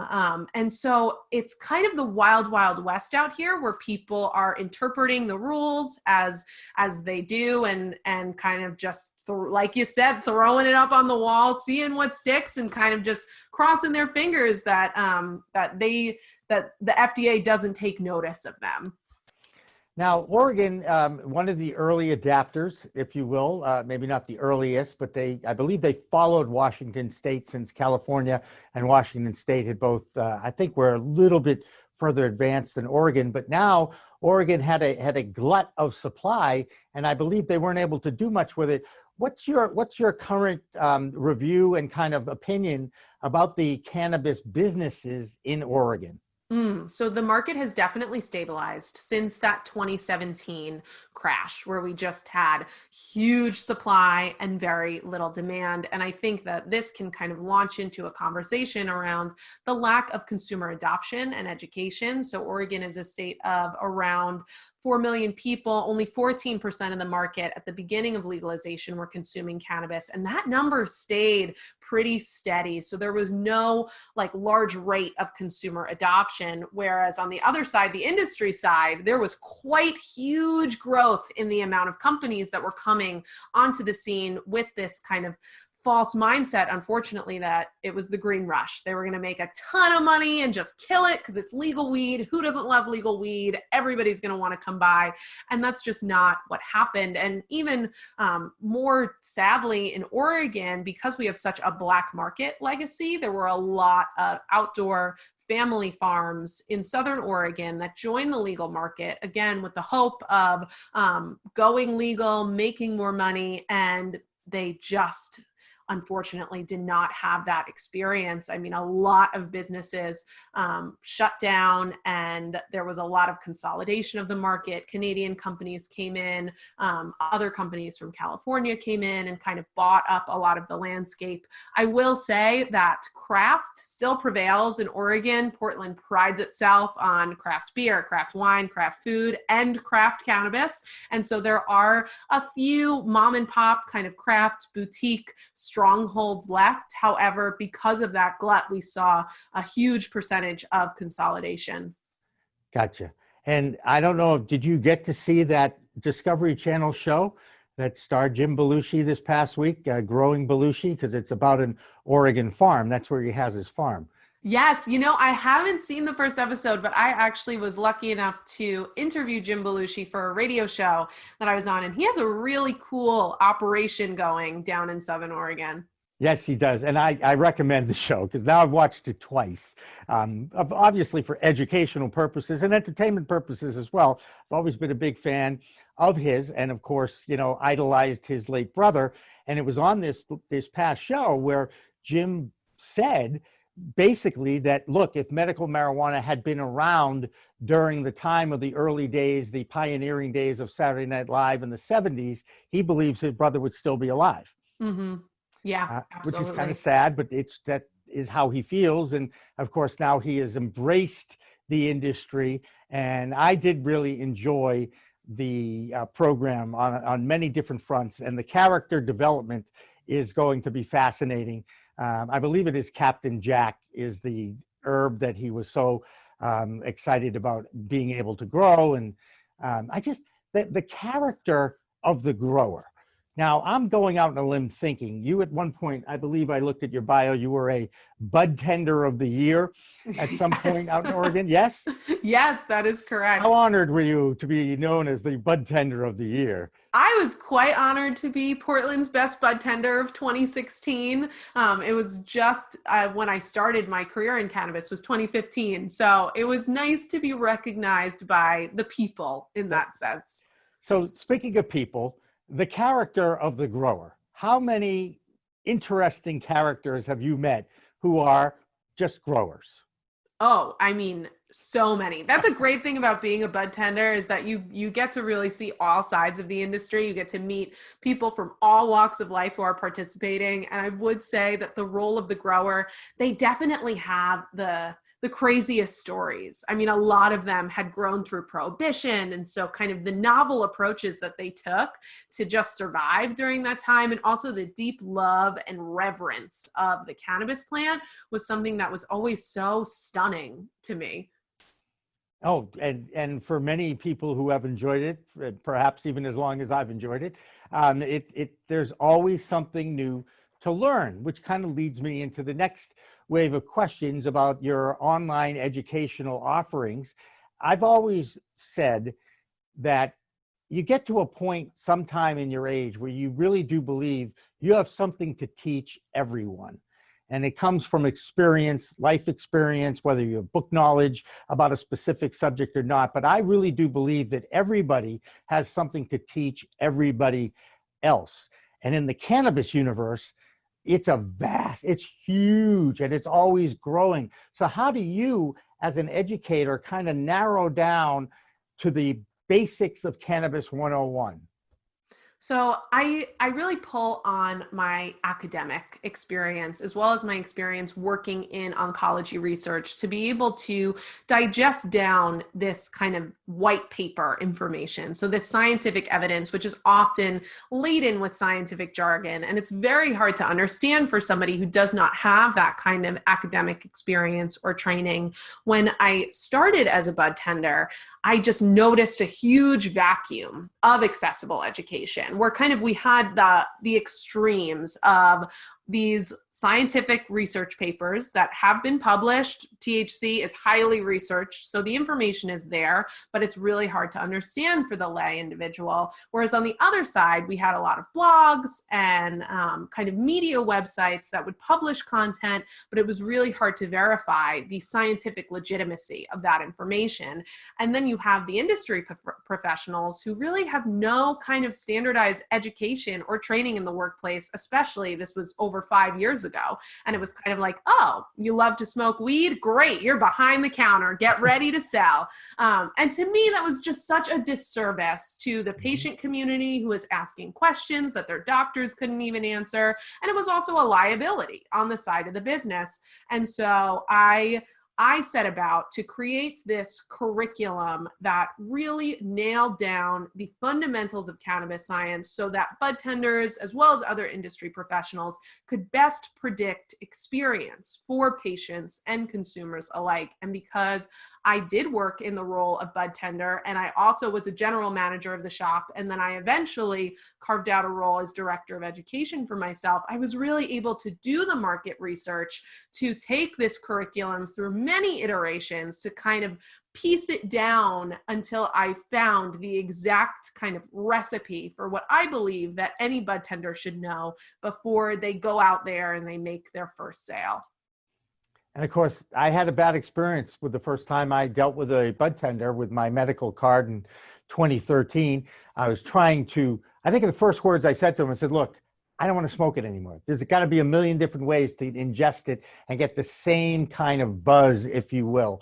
And I was told to try an edible product and was given bad advice about the amount of that edible product. And like so many others out there who have tried edible for the first time, perhaps too much that first. You can certainly bite off more than you should be chewing. Mm-hmm. And therein lies the old, you start low and you go slow, like 2.5 milligrams as an entry level dose. And I believe my first dose was 33 milligrams. Oh. But I woke up at 4 a.m. The room was spinning. I lived to tell the story. It's kind of my philosophy of life anyway. I don't ever want to have 33 milligrams of an edible again, nor have I. But you hear some of these stories a lot from people, and I'm going out on a limb thinking you too have had a few. Oh, absolutely. I mean, I've experienced that myself.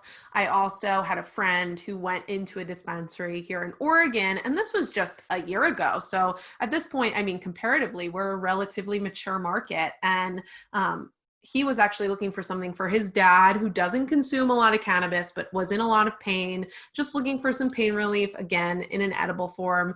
And the bud tender was like, oh, here, take this chocolate bar, have him eat the whole chocolate bar, which is 50 milligrams of THC. He'll be so high, he won't even feel anymore. And luckily, I mean, my friend knows me, knows what I do, hears me talk about this all the time, and was like, actually I had to school the bud tender and be like, no, give me something with a little bit of CBD in there. We're talking about a starting dose of 5 milligrams of THC, like really take the bud tender through that educational experience. But to me, what's scary is that for people who don't know what they're doing, they're putting their full trust into this person. And while cannabis does not yet have a defined lethal dose, so it can't kill you, it still is a highly uncomfortable experience.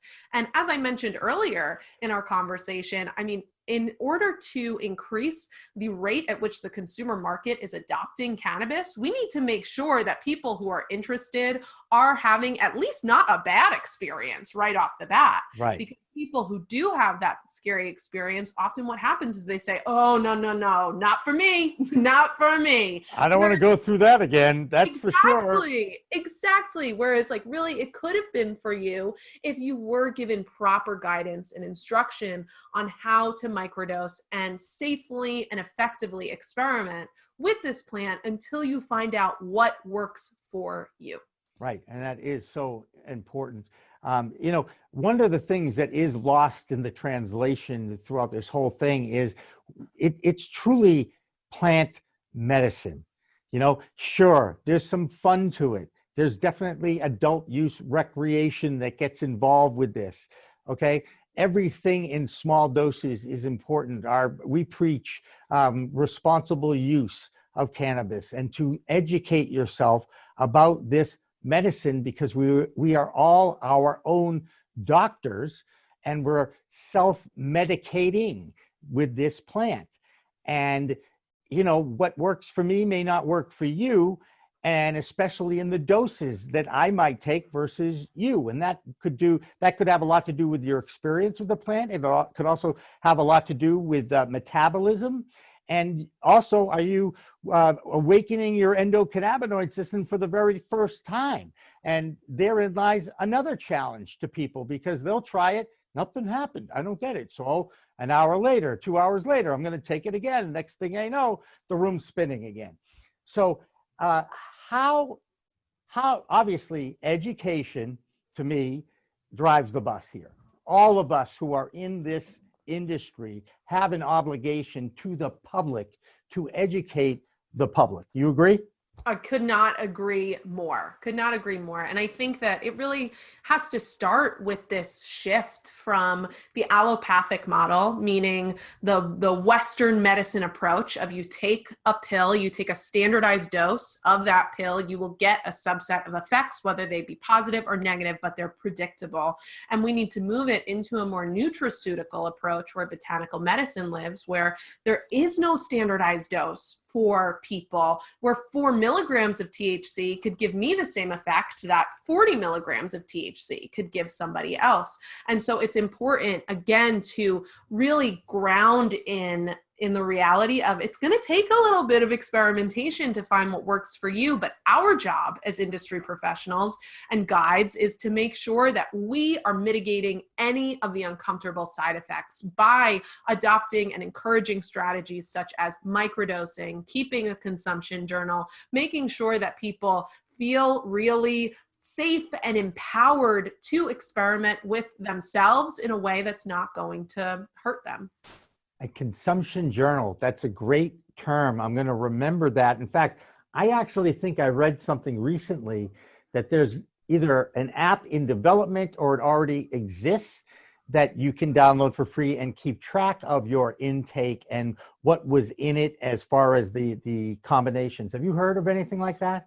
Yes, I know of a couple apps on the market. One of them that comes to mind immediately is Relief. And of course, the leaf is spelled like leaf on a plant, where you are able to track the time of day, the way that you're consuming, what compounds are in that product, how much you consumed.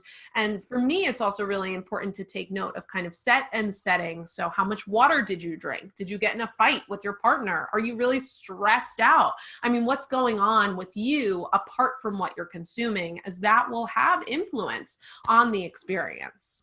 And how much alcohol do you have in your system when you partake? Oh yeah, another big one that will definitely influence the experience. One of the doctors I interviewed 8 times the magnification is pretty much what this doctor of cannabis, Jordan Tischler, he's they call him, what do they call him? He's Harvard educated, undergrad in Harvard Medical, Preparation H, that's what they call themselves.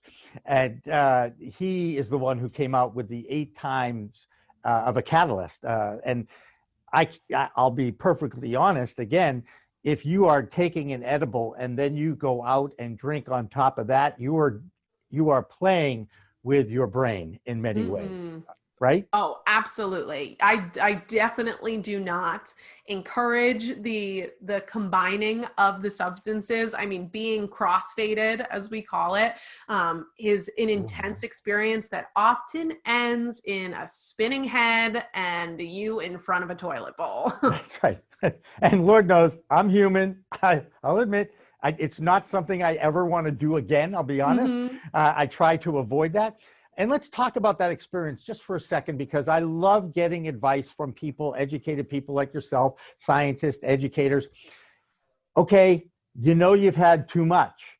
There's all sorts of what they call, different anecdotes, different ways to control that. What do you recommend? And please tell me it's not chomping down on black peppercorns. No, it is not. Though I do understand where that kind of urban legend came in to play, and I do think it's fun, but not my go-to, I'll have to say. I think that, first and foremost, water. Drink as much water as you can and make sure that you are in a place where you feel safe and you're with people that you trust. I think that, again, the set and setting aspect is really important.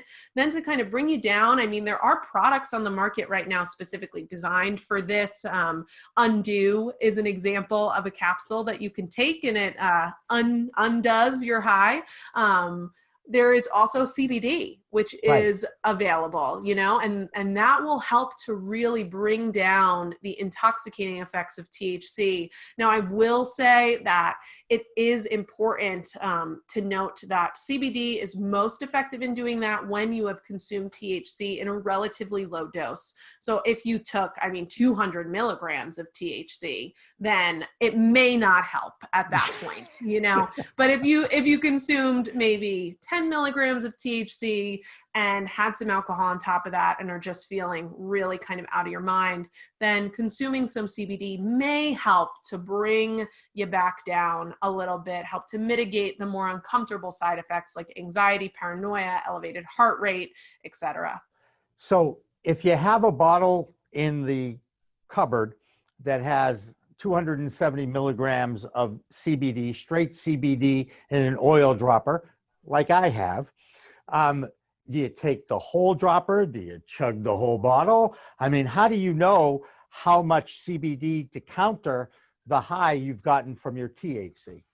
It's hard. It's not an exact science. And like we've been saying, every body has a different body, right? Everybody's unique. And so everybody will respond differently.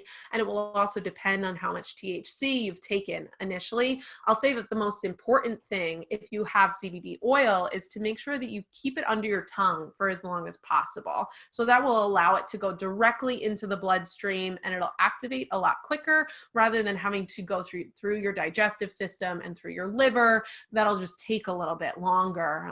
And by the time it reaches your system, you may have already kind of calmed down. So I'd start with, 10 to 15 milligrams of CBD under the tongue for as long as possible and see how that makes you feel. There you go. And I think that's actually great advice. And I just wonder, any of our first responders out there, because Lord knows this happens. I remember reading in Colorado when they first opened up their market to adult use, and they talked about the emergency room visits are up because of people's, inexperience, and they're taking too much and all this neat stuff. And I wonder, are they using straight CBD in ambulances, in first responders, in emergency rooms? Have you heard of that use? Is there any kind of a practicum out there? I haven't heard of that use. And in fact, I really don't know if it's happening. If it is, I'll be surprised. The only place that I know of that they at least allow or they are amenable to the use of CBD oil is in hospice care. So end of life, palliative care. That seems to be the kind of section of more Western medical approach that will allow that kind of CBD oil. Even in some places will allow THC cannabis just to help increase the quality of life for that end of life experience. There you go. It probably beats morphine, I'm just saying, although. Exactly.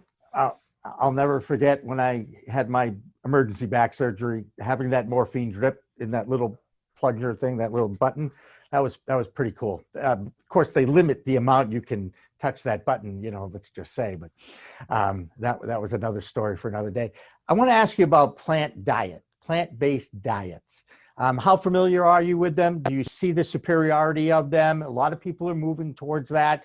And with the plant-based diet comes this plant along, for fun or medicine. What's your feeling about a plant-based diet? Is it superior to the meat and potatoes that a lot of us live off? So I am familiar with the plant-based diet. I don't practice it myself, but I do believe that food is medicine. And I also believe that medicinal plants do hold a lot of value in our medicine cabinet as preventatives. I will say that, again, coming back to this idea that every single body is unique, right? So I can't really tell you what's going to be best for your body. And I think that we also need to open up the conversation to really look at the societal implications, such as food deserts and the communities that maybe don't have access to fresh produce and what that looks like for people. I think that it can do more harm than good for people's mental and emotional health to say, hey, you should be on a plant-based diet for your physical health. And if you're not, that's actually really bad for you, and it's really bad for the planet. Well, if somebody lives in a rural community where they don't have access to fresh produce, maybe their closest grocery store is a gas station that's 30 miles down the road, it would be a significant financial and mental and emotional impact for them to have to travel to try to find that produce. It just may not be feasible for them, right? So I think that anytime we talk about diet, anytime we talk about what people put in their body, we always need to examine where they're at in life and what's feasible for them. I have seen the research and the scientific evidence around moving towards a more plant-based diet. So still consuming maybe some dairy, some meat, some fish, and seeing how that has long-term positive effects on health. However, I just don't think that we can tell people what to do in that regard without really addressing the more community based initiatives that would need to occur for that to happen. Hey, one last question before I let you give a little plug for your course and how people can find you. In Oregon, it's a mature market. It's been around for a few years. Are you finding that your politicians and your representatives are more well-versed now on cannabis? And have you ever been asked by a legislative body to come in and perhaps educate them on it? So I wouldn't say that they're more well-versed in cannabis science per se, but they do love the program. I mean, it's making the state a lot of money, and with politicians, I mean, no matter what side of the aisle, money talks, right? And so in May alone, I believe that Oregon made over $100 million in just 1 month from just cannabis. And so that is huge. So we've seen a lot of support for the cannabis program from our politicians because of that economic advantage. I'd still say that most legislators are grossly undereducated around cannabis. And my goal in what I do is to push at least enough consumer education and industry education so that we can lobby for better regulation and legislation from the top down in regards to requiring training and education for our industry to be able to allow it to just ethically evolve. That's it. And how do people find you? So please find me at my website. My company is Eminent Consulting. The website is eminentconsultingfirm.com, and from there you can read more about me, our services, as well as see a big nice button to our online courses. There you go. All right, Emma Chasin from Portland, Oregon. Again, thank you so much for chit-chatting with me. It's been a pleasure to talk more about this with you. I'd love talking education with anyone, and you obviously have your hands pretty well set on what you like to teach, how you teach, and backing it up with science. And that's terrific. I wish you the best of luck in the future. Well, thanks so much, Jimmy. It was amazing to be on here and chat with you. The pleasure was all mine. All right. So for Emma Chasin, I'm Jimmy Young from In the Weeds. Remember, it's a whole new world of weed out there. Use it responsibly. Thanks for watching. Thanks for listening. We Talk Now, We Talk News, and In the Weeds are all available on most major podcast distributors like iTunes, Spotify, Google Play, and our friends at clnsmedia.com and our flagship, cannabis.net. So subscribe, share, and like our videos on all the social media networks out there, including LinkedIn, Twitter, Instagram, Facebook, the WeedTube, and YouTube.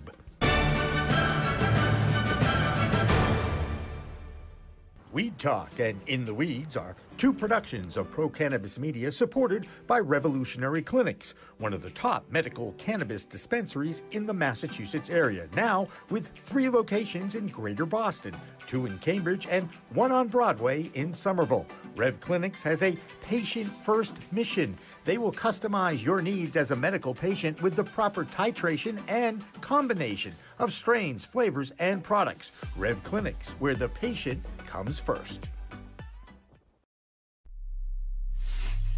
We are Pro Cannabis Media.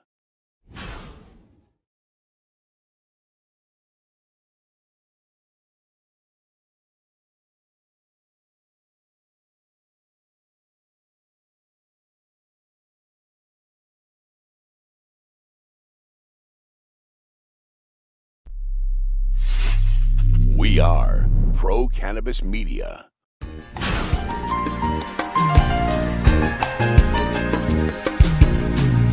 Hi, everyone. Welcome to another edition of Weed Talk Now.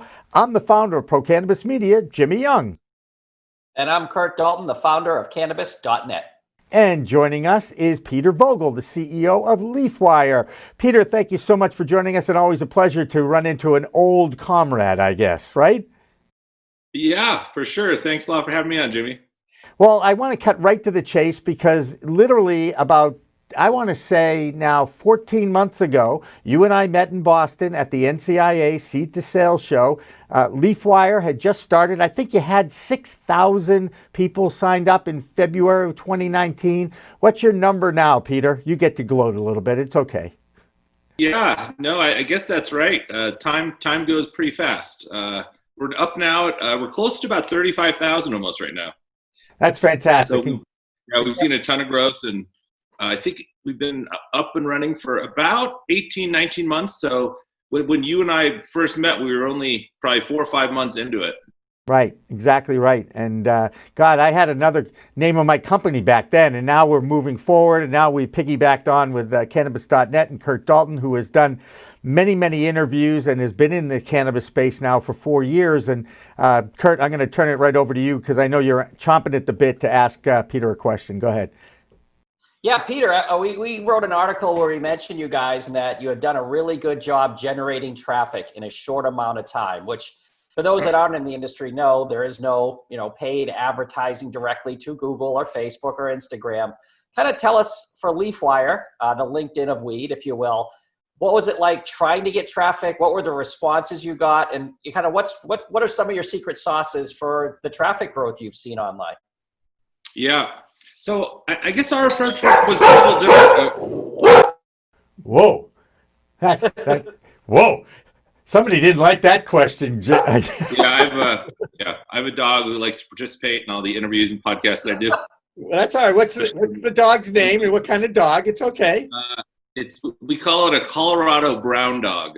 It weighs about 60 pounds and it's a rescue. So okay, is that the official AKC? I got to look that one up. Yeah. And they like to bark at male people or anyone that walks by our house. There you go. Pretty common trait. So, but back to your question, Kurt. So our approach was a little different than a lot of cannabis companies because we've been focused 100% on cannabis business people, not consumers. So we didn't focus on things like Google or Facebook or Instagram as much just because you tend to get a lot of consumer focused kind of advertising in those places.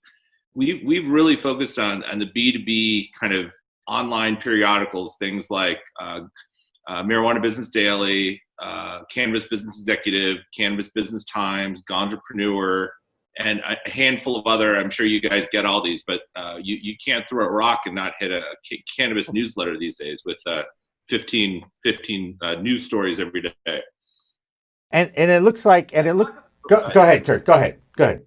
You just recently, in the last, I guess, 60 or 90 days, announced the MJ Biz partnership. Kind of walk us through. You're going to have MJ Biz content on LeafWire and in certain modules. Kind of tell us how that's going to work.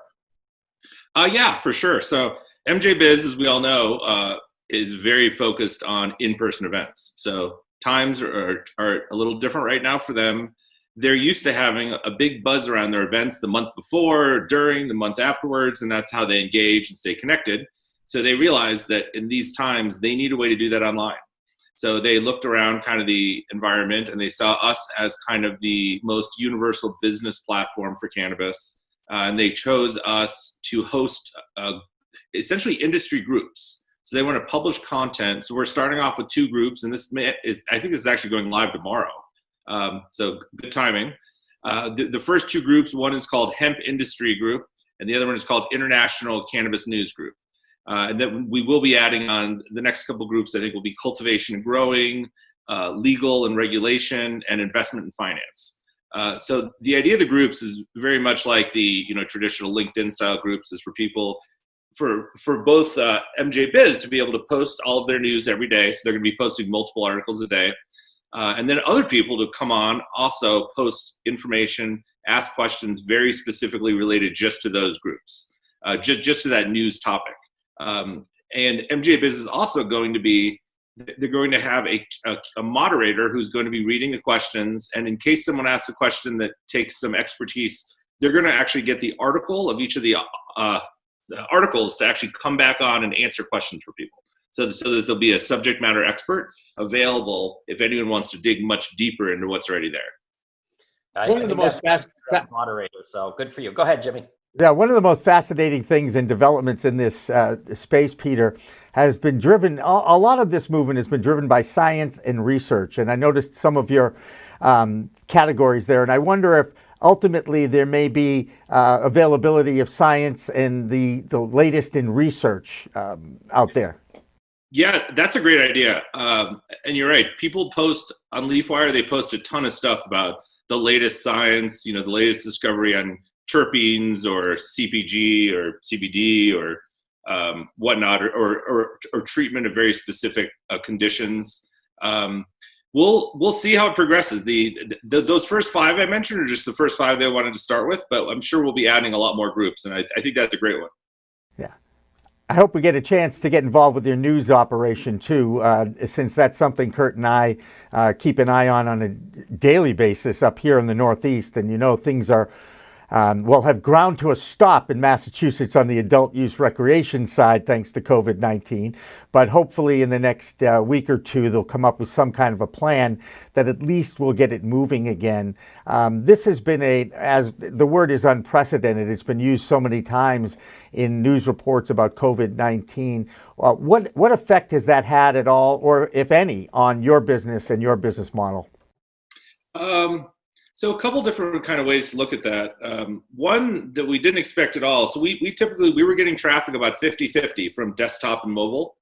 And we looked recently and we're kind of shocked, and then realized it made perfect sense. We're now at 80% desktop and only 20% mobile, which makes sense because everyone's at home, right? So more people are on desktop. So I don't know exactly what that means, but we were just kind of surprised by that development.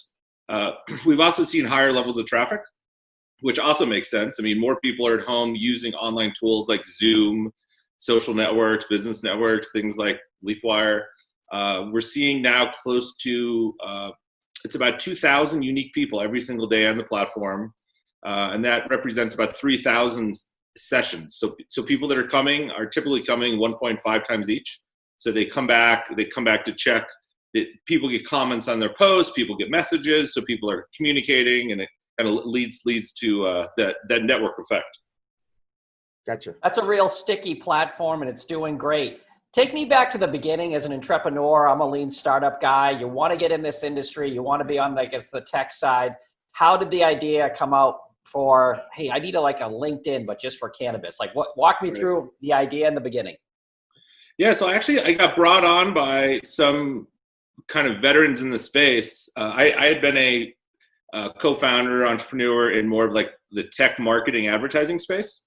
And a fellow CEO who was in the same industry as I was, a guy named Marian Marathason, who's the CEO of Simplifya, who's a compliance company in the space. They've done really well. They just successfully raised a couple $1 million in the last month or so, which is pretty amazing considering the conditions right now. Most people are having a lot of difficulty raising money. So he and a couple others and some a really well-known law firm here in Colorado and other states, Vicente Cederberg. The two main principals of that firm, Brian Vicente and Christian Cederberg, both some of the guys that wrote the law out here in Colorado to make recreational cannabis legal. Them and Marion and some other guys kind of had this idea. When we started off, it was really more focused on investment. So when we initially started, we were calling ourselves more the angel list of cannabis, connecting investors to cannabis. We started that way.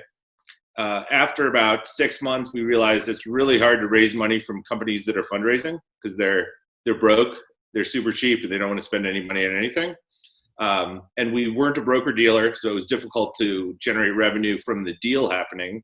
And at that same time, all of a sudden we were realizing everyone was using our platform like LinkedIn. Everyone was posting, they were promoting events, asking questions. We had, hundreds of thousands of connection requests across the platform. We're now up to, I think, almost 1 million connection requests on the platform. So, excuse me. So we decided to shift a little bit and refocus our revenue streams more around things like advertising, both in our email, on the website, jobs, and subscriptions, and still serve, companies that are fundraising and still serve investors, which we still do. But we also serve the entire kind of cannabis community. So anyone that's interested in the business of cannabis, we want to provide a platform so they can connect and find partners, employees, and investors, and kind of just do everything they would need to support their business. There's definitely a interest in the B2B versus B2C in any startup, whether that is in the cannabis space or in any other industry. But specifically for cannabis, it opens up opportunities for so many ancillary businesses that want to get into the cannabis space. Is that a target of yours too? 100%. I'd say we generate 80 to 90% of our revenue from ancillary companies. We've seen multinational packaging companies do advertising with us, HR companies, investment finance type companies, transportation type companies, almost any technology like POS type, security.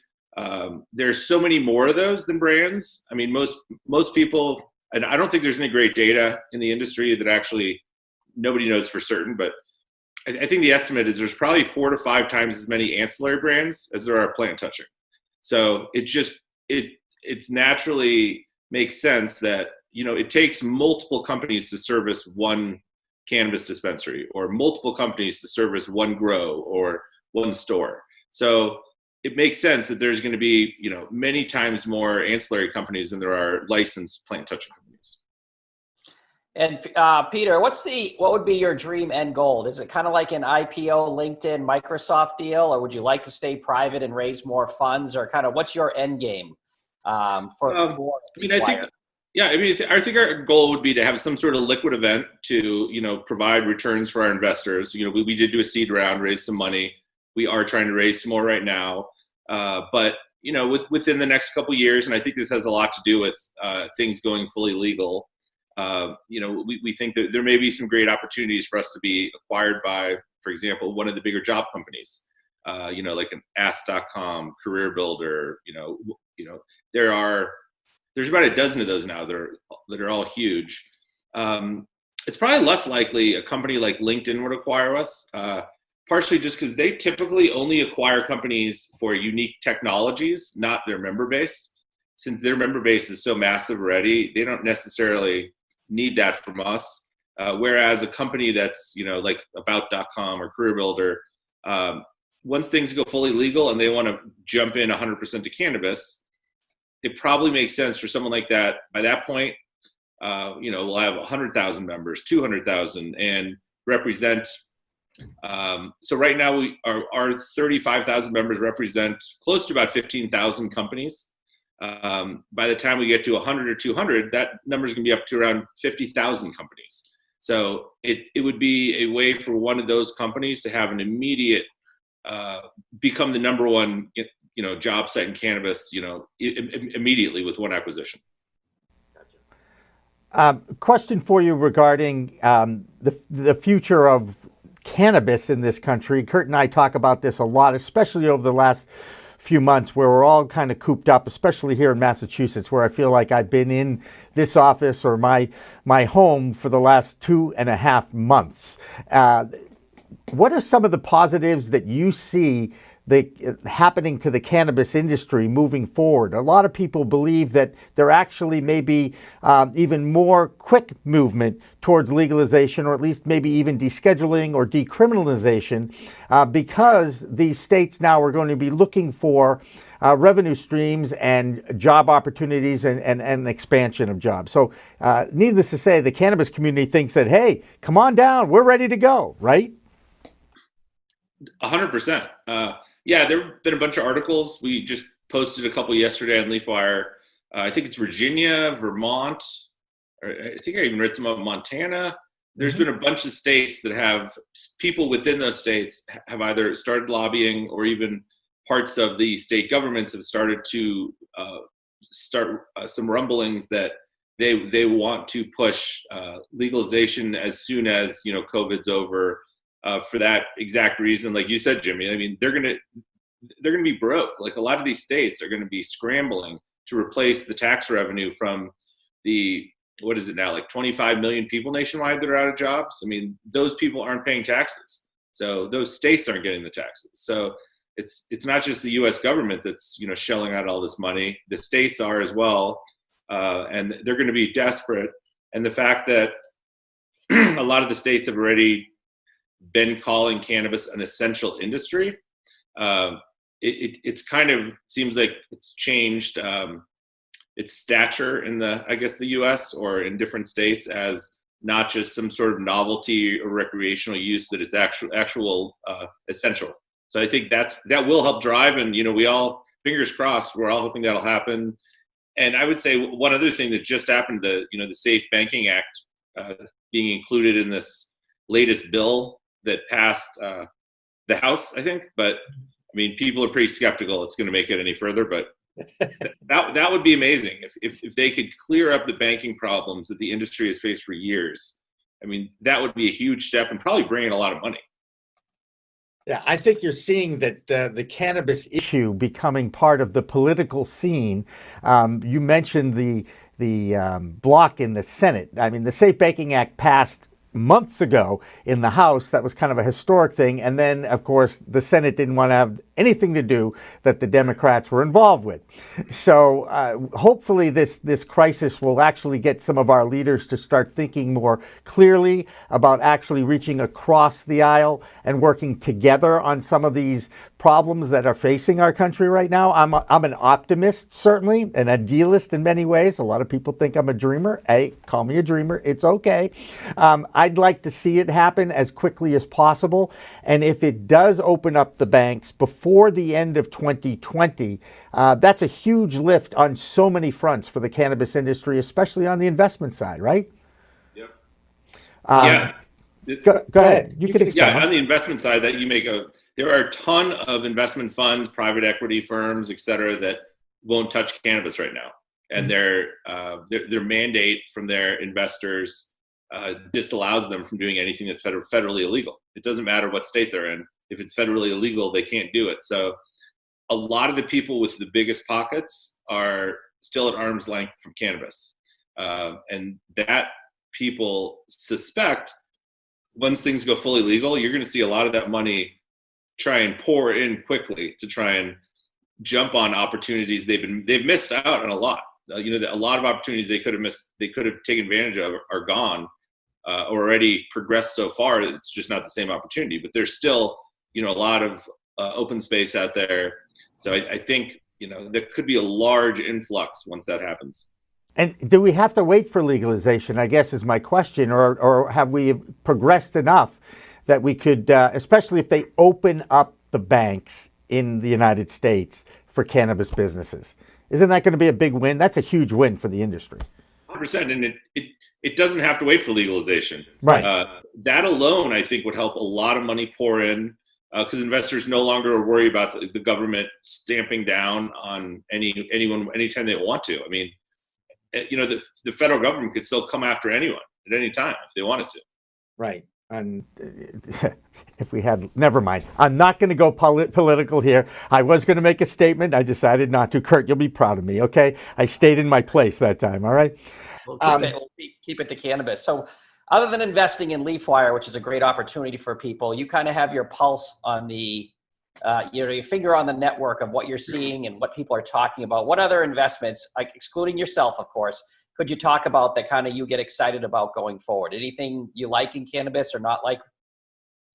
I think a lot of the hallucinogenic options, whether it's mushrooms or other things, those are gaining traction. A lot of cities have decriminalized them around the country. I think in like California and Oregon, Washington, Denver, they decriminalized psilocybin, the magic mushroom they call it.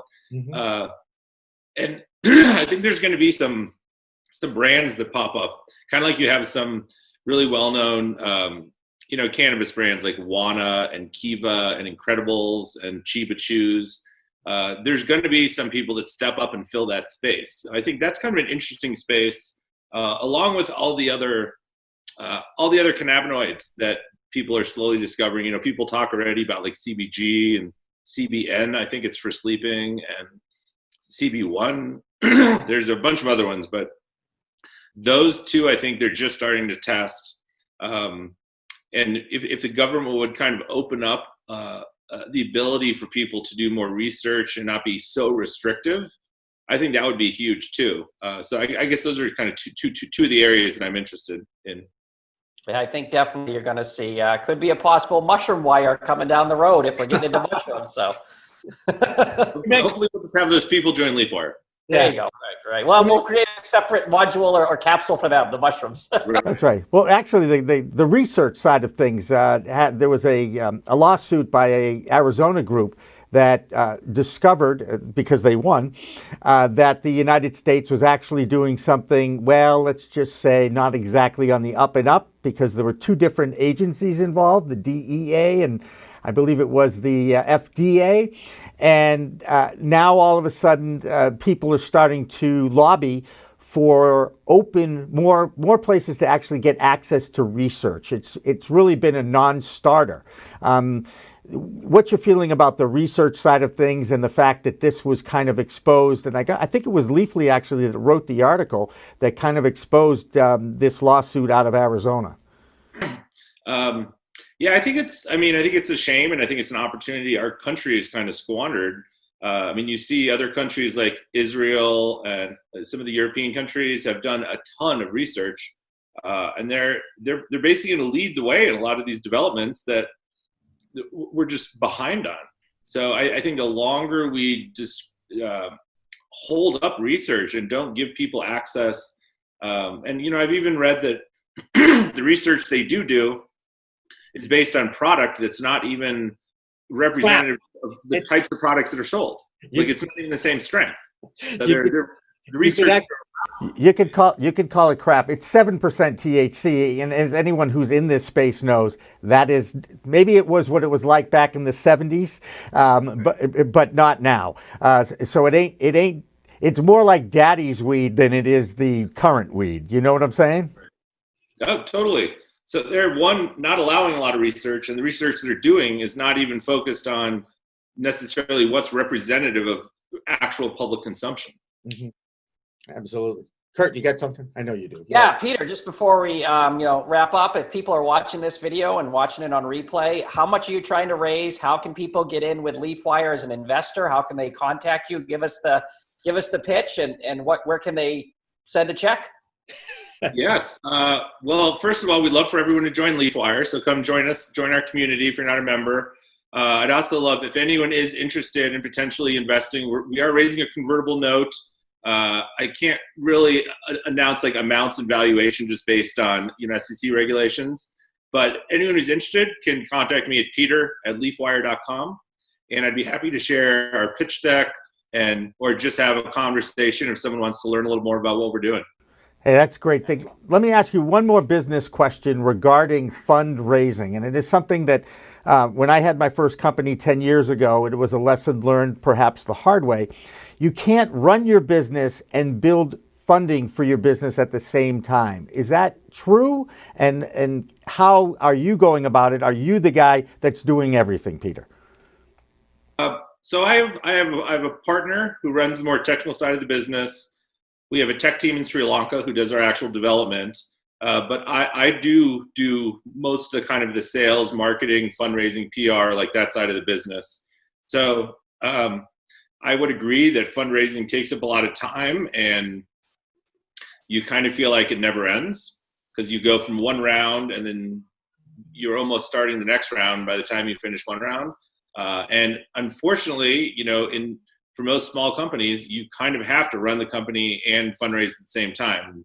That's not to say that's ideal or good, but unfortunately for almost every entrepreneur, it's not like you just have a whole team who's working for you that you can just step aside. So you basically have to, you have to be down in the trenches, at the same time while you're, trying to, get money from investors. And still be able to take out the garbage and clean the toilets and do everything else. So there's all those glamour jobs when you own a business, right, Peter? Yeah, I mean, there's everything from customer service to marketing to, making sure you have insurance and, all the payroll and, all the stuff that no one wants to spend time on. That is so true. Well, Peter Vogel, we go to leafwire.com. That's where we'll see a lot more information now. There's definitely content on there. I think I may have just read that Curaleaf came into some money. They're friends of ours because they're Massachusetts based here. There's always something new happening in the world of cannabis. It's a fascinating time to be involved in this industry. You meet great people like yourself, Peter. I enjoyed it a few months back, and hopefully we can keep this thing going. Yeah, sounds good. Thanks a lot for having me, Jimmy and Kurt. Great to be on. There you go. So for Peter Vogel from LeafWire, I'm Jimmy Young, the founder of Pro Cannabis Media. And I'm Kurt Dalton from Cannabis.net. And that'll do it for another edition of Weed Talk Now. Remember, it's a whole new world of weed out there. Use it responsibly. Thanks for listening. Thanks for watching. Weed Talk and In the Weeds are two productions of Pro Cannabis Media supported by Revolutionary Clinics, one of the top medical cannabis dispensaries in the Massachusetts area, now with 3 locations in Greater Boston, 2 in Cambridge and 1 on Broadway in Somerville. Rev Clinics has a patient-first mission. They will customize your needs as a medical patient with the proper titration and combination of strains, flavors, and products. Rev Clinics, where the patient comes first. We are Pro Cannabis Media.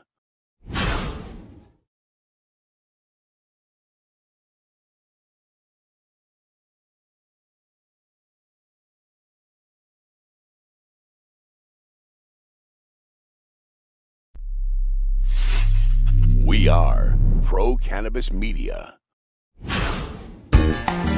You want to make money in cannabis? Listen to Jeff Finkel, the CEO of ArcView out of New York. He's been investing for years, and now he's on In the Weeds with Jimmy Young. This podcast is supported by Revolutionary Clinics in 3 locations now in Massachusetts, 2 in Cambridge, 1 in Fresh Pond, and 1 on Mass Ave in Central Square, and 1 on Broadway in Somerville. Revolutionary Clinics, where the patient comes first. Hi, everyone. Welcome to a very special edition of In the Weeds with Jimmy Young. And we are actually not on location anywhere, but we're in our offices here in Wellesley, Massachusetts. And joining me on the phone is an old friend from New York City. His name is Jeff Finkel, and he's been named one of the 25 angel investors in New York you need to know. So that's one of the reasons why I figured I'd hook up with Jeff Finkel again after all these years. Jeff, thank you so much for coming on today. Thank you for having me, Jimmy. So How did you ever get into the investment space of cannabis? I think that's really the first thing, and then we'll get into ArcView. Sure. Well, I spent the first 18 years of my career as an operating executive in the software industry.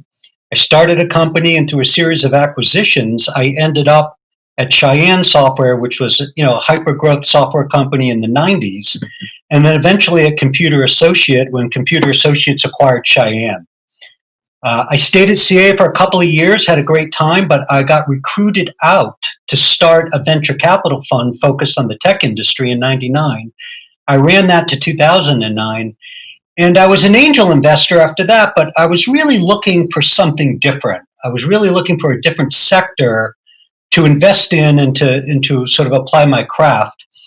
And I ran into an old friend that started an investment bank focused on cannabis. I knew nothing about it in terms of an investment predicate, and learned a lot from him and decided to jump in and created our first fund, which is a member-managed venture fund focused on cannabis, which we've now since brought over to ArcView.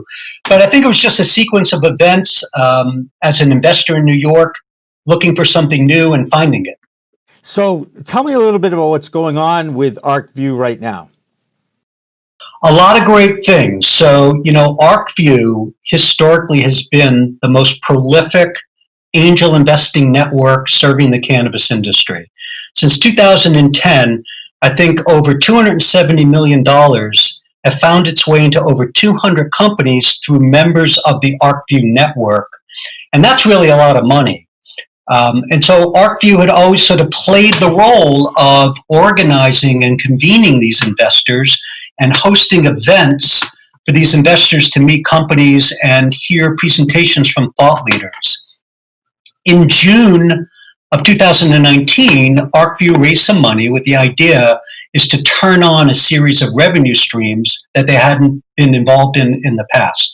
So they're keeping that sort of event and membership business, but they're also opening up a broker-dealer, right? So they've filed papers with FINRA to open up a broker-dealer and to sort of be in the middle of those transactions, right? If they're bringing investors and entrepreneurs together, they should be in the middle of that transaction.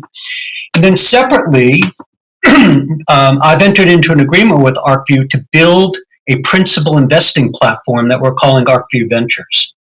And so ArcView Ventures will invest money on behalf of LPs into the cannabis industry. So ArcView really is now sort of bifurcating the business opportunity into three distinct areas to really turn on the revenue stream and leveraging the great brand that they've created. You mentioned the word member-managed fund. Can you explain what that is? Yeah, it's a unique structure. It's sort of the perfect sort of merger of a traditional venture fund and a loosely coupled angel network. So in a traditional fund, a limited partner invests in a fund, right? And there's a general partner that runs it, and the limited partner is passive. They get a report once a quarter, and they speak to the managers when they need to. And it's very structured. And when the general partner decides to invest in a company, they just decide on their own through their own internal investment committee, and the limited partners have nothing to do with it. In an angel network, it's just the opposite. Everybody's looking at companies, and they're making an independent decision on their own whether or not to invest in a company that they've seen. Well, a member-managed fund brings both of those things together, where we enable limited partners, who we call members, to be also part of the decision-making process on how the fund runs and in which companies the fund invests. Got it. So I was at MJ Biz this past December in Las Vegas, and one of the keynote speakers was a guy by the name of Mark Randolph. Are you familiar with that name at all? Yes, and Okay, so he's the guy who started Netflix and did very well, let's just say. But he admitted that it was difficult to be an angel investor because he liked everything he saw. Now, how do you as an angel investor decide what is a good opportunity and what is not? It's really hard. And one of the things I've seen with angel investors is they tend to create a connection with the entrepreneur, and oftentimes will make the decision to invest when they feel like there's something missing in the entrepreneur that they can bring. And that gives them that connection. But I would argue that that's maybe not a reason to invest. In fact, it might be a reason to walk in the other direction, because ultimately you want to pick entrepreneurs that can do it without you. It's really good to be able to understand the business and to be value add. But once you get that connection in your mind that says, I think I know what they should be doing, that's really a bad sign and a bad predicate to move forward with that investment, because you really want them to know what you're doing. And I've seen that mistake be made time and time again. One of the reasons why the member-led model works so well is that investor can now sit in a room, be part of the decision-making process with a cohort of other investors like them, where they can share the due diligence exercises among them, leverage each other's business expertise and contacts to make a better investment decision. It's very hard to do this alone. Gotcha. And I remember in one of our early talks a few months back, you talked about the importance of the team, that the investment goes not just with the entrepreneur, but with the team that the entrepreneur put together. How important is the team to an investor? You know, I think, I even think I have a contra point of view here. Most people will tell you team is everything. And team is very important. Team is very, very important. But oftentimes companies fail because their product solves a problem that people don't really have, or if they have it, it's not topical.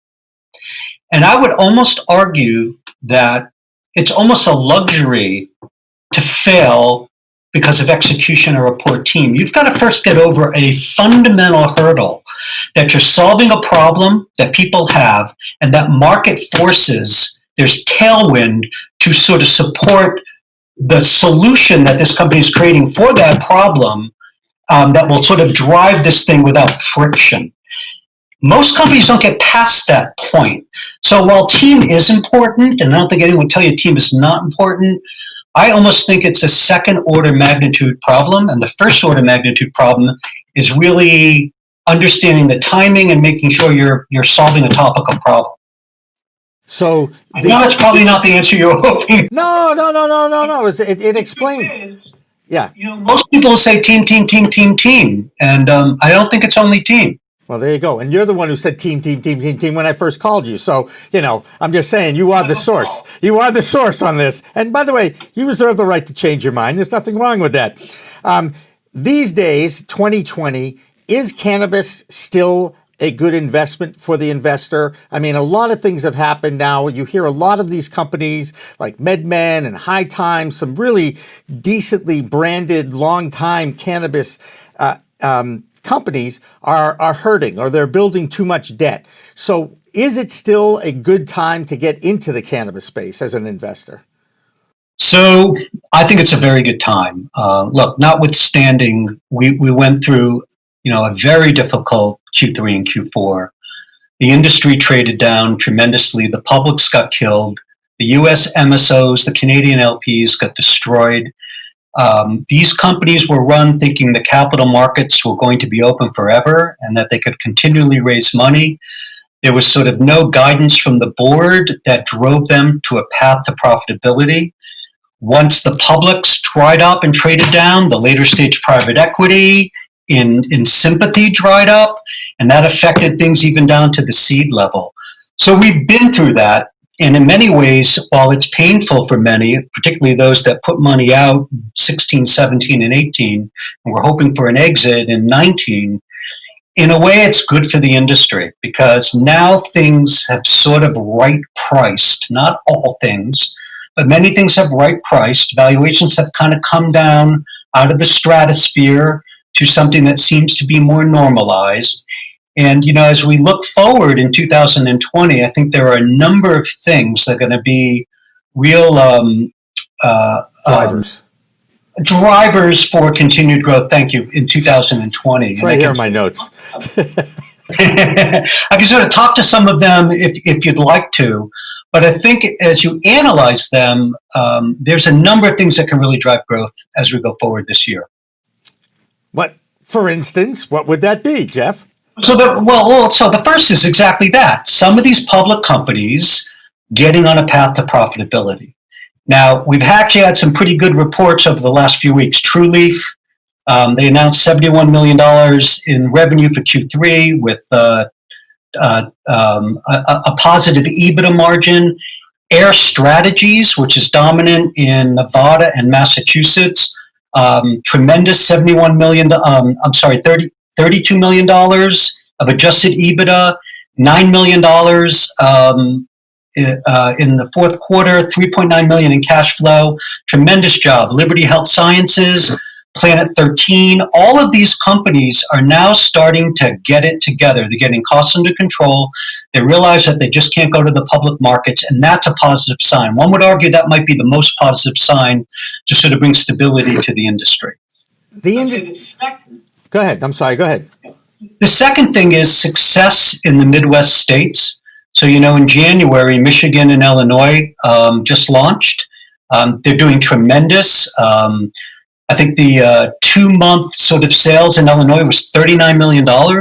Really good. No big problems. Illinois, particularly being, with Chicago being a high density urban area, really seeing those two programs come together is giving the industry a lot of confidence.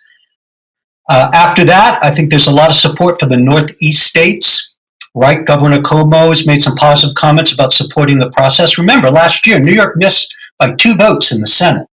It came down to 2 votes. They couldn't agree on expungement. They couldn't agree on allocation of tax resources.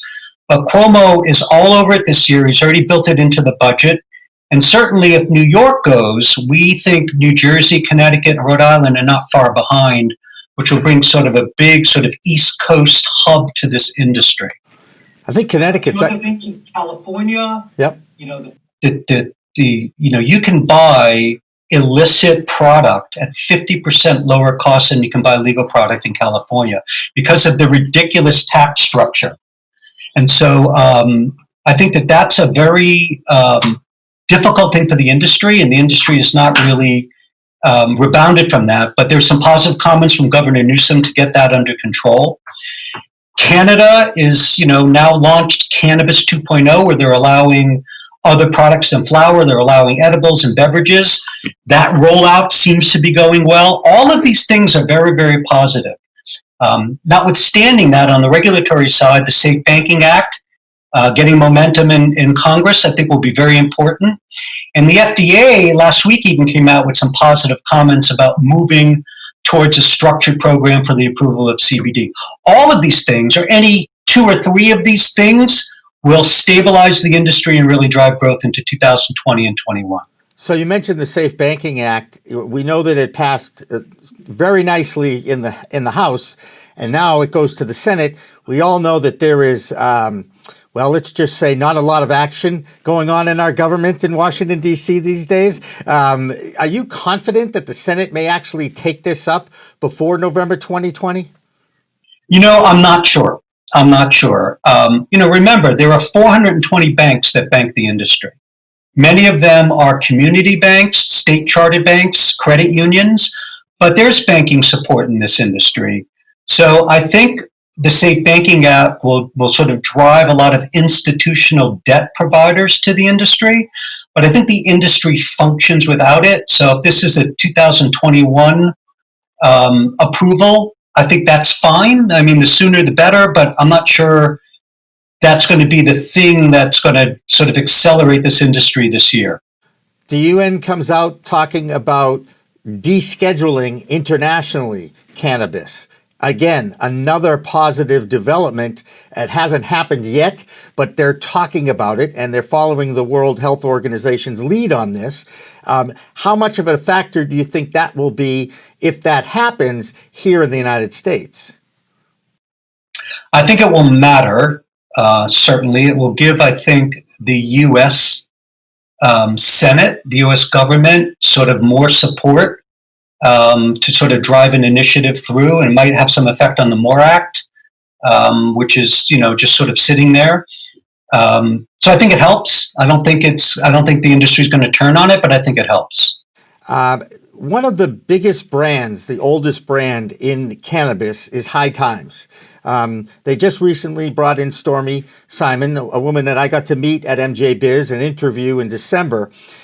There are some out there who think they've brought her in to perhaps put her in a position to either save or watch it go down the drain. What's your feeling about the investing in brands, and no better brand than High Times, even though they're carrying a lot of debt right now?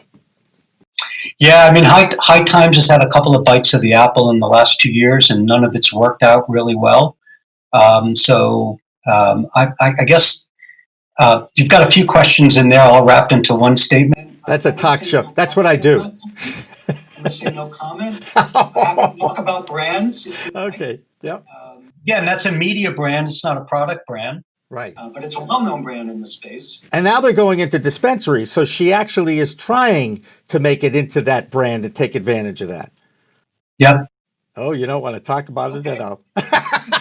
Okay, that's cool. So what are your thoughts on brands? That's what it says right here then. Okay. So 2019 was supposed to be the year of the brand, supposed to be the year of the beverage. Certainly wasn't the year of the beverage. There are a lot of brands competing for shelf space. I guess, and I'm an investor, in a brand. I guess what I would say is that it's very difficult for an artisan brand to emerge where they don't control the supply chain, right? So they're not a producer of the biomass that goes into the product on one side, or they don't own the shelf space on the other side. If you're a large dispensary in California or Nevada or Colorado, you're controlling the shelf space. You're probably going to create your own brand. So I think it's very, very difficult. I can tell you I see tons of business plans for brands that have a unique element, a team that comes from CPG that seemingly can get it done. But I don't see, in many cases, where the true advantage is and where they're going to have a predicate or an unfair advantage to win if they don't control one of those two things. So these multi-state operators who have this seed to sale vertical that we keep seeing coming into new states, where is the biggest margin, and is that the best way to kind of protect your investment if you get involved with one of these MSOs? So it's not on growing, and there's a lot of sort of margin sort of compression around growing. You're going to see a lot, in a world that contemplates repeal of prohibition. You're going to see a lot of grow happen in the southern states. You're going to see a lot in Mexico and Colombia. I mean, they're able to produce at about 10 cents a gram for flower. I think the best, most efficient producers in Canada are doing it about $1.50. You're going to also see biosynthesis, where providers are essentially, through proprietary yeast cultures, developing CBD and THC at 10 cents a gram, where it's consistent product brewed in like beer vats right out of yeast. We don't have to go through sort of grow cycles that are expensive and take time, and there's so many variables into the weather and the conditions. So I think there's a lot of compression there. I'm not sure that's a place to spend or to invest. I think it's going to be at retail, and it's going to be in the brand. It's the ability to create a buying preference with a brand around a product. That said, you're still going to need the ability to get the shelf space with that brand. But if you're sort of talking about ripping apart the P&L, it's really going to be from product with the brand to retail, that wholesale margin, and then retail to consumer. That's where most of the margin is. Speaking of wholesale, do you see a day where we might actually be trading wholesale cannabis on the commodities market? Sure. Like, I can't tell you what. You can't look into your crystal ball and say it's going to be at least 10 years. Yeah, there's a lot of things to guess at. I don't have the brain space to be guessing about that, but I think it will happen. Yeah, and maybe in our... It's an agriculture crop. Right. And it's going to be a fairly large one. Yeah. So why shouldn't it act like that, in a world that contemplates, multi-state, interstate commerce and repeal of prohibition? Yeah. It will function like an ag product. Yeah. I can't believe, by the way, that I've lived to see this day in my home state, that it's legal here for both medicinal use and for adult use recreational. You know, Jeff, you've known me a long time. I never thought I'd see the Red Sox and Patriots win 10 championships in 20 years, let alone in my lifetime. And now we have cannabis legal as well. When people come to you looking for money or pitching you, what's the biggest mistake that entrepreneurs make? One mistake? Okay, multiple mistakes. Multiple mistakes. Well, I would tell you, not understanding the numbers. You know, it's so easy with Excel today to build a financial model, which in presentation doesn't pass the smell test. Let me give you an example. You know, I spent a lot of time in the software industry, and I can't tell you how many software companies, SaaS companies, software as a service, would come to me and, you know, you'd look at their Excel model. So the first thing you know about the Excel model is whatever number is there is assuredly not the number that they're going to hit. It's any number but that number, because nobody can predict. But if you're looking at a SaaS company and you look out the third and fourth year and you see that there's like an 80% EBITDA margin, there's no SaaS company in the world that ever delivered that. If you look at all the public comps, you know, the best performers might have a 25 to 30% EBITDA margin. And the truth is they just haven't figured out what the expenses are going to be in the out year. So that's a pet peeve of mine, is not really being thoughtful about the financial model, even though the financial model, it's never going to be accurate, but it has to pass the smell test. I would also say that companies make it confusing. It's full of jargon and they don't set proper context for investors. They don't unfold a story that starts with the problem that they're solving, the unique way in which they're solving it, the economic consequence of it not being solved, and then their unique solution, their market size, the team, the current metrics, the traction, the things that are going to be, you know, where success will turn on. It's a story that's not together that makes it easy to listen to. Then the last thing I would tell you, it's a pet peeve, is that when people are dishonest or inexperienced about their total available market, their TAM, where they're looking at the market they're selling into's TAM rather than their TAM, meaning if they sold 100% of the customers available to them at their average selling price, how big would they be? That would be their total available market. Not the size of the cannabis industry that's expected to be 50 billion. That's not their TAM. That's the size of the market that they're selling into. And you'd be surprised how many fairly experienced entrepreneurs don't really sort of correct for that in their selling documents when they're talking to investors. When you mention that figure, 50 billion size of the industry, are you including the hemp side of things too? No, that's cannabis only. Gotcha. I just want to make sure that we make that distinction, because hemp to me seems like it has so many more uses than the cannabis sativa THC side of things. Well, we don't know. I mean, you know, aside from the industrial side of hemp, which, you know, is there's really not even a lot of investment capital going into it, and there should be. But, you know, is CBD the omega-3 of the 2010s? You know, I get it, there's medicinal principles that are more prolific in CBD than omega-3. But do we need it in our vinegar? Do we need it in our food? Do we need to have dinner parties with it? Or is it enough to just buy a really good tincture or a gel cap or a cream when, you know, when we're anxious or we have pain or for other ailments?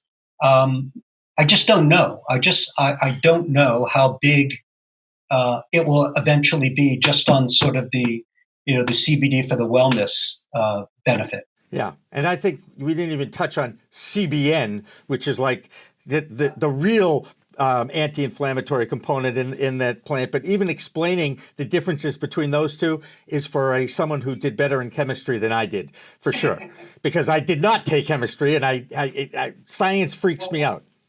Well, I remember you in high school. You were a pretty good soccer player. Oh, man, that's great. And I did not pay him to say that, ladies and gentlemen. I just want to say, and you knew half the team I played with, Barry and Alan. I mean, Greg, you know exactly. I won't put in their last names, but I know you know who they are. Jeff, I got to ask you, it says here you want to talk about your favorite books. When the hell do you have time to read a book? Well, I didn't say when I read them. Fair enough. Is there a favorite book of yours? I would say there are 3 great books. So one, serving the cannabis, the Cannabis Manifesto. Steve D'Angelo, I know, has been a frequent guest on your show. Yeah. A phenomenal book to sort of get your head around the history of the plant, the social mission around the plant, the economic mission around the plant. It's a phenomenal book. On the business side, the 2 books that I would recommend for entrepreneurs would be one, The Hard Thing About Hard Things, which is by Ben Horowitz from Andreessen Horowitz, that talks about his life as an entrepreneur and the difficulties he had in running a business and exiting a business. And then the last one I would say is 0 to 1, which is by Peter Thiel, which really talks about innovation and disruption. Great book, again, for entrepreneurs. There's many others, but I would say those 3, the latter 2 on the entrepreneur side have been my 2 favorite books. I'm going to throw in a favorite book of mine because I met the author, actually the editor. Her name is Ashley Pachillo. She's from, I believe it's Point 7 Consulting out of Colorado, and it was Breaking the Grass Ceiling. And it was profiles of 30 women entrepreneurs in the cannabis space. And it's an easy read because it's like 30 short stories, but I am amazed at the impact that women have had in this cannabis industry already, and we're still in its infancy. Do you find that to be true? Let me speak to that. I mean, we have 7 portfolio companies now. 3 of them have a female CEO, and in 2 of those cases, a dual female founding team, where the CEO and the COO, as fairly equal co-founders, are both female. So there is sort of in the tech industry, it took a long time to get there. There now are a lot of female-focused funds serving tech. There's really not that many in cannabis, although I know of 1 or 2 that are trying to get off the ground. But I think there's been a greater sensibility towards diversity in the C-suite in the cannabis industry than there has been in tech. I can tell you right now, in our members fund, we have 44 members. Probably 20 of them are women. And we are amending our charter to sort of work towards 1/3 of the companies that we invest in to have a diversity and inclusion component, either a female or a minority, in the C-suite or a product that is fit for purpose for a female or minority buyer. Because we think that that's important. We're already there in our 7. We sort of did that organically without having that as a mandate, but now that's becoming more of a mandate for us. Very cool. And Jeff, you write a blog on a regular basis. Why don't you give yourself a little plug here? Thank you. It's probably the only clever thing I've done in my life, which is not necessarily the blog itself, but the name. The name of the blog is Think About It. So thinkabout.it. So I'll give myself a hand. That's a little bit clever. Uh-oh. Did we lose him? As soon as he said clever thing in his life, did you see we lost the signal? Is that what happened? I think so. That's a riot. And now he's frozen on our screen. Well, anyway, that was Jeff Finkel, and you could Google him, and it's Finkle, and ArcView is his fund, and you can find out more about him just by going on LinkedIn and linking in with him. So for Jeff Finkel, I'm your host of In the Weeds, Jimmy Young. We'll see you next time, and remember, it's a whole new world of weed out there. We are Pro Cannabis Media.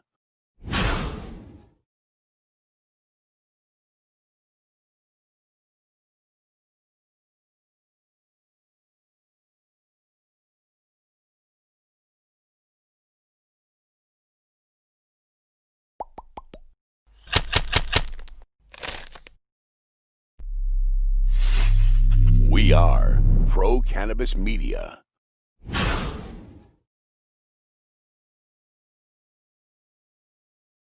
It was ribbon cutting day at Solar Therapeutics in Somerset, Massachusetts.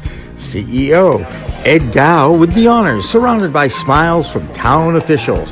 It was a day to celebrate and tour the Bay State's first solar-powered cannabis dispensary and grow farm. Their CEO, Ed Dow, goes in the weeds with Jimmy Young next. Don't look now, but it's a whole new world of weed out there. Pot is flower, it's Bruce Banner and Blue Dream. You've got bongs and dabs, resin and shatter, vaping and edibles, new terms, new strains, and new ways to use cannabis sativa, the plant. Some just made with CBD, and hemp has minimal THC. There's sativa and indica strains, and 100 chemicals, all legal in 10 states for adult use. There's a lot to get to know. Get used to it, folks, because it's legal in the Bay State and it's not going away. Neither is In the Weeds with Jimmy Young next.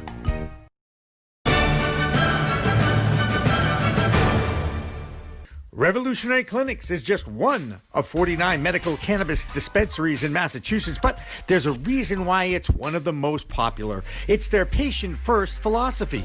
All day long, they teach, they educate, they communicate about this complicated plant called cannabis sativa.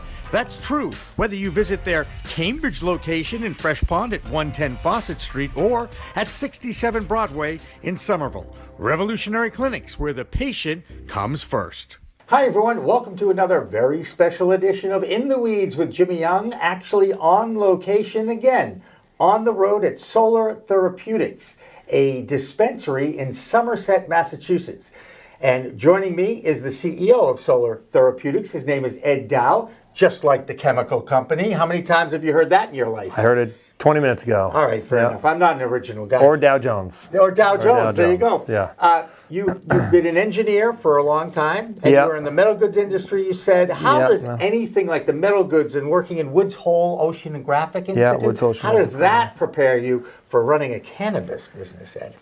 So it's ironic that a lot of the same mechanical equipment we used over in that space actually transitioned right over to the marijuana space. Mm-hmm. It's big industrial HVAC. That's what we do here.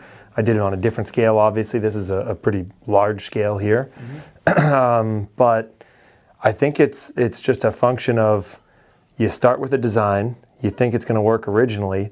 A lot of people stick with one design and they really marry that design, even if that design doesn't work. Mm-hmm. But from the engineering space, you have a design. If it doesn't work, you either modify it or you throw it away and you move forward. And we've really done that and taken it to sort of the apex at this place, as far as I'm concerned. We've really learned from past mistakes and really kind of dialed this whole facility in. So we're really excited about that. Correct me if I'm wrong. September you opened? That sounds about right. Okay. Yeah. I'm sorry, for recreational sales, yes. And then today was the grand opening for the cultivation site. Gotcha. And we saw a few of the little lovelies in the growing area, which was kind of nice. I see a big smile on Brendan's face. Yeah. How did you get to him as your grower? We interviewed a lot of growers, a lot of people out of classical botany, and then finally I said, we need to find somebody who's been doing this professionally out in a state that's been growing for a long time. California is where we went to. We found him through mutual friends, and he was actually one of my first interviews. And I interviewed him, and I said, man, that guy was great, but it was the first or second interview. We said we should really see a lot more people. Yeah. And then 6 months later, we said, hey, that guy Brendan, he was a great guy. I think he could do this. We brought him back, because sometimes opinions can change over 6 months, and you can conflate things. Mm-hmm. Brought him back, and he was just the same Brendan that we met the first time. And we said, you know what, we're going to give it a shot. He doesn't come from the classical sort of regulatory background. Yes, he comes from that triangle in California. Actual triangle in California, growing actually hundreds and hundreds of pounds over years for 9 years straight. Right. And I said, we can bring in the production manager behind him, but I just want somebody to have incredibly happy, healthy plants, and that's what he does. Yeah, it's great, and I find him a very unique individual. Not only does he know his stuff about the plant, and also gave me a lesson on what's the difference between a female and a male plant. Okay, but also the fact that he's passionate about it. But he told me, and this is fascinating to me, he won't he won't sample the goods because he's allergic to THC. That's the most incredible thing I've heard. Yeah, me and him both are in a similar boat there. I used to love it, and now it's not my thing. Away. But yep. Good for you. Good for you. Yep. Why did you adopt and embrace the solar side of things when it comes to not only the actual growing of the facility, but now you're branded as Solar Therapeutics too. So how important was that for you? It's our core mission. That's really what it is. So we want to produce responsibly and sustainably cannabis at scale. There's a huge wrinkle in the wholesale market right now in Massachusetts. We're calling around to every different vendor to stock our shelves, and you can bet we're not the only one doing that. That's everyone in Mass. Everyone's supplying for themselves, which is great, but they can't help an industry that there's going to be a lot of people like you that hop into the space that say, I just want a retail operation. I don't want to grow it. I don't want to have a huge energy consumption bill behind me. I don't want to put in millions of dollars into a cultivation site. And our wholesale operation will fit that need in Massachusetts. And then I felt really strongly that we could do better than the state required 36 watts per square foot, which means we not only met that, we way exceeded our energy efficiencies needed. And really that's to differentiate ourselves at this point. I think the consumer, I think it'll resonate with the consumer. They want to see somebody being responsible, not just because you can buy the energy off the grid, doing it and producing a ton of CO2 emissions, which we don't talk about. This industry is a monster energy hog. So it says second to the data storage. They're on trend to be second to only data storage. Yeah. That's it. That means we're going to use a ton of power. And just this facility alone, if we could all do this, I'm very comfortable saying we're offsetting 50% of our carbon emissions. Truthfully, we hope it's more like 75%, but time will tell once we can start monitoring. That's a big deal. Yeah. That's a big deal. And it really became a kind of, I told you back to the engineering thing, you start with one idea, it kind of pivots, it changes. That happened here at Solar. It wasn't our original name.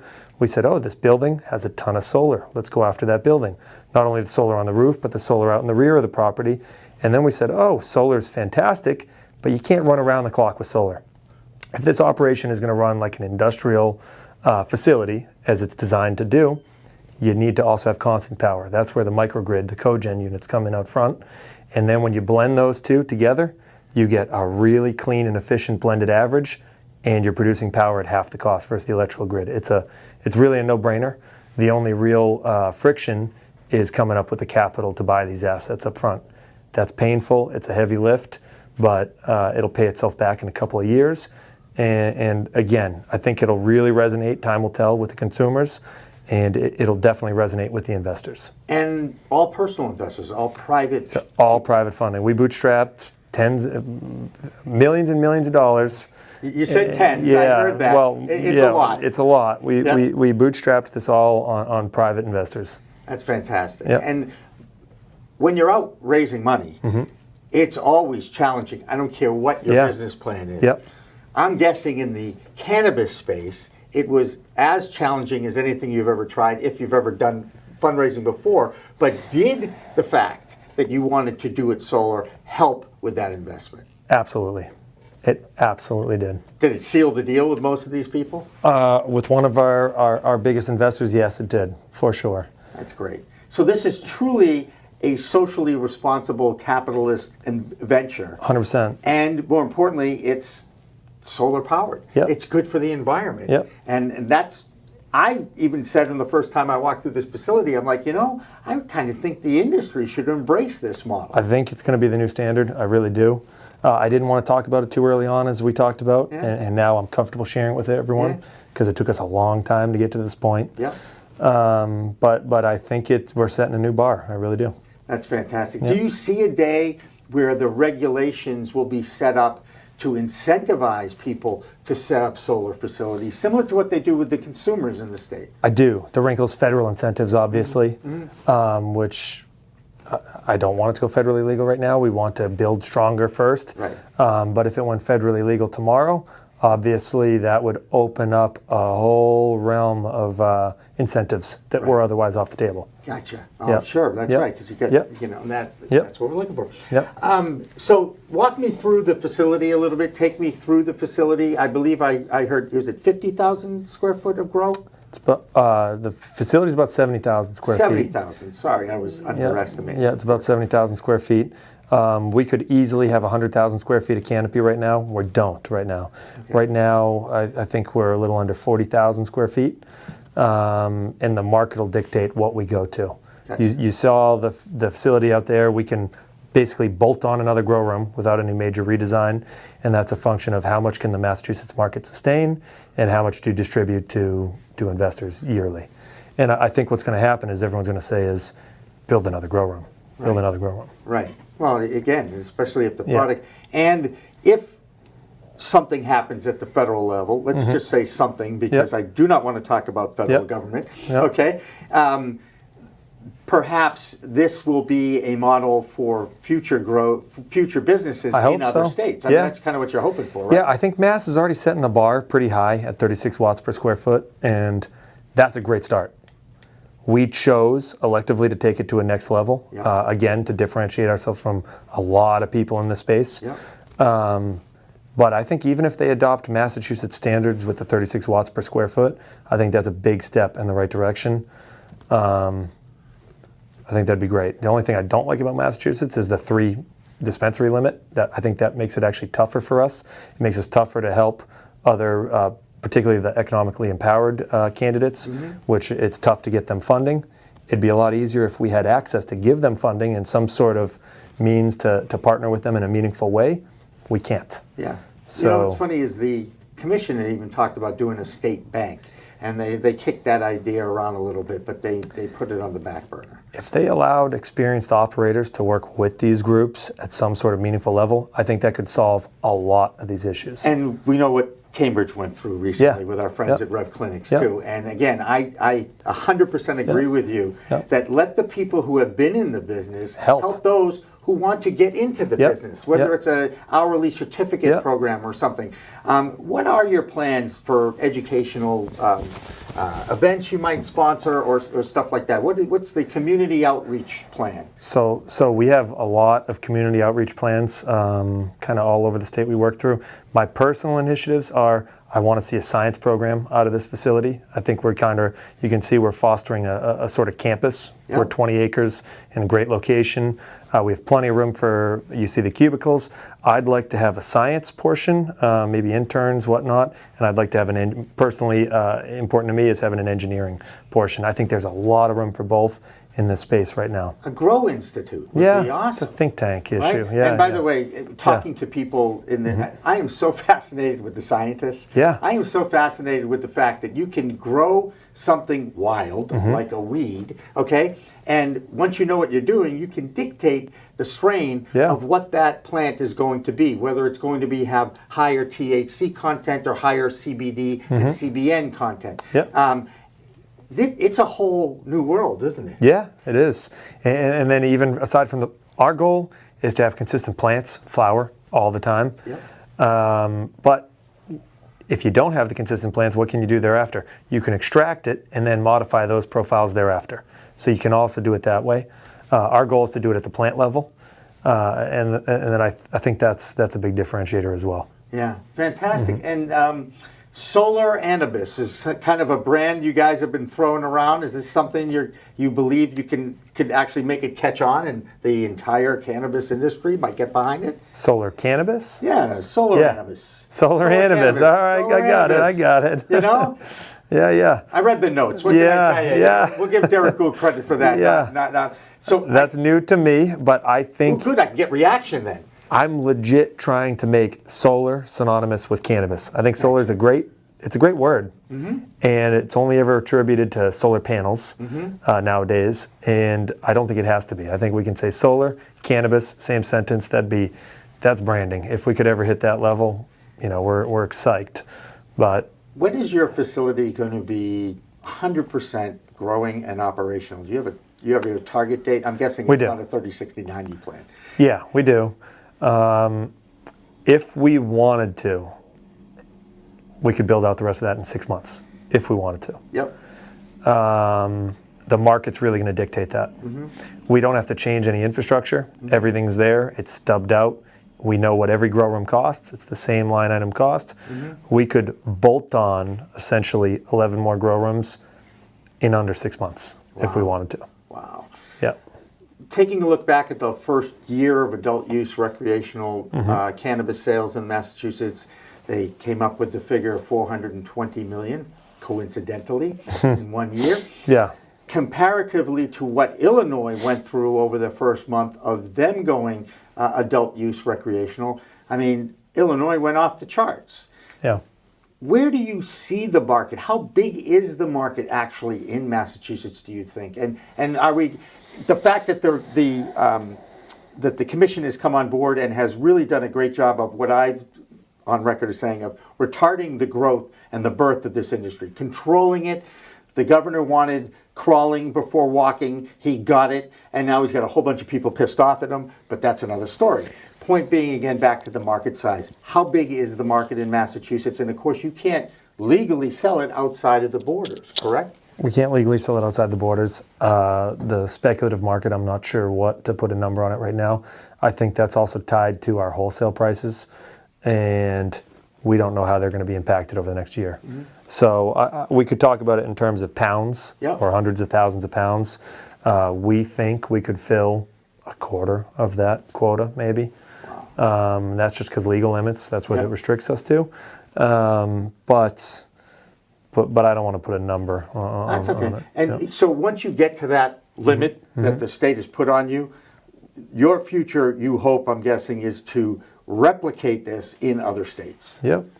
Anyone in particular you're actually looking at now already? There's two already. I'd say one that we've definitely started inroads on is the Empire State we're working down in. Yeah. And one of our partners is up here right now, and we'll see how that goes. But we've got a great space. We've had some great inroads, and now it's up to the government to work on their side of the application process. Right. Well, let's not again. I don't want to talk about the government. Yeah. Let's leave them. They get their hands full these days, don't they? My God, what are they doing down there? Well, and then in Rhode Island, which we thought we were going to have a part in, now they want to run it themselves. Yeah, I saw state-run dispensaries. Yeah. Which probably shouldn't surprise you about certain states, because those in government tend to think they know everything about everything. I'm just throwing that out as an opinion, my own opinion. Does not reflect Solar Therapeutics. No. I don't even need a comment from you on Thank that. you. How's that? Is that fair Appreciate enough? it, yeah. And the next question is kind of simple. What's next? What's your real goal and dream and vision for Solar Therapeutics in 5-10 years?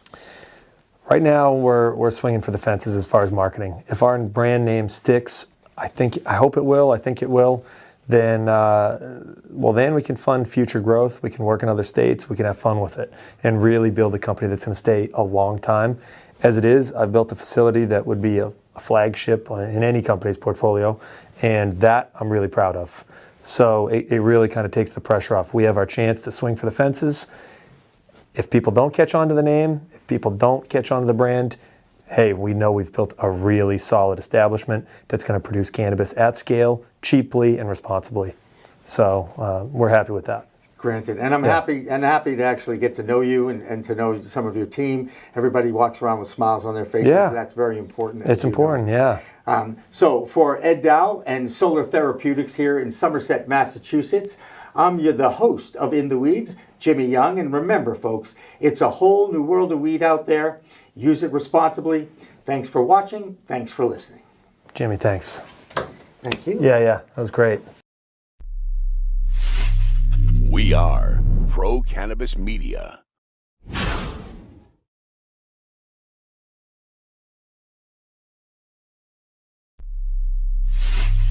We are Pro Cannabis Media.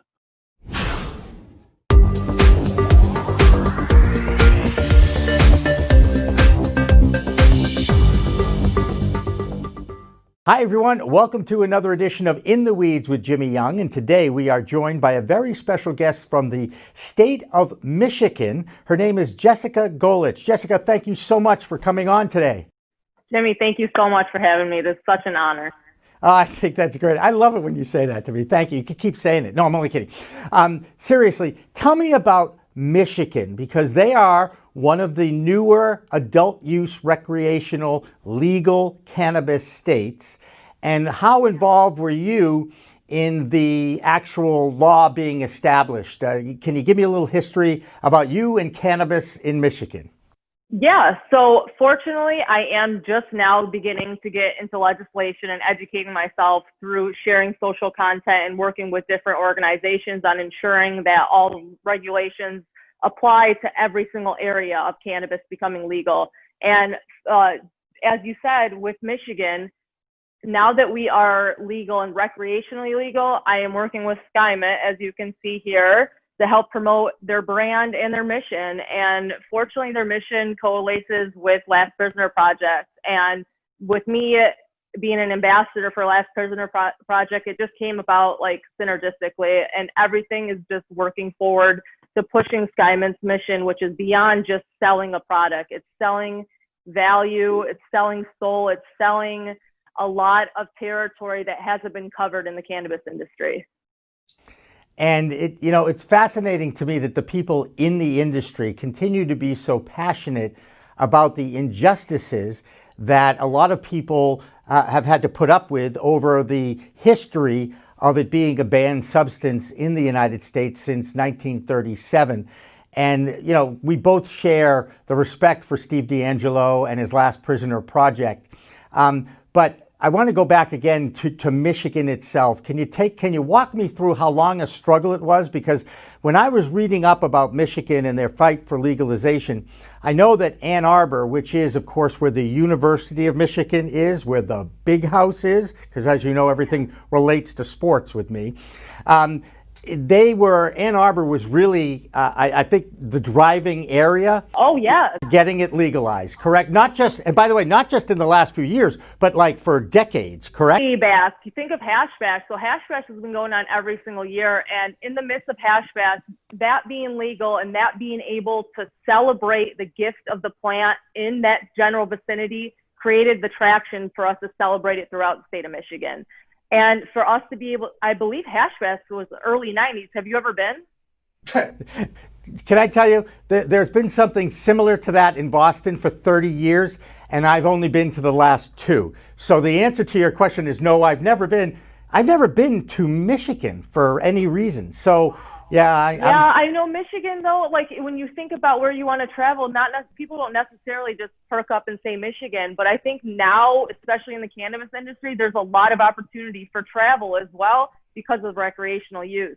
And in regards to Hash Bash, I remember going when I was a junior in high school, when I was a freshman in high school, celebrating the plant then, and to see it elevate and see storefronts throughout Michigan is so fascinating. Well, absolutely. I mean, it's almost like you pinch yourself. I'm in a legal state of Massachusetts. We've talked about this. And the fact that I can talk about a legal plant, cannabis, that has been part of my life for 39 of the 62 years I've been on Earth, it's just, I pinch myself too. I said, I cannot believe that we have made this kind of progress in my lifetime. I never thought, by the way, Never thought I'd see the Red Sox win a World Series, the Patriots win 6, the Celtics win another, and the Bruins win another. But that's another story, as you know. But I do want to go back to you, and I do want to hear more about your story because they call you the triple threat, Jessica. Are you comfortable with that moniker, the triple threat?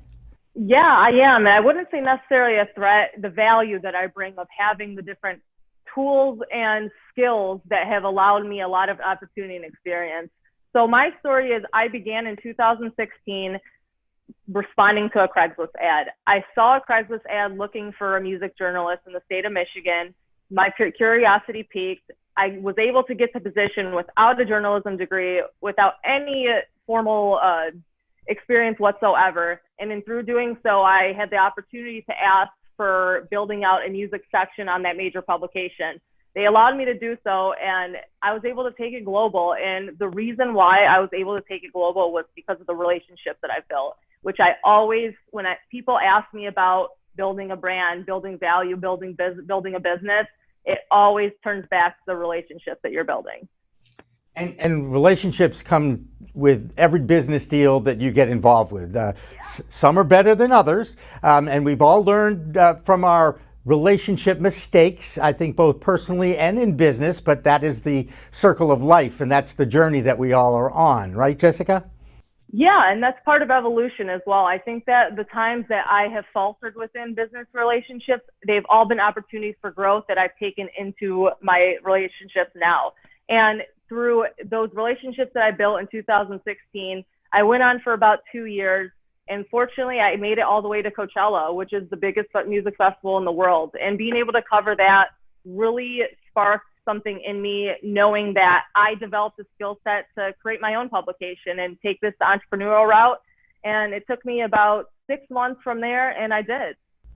Now, Coachella, and again, I admit it, okay, late to the party. Even though I've been partying most of my life, I've been late to the cannabis advocacy party. I can tell that you've been partying your whole life. I'm not sure if that's a good thing or not, but in a good way, yes. Okay, fair enough. Bringing good energy to the table, and I could tell that you mingle and definitely have partaken in many different adventures. Yeah, no question about it. It's just life, and I've had a lot of good stories that some I can tell, some I share with others when I'm a guest on a podcast, not when I'm hosting my own podcast. But that's another. But let's go back to the triple talent. It's not a threat. It's a triple talent that you have. Thank you. That's a perfect way to put it. Photography, music, and I threw politics in because you are truly someone who espouses the benefits of the cannabis sativa plant on a regular basis, right? On a daily basis, yeah, because I look at it so medicinally, and I look at it as how it has affected me internally and who I've transformed into, and now it's become a social responsibility. And social responsibility is so beyond personal. It's about having the clear consensus without society, and we have to continue to carve that through our brands and through our mission and through our voices. No question. And you do this through the lens of a camera, too. I did look through your portfolio online, and I got to tell you, so I'm reading all these names, and I admit, I know who Lady Gaga is, okay? I've met Justin Timberlake, so I knew who he was. Well, he was 19 when I met him, when he was with NSYNC, and I was, needless to say, a lot younger as well. But beyond that, I recognize Snoop Dogg. I got him. But beyond that, Eminem, I think I recognized him. But there's quite a few on there that only my son, who also is your age, pretty much, has enlightened me to. Incubus, and I don't even know half the people you took pictures of. But how much fun is it when you get to look at these celebrities, these talents, through the lens of a camera? And then the technical question is, every photographer wants to know, what camera do you use? You know what's funny is that I use the base Canon camera. I use literally a $400 body, but I have a better lens for it.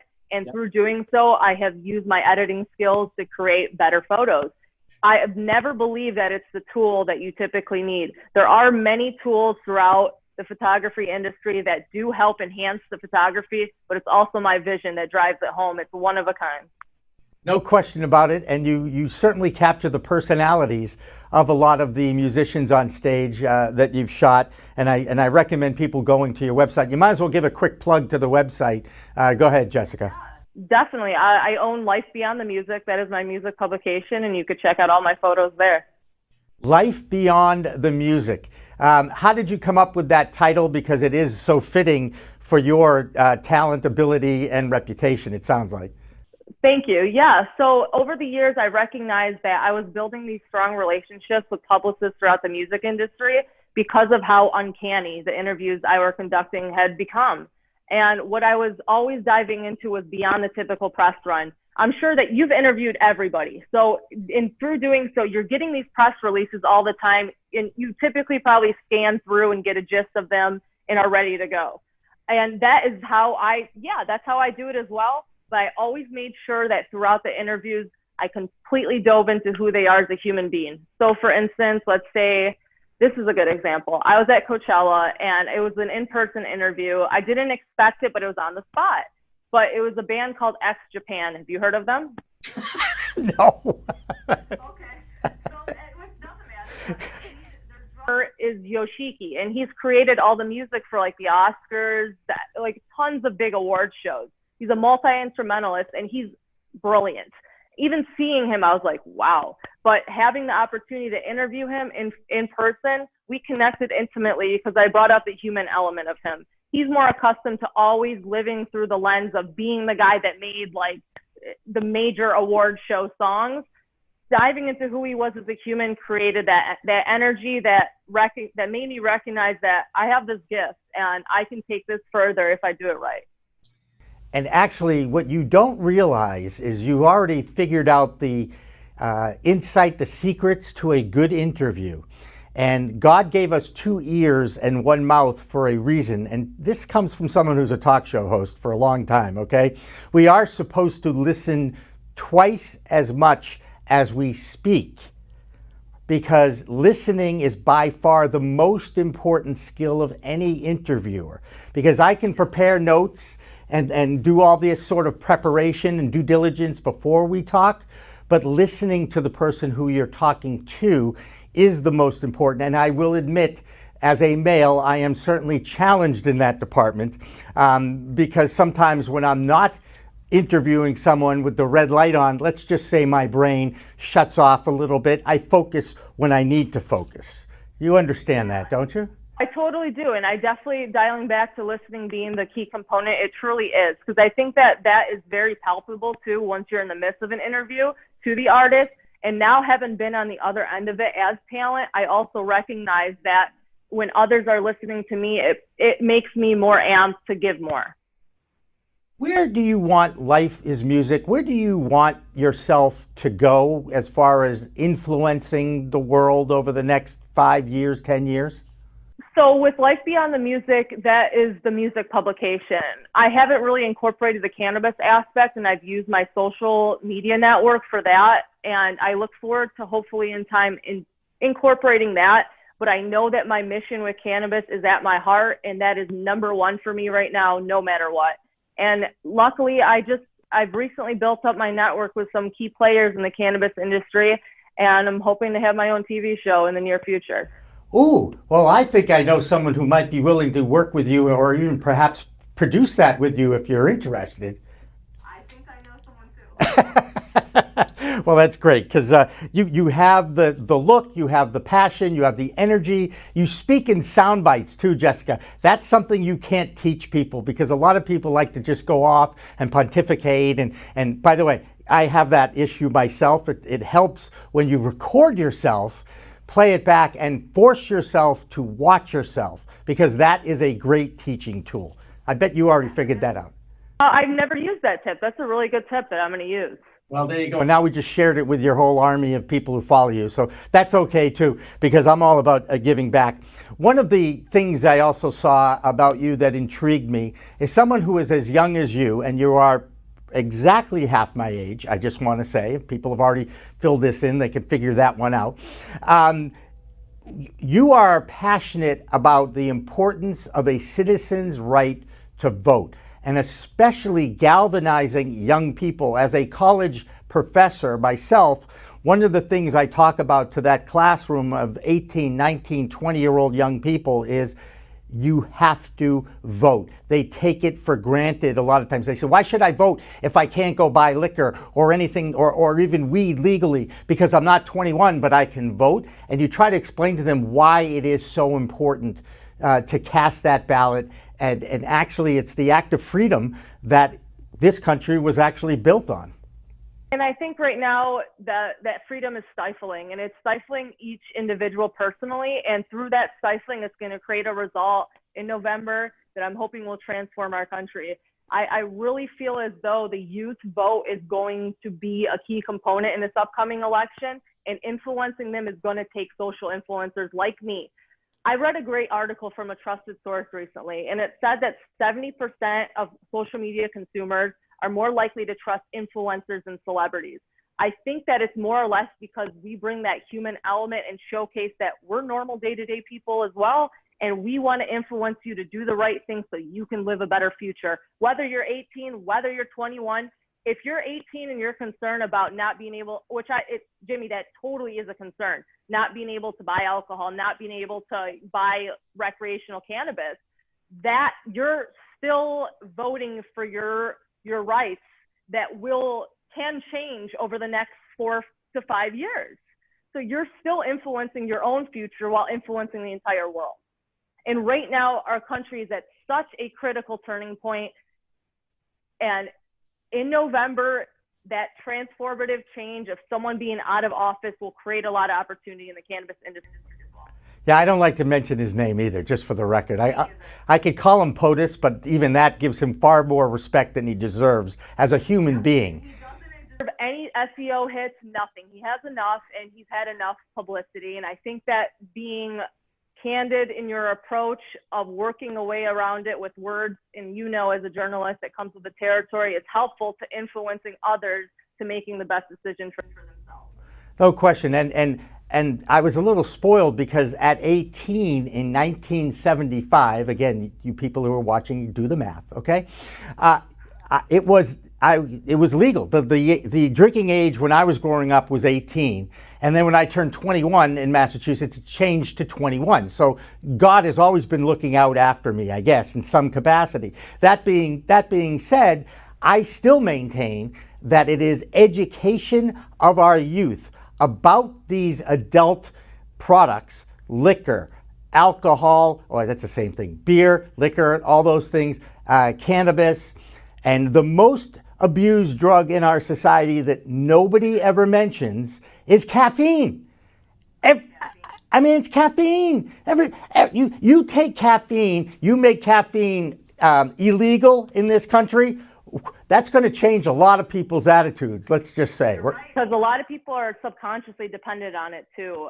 Personally, I haven't had caffeine in well over a year, and it's transformed my daily processes and allowed me a deeper rest. And I think people don't realize that when they're ingesting it and taking it through many different forms. And the soda, pop, that is poison that you're literally putting in your system.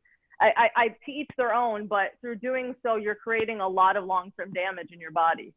Yeah, well, I am going to be leaving my body to science, and that will happen a lot sooner than you, I hope. That being said, I grew up on Coca-Cola, Mountain Dew, because it had a lot of caffeine in it. Needless to say, these are drinks that have sugar, but I've been blessed with a metabolism that I weigh the same as I did when I was 18, 19, 20 years old. And I don't know why that is, but let someone figure that out in an autopsy after I'm gone or something like that, because it is an amazing thing that I can sleep immediately, and all my blood work always comes back normal. People think I'm normal, but anybody who knows me knows that is not true, okay? I have a very strong personality, and I'm not afraid to share my experiences with others, and I'm very self-aware of both my positives and negative traits. So, That in itself is so powerful. Being self-aware, period, and self-aware of both your opportunities for growth and your positive traits only makes you a more embodied human being. Well, I appreciate that.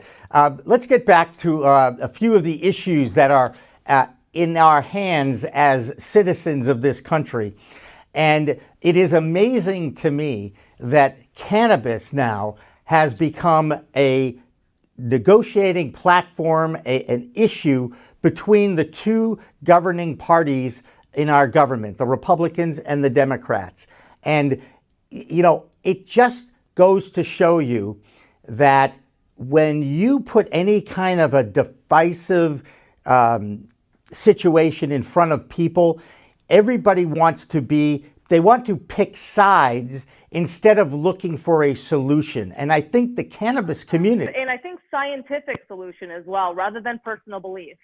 100%. Well, science has driven this argument to the point where you have cannabis involved with COVID-19 bailout bills in Washington, D.C. And of course, they've stalled because the Republicans are using that word as a deal breaker. They don't even want to have anything to do with it moving forward to help out the public. And we're talking about public safety. We're talking about public health. This is a plant, a product that has been put on this earth to engage with the balance of the immune system and the neurotransmitters in all of us, that endocannabinoid system.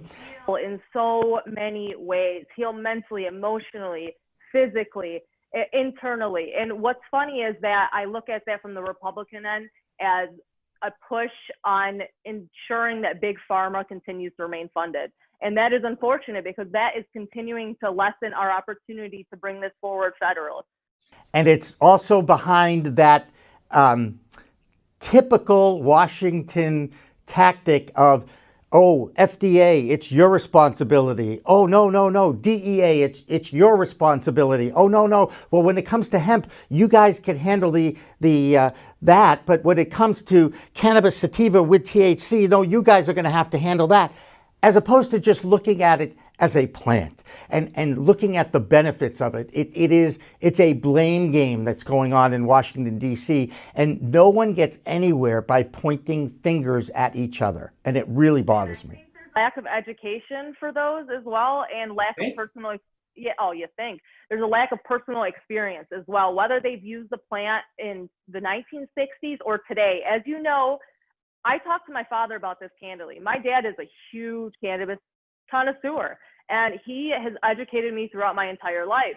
And he has told me how the plant has transformed and changed in so many different ways, and the way that it affects him is through ingesting it. That is not being discussed in the courtroom when it needs to be discussed. And that is not being discussed with the people who need to discuss it to bring this forward as an opportunity for more patients around the world to soak up the benefits. I want to ask you about your upbringing with your dad. When was the first time, what year did he actually either introduce you to it or talk to you about it? How old were you at that time? So my dad was an entrepreneur as well. He owned his own business called Johnny's Bar. He launched it with my grandfather, who was getting ready to get drafted to the Yankees, to the Chicago Cubs, is it? I'm not a big baseball. Well, it's either the Cubs or the White Sox in Chicago, so you pick one. I'm pretty sure it's the Cubs, but he was in the midst of getting drafted and wasn't able to fall through. Therefore, they launched the bar. My dad did that there. I knew what was going on as a kid, that my dad was using marijuana and cannabis back then, but he didn't really introduce it to me formally until I hit my early 20s. And through doing so, we've had such great experiences and conversations and moments of education from his past. So it's good to see from me firsthand now as a cannabis influencer and learn through him through his personal experience with cannabis. Right. And so it's interesting that you still waited until you were in your early 20s, which I think is great, very commendable. One of the things that I talk about all the time to parents, especially parents of young people, is you really have an opportunity to have these conversations with your children at age 12, 13, and 14, because it's at that age that the kids want to grow up really fast and want to check out what those adults are doing, because they want to be treated like adults. They're recognizing the differences between being a little kid and a teenager through transitions. And it's a great opportunity for parents to talk to the kids about sex, drugs, rock and roll, alcohol, all of the caffeine, all the things. Those things that pique curiosity, because those curiosities are going to only lead to, from my perspective, danger if you don't, because those curiosities are going to be put forward through their actions in ways that can cause legal repercussions. Right. And if you think of the European model, they have fewer alcoholics in Europe than the United States does. And But they're having wine at 16 years old. Exactly my case. If you explain it to a young person of age 14, 15, 16, in that age, come on, that's really when I was introduced to it for the first time, okay? And I couldn't drink beer. If I had 3 beers, I would get sick. Now, later in life, I find out I have an allergic reaction to hops. But how do you know that at age, 16 or 15 when you're trying it, with your buddies for the first time? So, I went to the alternative and I found, wow, all of a sudden I can focus better. Needless to say, we didn't know what ADHD was in 1973 and 1974. It was always boys being boys. I'm sure you've heard that expression before. But I didn't know that it wasn't discovered I didn't know it was discovered beyond the 70s. It was, and how many? And I can't tell you that one of the many therapists that I do go to, because I have a team of therapists, mental, physical, emotional, coach, career, the whole 9 yards. They all say the same thing. They can't. How many times have baby boomers been in their chair or on their couches or just talking to them, and they all have a very similar story to mine when it comes to experimenting for the first time in the 70s, in the early 70s. And, you know, Tricky Dicky, I didn't like him then, and I certainly don't like him now because it was Dick Nixon, the Tricky Dicky. So there was this event in the 60s called Woodstock, okay? And there was a singer named Country Joe McDonald. And anyway, he had this thing called the fish cheer. And the fish cheer had nothing to do with F-I-S-H. It had to do with another four-letter word that begins with F. I'm going to go out on a limb thinking you know what the rest of the spelling of that word is. Anyway, he'd made fun of Tricky Dicky from Yorba Linda, and it was all anti-war. You know, no young people and most Americans that had education and an understanding of why we were even over in Vietnam realized that this was not a war we wanted to be involved with, shouldn't have been involved with, and yet were in the very beginning. And rather than blame and point fingers, I am going to point finger at a fact that Richard Nixon had to resign because he cheated his way into the presidency in 1968 and then had to resign in 73 because it finally caught up with him, you know, of Watergate. That's who that is. So that's my little history lesson today, Jessica. That's, you know, was my major at Tufts University, and I'm thrilled that I can share some of that with young people, including yourself. What's particular with cannabis. So I have had that opportunity for growth my entire life. I was always running up the walls, and we couldn't figure out reasoning as to why. When I started using cannabis responsibly, it transformed my inner system, transformed my brain chemistry, realigned my brain chemistry, and now my focus has never been so in tune. Well, I can see it. You're much more focused in this interview than I am asking the questions. So you're doing a great job. Let's talk about music for a second. Do you mind? Because besides being a photographer, you love music, right? I mean, music is part of your world. I was collecting music on a laptop ever since I've been collecting music on laptops ever since I was 11. But when I was a kid, I figured out a way to do so. And I'd always return home from school and make sure I had my headphones on. And I've been an introvert my whole life. And through being so introverted, I always turn to music and it's bizarre, creating relationships with the music that I hear and creating relationships with the words that I heard. And it educated me so much, and in particularly hip hop. So if you have an appreciation for hip hop, your challenge, should you choose to accept it, okay, is to share with me something that you really like and explain why you really like it, because that is one genre that I just can't I like the dance. I like hip hop dance. Okay. But the music, I just haven't been enlightened to. I can't, look, I'm a 70s guy. I like the Allman Brothers and the Great. Oh, the Doobie Brothers, everything. Yeah, I get it. My dad, when I get in the car, Soundgarden will come on, the Doobie Brothers, the Beatles, who knows? But I think that is definitely it in this case, like enlightening. There's an artist by the name of Kendrick Lamar who I always use. Have you heard of him? Nope. Okay, so he's probably the biggest rapper right now, period. But he's so socially conscious. He's won a Pulitzer Prize award for his lyrics. And every single album, he has built up his story of his life. He began with Good Kid, Mad City, which talks about himself growing up in poverty. And it's not only financial poverty, it's mental poverty. And the way that he lyrically portrays that energizes the listener at the end, and it leads you to think, I wonder what else happened through this guy's life. Then the next album's called Section 80, and he talks about living through Section 80 and living through that and how it's transformed his character and how it's changed him. It's so crazy how he incorporates it through music, but it's beautiful. And then he falls into his next album, which was the Pulitzer Prize winner, that is on every social issue that was happening back in 2015 and 2016. And that music, Obama was recognized by everybody because of the way that he dove deep with no filter. And you see now there is a tie-in with music and social issues that was apparent in the '60s with people like Pete Seeger and Bob Dylan, and now Bruce Springsteen. Again, he's still a little older, but he isn't afraid to using music to share his political views or talk a little bit about being more socially conscious. And with cannabis as a political issue, cannabis as a social issue now, it really lends itself to conversation with everyone. And it also allows people like yourself and myself, it puts some pressure on us to educate others about the benefits of this plant and how it interacts with all mammals, not just humans, right? Yeah, and with dogs and with animals, period. It is my mission.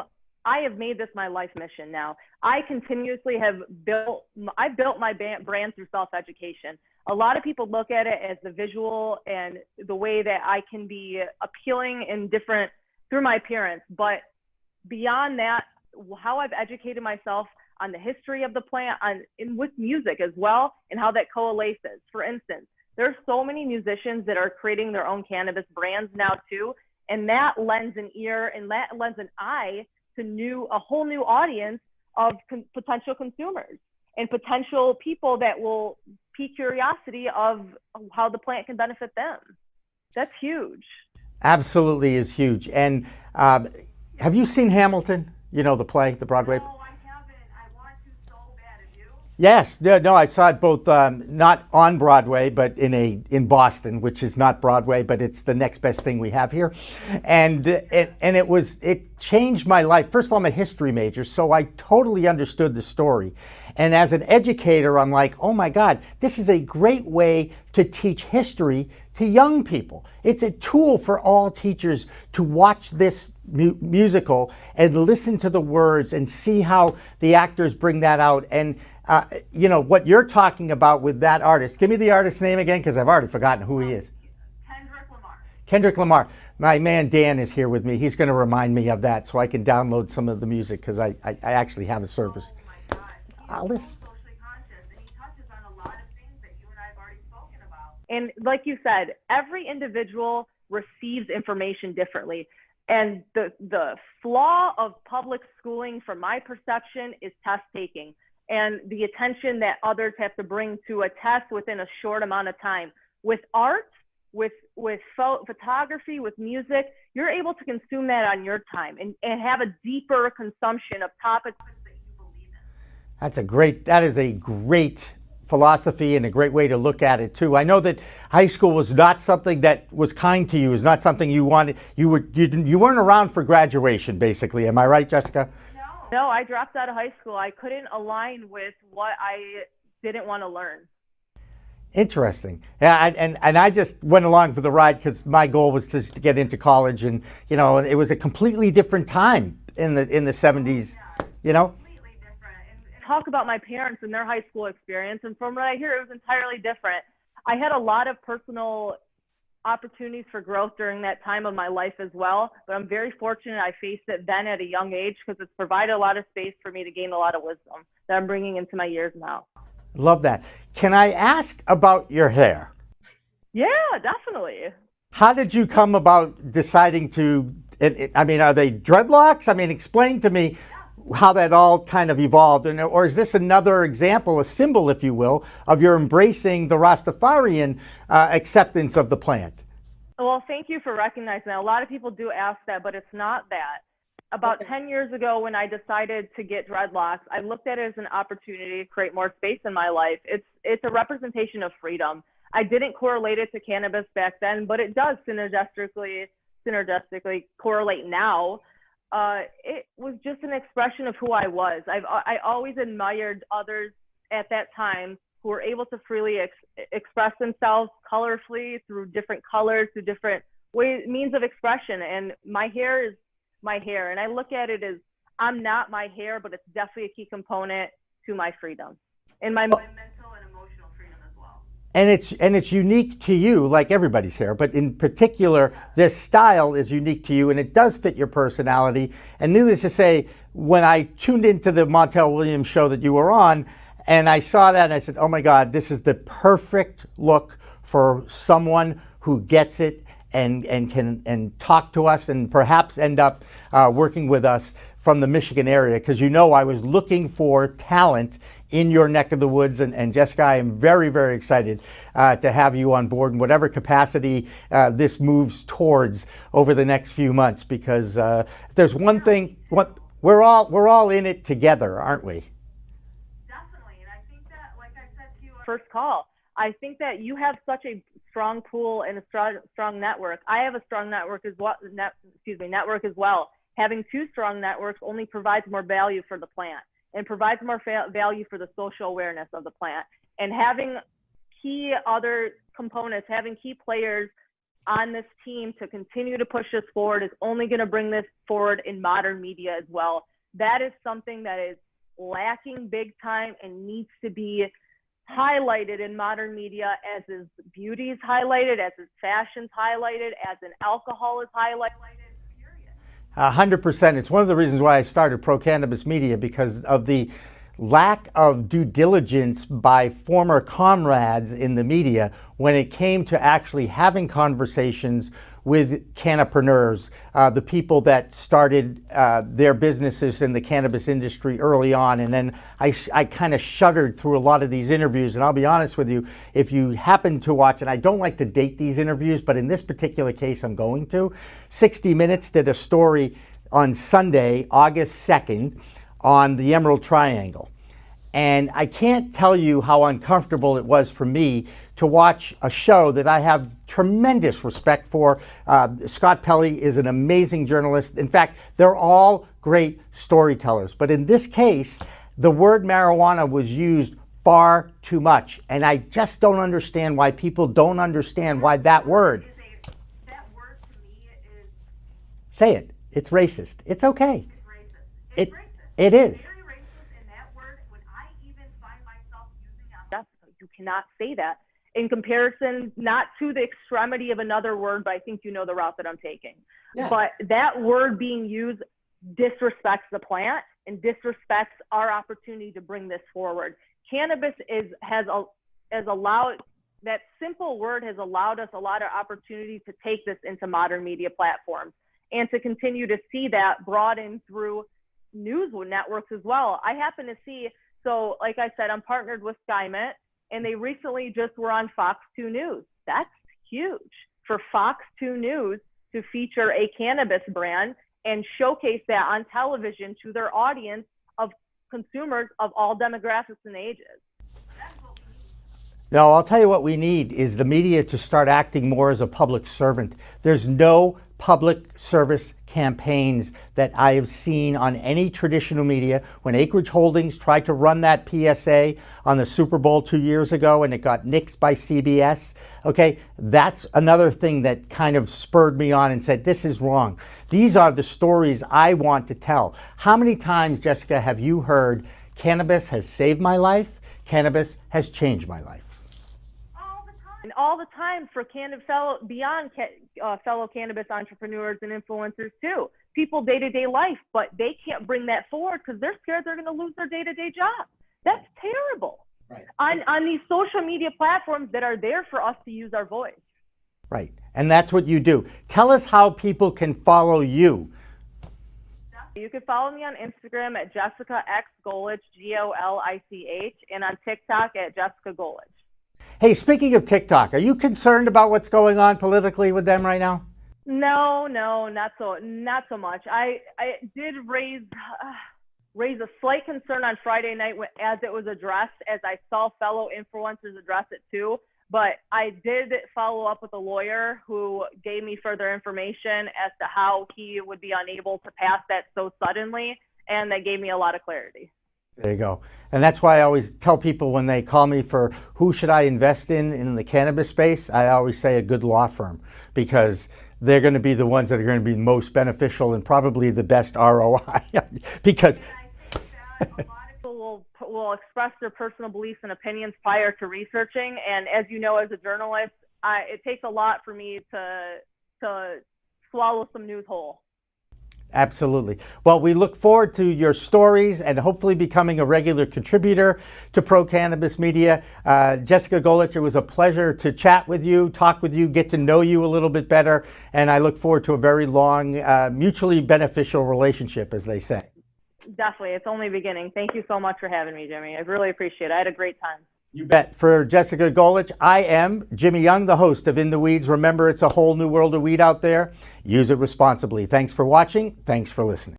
Weed Talk Now, Weed Talk News, and In the Weeds are all available on most major podcast distributors like iTunes, Spotify, Google Play, and our friends at clnsmedia.com and our flagship, cannabis.net. So subscribe, share, and like our videos on all the social media networks out there, including LinkedIn, Twitter, Instagram, Facebook, the WeedTube, and YouTube.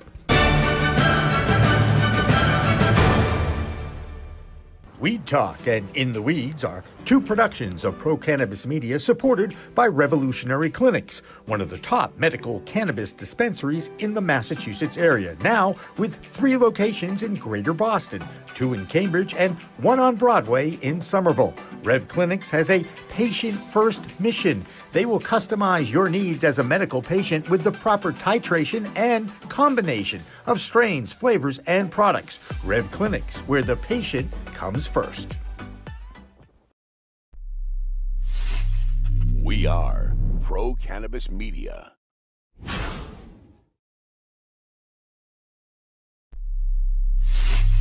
We are Pro Cannabis Media.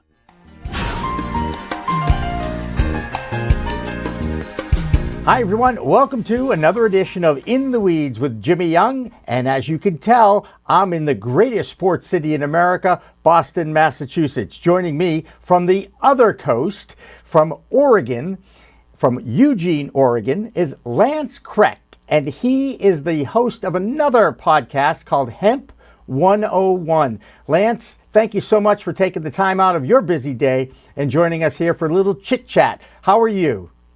Oh, I'm good. Trying to survive over here and on the West Coast. So I understand that you had a hemp store and it has now fallen victim to the COVID-19 pandemic. Is that accurate? Yes, unfortunately, that is correct. How did that all happen and how long have you been in business? Well, it's kind of an interesting story. At the time, I went into business with my ex-wife now. Was my wife at the time. I was getting out of the Army. I still had about a year left on my contract. I was stationed down in Eglin Air Force Base, Florida, with 7th Special Forces Group, one of the operational groups for the United States Army Special Forces Green Berets. I was there for 7 years. I was coming up on the final year of my contract. I was injured in a parachuting routine operation, training exercise. And I had to have 2 hip surgeries, so I was medically retired. But before then, around that time, Florida was going for Amendment 2. This was right around 2016. So cannabis was really starting to kind of get some momentum across the country. Certain states were recreational. I think there was only like 2 or 3 at the time, I believe. But med was really starting to kick off, and you could see a lot of the kids and the parents getting relief from the cannabis, and it really struck a chord with me because I was a brand new parent at the time, and I was fortunate enough to have a healthy child, a healthy son. I have 2 kids now, and so I wanted to kind of pitch in wherever I could, and then with the medical aspect that is cannabis and now hemp, it's really got a large future, I would say, in with the veterans, with the pain and getting them off of the plethora of prescription pills and opioids. And so we were going to go for one of the licenses in Florida once they legalized it. But I mean, if you pay attention to the cannabis regulations across the country, Florida probably had the largest or the steepest requirements for a license. And I think they wanted 5 million liquid or 10 million liquid. I can't remember the specifics. I've kind of obviously pivoted since then. then found out what hemp was. Hemp was starting to come onto the scene with the Stanley Brothers and Charlotte's Web, and found out about hemp, and we didn't need a license. The barrier to entry was a heck of a lot smaller, and so we pivoted over there, and we went to the West Coast. Figured it was probably the best area. It was close for my wife's family at the time. The kids could be closer to their grandparents on her side. And we didn't want to go to California because the taxes and the traffic. And we didn't want to go to Washington because that's where my in-laws were. And so we decided Oregon, and then we did some research and picked Eugene, with the university. It's not the size of Portland or anything like that. Central in the state, and they're very sympathetic to hemp and cannabis. So we landed in Eugene, opened up a store. This was all pre-Farm Bill. So the country was not on par with where we were, unfortunately. So I think that we were really early to market, and it was only a small family investment that we had. Getting the brand recognition out there was good. And then unfortunately, a divorce happened in the middle of that. So my wife, business partner at the time, had to seek employment elsewhere. And I was still stuck in Florida with the Army, finishing out my contract before I moved up to Oregon to take over the business that had been closed for a couple months. Revived that brand, and then COVID hit. And so, with already a struggling business through personal, struggles and whatnot, it just, that was the final nail in the coffin. So to speak. Be careful of that one, I guess, right? So the Hippie Hemp Farm in Eugene, Oregon is alive or not alive? No, it's not. The brand is still kind of alive. It's more so just loyal customers that still know that we have some good oil from a local brand, TJ's. They're a local cannabis brand. They're in a few other states. I think they're in Washington, Vegas, or Nevada, and California, as well as Oregon. So it's a pretty large brand that's spanning a couple states, and that's our best seller. And leftover inventory, and then textiles, t-shirts, and stuff that we have from the store. This is a leftover shirt. This is actually a Patagonia hemp shirt from their spring 2020 line. So just leftover stuff here and there. It's amazing to me that the products that can be made out of hemp, the variety of products, and I'm not just talking about cannabis and CBD and all that, but your shirt, a house, a boat, a car, anything really can be made out of this substance, and yet very few people understand that at all. How much of an educational thing do you have to do when you talk to people, when you explain to them that you're in the hemp industry? Still, with the passage of the Farm Bill, there's still a steep learning curve for, the mass consumption, if you will. Mostly on the textile side, that's the largest learning curve that is kind of, keeping everything from going forward. But, with the rubber, the DuPonts, the fossil fuels, et cetera, the lobbyists, they have the upper hand when it comes to lobbying and, policies that are in their favor. And it's also a plant, and it's not as rigid, if you will, when it comes to the aura of what a plant can do in form or in regards to manufacturing, auto manufacturing, textiles, hempcrete, animal bedding, feed, etc. So there's still a small learning curve. I think that there's a lot of brands that are really starting to help get that infrastructure in place. The biggest one that a lot of people are kind of keeping their eye on right now is the textile side, because a lot of the textiles for fiber for clothes, whether it be beanies, socks, shirts, etc., most of it was coming from overseas. Romania, China, India, they've been doing it for centuries. And, the United States was kind of in that arena for a while until, everyone knows the demonization of cannabis and the passage of certain policies under certain presidents, control or, terms, if you will. And so, it's kind of coming back to the forefront as a viable option. And with, climate change, whether you believe in it or not, that's not for me to say. It has a lot of benefits that, just other than the textiles and the food and the fiber, that can really help. And a lot of people are starting to come on board with that. You know, you mentioned a lot in there about the history of the plant, and for those who don't understand, it was the DuPonts, the Hearsts of the 1930s, 20s, and 30s that really funded the original DEA that turned the cannabis sativa plant into that evil weed, if you will. And because they felt that hemp was going to impact the paper industry. And that's where all that money came from. That's where they were. Hearst obviously was in the publishing world. But anyway, let's get back to Oregon for a second, because I'm always curious, especially when I talk to people from the West Coast. I am from the East Coast, and while I have visited California a few times, I have never visited Washington State or Oregon. And as a golfer, Bandon Dunes is on my bucket list. It is one of the most outstanding golf courses in the world, and one of these days I'll get an opportunity to play it. I hope, if I live through tomorrow, because I only count on 24 hours these days, especially with COVID. And this has to be a very challenging time for you. You've gone through a divorce already. You seem to be very young and a nice young man. You've got a military background, which means you understand the importance of discipline.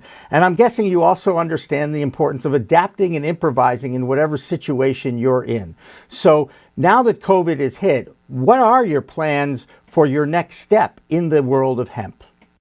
Actually, it's very interesting, because this was almost a blessing in disguise.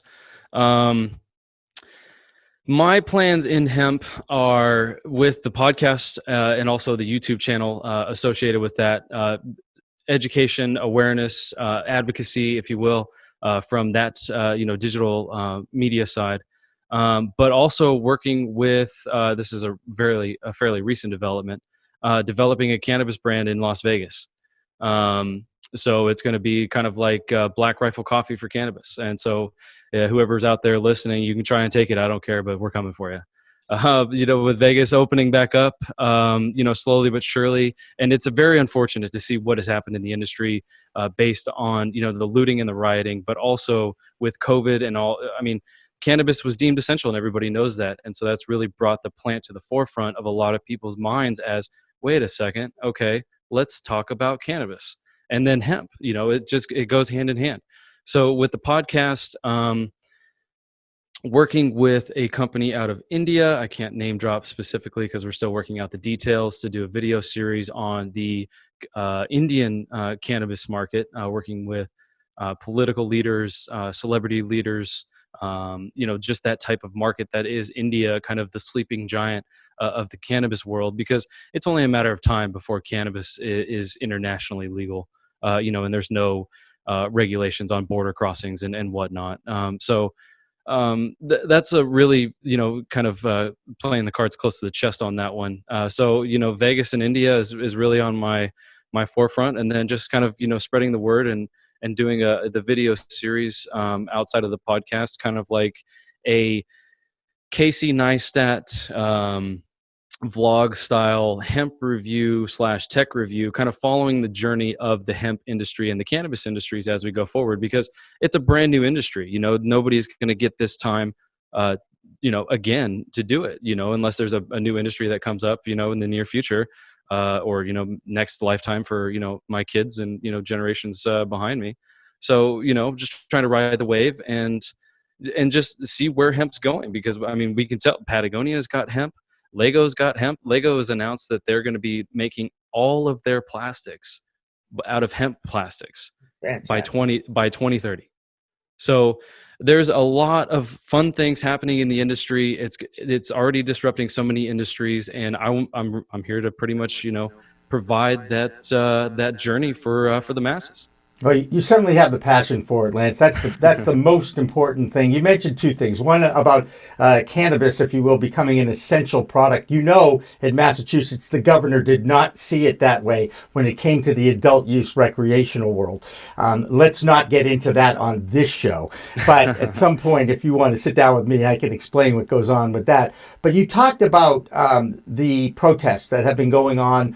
We are going to date this a little bit. A lot of times I like to do evergreen, but because of what's been going on in the United States over the last 7 to 10 days, and my goodness gracious, take it back to 2.5 months. I feel like I've been in this cage for 2.5 months. The thing that I'm taking away, and yes, there have been looting, and yes, it looks like the MedMen stores in California all had to close, and the local dispensary here in Boston, they too, after 4 years of waiting, finally getting open, getting shut down because of COVID, because the governor decided to make adult use recreational non-essential. And now he's reopened, and what happens within the first week of them reopening? Bang, they get looted and they get, just not destroyed, but certainly, $100,000 worth of product is gone. Oh, yeah. Every single one of the companies that has suffered from looting or vandalism is basically has the same message. And I'm so enthused about this message. And that message is basically merchandise and things can be replaced. Okay? Racism needs to be eradicated.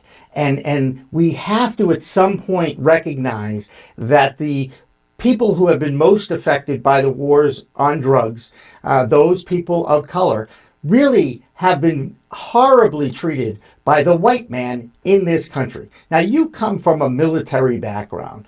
The military, I know, has always embraced others. Anyone who wants to volunteer for the military is embraced. And I give the military a lot of respects and props for that.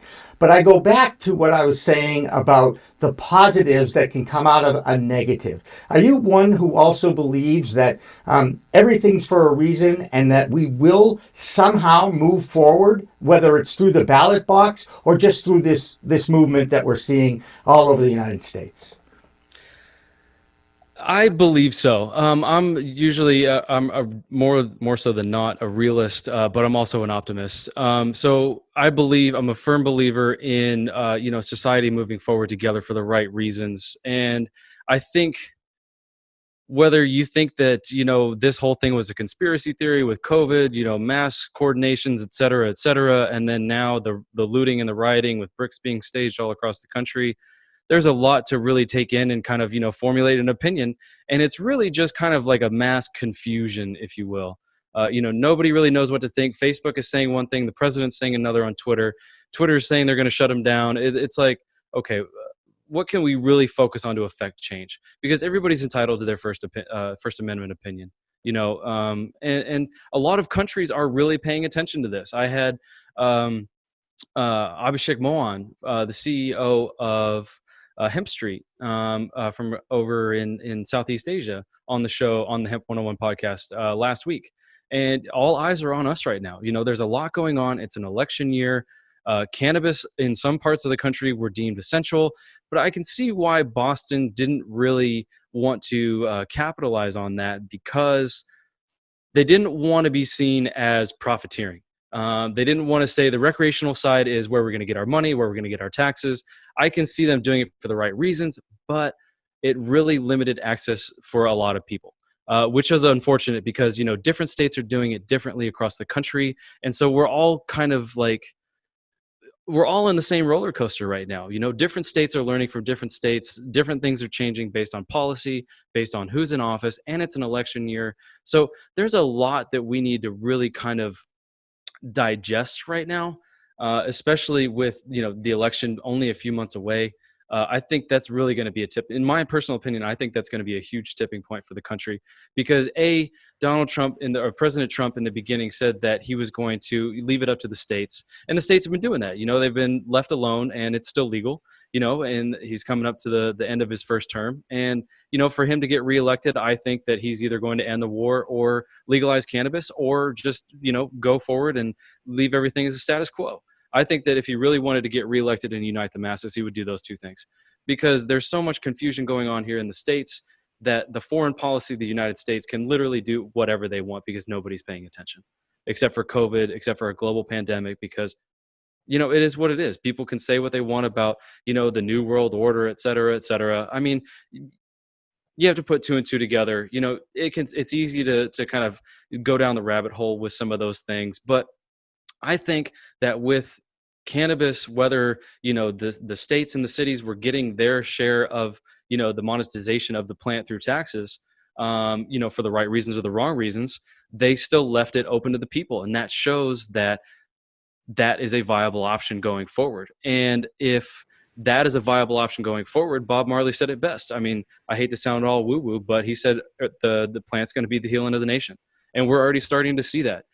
Industries are adopting, plant-based products, whether it's hemp or other products in their business models. Cannabis is a viable option for entrepreneurial routes. Cannabis is actually getting taught in, Western medicine institutions.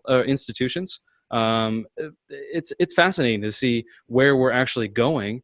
And so I think a lot of it is going to be fascinating, is kind of determined in the ballot boxes, like you said. But I think that with everyone so divided right now, but also so unified, people are seeing through the BS and the false flags when it comes to that side of the house. And people actually want to move forward because they know that there's a global pandemic. Whether that's true or not, it really is. I see a lot of message of unity because cops are fed up. The students are fed up. They've been through school shootings for the last decade, longer than that. And putting two and two together whenever you think about that sort of thing, okay, how come there's not been a school shooting, or how come ISIS isn't in the news anymore? Are we still at war? There's a lot of things that are still kind of floating out there in limbo that I think really people have to look forward to a closure on those topics. So it sounds like you believe, as do many of the people I talk to that are cannabis advocates, that the plant can be the healer. The plant can employ. The plant can drive revenue and turn it back into tax revenue to change some of the things that these cities, towns, and even our states have to deal with now. You're pretty positive that this all can happen over the next year, 2 years, 3 years, or you even mentioned 10 years from now. Yes, I'm a firm believer in that. We've had some help with Canada legalizing it across the country. A couple of years ago, however long ago it was, not really. I mean, there's so much that has gone on in the industry, but just the key things that it's been deemed essential during a global pandemic.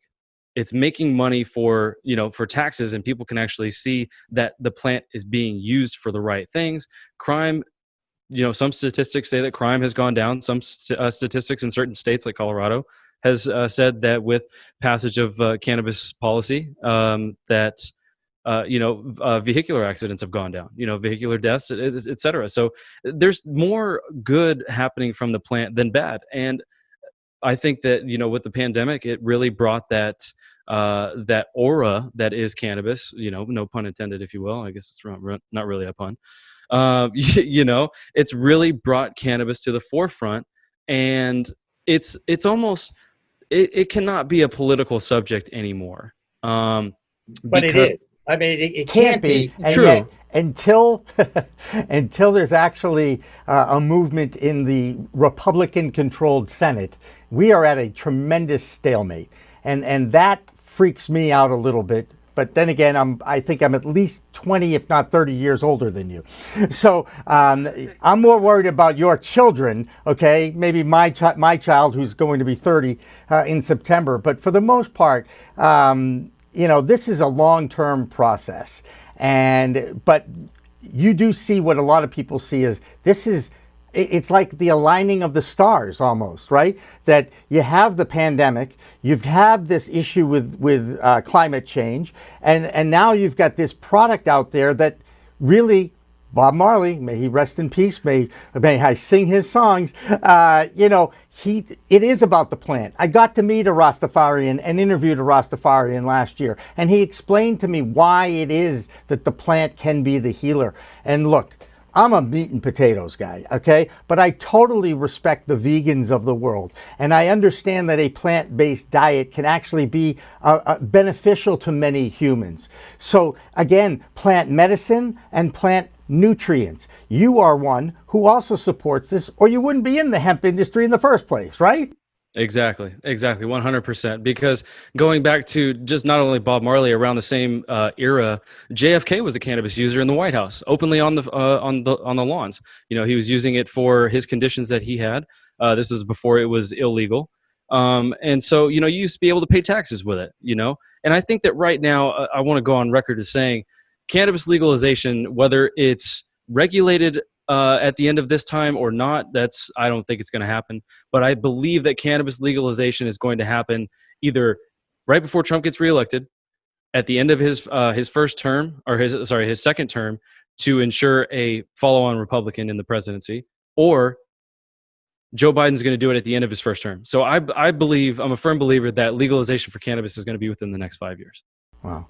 I don't even want to talk about the possibilities of reelecting this guy, because the first, in my world, okay, to be a president, you must be a leader.